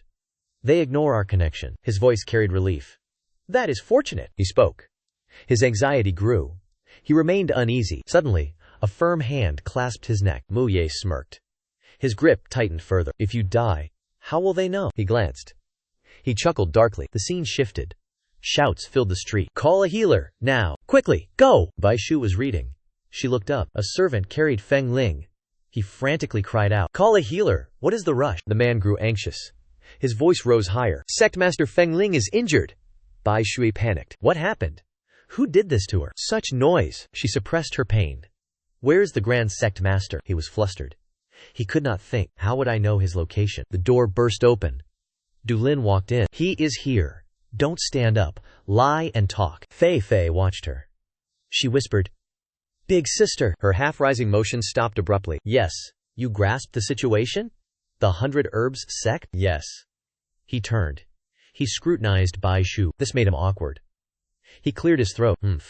He crossed his arms. He questioned. What else? We know it's the 100 Herb sect. Go investigate. Quickly. What? Oh. Yes. He closed his eyes. He made a blunt remark. Suddenly, Fei Fei frowned. She spoke. Me as well? She turned back. Her gaze carried clear judgment. I must treat her injured leg, brother. You want to see her legs? He gently stroked his chin. Still reluctant to leave. I still have questions. Didn't you already send people investigating? Finish treatment. Then asked. Du Lin looked slightly embarrassed. Must it really be that way? Yet in the end, he turned around and left. Come to my room afterward. He carefully considered everything. The 100 Herbs gang. They were no ordinary guards. Did they discover our surveillance? Was this a trap? Feng Ling Guildmaster's condition revealed everything.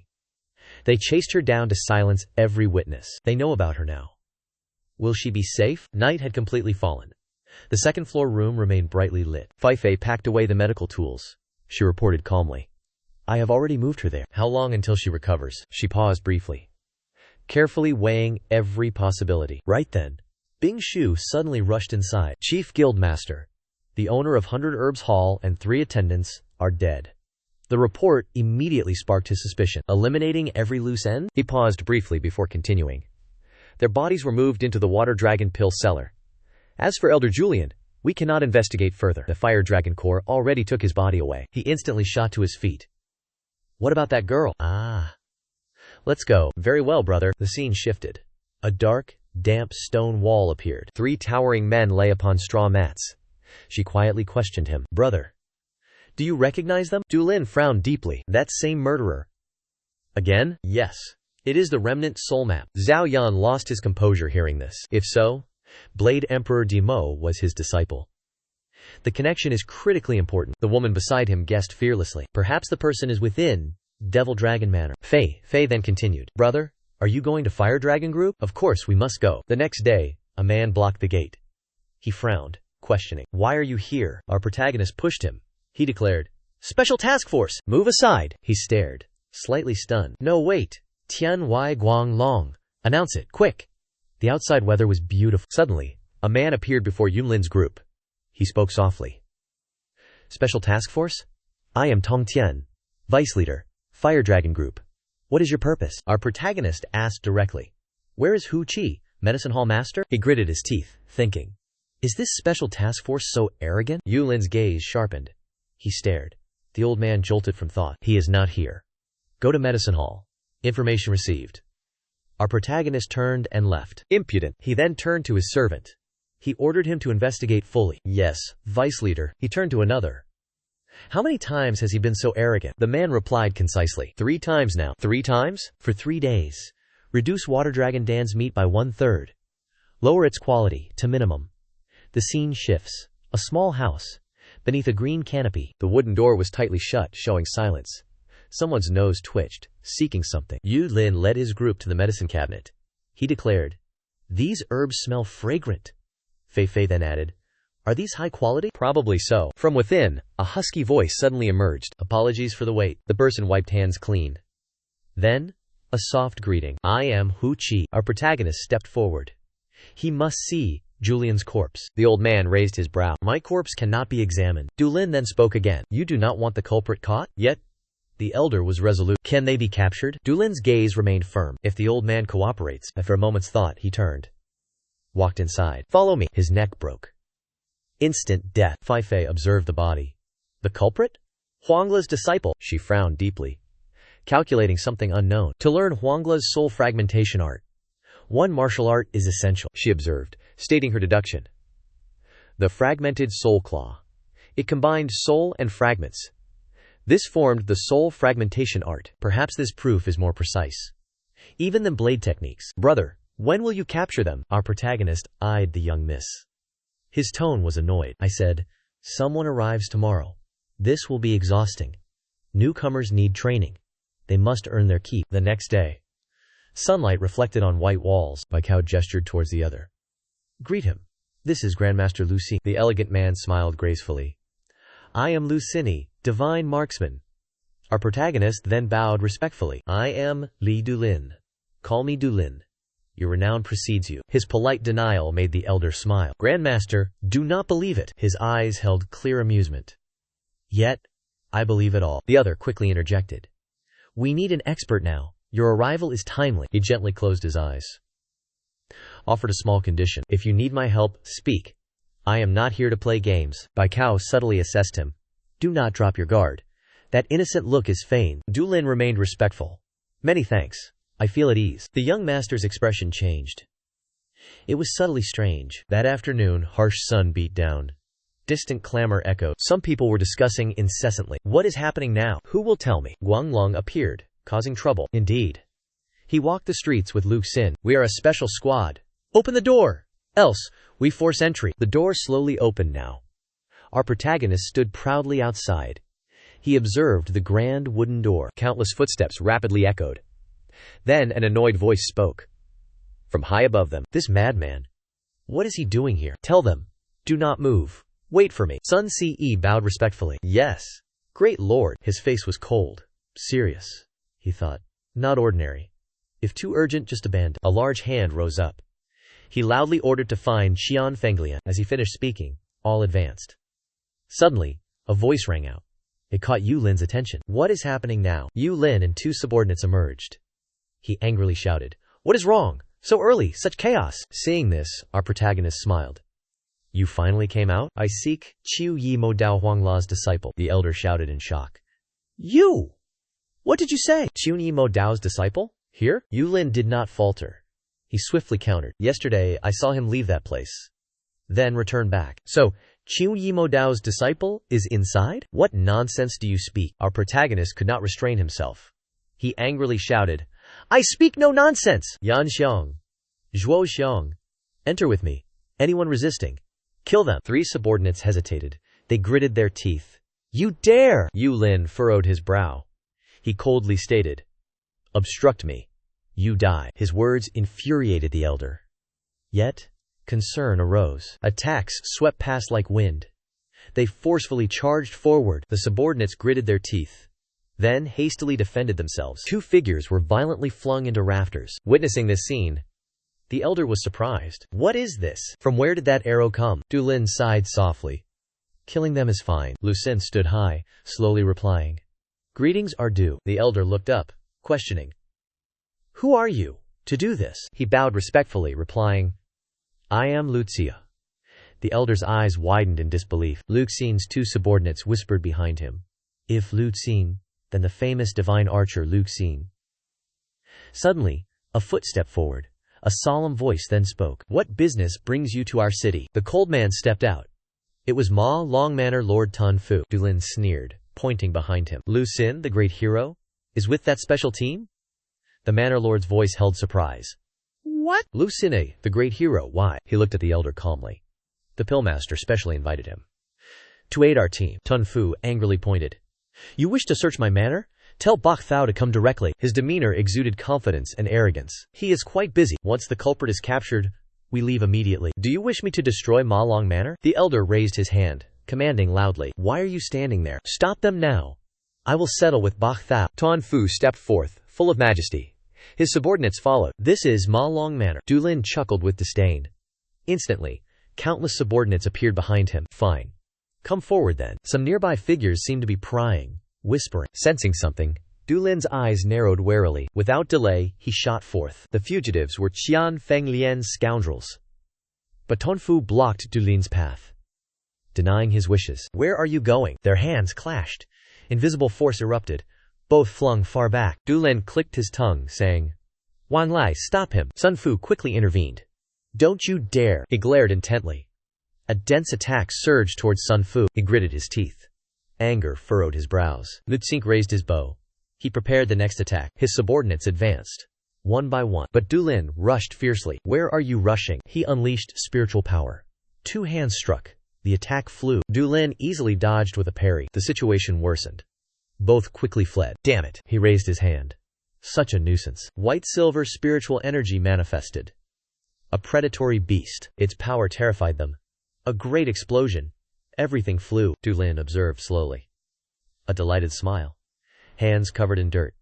Painful groans echoed. Du Lin calmly observed. "Cannot escape me now?" Suddenly, a loud noise. Subordinates jumped from above. He watched them approach. "How are things?" Jun Xiu replied seriously. "Zhao Daxia and Zhuo handled it." Du Lin frowned. "No one escaped, right?" He turned. "More pursued underground." Du Lin continued. "What about Divine Blade, Lian Feng?" Jun Xiao's voice turned cold. "Searched everywhere. He is gone." He pursed his lips. Anger surged within him. "Damn it. Another escape?" Zhao Yan and Wang Zhuo emerged. Du Lin was confused. After a moment's thought, he pointed forward. "Brother Yan, go to Dimoj. The passage leads there." With that, they departed swiftly. White-silver spiritual energy descended powerfully. Lu Xing stood high, firing arrows. Sun Fu snarled angrily. Both hands unleashed energy. His hands swung, attacking.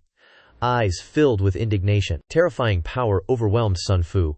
He slid back. Still, he desperately resisted. Sun Fu gritted his teeth. His forehead dripped with sweat. The elder unleashed a full-force strike. He sought a resounding impact. Sun Fu saw only the shattered roof. Not a single person. He stood utterly frozen. His hands visibly trembled. Sun Fu stared straight ahead. The divine archer, Lu Xin. His renown was earned. Power, immense. Lu Xin remained unfazed. He subtly looked down. The elder, wounded by the attack, clutched his chest, gasping. A sudden arm blocked him. He flinched. Yu Lin stepped forward. He stood before Sun Fu. "Brother, cease your hand." Lu Kexing maintained his cold demeanor. He chose to yield. The young master chuckled. "We merely stumbled here. We didn't come to fight Demon Dragon Manor, right? We only argued due to differing opinions. You agree, do you not?" Sun Fu raged at these words. His face darkened. "You stinking brat! You dare mock me!" Yu Lin nonchalantly turned. You handle the rest. He glanced left, then right. Only angry glares met him. Is everything all right? And I told you. Hand over the culprit. Right? If you'd agreed, you wouldn't be injured. Why are you so stubborn, old man? He ignored the rage behind him. Suddenly, Zunfu collapsed. Another rushed to support him. Big brother, Yulin quickly explained. I mean no ill will. Don't misunderstand. The elder gnashed his teeth, glaring. You truly don't want this? Yulin suddenly grew serious. Did you hope I'd kill everyone? Those words stiffened the elder. He stared with chilling eyes. Yulin turned to leave. Are Demon Dragon Manor warriors not Julong City brothers? We seek not Demon Dragon Manor. We seek Qian Fenglian's people. But if you wish battle, there is no other way. Any who resist will perish. The subordinates thought. We are also warriors of Julong City. Damn it! All for those Qian Fenglian people. Yulin slowly glanced back. He calmly spoke. My nature? I do as I please. This tolerance is for you elders. His footsteps continued forward. Zhao Yan approached, holding a man. I am late, he softly stated. An intruder breached Jimmac's catacombs. Du Lin looked at the two slumped figures. I will take them. The sect is sealed. Do not forget this. The hunt ends now. We must depart. The sun ascended, bathing the ancient structure. One man stood, arms crossed, amidst the room. Tianzhang sat above them. His voice was stern. How did this happen? Grand Commander Ma Long bowed respectfully. This disciple was too careless, master. His deep eyes held no flicker. He stared forward. One moment of neglect tore my net. The greater problem. Secure the 9 Dragon City Lord's position. Can you redeem yourself? Otherwise, your disciple status vanishes. Your inheritance, gone. His 2 sworn brothers could only watch silently. His forehead was now soaked with sweat. The group was safe. The Fumer faction consists of warriors. They can fill Ma Long Manor's void. The burly man then spoke. But senior brother, is the Fumo faction incomplete? He frowned, eyes filled with aggression. He glanced. It is nearing completion. The other showed no deference. He pressed further. When will that be? Just 10 days remain. The city lord election nears. Will it be ready then? He flinched, turning away. His voice was vexed. Do not worry, it will suffice then. The other continued. So Pingui and I work ourselves to death? This enraged the opponent. He gritted his teeth. Tianzhang broke the tension. Rion's power cannot be revealed. Not until the city lord is decided. For now, Pingui manages all. Pingui closed his eyes. His face fell. The other two said nothing. They only clicked tongues, shaking heads. The other sneered. His voice dripped with triumph. Master gives leadership to a fool? Pingui suddenly stood. He bowed his head. Though temporary, this junior needs help. From both senior brothers, the opponent coldly replied. My error caused your hardship, junior brother. Speak up if you need help. Cao subtly glanced at Pingui. He thought, until the elder contacts me, I am powerless. Under the azure sky, peace enveloped Wolong Manor. A delighted voice echoed through the space. A surprise. A true surprise. I defeated the giant dragon for a small reason. Is being too great a burden? Kong Shuang raised his teacup. He softly spoke. It has always been thus. His face was serene. His eyes were half closed. I wonder if this is luck. Kong Shuang grew serious now. Seizing this chance, I send the 48 guests. Wan Feng's eyes widened. He looked down. His sharp eyes. Is that not enough? Controlled by Cao? His face grew dangerous. More than ever. Oh. So that's it. Kong Shuang gently placed the teacup down. Guanglong's growth. A burden to all. A burden to Bai Cao too. Wan Feng replied immediately. They say, once the cunning rabbit falls, the hounds are cooked. Their conversation continued. First, time is crucial. Then, I get my chance. Will Bai Cao simply accept? He suddenly laughed. Sinister eyes stared forward. He has no time for future thoughts. He sneered. Send the 48 guests? Guanglong is doomed, a gentle voice spoke. Ending the story is also an option. Elsewhere. Chopsticks slammed down. Angry shouts erupted. Damn it. Despicable. Some eat fresh meat. Others chew grass. Rotten meat in their soup. Another chimed in. Grumbling voices continued. Shared hardships, yet discrimination. I think so too. Du Lin spoke sternly. What nonsense is this? Juntu stood, explaining. Meat rations reduced by 3/10. Only Guanglong's team. He crossed his arms. Coldly asked. Only we get good meat? Shui Longdan eats rotten meat? He frowned. Shu Shu says. 3 days of this. Shu continued. Huo Long Group dislikes us? Supplies are cut. Du Lin rubbed his chin. Deep in thought. Is that so? He slammed the table. stood up. Let's go. This left them utterly confused. What? Go where? He smirked. Confidently declared. Capture the bandits. They took what's ours. At the Huolong group. Trembling sounds echoed. What? What happened? Dulin strode forth. Pointing, he commanded. That one. This axe wielder. Capture them. Resist? Instant beheading. Tong Tian and his subordinates appeared. What chaos is this? Our protagonist pointed without hesitation. Seize this one too? Resist? Break his limbs. What? As he spoke. Bong Tuyet moved. Twisted the elder's arm. Screams were ignored. You scoundrels. How dare you? Again, another voice reached Dulin. What truly transpired? A man stepped forward, face grim. Dulin questioned him directly. Have Fire Dragon Legion's orders changed? He stood bewildered. What? No. It has not. Our protagonist frowned deeply. He faced the man. 9 Dragon Cities supplies halved. Sweat beaded, then trailed down his temples. How is that possible? Tong Tian held down. The conversation echoed. He embezzled supplies. Speak clearly now. Fai stepped forward. Grand Commander, check the ledgers. We find evidence. His deep eyes darkened. Dulin stood close. Do you heed my ledger master? Let my squad member see the ledgers. He paused. Then replied cautiously. If evidence exists, then proceed. The entire scene became utterly silent. Books lay scattered. Everyone focused on searching. Fai stared intently at the words. Blue skies. Clouds drifted silently. Leaves rustled softly. Ancient roofs appeared. Dulin crossed his arms. He watched her approach. Well? Fai calmly replied. The ledgers are identical. He narrowed his eyes. Pensive. Is that so? So the rest is hidden? He growled softly. But showed no weakness. Dulin made a decision. We will investigate Tong Tian ourselves. That person behind was utterly terrified. I understand. Proceed as planned. He turned, commanded. Lead him away. We depart now. He turned, stepped inside. Distributing water dragon pills generously. Managed thoroughly. I never wish to see that scoundrel again. The traditional wooden roof stood out softly. Dulin sternly ordered. To the filthiest room. 1/3 his rations. As the last 3 days. The other looked delighted. I understand. Add bugs to his soup? Do what you wish. Fei saw his indifferent face. She suddenly wondered. Why? He asked again. Tell me now. Why check records? She smiled, calmly explaining. Food consumption depends on numbers. Fei's face showed playfulness. If someone skims, add more to records. He smiled, delighted. He finally understood. Oh, exactly right. She moved closer to Dulin. A vast difference exists between Shenlong, Tulong, Wulong manors. He furrowed his brow, perplexed. Is that so? Why are you so close to me? Suddenly, her face turned sinister. A mischievous laugh echoed. Fei watched intently. Softly, she called, Big brother! That voice startled him. What is it? Her eyes softened.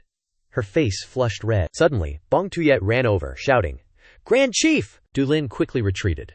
He turned, asking, What happened? He gravely reported. Hu Qi wishes to meet. Early high hour. Fei spoke loudly. High hour. That hour is still distant. Why report so early? Bong Tuyet's face showed confusion. What? She became furious, snarling each word. No insight at all. Soon after, at the vast manor, Hu Qi calmly inquired. Tell me what you saw. The young boy heard this. He became hesitant. I was leading the carriage then. I heard grandfather tell my uncle.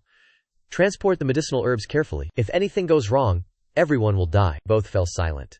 They listened intently. Dulin's eyes wavered, calculating something. A peaceful calm descended again. At this moment, the door burst open. Am I not of the Guanglong team? Seeing Lu Xin enter, he hurriedly explained. Of course. Please, sit here. A suspicious location was found. Regarding herbs Divine Blade, Lian Feng took. They use collected herbs, creating an elixir.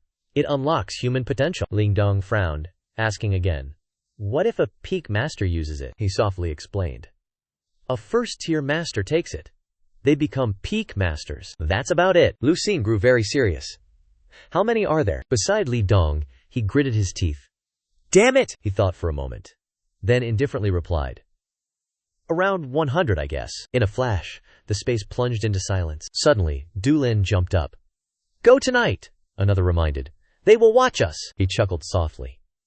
Coldly, he ordered. We will go to Wolong Manor first. They will wonder all night. Why did we go there? The water route north of Wolong Manor, leading to Baoshui Mountain, plunged into silent night. On the river, Two boats silently drifted. Du Lin stood gallantly at the prow. His eyes constantly observed. The young boy cautiously looked around. Seeing this, he frowned. He reminded him, "Do not look around warily. Just focus your spirit." He forced a smile. "Ah, all right, excuse me. I was just cautious." Du Lin quickly regained his cold demeanor. "No one expects us. Using Wolong Manor's waterway. Resolve it, then return." Du Lin's eyes revealed deep calculation. "Tell your uncle. Go to Mountain alone. Let no one know." The young boy hesitated. "What about the small temple? The one overlooking the manor?" He said to leave the herbs there. "Then, return." Both individuals heard this. They fell silent. At this moment, the entire space was enveloped in night's silence. However, the subordinates continued their vigil. Du Lin leaned against a tree. He spoke with amusement. "Just as that young fellow said." He cautiously observed ahead. "So, shall we go?" At this moment, space became eerily silent. Suddenly, arrows flew, shattering the quiet. Subordinates fell, never screamed. Unaware of the group behind, footsteps appeared on the rooftop. Figures advanced slowly. Suddenly, Du Lin paused. He felt perplexed. Below, two men conversed cheerfully. "Hard work for you. Do not worry. 5 days, it finishes." He finishes by the promised deadline. "To save the clan. Pass the message." Hearing this, he frowned. He completes it? Someone else crafts the elixirs? Suddenly, an arrow flew. It struck the blonde. The other screamed, stunned. What was that? Who is it? His eyes widened. A hand seized his throat. A powerful voice spoke. "Where is he?" The man stammered. Who is it?" Du Lin stood behind. He gently explained. "You crafted elixirs." Suddenly, countless subordinates rushed in. "Manor Lord, save him now," he sneered. "Know this place?" Suddenly, an explosion boomed. Soldiers were thrown far back. Ji Yu Lei and Li Dongshuan declared, "Leave these to us." He stood stunned. Du Lin calmly asked, "Where is it?" He urgently cried, "Wait!" Under his overwhelming power, he pointed forward. "The secret chamber!" On the rock face, a gate appeared. Du Lin and two men approached. They surveyed the situation. He turned to Lu Xin. He raised an eyebrow.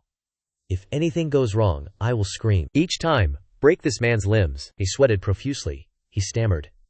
"Inside? Turn the torch left." Du Lin glanced, then slowly opened. A mechanism was indeed installed. Stepping inside, flickering torches lit up. They illuminated the entire cave. He walked up the stairs, scanning his surroundings. Du Lam approached a torch.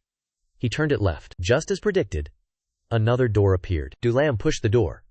He peered inside. This was a kitchen. Boiling pots. Herbs on the table. He neared the medicine pots. He wrinkled his nose. The smell was potent. Old man Hu Chi must identify it. Suddenly, a cloth fluttered. Du Lam noticed. Curious, he approached. He lifted the cloth. Behind it lay a pitch-black tunnel. He gasped. "What is this? This dark hole?" Du Lam peered in. He cursed. "Damn it all." The scene shifted. Another forest edge. Du Lam emerged from underground. It connected outside. Had he known, he'd bring him. Elsewhere, Ji Yu Lei struck hard. The man collapsed. He is the last. More than expected. Lu Qithu watched, arms crossed. Soon, Du Lam burst from the wall. Lu Qithu noticed. "What just happened?" He replied calmly. "He escaped through the hole." Du Lam glared. He demanded, "Who refined pills inside?" He avoided Du Lam's gaze. "Tuesday, Ming." Du Lam pressed. "His relation?" He sweated profusely. "Old man Go's son. Not Han Shu. Tan Tuyen's son." In the dark night, two torches flickered. Their only light. Du Lam roared. "You disobeyed? Held family hostage? You murdered them, you vile fiend! Die! Die!" Under his lashes he screamed, "Kill the wretch! Boil that bastard now!" Elsewhere in the forest, a man gasped. Tuesday Min, high in a tree, peered back. Almost caught. He cursed the house below. Han Shu, worse than a dog. He knew not their fate. Suddenly, Tuesday Min wept aloud. He wiped tears from his face. "Father, child, wife, those accursed fools never knew my creation. I will kill you myself. You forced me to refine. Your head will honor my family." At Crouching Dragon Estate, a cry arose. HMPH. Two disciples watched. They scoffed in disdain. Wan Feng hurried to Du Lin, smiling. "Welcome, Grand Overseer. The Manor Lord awaits you." Du Lin pushed the door. He entered. "Manor Lord? 2 months. Long?" "Yes. Very long," Du Lin asked, puzzled. "Why did you summon me?" Kong Shuang crossed his arms. He said seriously, "This place is known." Du Lin sat down. "What? Isn't this my first time here?" He frowned. He spoke. You took some items before. Du Lin turned away. A forced smile. Didn't you say to forget it all? Thus, this is my first visit. Kong Shuang sighed, helpless. I have a proposal. Our protagonist replied. Speak it. Seeing this, Kong Shuang spoke boldly. You already know. Du Lin raised a hand. He shook his head wildly. No, I know nothing. A faint smile touched his lips. Wan Feng stood nearby. He was surprised by the expression. He just smiled. He continued. My subordinates are strong. He extended his hand eagerly. They are yours. Du Lin chuckled. Must I thank you? The scene quickly shifted. To another place. Bai Cao clenched his fists. Slapped. Robbed. Fury surged. Du Lin replied, joyful. That is good news, he sighed. Our power is weak. Confrontation fails. Hearing this, our protagonist offered a suggestion. What if we cooperate with Wolong Manor's 48 guests? Bai Cao questioned. Wolong Manor's 48 guests? Is that true? Du Lin smiled. Today, they joined the Quang Long team. Bai Cao stroked his beard. He pondered. Worth a try. They continued discussing. First, suppress Jin Long and Tu Hulong. Bai Cao retained her solemn demeanor. What should I do? Du Lin smiled. Blocking the Divine Dragon Manor's actions. Now, outside the main hall. Loud shouts echoed. Zhan Kong salutes the Grand Master, Du Lin replied. A pained smile. Another lion to tame, he thought. 3 towering burly men stood before him. Their leader, Zhan Kong, head of the 48 guests. Du Lin approached, patted his shoulder. Truly sturdy indeed. Then I am quite ashamed now, sensing danger. He frowned, staring at the hand. Such terrifying power, Du Lin smirked. This place is cramped. Inconvenient. But endure it a little. Base thoughts rose within him. I thought Guanglong's temper erratic. Yet he is so generous. Zhan Kong asked little. He cupped hands, bowed deeply. Grandmaster, do not worry. Cramped or not, better than mountain winter, he replied. Food arrangements are made. You will not be disappointed. Zhan Kong's group grew excited. During cultivation we hunted beasts when hungry. So master, do not fret. Du Lin smiled. Hearing this, I am reassured. Give it your all, he nodded, replied. Yes, Grandmaster. Even Kong Shuang and Wan Feng could not expect. Zhan Kong favored Du Lin. The scene shifted elsewhere. Countless feet shuffled towards the gate. The gate opened. 2 guards stood sentinel. One guard looked up. Saw 3 figures. He cupped hands, bowed respectfully. You have arrived? Huang Luo eyed the guard, replied coldly. More people are coming. He nodded. I will inform the others. He gestured with open arms. Please enter the fortress. Inside a small room. Incense smoke wafted heavily. What has happened? Brother Tian Zheng. A minor error with the senior disciple. While you all scheme and plot, I handle all the messy, dirty work outside. Tian Zheng replied. My apologies. I need your help again. Huang Luo suddenly asked. Who is this Guanglong? Tian Zheng immediately smiled, stating. Not only him. Bai Cao proves formidable. He has already summoned Lu Chenqi. Huang Luo asked, confused. Lu Si. They continued their discussion. Is someone else interfering? I am investigating. The silent one finally spoke. Kanglong Prefecture and Jianlong Prefecture support him. This way, our victory is not guaranteed. For the Nine Dragon City Lord election, the old man frowned slightly. Can we stop him? Kui Zaihan pondered deeply. I will pull one of the 9 dragons. I hope for your heroic aid. Tian Zheng agreed as well.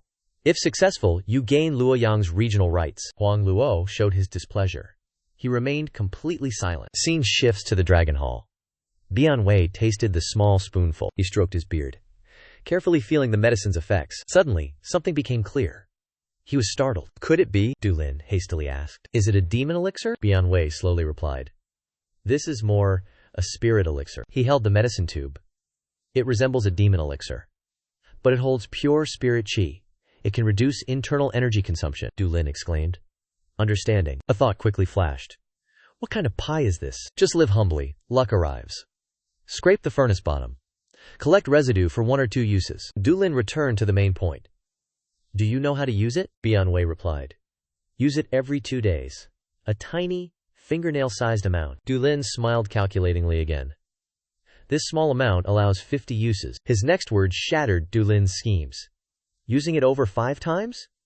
No more effect. Tang Yi, standing nearby, spoke. I found the origin spirit herb's source. Yang Quan, Deputy Hall Master. From 9 Dragon City's Fire Dragon Gang. As night slowly descended, the medicine tube rested neatly on the table. Du Lin took the medicine, He molded tiny medicinal pills. Countless pills were then divided into 2 even piles. Our protagonist looked at them. He smiled greedily. This for father. This for waifu. This for grandfather. And for Fei Fei. Brother Rong gets some. Brother Zhao too. And this one? I must test it first. Dulin threw it into his mouth. He slowly chewed. He sat down, then sighed. Not bitter as he thought. Time quickly passed. An hour later, Dulin meditated. Brows furrowed tight. He suddenly opened his eyes. Sweat poured endlessly. He gasped, looking at his hands. Enveloped in blood energy. He clenched them, assessing. This! Dulin leaped up. Jumped from the bed. He shouted with joy. Damn it! Such a treasure. Cannot take more than 5? Why? Why? A new plan formed. He smirked slightly. Next morning, Dulin roared. Attack the dragon-slaying mansion! Feng Ling's group fell silent. They heard his words. He crossed his arms. How many members in Guanglong squad? Bing Shu pondered, then replied. Total members, 133. 9 dragon guards, 42. Honored guests, 48. 3 Guanglong squad leaders, 27 regular members. Disciples, Lu Xiang, Du Lin, and direct members. Du Lin stroked his chin. A sinister smile appeared. So I have 132 usable hands. Bing Shu spoke up. When will we deploy, Great Chief? Du Lin's mouth curved up. Today, at Divine Dragon Mansion. Cloud Dragon Mansion Master. Sword Dragon Mansion Master. And Li Zhao of Sky Dragon Mansion arrived. Yes, Mansion Master. Kui Zhan held his papers. He asked, what is their business? They wish to discuss the city lord's recommendation. Kui Zihan asked no more. He snapped his book shut. Invite them inside. He mused deeply. Negotiation? What is this? Through the dragon-slaying mansion corridor, a shadow rushed past. Pattering footsteps echoed endlessly. The door burst open. A subordinate screamed, Mansion Master! Li Rong slammed the table. What is this rush? He stammered. Guanglong! The Guanglong squad! Hearing this, the elder was astonished. Outside, countless people lay beaten, flat on the ground. Bing Shu wielded her sword. She warned. Do not resist. Resistors are hidden Wind League members. Execute on sight. Chase the fleeing ones. They split, each a direction. Lu Xinyang fired his bow. Forward, Du Lin observed, standing aside. A furious voice erupted.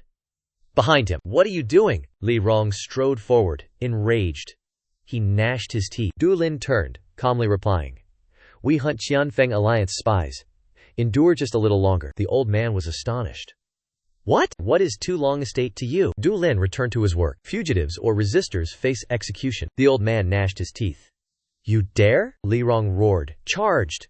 Power condensed. Suddenly a voice rang out, halting him. You must consider your family. Choose your side wisely. He was surprised. This was a mind-speak technique. Du Lin maintained his calm. You need not reply.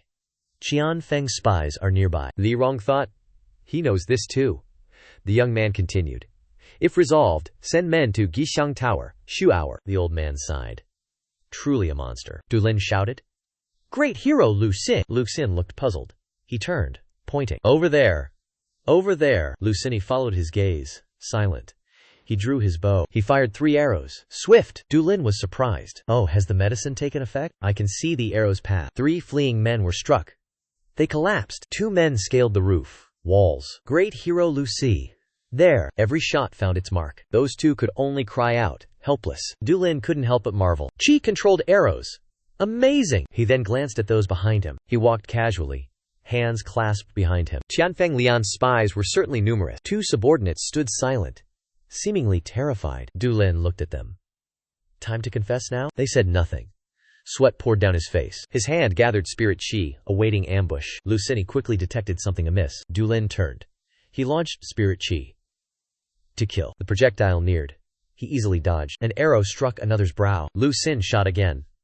The ambusher took an arrow. They fell. Lay motionless. He sighed, looking at them.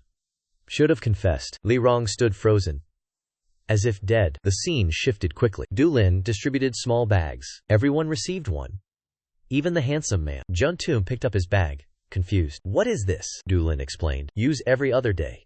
Cultivate nightly to control fortune. Jun Tu stared, astonished. To use it? Is this the elixir old man Jiang mentioned? Seeing reactions, Du Lin pouted. You dislike it? They quickly replied. Oh no. He smiled, arms crossed. I tried it. It's fine. They half believed. Their Grand Master spoke. A gift? Not a sale? The others found it strange. Why is our Grandmaster so different? Is this a true elixir? Dulin felt smug. Giving truly felt wonderful. Who in this world gives elixirs so freely? He instructed them. I will go out. Cultivate in shifts. Yes, Grand Commander. Night had now completely enveloped everything. Dulin leaped through the window. He sighed. A voice startled him. You arrived late. A beautiful, elegant woman gestured forward. He awaits your presence. The door slowly opened. A figure waited within. Dulin felt surprise and confusion. Li Rong spoke. I came myself.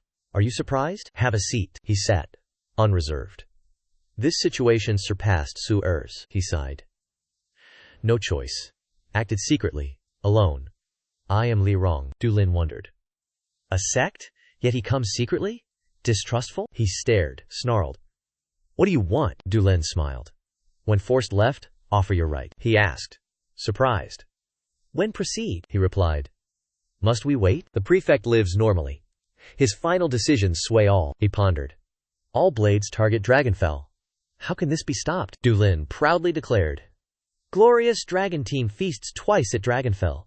We'll even clean for food. His lips curved. Li Rong sipped tea. I will prepare enough food. Best chefs. Invited. Dulin smiled. Even better. Time quickly passed. The hallway remained oddly quiet. He walked alone, muttering. Empty. Without her. His eyes darted up, finding something. An eatery appeared. Somehow, delicacies covered the table. Dulin.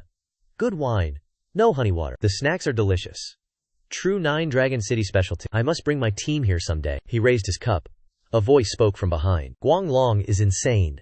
These words made him look. A group entered, still chattering loudly. True. How else could such feats be done? He appeared quite brazen. Our arrival feels very strange. Rest here tonight. Contact them tomorrow. Dulin wondered slightly. What are they doing? They approached a table. Sat down. Assess the situation first. The elders will question us. That is no issue. Wen Shu turned, saw Dulin eating. He called out. Hey, may I ask something? The young man stopped. What are you staring at? Wen Shu stepped closer. How long in Nine Dragons City? The young man ate, replied coolly. About 3 months. He grumbled. You know Nine Dragons City's situation? The young man ate meat. Nothing special. Wen Shu raised an eyebrow. He ground his teeth. Has he lost his tongue? Dulin stayed impassive. What? Bad mood? Then ask someone else. Wen Shu snarled. His teammate warned him. Cause no useless trouble. Wen Shu persisted. He pointed at the man. Do you know Guanglong? If you know him, we pay for drinks. The young man replied coolly. Who knows not that madman? He quietly inquired. Is he truly mad? Dulin simply sighed. He is mad. So I call him mad. Do you call sane people mad? Wen Shu crossed his arms. He seemed lost in thought. How does that madman lead a special squad? Dulin raised his wine. He drank. If I knew, I would be the Grand Chief. Would I be drinking alone here then? Another man grew impatient. Enough! What does he know? Dulin stood, calling the waiter.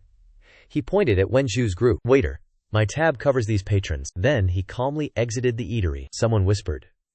Wen Shu. He growled orders. Deal with him! Dulin walked, humming. His lips moved, sweet air filling. His brows twitched. He hugged himself, writhing. Suddenly, his eyes sharpened. He realized something. I just drank wine. I am happy. Why follow me? Something else to ask? A metal chain suddenly appeared. I have one more curiosity. Dulin slowly turned. Oh? Really? What are you curious about? Wen Shu appeared, twirling the metal chain. Nothing special here. I only seek your master's appearance. Immediately, he swung his weapon forward. Dulin simply tilted his head, easily dodging. He swung the chain, laughing wildly. Watch this. The chain rebounded, flying straight at Dulin. This time, he didn't dodge. He swatted it away. Witnessing this, Wen Shu looked astonished. What? What was that? The chain rebounded. He frantically dodged. Now, a small cut appeared on his face. Suddenly sensing something, Wen Shu glanced over. Dulin leaped, kicking forward. Wen Shu reacted quickly. He dropped, dodging the attack. The young master looked surprised. Wen Shu slowly stood. A strange smile appeared. The scythe on the chain swung. Wen Shu pulled his weapon. The scythe lashed behind Dulin. It struck his nape. He cried out, startled. Across from him, a smug grin bloomed. Where is your arrogance now? Suddenly, his pupils constricted. He saw something. In the dark night, Dulin's eyes glowed. The scythe remained in his nape. He grabbed the scythe. Interesting weapon, he praised. Dulin concealed a spirit sword. It blocked the fatal blow. Wen Shu gnashed his teeth. Damn it. He swung the iron chain. Our protagonist leaned back to evade. The chain whipped back. It slammed Dulin's shoulder. Wen Shu regained confidence. Finally. A hit, bastard. Your shoulder will fracture. He nodded, brushing his clothes. Still hurts quite a bit. He smirked. Now let me ask you something. Dulin kicked the chain. It struck Wen Shu's forehead. The scene shifted to the tavern. Wine cups refilled. The others glanced at the door, complaining. Wen Shu is too late. Another asked suspiciously. Was he beaten instead? Impossible. Another immediately retorted. Wen Shu defeated by that fool? At sunrise, we go to Jinlong Manor. We arrive there. The peaceful night sky reappeared. Dulin returned to the manor. He hummed a tune. A clear voice rang out. Good mood. Something joyful happened? He asked in surprise. What? What is this? Little girl. Why are you not sleeping? Fei angrily retorted. Brother, you disappeared. Now you returned? Brother? You smell of wine? Where? With whom? Why avoid my questions? What now? Fei exclaimed, wildly punching. You went out alone? Without me? Dulin grumbled. You cannot drink. Important matters. We talk inside. You look awfully ugly. A hurried voice rang out, capturing their attention. Grand Lord, are you here? He asked, puzzled. Why care about me now? Bong Tuyet panicked, flustered. They seek the Grand Lord. From Heavenly Dragon Manor, Dulin exclaimed in surprise. What? Beneath the calm moonlight. Whose annoyed voice was that? Why are those people? Fei frowned, observing. They already lost one. No more loss. Our protagonist crossed his arms. He snorted unhappily. Dulin commanded his subordinates. Closely watch Divine Dragon Manor and Iron Dragon Manor. Our protagonist stroked his chin, pondering. Divine Dragon Manor acts not alone, the other asked, lingering. Who colludes with them? Check the blade-wielding group. Are there any strangers? Dulin suddenly smiled. An idea sparked within him. Suspicious people at Plum Blossom Tower. Watch that place. Once there, you will know. They are very special. They will attract attention. Avoid direct confrontation. Bong Tuyet swiftly departed. Our protagonist then frowned. He looked at Fei beside him. Little girl, which power rules Changsha City? She answered without hesitation. In Changsha, it is 10,000 Tribulations Palace. 10,000 Tribulations Palace? Venerable Myriad Tribulations. Lord of 10,000 Tribulations Palace. That is right. Why? Our protagonist knit his brows. Damn it. Have they arrived? Dulin pointed in one direction. I must meet the leader. She demanded to follow. I will go too. Do not wander anymore. Go back to sleep. Fei was quite stubborn. I dislike that. Can I not go with brother? Scene change. Before a manor. Lanterns glowed brightly. A voice screamed from within. Divine Dragon Manor. And Iron Dragon Manor. Inside, Baikao stood up. He was in disbelief. Is that true? Dulin, cross-legged, asked. Am I mad? Seeking the Pillmaster? Please. Tell me everything that happened. The Pillmaster was quite surprised by his request. What was that? Dulin now showed a serious demeanor. I must also know something about this matter. Who then can protect my very life? Baikao awkwardly turned, avoiding the subject. His expression became stern and grim. Follow Dao Men Bridge. Find the path to Vanjigong. Sir, can you tell me the situation? Surprise was clearly etched on Baikao's face. Straight to Vanjigong? That is correct. Speak now, master. He was cornered, falling silent to think. Finally, Baikao slowly uttered words. He hesitated. Then spoke. Tianlong Manor, Kanglong Manor, Jianlong Manor aid us. He listed more.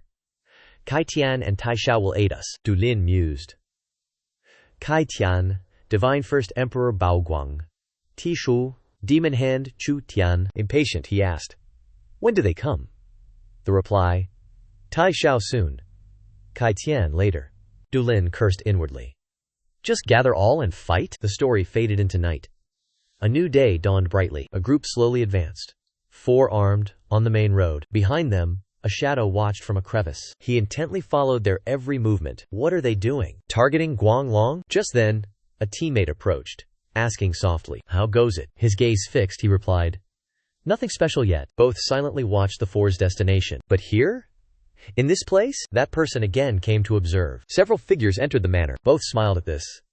Guanglong will love it. Perhaps. The sky is now clear. Snowflake entered the room. Great master, I report. What is it? He swiftly reported. Plum Blossom people. Golden Dragon Manor. Oh, really? He smiled. Someone needs questioning. To the prison! The subordinate paused briefly. Again? Who did you capture? A dark, long dungeon corridor. A water drop fell. The bruised man opened his eyes. Wen Shu stirred. Where is this? When was he bound to this chair? On the table, torture tools. Skulls littered the floor. He sweat in fear. Is this hell? Just then, a voice startled Wen Shu. Hell is probably better than this. He looked up. Scream! You? You? Wen Shu roared. Who are you? Know who I am? How dare you? Du Lin kicked him. He leaned in. I question. From Myriad Tribulation Palace? When will Kongju, Myriad Tribulation grandson, arrive? Wen Shu looked away, silent. Then panicked. A saw appeared. Ah, it seems you misunderstand the situation, screams echoed. The saw neared his leg. A leg first, he screamed. Wait, just wait. What do you want? Du Lam smirked. Now you are willing to answer? He still choked out a scream. So, will you discard the saw? Discard it. Our protagonist calmly repeated his question. When will Kongju arrive? Wen Shu dared not meet his gaze. How many more will arrive tomorrow? He honestly answered each question. Approximately 20 experts and guards. As he looked away, Du Lam's subordinate tested a chisel. The cell fell silent. Water barrels lay in a corner. Our protagonist shouldered the iron hammer. Good. Enough for today. Wen Shu persisted. Who are you? Our protagonist turned. Displeased. I spoke much about him yesterday. Then, he suddenly awakened. Heavenly Light Dragon Du Lam walked out, jesting. Thus, the scene shifted outside the dungeon. What do you think? Lu Xin questioned. What happened? Our protagonist put hands on hips. Looked up. Deciding victory by endless running is heart-wrenching. Is there not a reason? Both looked in one direction. Even in death, I would keep my dignity. Some things are simply unavoidable. Overthinking makes you another's meal. You can think that way. Snow coldly knocked. The door soon opened. A stern-faced man appeared. Why are you here? Du Lam stared defiantly. We came to play. The man was displeased, cursing internally. I heard everything. Come to play, scoundrel? Are you mocking me? You persist in your mockery. Is this not play? Their locked gazes choked the very air. Lu Xi and Zhao Yan frowned at them. The man eyed Yu Lin. Are they ignorant of our domain's plight? Not inferior. Come to play? Prefer the clash of steel? Upon his words, power fractured the ground. The tall man was astonished by his power. Yu Lin's confident, taunting smile caused fear and sweat. With no other choice, he turned to enter. Follow me now. The scoundrel's sharp tongue met a closed wooden door. Yu Lin watched the man. His provocative speech reached perfection. You like keeping silent? Are all brothers so taciturn? Refuse to speak? The room was silent, despite many people present. Yu Lin finally had to speak first. No tea here? The patriarch coughed lightly to hide shame. Servant, bring tea. He and Fei Fei joked. Bring a bigger teapot. My elder brother drinks much tea. 10 cups, perhaps? The patriarch frowned, snarling. Bring the teapot! In the same room, a dull moment passed. The elder roared. Come here to play! Did you not hear clearly? I said it thus. His companion roared. Is this play? Suddenly, Du Lin wore a satisfied smile. Then let us discuss a playable situation. The family head fell silent once more. In moments, his expression grew serious. First, he criticized Elder Huang La for the demonic blade. Criticize Huang La? What meaning? A cunning smile spread on his lips. Then, discuss the death rain. You seem surprised by these words. Du Lin made the atmosphere tense. You must know clearly. The old man quickly denied it. I know nothing you speak. He smirked faintly. Then return the corpse to us. Huang La treated you this way. No rage? Cornered by the question, he feigned ignorance. I know nothing. Enough. Leave. At this, he knitted his brows. Is that so? If you insist on ignorance, I shall help you remember. Shui Xiang, among the dead, is our target. The sudden question made him pause. What was that? Yes, Grand Commander. That was a lie. Feigning seemed right. Du Lin leaned forward. Then, take his corpse. The mansion, Lord knows. The family head furiously slammed the table. His face darkened. Are you mocking me? He simply stared at the elder. The two guards exchanged glances. The Lord's men were wary. Du Lin pulled paper from his robe. You claimed no fight with Huang La? No comrades? He threw the paper down. The man beside him gasped. That thin paper! He grew serious. Was the content true or false? The patriarch stared at the paper. He picked it up. First, sit down. Du Lin bowed. He sat beside Fei Fei. He then made the atmosphere intricate. How do we deal with them? A faint smile suddenly bloomed on his face. Du Lin placed his hand. Confidence radiated. First, let's discuss Huang La. Agreed? Night fell. Endless discussions filled the room. He sought the Tai Long residence. What now? If the old master agrees, I'll ignore them, he asked. Dealing with him is a huge burden. What about you? Tianzheng glared at the madman. Huang La sat, arms crossed, pensive. I will hunt him. Luke Sinna complicates this. The elder gazed. Easy hunts bore him. Huang La glared back. Good. He is yours. The elders exchanged glares. Too eager? Outside, the lake was eerily calm. Goldfish swam freely. A hand dropped bait. He is no ordinary man. Action is better. Observe the situation. Plan now. Understood, the elder asked. Any distant contact? The messenger reported. They send people soon, he preached. Never shame the Tai family's pride. Ming Quan. Remember this, and act. He obeyed. Face grim. Yes, elder brother. His eyes gleamed cruelly. Find the informant. Dark clouds cover the entire sky. What perfect weather. Bong Tuyet thought. Are his eyes faulty? What is so special? Clearly he is not sober. Du Lin happily looked up at the sky. On such gloomy days, drink and sightsee. Perfect. Brother, let's go out. Find good food. Admire sights, he asked. Brother Shu? Quiet place? Good food? He smiled. Yes, I will lead. For food and wine? That place is truly excellent. Scene shift. Luxurious alley. Towering houses. A door opens. Bong Tuyet led Du Lin inside. Uncle Zihi. Long time. Inside stood a tall man. Dirty tray. Cloth on shoulder. Why are you here? Du Lin curiously observed everything. His gaze fell on a man. Eating, head down. The man seemed oblivious. Our protagonist watched him. Soon after, the two sat down. Boss, can't we order? Bao Jihi grew slightly annoyed. What's wrong with him? Why is that boy noisy? Uncle, go ask him. He strode over, shouting, You bastard! Your power grew. Are you impudent? He forced a wry smile. It's not like that. Then he roared, driving customers out. I will not cook. Leave now. Du Lin calmly sipped his tea. I heard Uncle's cooking skills are amazing. Is that true? Exactly. I truly feel the same. Cook casually. Bad food? I won't complain. They argue loudly. Didn't you say you disliked it? No cooking skills? Just say it. That is precisely why I speak thus. Just bring whatever food. Wine? I have none. If I find wine, no payment? The old man raged. He wanted to toss this brat. Why this cursed brat? No wine? Really, no wine? None to sell. Du Lin remained defiant. Your foul exterior matches your bad nature. Bao Jihi was officially enraged. You scoundrel! Just then, a voice startled him. I thought it was anyone. Brother Bao Ji! The tall man clasped hands, greeting him. I am Du Zhaoyan. Bao Ji was startled. Iron Lion Du Zhaoyan. Then the youth raised his hand. Master, will you bring it? This interruption ignited his fury again. He glared, eyes red. He clenched his fists, suppressing rage. Du Lin and Fei Fei watched. One curious, one amused. But Bao Zihi turned away.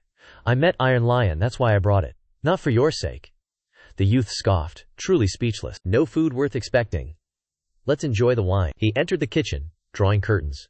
Start the fire! At this moment, Du Lin sent a message. Brother Shu, see the man at the door?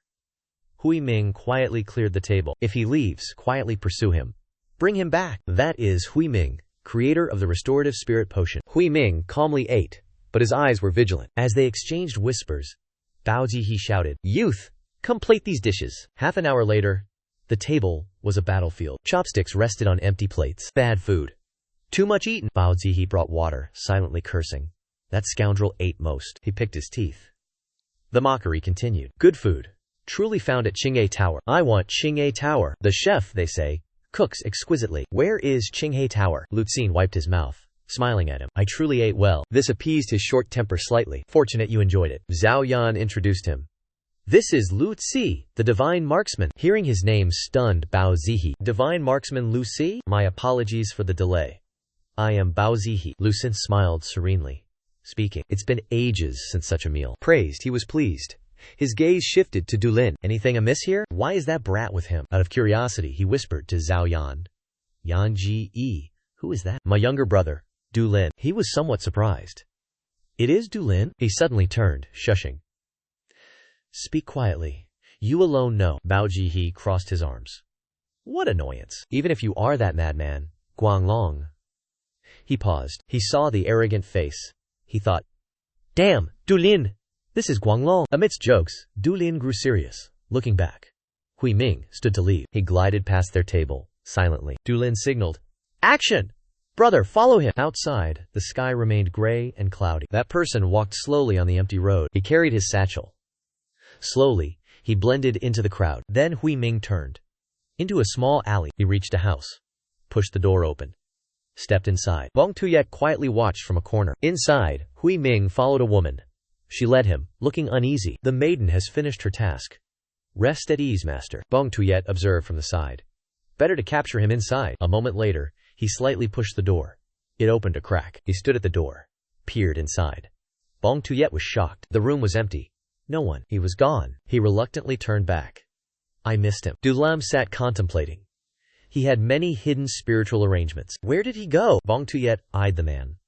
First, release the children. Du Lam smirked cunningly. Your senses are dull. You've been lazy. Tomorrow, begin anew with fervor. That smile gave Bong Tuyet an ill premonition. Yes, Grand Master. That midnight, someone asked.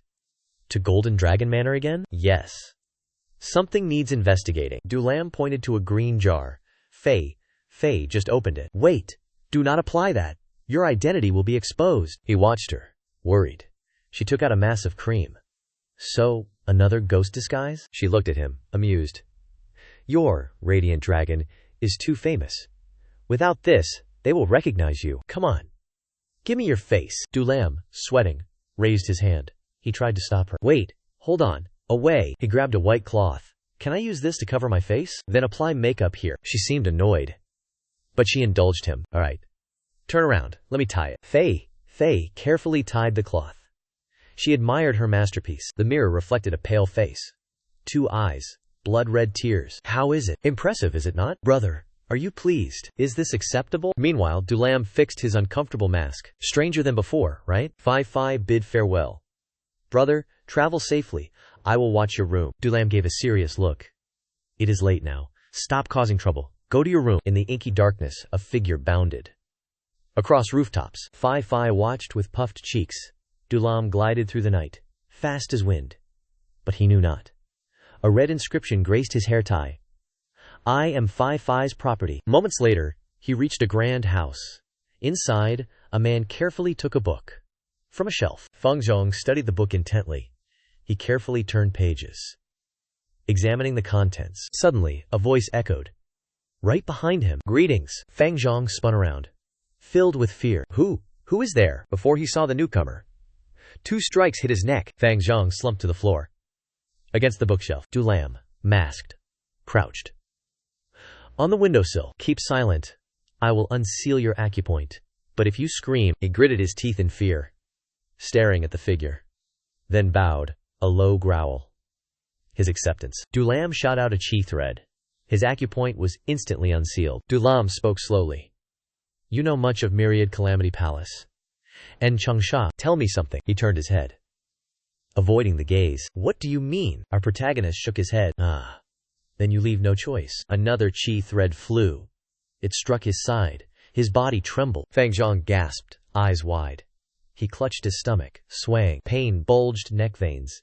He made no sound. Outside, no one hears you. Why embrace such suffering? Just speak. It ends. Feng Zhong strained hard. His face flushed. Our protagonist stood, hands on hips, watching the elder. Prepare now to confess. The elder finally yielded. What do you wish to know? Du Lin crossed his arms. He began to question. The 10,000 Tribulations Palace. They have arrived? Are they well? The elder was utterly shocked. How did you know this? Our protagonist irritably interrupted. I cannot tell you why I know. Speak of them now. 2 figures stood close by the window frame. Outside, 2 subordinates were patrolling. One eyed the tightly closed door. The other suddenly noticed something. Meanwhile, inside the room, Du Lin continued his questioning. One last question. Who conspired with Qian Fenglian? Our protagonist leaned against the sill, awaiting the elder's answer. It was the second young master. Hearing the answer, he mused. Second means Hui Ge. Their conversation was interrupted by the patrolman's voice. Elder, is something amiss? Du Lin turned, monitoring Feng Zhong's actions. To save his life, the elder replied, Nothing is amiss. Guard well. 2 patrolmen stood by the door. Yes, we understand. Our protagonist lingered no more. He turned, departing. Such trouble for you. Du Lin climbed onto the sill. That is enough for today. Until our next meeting. The elder turned. Never see you again. Our protagonist climbed the door, ready. I cannot promise that. Feng Zhong noticed his hair tie. Red text boldly declared, I am Fei's. He wondered, am I being mocked by a youth? Outside, the beautiful full moon shone brightly. The wig was removed, tossed onto the table. Du Lin revealed his clear displeasure. He held the tie, examining the crimson text. This girl. Truly. Next day, sunlight filled the courtyard. A glass refilled. Fei poured water, asking, Brother, were you sad yesterday? Du Lin calmly replied, Quite uncomfortable. I felt fortunate you were absent then. She scoffed, expressing clear displeasure. Then, Fei Fei received unexpected news. Returned to Heifei. Du Lin subtly watched for her reaction. Well, quite furious aren't you? I feel we should not be together. The girl's eyes welled. Her lips pursed. He stood up, flustered. Why do you cry? I merely asked you to go home, she cried, face buried. Do you hate me? No, I don't hate you. Zhao Yan's group entered. Du Lin froze. Oh heavens! The three stared blankly at them. He waved, smiling. Nothing special. Nothing happened. Fei Fei, eyes streaming, turned away. Nothing special occurred. Hero Yan, Zhao Yan and two others scorned him. Little brother. Du Lin felt guilty. Yes, senior brother. He spoke in their defense. What wrong did the junior commit? He stammered when questioned. What junior? A man must bear full responsibility. He confusedly sought her aid. Junior sister. But Fei Fei wore a teasing expression. He was speechless. By the heavens, she wickedly smiled.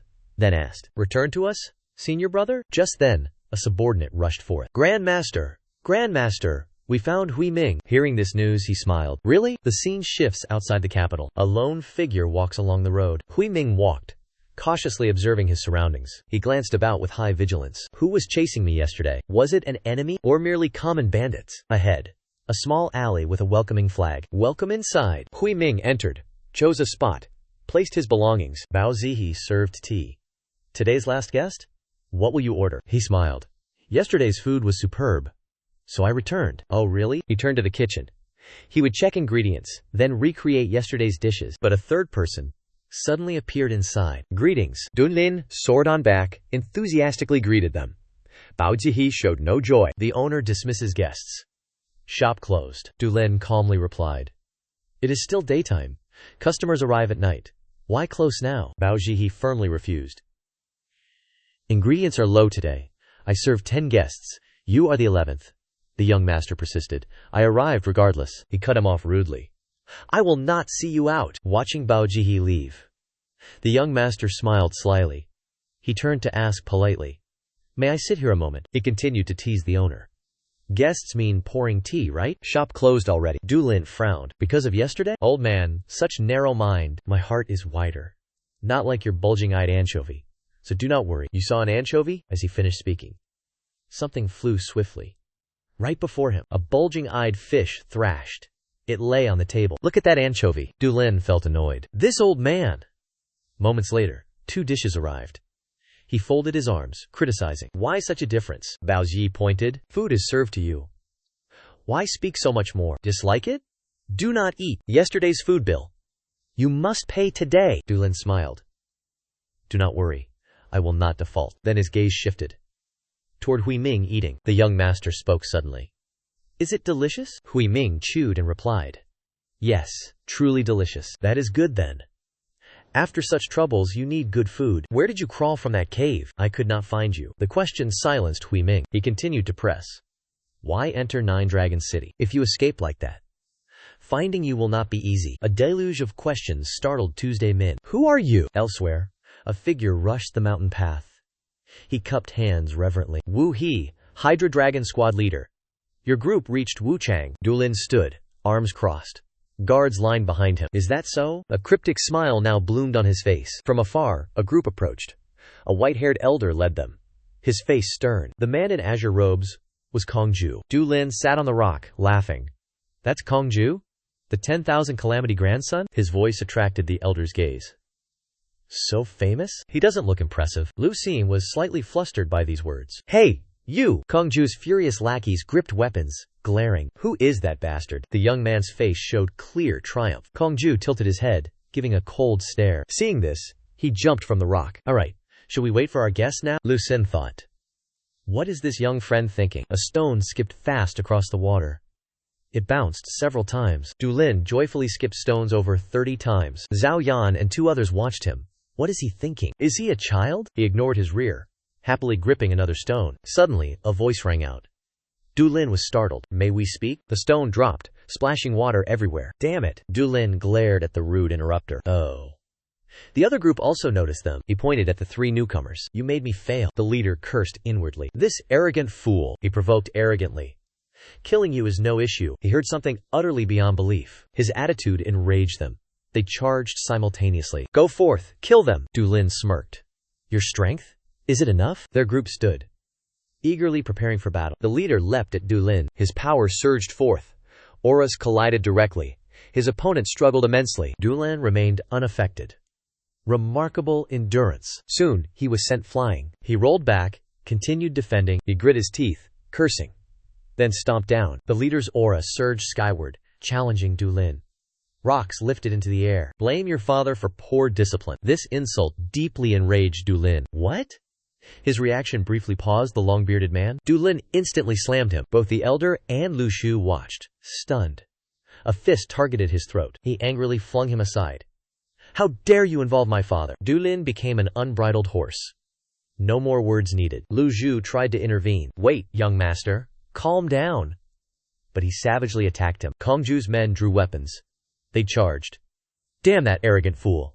Coordinate attack. Dulin frowned at their uproar. He scoffed. The fur-robed elder slashed. He deftly dodged it. Another struck with a blade. He anticipated the move. Dulin simply stepped back, avoiding it. Another giant ambushed from behind. Damn you. I'll kill you. He channeled Kui into his fist. He laughed. Am I ridiculous? Their fists met directly. His strength shattered the opponent's arm. As he fell, another attacked. Dulin seized the blade, crushing it instantly. The sword shattered. He flew back. The elder saw his subordinate fall. His eyes widened. Dulin struck him. He fell. No resistance. Dulin's gaze remained icy. Hangzhou clenched his jaw. The elder strode forward. Earth trembled. You possess some tricks. I shall face you directly. Dulin remained perfectly calm. Hangzhou rushed forward. Dulin lowered his stance. Come then. I accept. Their palms met.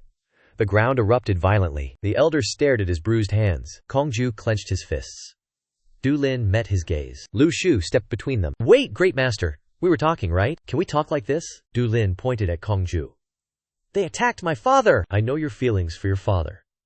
Lu Shu stopped. Dulin's expression changed. Why care for him? A drunken man abandoning his child? Lu Shu questioned. Why then? You had forgotten the past. Does this remind you? Dulin's gaze burned with killing intent. Last chance. Talk, or fight to death. Hangzhou saw his trembling hands.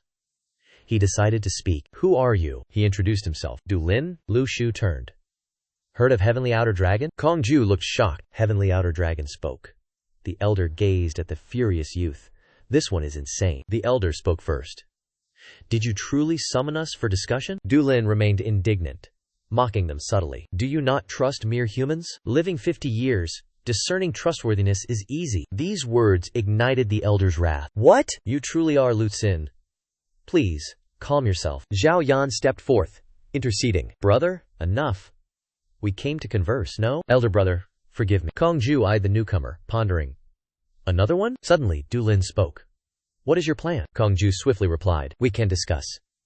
Don't mock us with nonsense. The scene shifts to Dulin's residence. As they entered, someone blocked them. Why did the Pillmaster summon you? He showed no haste or surprise. Oh really? Within a mansion, the Pillmaster spoke. Enter now. Dulin closed the door, observing. A man sat, silently appraising him. Bai Cao began introductions. Greet, great hero Liu. He clasped hands in greeting. I am Dulin. The man remained seated, returning greeting. I am Ni Liu. Dulin privately schemed. Great hero Liu has arrived. Heavenly divine first approaches. The time is nigh. The scene shifted again. Outside a house, Hui Ming clutched his stomach, rushing. My belly! He feebly told the guard. I'll go to the backyard. A guard frowned, instructing. Be cautious. Do not stray. Yes. With that, Hui Ming clutched his belly, fleeing. It's here! Again, it's here! After a short distance, he glanced back. By late afternoon, 2 large torches lit. The 2 guards impatiently asked, What is this? Why is he not back? Right. It's been too long. Both became suspicious at this point. There was something very odd here. Let's go check it. Outside the mansion, clear skies prevailed. 3 sat neatly, drinking tea. The tall man secretly smiled. This day has come. The divine blade is ours. The man beside him looked annoyed. Damn it. Everything is a strange mess. Senior brother, do we just let him be? What if we don't? He gave an evil laugh. What about that special squad? Lian Feng looked in that direction. The special squad annoyed him greatly. Is there anything we can't do? Ping Yi also spoke up. It's very dangerous. They want to expose us. We just need to use force. He again proposed a plan. Use the girl beside Guanglong? The opponent questioned him back. Kidnapping then? Ping Yi began explaining. That girl is good bait. She can lure Guanglong out. This made Lian Feng ponder. That plan isn't bad.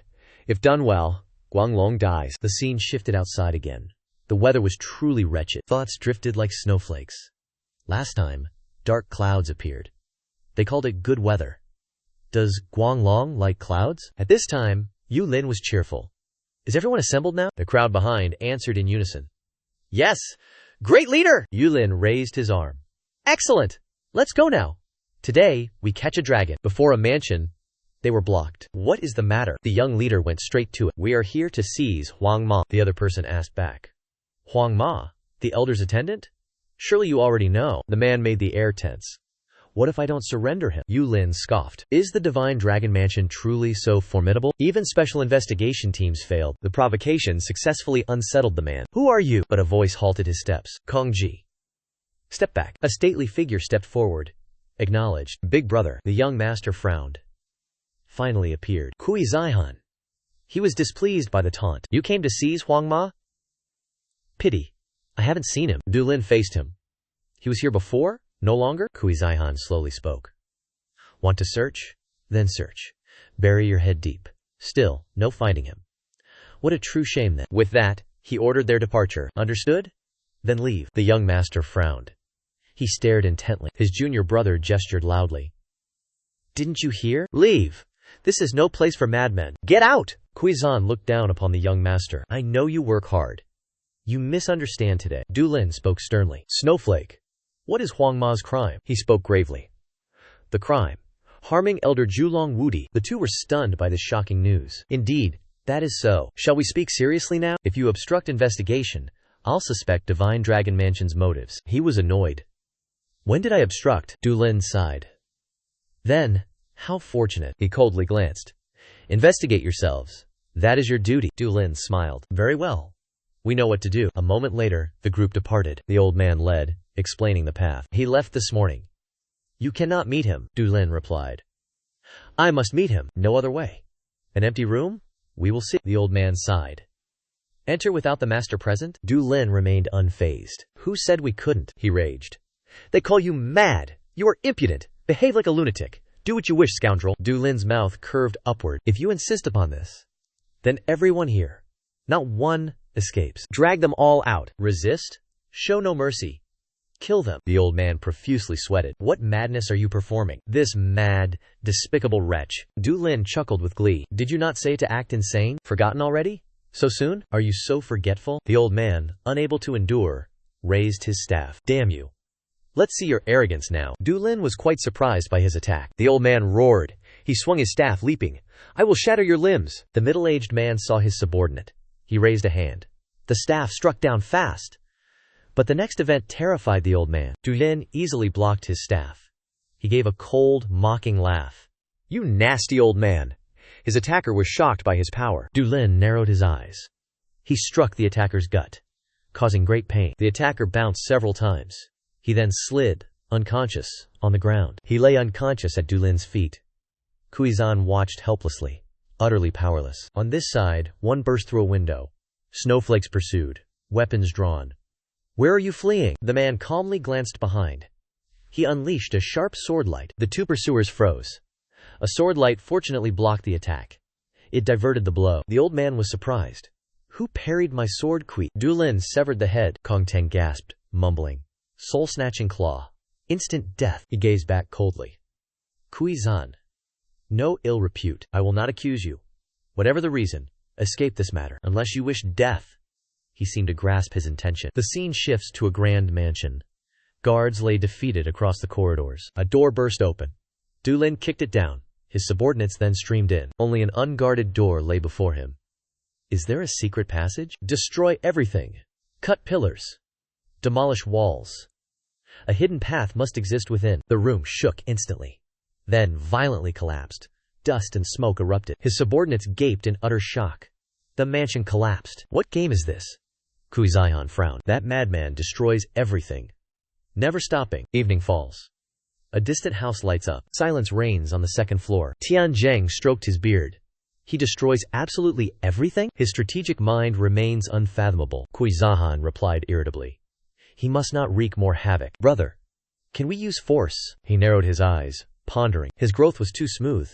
He knows no limits. Yet so easily provoked? He then spoke. If you win, The good name goes to another. Kui Zaihan hesitated. I know, but he reassured. Do not worry. Not many days remain. Just then, another spoke. I will capture him. Kui Zaihan doubted. Is it possible? Carelessness could make things worse, he replied. Lead him outside. Then deal with him. Simple. The superior praised. Excellent. Then you deal with him. He grew stern. I will take his head. Hang it on Zhulong City Gate. The purple-robed figure nodded. This will destabilize the enemy. Scene shifts. A teacup sets down, accompanied by a crisp sound. What is the next plan? Dulin explained. The special team suffered injuries. Questioning is required now, he asked. Was this related to the conflict? Dulin replied. If uninvolved, reverse it. I've done this often. He frowned. He fell into deep thought. Dulin then rose. If you are done, I'll leave. He nodded. Rest now. Contact me if any trouble arises. The great door slammed shut. 3 silently stared. One then asked, Your thoughts, Elder? The companion replied. He is truly inscrutable. In some ways, he is a child. Yet, cunning. The other also asked, What will you do? Guanglong replied sternly. Friends or foes? He pondered. Target him? Lose everything. Scene shifts. Dulin. Fei Fei smiled. Didn't meet Taoist Tianxi? Don't overthink it. Destroying Divine Dragon and Golden Dragon palaces? Dulin sighed. I wish for it. If so, it would be done already. Fei Kei offered a suggestion. How about this? Tianlin looked over, intrigued. How so? Elsewhere, many hid in shadows. Dulin's subordinates surged forth. One drew a sword. Dulin turned. He smiled and nodded. The other nodded back. Signal complete. He clashed with a lunging foe. The elder dove from above. Swords clashed like lightning. The old man pondered. How could he block? My blade cuts stone. You blocked? Another rushed forward. Dulin smiled slyly. This is no mere blade art. His eyes widened. Blood surged forth. Red blood covered half his face. One eye, icy. Dulin, hands in pockets, leisurely observed. He smiled. Demon Emperor, you court death. You came here yourself? Unexpected. A figure slowly approached from shadows. Guanglong, you are mad. Dulin glanced back. Here to kill me? The elder stared with cold eyes. Good, you know. The elder never expected this. Dulin, wordless, struck his blade. Few in Zhulong City saw Guanglong's blade. They deemed it mere decoration. 2 ambushed from behind. Their blades hit the ground. Dulin lightly retreated, evading them. He smiled. Not bad, not bad. 3 men stood, radiating killing intent. They stomped, then charged. The large one roared, Yield your head! Our protagonists still found time to jest. Huang La silently observed everything unfold. 2 subordinates charged simultaneously. They gained no advantage. The smaller one lunged, blade low. Dulin blocked it barehanded. He mocked the helpless man. The blade, full of nicks. Dulin crushed it. Seeing his companion defeated, the other gritted his teeth. He attacked wildly. Dulin was unaffected. His blade repeatedly struck the ground. The young man grew tense. Dulin remained completely at ease. Blood sprayed from his opponent's face. Dulin's eyes sharpened. One swing. An arm severed. The young man screamed in agony and despair. The severed arm, with its sword, spun. Dulin kicked the arm away. Target, the other assassin. He could not react. The great blade struck him. The elder stood unmoving. His subordinate died. He squinted, staring hard at Dulin. Soon, the other's head rolled. Dulin had already slain the last foe. Our protagonist then eyed him coldly. Only the elder remained. Yet the elder showed no fear. He seemed at ease. Rumors were true. You truly are exceptional. Dulin smiled, amused. Heh? Fight me directly. You will see my true power. The elder chuckled. He drew his sword. He then leaped high. Dulin chased, sword drawn. Show me your terrifying demonic blade. Then, a dark shadow flashed past. Huang La was sent flying, losing his hat. Yet his agility saved him from falling. He gritted his teeth. Damn it! Enraged, he struck, sending earth and stone scattering. The sharp blade edge created an explosion. But Dulin gently braced his sword. This strike was immediately diffused. Huang La charged again, exchanging moves. Blade met sword, face to face. Dulin laughed. Dima blade, how do I fare? Huang La forced a smile, sweat soaking his face. Frankly, I am surprised. Dulin grew serious. It is still too soon for surprise. Then, he thrust his blade, pushing Huang La back. Astonishment filled his eyes. Dulin used his blade art. Earth and dust surged. Then he struck, with a defiant grin. Huang La leaped, scoffing contemptuously. But his confidence turned to horror. A faint mark appeared on his neck. Du Lin eyed his sword, chuckling. My sword is quite long, no? Huang La clutched his neck, forcing a laugh. Indeed, a fine blade. After his praise, the ground shook violently. You are no mere name. It has been long since I met a worthy foe. I must try my best. A confident smile bloomed on his face. This is truly exciting. The moon hung high, illuminating the forest. Below, the relentless melee continued. An old man killed a black-clad assailant. Du Lin's subordinates also slayed a foe. Junshu panted, eyeing the corpse. He turned. These foes are tough. Are you all right? The young master remained wary. Just minor external injuries. Suddenly, a roar erupted behind them. Dust flew, startling both. They worriedly turned towards the blast. There, amidst scattering earth and dissipating dust, stood Du Lin. Arrogantly upright, he watched the exhausted Huang La. Huang La, covered in cuts, gritted his teeth through the pain. His body was battered, his breath ragged. Du Lin rested his sword on his shoulder, sneering. Do not be resentful in the afterlife. This is a fair fight. Huang La gnashed his teeth in fury. It is not over yet. Du Lin sighed in boredom. Such determination today. On a high rock, two dark figures stood. A fan in one's hand began to unfurl. Guanglong must be losing strength. Wu Mo can then deal with it. Den spoke from behind. When do we begin? He looked down. Two shadows in the forest. Missing others is fine. Catching him is crucial. Behind them, thugs had appeared. Menacing figures. Beneath the trees, Huang La fell. Struck to the ground, he gritted his teeth. A soft moan escaped him. Across from him, Du Lin watched intently. Serious gaze. He stepped to the fallen man's head. The young master's blade rested on his throat. Old man. Not bad. He glared, defiant. Truly astonishing. Still, that is not enough. Du Lin smiled. Raised his sword. Is that so? You must be eagerly awaiting this. Immediately, blood spurted everywhere. A head rolled past Hu Qi. He was shocked. His face darkened. Sweat dripped down. A thought flashed through his mind. Guanglong is truly fearsome. Fought Wu Mo's blade. No injury. Tuan Tua then arrived. Are you all right? Great master. I'm fine. Are other team members injured? Are they safe? As he spoke, he suddenly froze. All three turned their gaze towards one direction. 5 masked figures approached. Secret experts of Qianfeng Lian. They appeared swiftly. Right before their eyes, the leader punched forward. A decisive blow repelled Du Lin. He skidded to a stop. His blocking arm smoked. Du Lin frowned deeply. He watched his foe. As he regained stance, 2 allies approached. Who are you people? Cowardly rats of Qianfeng Lian. You reveal yourselves. The twin blades arrived, looking bewildered. Who are these newcomers now? Damn it. Tuan Tu turned back. Is everyone all right? Our protagonist looked serious. Tuan Tua. Run if you cannot hold. He heard this, standing firm. What are you saying? We must live and die together. Only after you leave can I flee. Tuan Tu secretly worried. Damn it. They are truly strong. Even Guanglong considered fleeing. Du Lam spoke to his comrade. Elder, handle the sharp sword. Understood. The others behind stood firm. They gripped weapons tightly. Damn them! The newcomers swiftly vanished elsewhere. Our protagonist sharp-eyed glanced aside. Indeed, a cloaked assailant struck left. Tuan Tuzi's group panicked. Too fast! Du Lam blocked the blade. Barehanded, the assailant seemed surprised by his actions. Du Lam effortlessly parried the strike. The foe was helpless. He raised his right hand. His gaze was razor-sharp. The enemy swiftly jumped back. The blade was pinned to ground. Halting his attack, he showed some surprise. A massive axe appeared behind him, delivering a heaven-shattering blow. But he swiftly evaded it. Before he could stabilize, another surprise attack came. From his right flank, twin blades lunged to attack. But the masked foe was faster. He spun and evaded. Elsewhere, another clash erupted. Debris scattered everywhere. He looked up. At his opponent, Du Lam's gaze remained firm, staring straight ahead. He issued a warning. Everyone, be cautious. They are 4-1. They responded in unison. Yes. The front foe attacked again, but the young master easily parried. Another foe lunged at Zimon's right, but Hu Qi faced him directly. He suddenly appeared, blocking the way. The assailant was blocked. Du Lam secretly mused. Elder should be fine. He looked forward.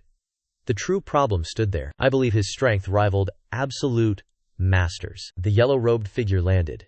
He asked the masked man, why not cooperate? The masked figure shook his head. He must observe first. Du Lin fought their companions. He quickly knocked one back. Then he charged forward. A blade split the skull, but at that instant, a blade pierced his neck. Luckily, he dodged it. He landed softly. 2 red-masked figures faced him, A bleeding gash marked his face. Meanwhile, the others fought fiercely. These were no simple foes. Are Qianfeng alliance standards this high? He very quickly fell into a disadvantage. The opponent seized an opening. A punch distorted his face. Here, the fat man's great axe showed countless cracks. He blocked the enemy's attacks. His feet dug into the ground. Still, he struggled immensely. The others, seeing this, could not believe it. He blocked that? The fat man gritted his teeth. He strained with all his might. Another seized the chance. He attacked an enemy. But the foe spun, swinging a blade. Weapons clashed. Cracks appeared. This terrified the youth. Blood splattered instantly. 2 nearby figures cried out, "Long hair!" He was now heavily wounded. He knelt in pain. He couldn't resist. He spat a huge mouthful of blood. The blade wielder jumped, raising his weapon high. In an instant, Junshu appeared. He blocked the attack. He gritted his teeth, resisting. His sword-wielding arms trembled. Then 2 swords struck swiftly from behind. The foe was helplessly struck aside. That man refused to yield. He stared at his opponent. His blade supported his body. He suddenly seemed to realize something. Before him, 3 experts stood ready. Try it again. At that moment, a massive explosion rocked the forest. Lian Feng, behind the masked leader, showed horror. One of their group had an arm severed. Before their eyes, Dulen did this. This event paused Hu Chi's battle too. Both turned in shock. Lian Feng then asked, "I've seen enough. Is there more to see?" The other coldly replied, "Yes, he exceeds your imagination." Suddenly, a stone shot past. It flew past the masked man. It soared towards Lian Feng. He easily blocked it with his fan. Dulam rested his sword. "Just watching?" He lowered his fan, smiling. "This arrogant one." A wind-moon iron fan strike. Dulam quickly leaped. He expertly dodged the power's path. But the mysterious leader lunged. He stopped, stood tall, dodging the punch. In an instant, his opponent vanished. The punch's power ravaged the forest. Dulam landed to one side. He saw the leader and the wreckage. Dulam glanced at the punch's impact. The forest became a ravaged path. A thought flashed.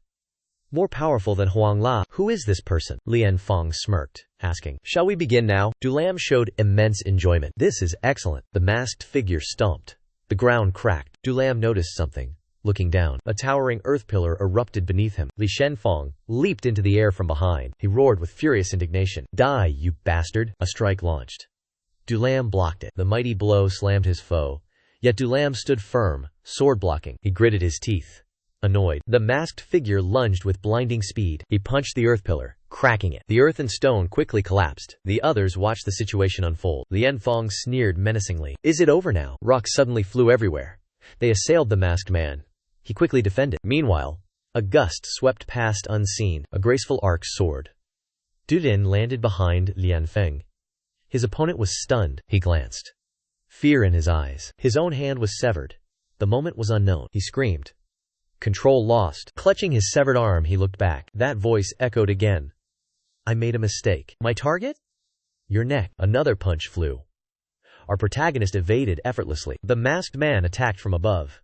Dulin foresaw his intent. Another explosion erupted. Their battlefield rocked. Lian Feng watched. Teeth clenched. He kicked the sword away. He lunged. Remaining hand gripped sword. Charged to die. Rage filled, he struck. Weapon pierced the dense smoke, but one foot stood. Dulin parried it. Sword flicked. Opponent flew. Dulin frowned, then looked. The defeated man trembled. A sinister smile. He slashed. He was struck. Set deep into the forest. Subordinates ceased fighting. The banner bearers froze. The masked leader still stood. Cut rubble obscured him. Rubble chunks fell. The masked leader stood still. Then he became blue light. Meanwhile, Dulin's sword glowed. His dark pupils changed. Darkness receded.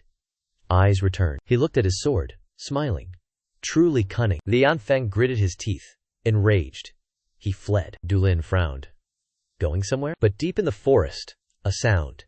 It caught his attention. The masked leader stared this way. Dulin disliked it, but praised him. Impressive endurance. Seizing the moment, Lian Feng fled. Damn it, bastard. He hadn't run far. A voice startled him. Where are you going? Someone attacked him directly. Tuesday Ming fell first. Lian Feng shouted, surprised. What was this? You? That person rushed forward, enraged. Die, you demon. Tuesday Ming struck. The foe dodged. He countered. Kicked his side. Lian Feng stammered. You are Tuesday Ming? He trembled, gritting teeth. Die by my hand. The foe roared. Truly presumptuous. Tuesday, Ming bit down hard. Dulin's battle roared. The leader saw the explosion. He stared wide-eyed. Suddenly Tuesday, Ming leaped forward. He embraced his foe tightly. The leader cursed wildly. Let go! Let go, damn it! Tuesday, Ming gritted his teeth. He held on tight. He clutched the severed arm. The foe screamed. Tuesday, Ming quickly collapsed.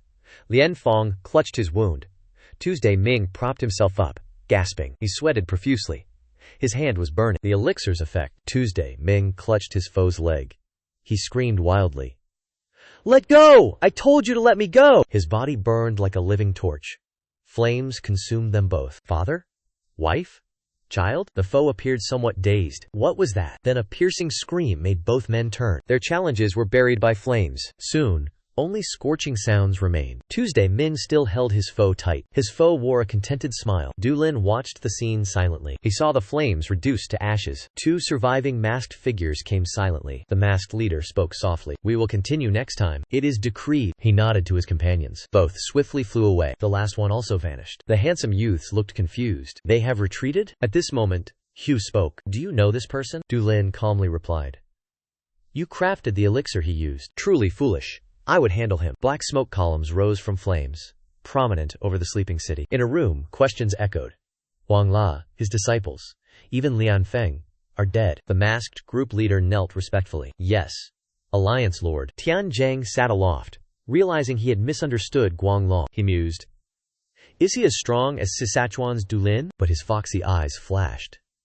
Impossible, he ordered. Return and rest. Official plans discussed tomorrow. Yes, Alliance Lord. The masked leader turned and left. Tian Zhang then ordered.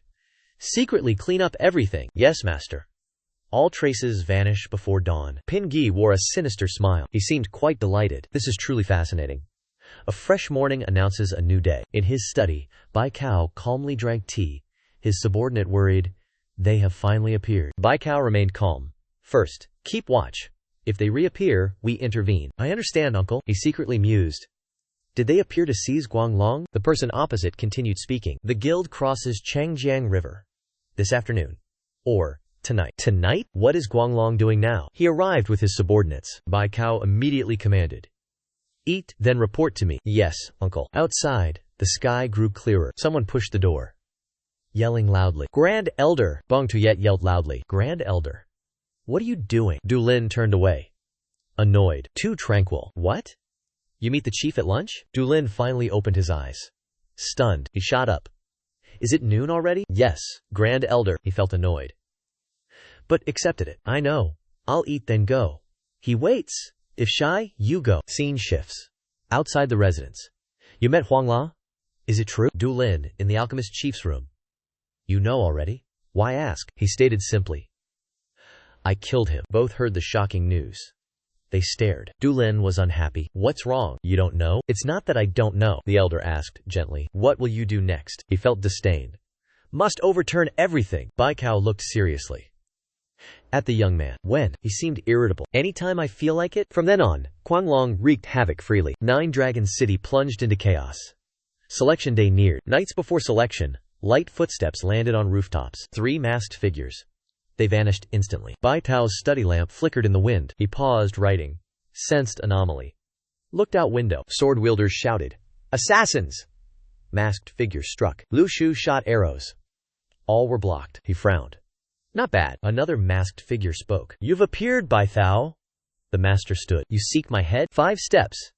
He charged. Yield your head, Bai Cao. Bai Cao stood. A strange smile appeared. The smile sparked doubt. He slashed. Then, a force struck. Neck hit. He collapsed. Bai Cao's punch. Fast and mighty. The masked leader watched silently. He eyed the leader. Fist pulsed with power. The leader spoke. Bai Cao. The world ignores you. He ordered retreat. Bai Cao's forces blocked them. Fools. Capture them now. He intervened. Ignore them. Bai Cao looked down. Sang Myong. Attacker's head buried in earth. They were quite impatient. Scene shifts. A shout erupts. What? Water Dragon Pill attacked? Bong Tuyet reported to Yu Lin. Yes, Chief Commander. What's the situation? Situation not dire. Master Bai Cao intervened. Yu Lin scratched his cheek. Tonight, I must decide. The entire street vanished into night. A round cloth bag rested on the table. Deng Dang reached to touch it. Dulin, sword-clad, pondered. He replied without turning. Heavenly Dragon Token. Dung Dang was astonished. Heavenly Dragon Token. Du Lin's gaze remained fixed outside. Grandfather Bai entrusted this to me. The old man challenged his proud grandson. He scorned idleness. Dung Dang carefully picked it up, examining. Am I qualified? Just say you are. He fumed at this, shouting, if I wanted this, why give it to you? He stood akimbo. Take this to tomorrow's selection. His gaze turned resolute. Do as I say. Dung Dang frowned at him. Outside, a bright moon hung high. Under moonlight and stars, someone moved through the forest. That person descended. Heavenly Dragon Manor's Elder Hall. Du Lin stood, looking around. He looked around, then muttered. He is not here yet? From a branch, someone asked. Who are you? Entering this Elder Hall. A bald old man, long beard. He glared back. Could this old man be Wu Yun Tian Shu Yi? The old man scorned him. How do you know me? Du Lin smiled confidently. I read the 9-Dragon Martial Emperor's diary. I am here for him. The old man doubted. Long Wu gave you the diary. If you jest, I'll see. Yinghua landed before him. Why did Long Wu give it? He pointed a thumb at himself. Let's go there now. I have important news. The elder pondered, full of hesitation. Clouds gathered, bringing cool relief. A torch on the cell wall blazed. Deep stairwell lit by several torches. The mask rested neatly by its master's pillow. The masked leader stood in the cold cell. The door creaked open. A foot entered. It was Bing Gui observing the leader. He fully entered, then questioned. Still need more time? The other coldly retorted. What do you desire? Bing Gui paced the room. With his men, attack Sword Dragon Manor. He hid? Starting all-out war? Bing Gui smiled faintly. I think we won't delay. The leader gazed, deep in thought.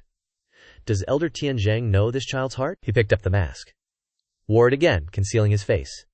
With a single thought. Things won't go your way. Quiet city night. Noises erupted, stopping them. The crowd slashed madly. A swordsman roared with fury. How dare they stain Sword Dragon? But he suddenly paused. A masked figure struck. He managed to block. The masked one coldly spoke. Rong Yi, I face you now. Rong Yi threw him back. He squinted one eye. Who are you? The masked one remained silent. No intention to answer. Two swords clashed again. Another Sword Dragon subordinate resisted. What kind of person? Such immense power. His eyes suddenly widened. Foe's eyes. Bloodshot. No pupils. He snarled. Words unclear. Then some power kicked him away. Sword Dragon subordinate was stunned. It was Du Lin, offering aid. Damn it. He is poisoned. He ordered his subordinates. Kill them all now. They were poisoned. Show no mercy. Chaos erupted throughout the manor. Rong Yi ducked, dodging a slash. The masked one was faster. He struck him again. Dung Diep slammed hard. Masked man charged. The situation unfolded too fast. He glared, unable to react. But then, a foot struck. Du Lam arrived, blocking between them. He stared at masked man. Knowing Du Lam's strength, he fled. He calmly told Dung Diep, I will pursue. Sounds echoed ceaselessly on the roof. Du Lam pursued the masked man. Both chased rooftop. He followed closely. Where will you go? He sprang. Du Lam flew. He swung. Tiles shattered. He used tiles. Struck him. Then frowned. The masked man, stubborn, escaped again. Du Lam landed, facing him. He asked displeased. Why did you withdraw power? Masked man calmly replied, I have words. How to speak thus. He also calmed down. What do you want? He quickly said. A deal. Du Lam eyed him. Confused. A deal? The masked man got straight to point. I know your question. Do one favor. Night deepened. One room remained lit. A voice echoed down the hall. Why act like that? Bin Hui faced his master. Today was our last chance. Elder Tianzheng watched. Once city lord chosen, we act. Bin Hui spoke, probing further. Even if we win, master? Still the plan? The elder laughed. Sweep clean. Remove all future calamity. He hesitated. Then, cease hostilities. Cease hostilities. A cold voice echoed through the quiet night. The hunt ends. No hounds needed. The next morning, warm sunlight bathed the manors. Inside the grand hall, 2 rows of seats. Deputies stood behind their leaders. Du Lin stood behind his master. But he gazed elsewhere. He secretly observed the other city lords nearby. Opposite them, Kui Dao, Wang Li, Rong Teng sat solemnly. The divine Dragon Manor lord. Kui Zihan spoke first. Time to begin. I believe. A voice echoed. Feet appeared. Thankfully, I am not late. The long-bearded elder Du Lin saw last night. He stood calmly. Nanhat Kwa, the martial cloud elder. He swept his gaze.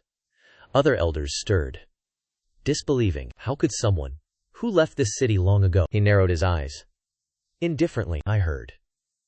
This is City Lord's selection process. Nahat cleared his throat. The elder, seeing him, humbly explained, had I known you'd come, I would not take this duty. Nahat sat in the empty seat. He then spoke gravely. Pay me no mind. Proceed. Tuesday Nick coughed lightly, then spoke. Since I am already here, from now on, we select the great 9-dragon City Lord. By 9-dragon rules. First, those with recommending power. Please nominate the next 9-dragon City Lord from among the 9-dragon Manor Lords. Upon hearing this, one man raised his hand. Tian. I nominate Kuizan, the Divine Dragon Manor Lord. Beside him, another chuckled lightly. He then disagreed. Golden Dragon Lord. More suitable. Bai Cao, sitting nearby, frowned slightly. Deep in thought, he then proposed. I nominate Rong Ye, the Sword Dragon Manor Lord. The atmosphere instantly grew tense. Tuesday Nai then announced. If no other nominations, we choose one from 3. Suddenly, an Azure Dragon disciple interrupted loudly. My master cannot attend. I, his disciple, represent the Azure Dragon Manor. I also possess the right to nominate someone. Tuesday Nai nodded. Of course. Speak. The disciple then stammered. He then declared loudly. Recommending Tianlong Manor's young master Rong Ye. Kui Zaihan subtly smirked, mocking the disciple's words. Hui Ercia then asked, anyone else? Seeing no further opinions, he then announced. If none remain, Zhulong representatives, step forward, write your chosen name, fold, and submit to this elder. A moment later, after all had voted, Hui swiftly collected the ballots. He gazed at the ballots, slightly sweating. Below, Kui Zihan watched thoughtfully. Mere seconds later, Hui declared loudly. I will now announce results! Everyone in the room grew silent, anxious. All faces held tense anticipation. Hui softly read. First, votes for Kui Zihan of Shenlong Manor. His words instantly startled Kui Zihan. 3. He looked around, thinking, 3? Who dares betray me? No one will be spared. Bai Cao saw Kui Zan's unrest. She laughed heartily within. Guanglong did well. Hui continued to announce. Votes for Manor Lord Rong Ye of Jianlong Manor, he softly said. There are 2. Hearing this, Bai Cao also startled, muttering, What? Kui Zan then smirked triumphantly. He declared, I have won. An elder heard the result. He loudly flattered. More abstained than expected. Still, congratulations, Manor Lord. Ah, no Zhulong City Lord, Kui Zan humbly replied. How embarrassing. Bai Cao was unwilling, questioning, what is this? Yulin, behind him, suddenly spoke up. Not all is announced yet. Bai Cao quickly turned. What? Hui meanwhile, remained tense, silent. Seconds later, Hui stammered. And for young master Rong Ye of Tianlong Manor. His words startled the entire room. There are 4 total, Kui Zan asked incredulously. What? What are you saying? No mistake? Tuesday, I held up Rong Teng's votes. It is fact. What now? Kui Zaihan stammered. That is clearly a mistake. Suddenly, Yinghua stomped his foot. His face was stern. Yinghua asked, Tuesday, results are clear. Who received the most votes? Is it not the Sky Dragon Manor Lord? Tuesday, I hesitated. That is correct. Yinghua roared. Then what are you waiting for? At this moment, Kui Zan loudly said, I object. Yinghua slightly frowned. Object? Kui Zan furiously declared. Rong Teng cannot lead Sky Dragon Manor properly. If he rules 9-Dragon City, it becomes a laughingstock. Yinghua questioned. Rong Teng cannot lead Sky Dragon Manor? Kui Zan confidently replied. Everyone here knows it. Elder Yinghua, isn't Sky Dragon Manor run by Li Xiao and Li Linjun? Yu Lin spoke from behind. You seem unaware. Li Linjun and Li Xiao are imprisoned. Yinghua confirmed. This morning, Li Xiao and Li Linjun were jailed. Sky Dragon warriors now follow Rong Teng. Anything more to say? Kui Zian's face instantly changed color. How could this happen? Bai Cao, sitting nearby, mused. Fortunately, Kui Zihan was not chosen. Otherwise, this situation would not end. Suddenly, Kui Zan shouted. By 9-Dragon Law, if a Manor Lord objects, we review it. The decision is postponed until tomorrow. Hearing this, the elders agreed. Hidden Dragon Manor concurs. I also agree. Li Rong also nodded. I agree. No need for arguments. At the same time, Rong Teng suddenly stood. How can I not grasp your thoughts? He bowed politely. Tuesday, NHI. Please postpone all decisions until tomorrow. Tuesday, NHI reluctantly replied. If you insist, so be it. Seeing Rongtang rise, Kui Zihan gnashed his teeth menacingly. Think carefully. Decide again tomorrow. Rongtang frowned. He looked at Yunlin. Seeing this scene, he smiled. You have 1 day. You will exert all effort? This will be a long day. A moment later, in the study, Bai Kao asked, What about you? Yulin calmly drank his tea. What was that? What happened? Bai Kao hesitated, speaking of Rongtang's nomination. Yulin retorted, Why wipe your nose with another's sleeve? A subordinate also wondered. He is no stranger to the pillmaster, right? Yulin slammed the table. He stood. He roared. You want me to salvage excrement, then wash it clean? What in the world? Dulin fumed. Fortunately, the manners opposed the ceasefire. Bai Kao frowned, asking, Kuizan will simply stand by? Dulin calmly replied. That's not Kuizan's style. Bai Kao added. Taoist Master Tianxi will act. Dulin tilted his head. If he acts, we fight. Bai Kao asked sternly. Is the Radiant Dragon Squad capable? Dulin roared. Are you insane? How can they possibly contend with him? Bai Kao nodded. Indeed. Name your needs. I will help. Dulin grinned. Excellent. Provide aid. I will handle them. Elsewhere, Kuizan raged. He flung tables, growling. Damn it. Ruined. Kuizan roared in fury. Gujian, you dare betray me? He muttered incessantly. Accursed fate. Accursed fate. Tian asked. Less than 1 day remains. Your plan? Kuizan raged. Want blood? Take it. Tianzheng watched Kuizan's rage, silently pondering. As night fell, Pingui brought medicine to Tianzheng. He sniffed the bowl. The medicinal scent is potent. Pingui smiled. I acquired rare 300-year-old Hei Xiaowu. Tianzheng asked. Truly? He swiftly lifted the bowl and drank. Pingui watched his every movement intently. He thought, this grants terrifying power. Hours later, hurried footsteps echoed from an alley. Armed soldiers rushed, searching frantically. They scanned surroundings, assessing the situation. Other soldiers moved swiftly across rooftops. A distant smoke plume guided them. Dulin smirked slightly, muttering, It has finally begun. Dulin commanded. Move out. Where smoke rose, soldiers swiftly launched an assault. Enemies. They have infiltrated. The guards rushed out. They moved to stop them. Yinghua sternly questioned. Kui Zihan, you serve Qianfeng Alliance? A guard fell, heavily injured. Kui Zihan appeared behind him. Today, Shenlong Manor will rule Zhulong. Yinghua scoffed. Foolish. The battle raged fiercely. Blood stained the ground. Soldiers screamed in agony. Guards clashed relentlessly. Many invaders were injured. One was surrounded. A sword slash. He flew back. The guard blinked. He looked around. His attacker was dead. Yulin appeared. He commanded the chaos. Those are Qianfeng Alliance. Kill them all. The guards cheered. Guanglong is here. Special team. Kuizan paled. He screamed. Boy! Damn you! Yulin spoke distantly. Elder Jian. Begin now. Instantly. A sword slashed. Aiming for Kuizan, he leaned back. He dodged the attack. Seeing the attacker, Kui Zihan froze in fear. Kongju sweated profusely. He calmly asked, What are you doing? Kongju laughed. My apologies. Disobeying Guanglong? Big trouble. From the rooftop, a figure watched. Tianzheng scoffed. Well prepared indeed. Yulin leaped up. Stop mocking! The old mole finally emerged. He said mockingly, I missed you greatly. Tianzheng grinned sinisterly. He replied, And I you. Yulin leaped swiftly.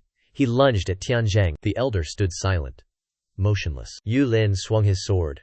He roared. Quick battle! Quick victory! His strike shattered tiles. Debris flew everywhere. This move stopped everyone. The battlefield froze. Everyone turned quickly. They looked at Yulin. He stood atop the ruined house. He glanced down. His attack failed. Tianzheng was untouched. He even laughed. Boy, you live up to rumors. Yulin looked skyward, where the elder's voice came from. Tianzheng crashed down, where Yulin just stood. Yulin laughed. At that age, before he finished speaking, Yulin fell swiftly. Moments later, dust obscured the ground. As smoke cleared, a massive crater appeared. Seeing this, everyone gasped in terror. They muttered, How could this be? Tianzheng stood within the deep lake.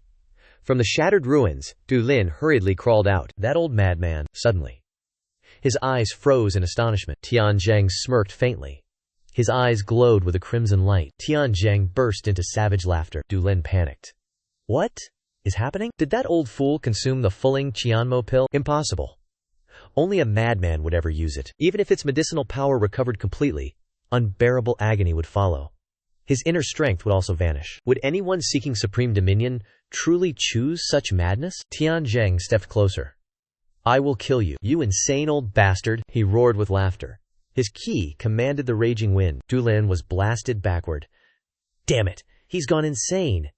How many pills did he swallow? Then he laughed excitedly.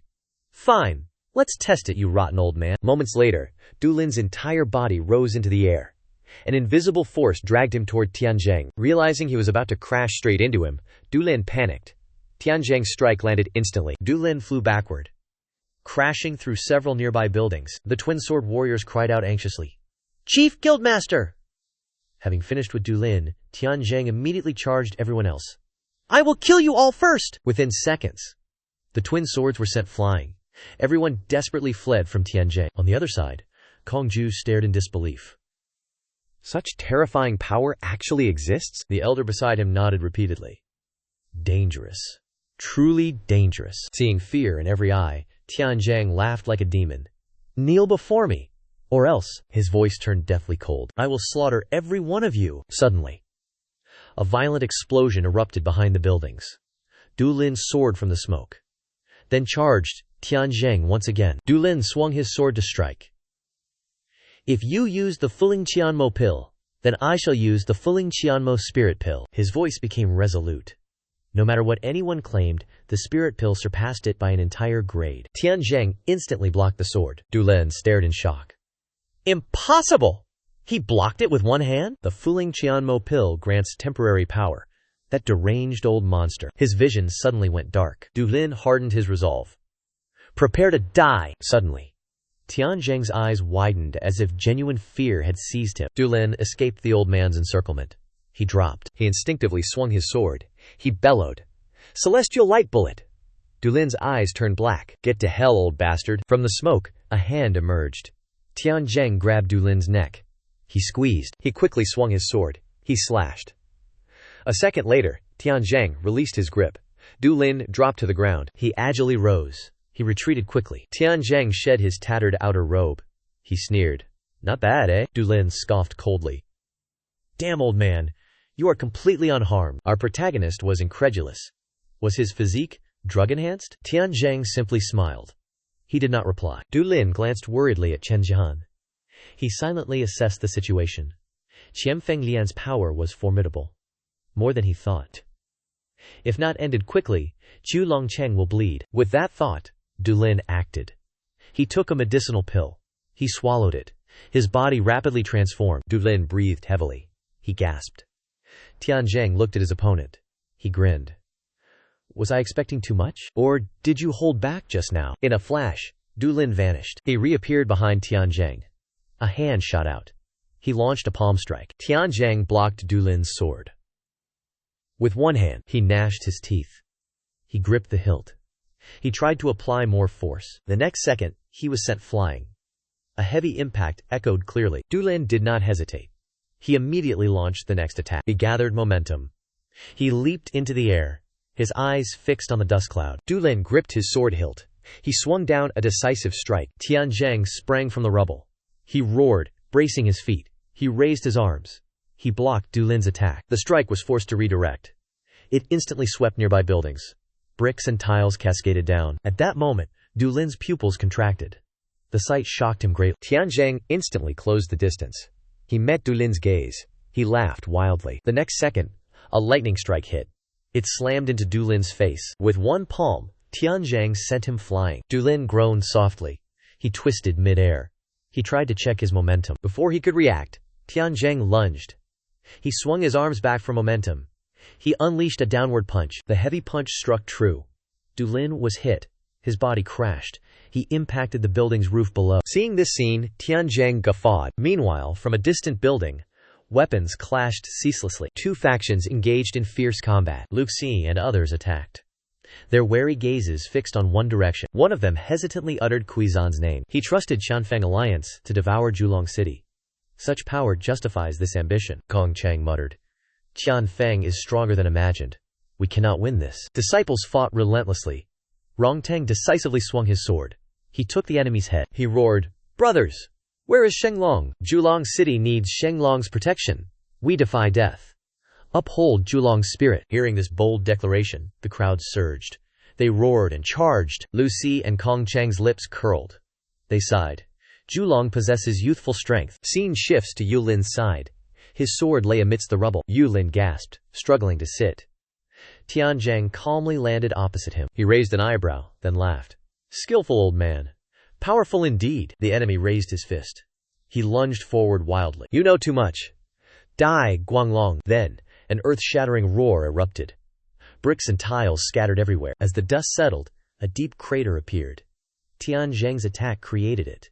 Yulin vanished. Tianjiang smirked coldly. He thought, "Truly astonishing indeed." Yulin stood in a corner. Heavy breathing echoed. He gathered inner energy. Opaque white energy coiled around his arm. Yulin moved his arm, sighing. "Death nearly claimed me. Only maximum sky radiance command suffices, but I'll reach my limit soon.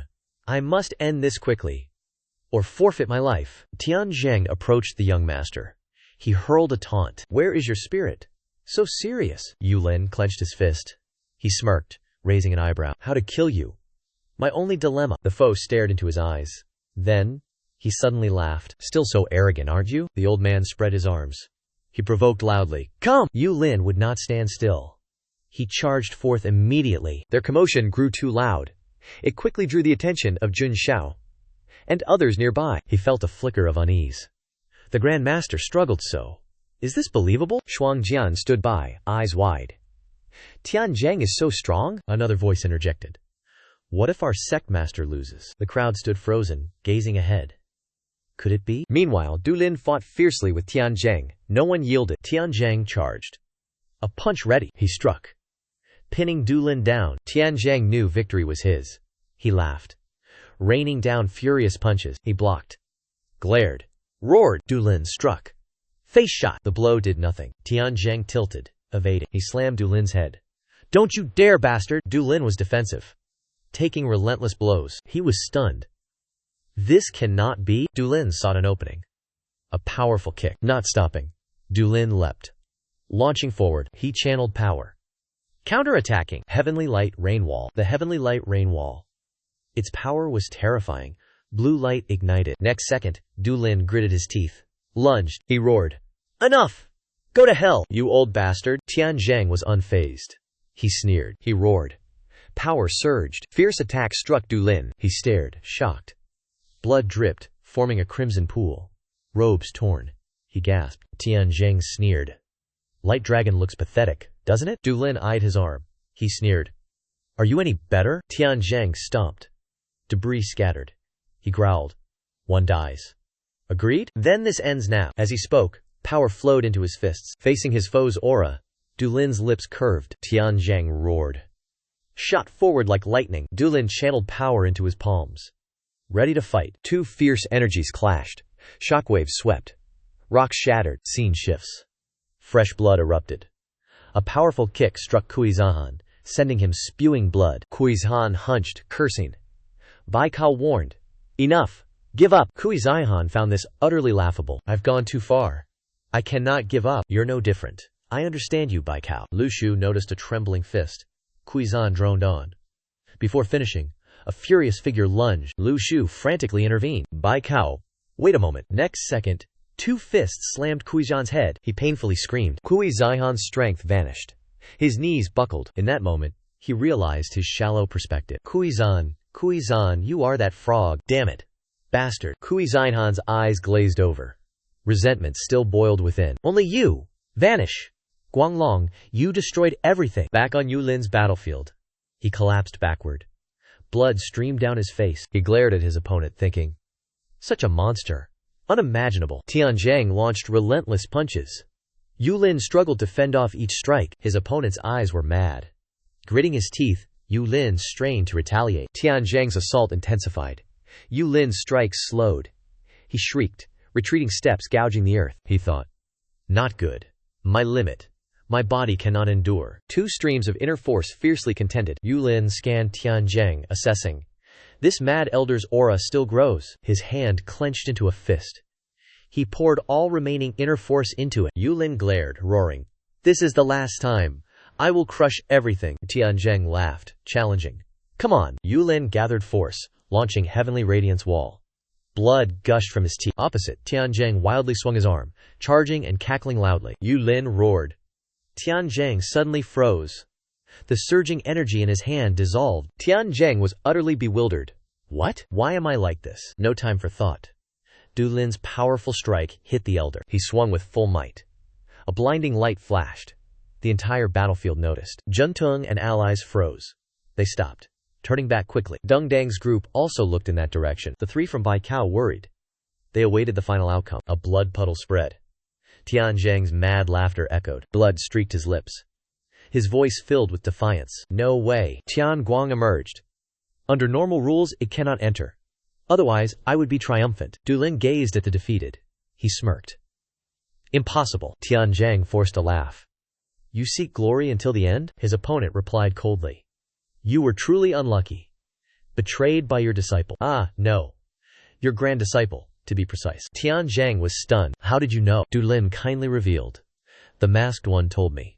Do not question death. There is no more time. My mission, as special squad leader calls. I must end Taoist Tianxi. Hearing this, Tianzheng simply smiled, accepting fate. Dulin raised his sword. He declared coldly. For aiding the 9-Dragon Martial Emperor's assassination, you die now. Tianzheng's eyes were calm. His face embraced death. Next, fresh blood sprayed. One of 3 bloodthirsty villains died. The battle for 9 Dragon City's fate concluded. No one cheered. Over 300 died. Nearly 200 from 9 Dragon City. These were comrades they laughed with. How could they smile? Time passed after the fight. The sky was strangely clear. Below, groups worked urgently. They restored the ravaged buildings. Everyone was busy. Nearby, others eagerly cleared debris. They moved stones. Zhao Yan gathered the crowd. He assigned tasks from the doorstep. In a separate room, high-ranking members met.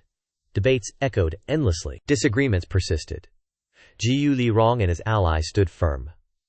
Elsewhere, a joyful voice cried out, Are you awake, brother? Fai Fai smiled gleefully, watching the person intently. Dulin lay on the bed, complaining with a frown. Too heavy. Move away. The other party pouted and retorted. I am delicate.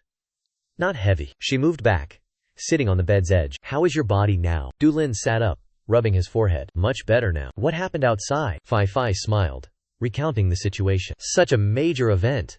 Everyone is busy cleaning. Upon waking, go to Tianlong Palace quickly. Dulin frowned, pressing for details. What is it now? You should handle this yourself. Fai Fai calmly continued her explanation. What if it concerns you? Dulin's face grew solemn.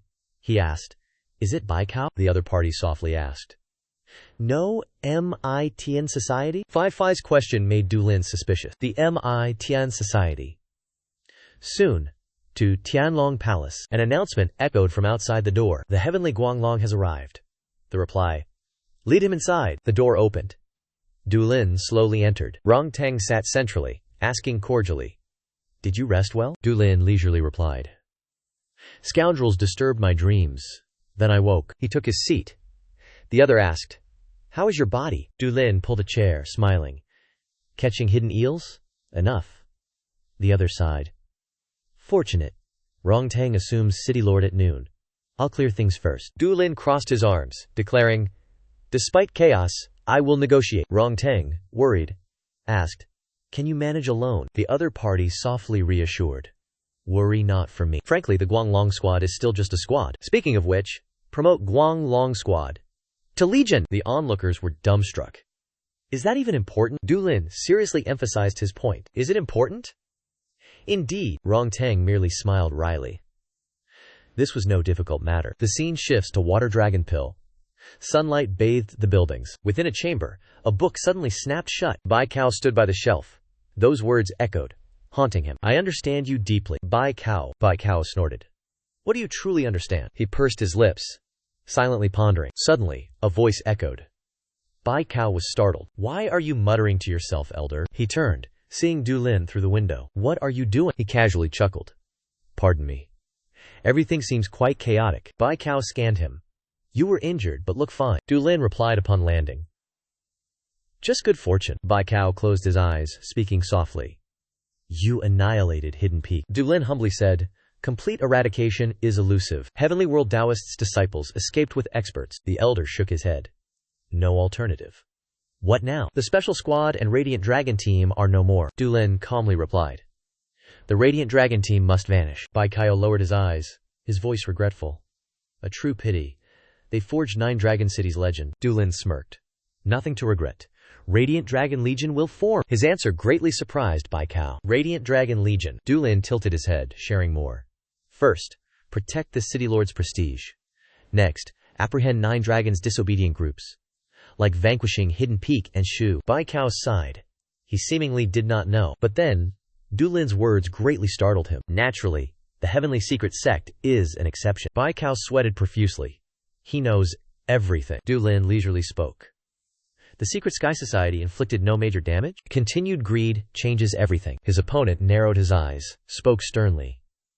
You know we cannot negotiate. Du Lin stood with crossed arms, spoke indifferently. You know the 100 Spirits Heavenly Venerable skill. From 100 Spirits Martial Venerable, one of the 10 extremes. Are you truly confident? Bai Kao stood stunned, lips trembling. How did you know? His opponent smiled faintly. I only guessed. It is true. Bai Kao kicked the table away, roared loudly. You know. No other choice. Du Lin remained unfazed, pressing. When do you plan rebirth? Bai Kao ignored him. He pushed the table with internal energy. Du Lin reacted swiftly. He raised his hand. He parried, using the momentum. Internal energy forced his opponent back. Bai Kao was thrown back. His heavy body slammed the wall. Cracks spread. Before he recovered, a figure tore through the wind. He stared, stunned by the fierce internal energy. Du Lin's hand was mere millimeters from Bai Kao's pupil, his voice full of threats. The storm just passed. I won't trouble suffering outsiders. Let this affair conclude quietly. Bai Kao trembled, utterly speechless. Du Lin went straight to the point. I have simple questions for you. Comply, and I will spare your life. His opponent stammered a reply. What do you mean? He stated gravely. I sought Chao Ming, Jingfeng, Rei Liu, Lu Qian's understanding, not the entire Secret Heaven Society. But I grasped the general situation. Before the City Lord's inauguration, remain silent.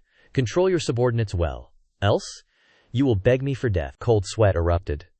Bai Kao warily eyed the man. After much deliberation, he muttered lowly. I understand. Soon, another bright sunny day. That day? The City Lord's inauguration concluded smoothly. Interrogating Bai Kao. The Secret Heaven Society's last remnants were exposed. After the inauguration ceremony, 3 days later, Guanglong Group left Julong City to destroy remnants of Qianfeng Alliance and Si Yutian. Yu Lin and his team departed. Amidst reluctant goodbyes, travel safely, little brother. Rong Teng gazed into the distance, vowing to himself, I will satisfy my brother. Yu Lin clicked his tongue helplessly. Why look at me with such tears? Still, having a big brother isn't bad. Stay well, big brother. He turned back, gazing at the city walls, leaving that parting message. In that moment, Yu Lin remembered his father. It's all right now, father. On a strong March spring wind day, Guanglong left Julong City, chasing another whirlwind. So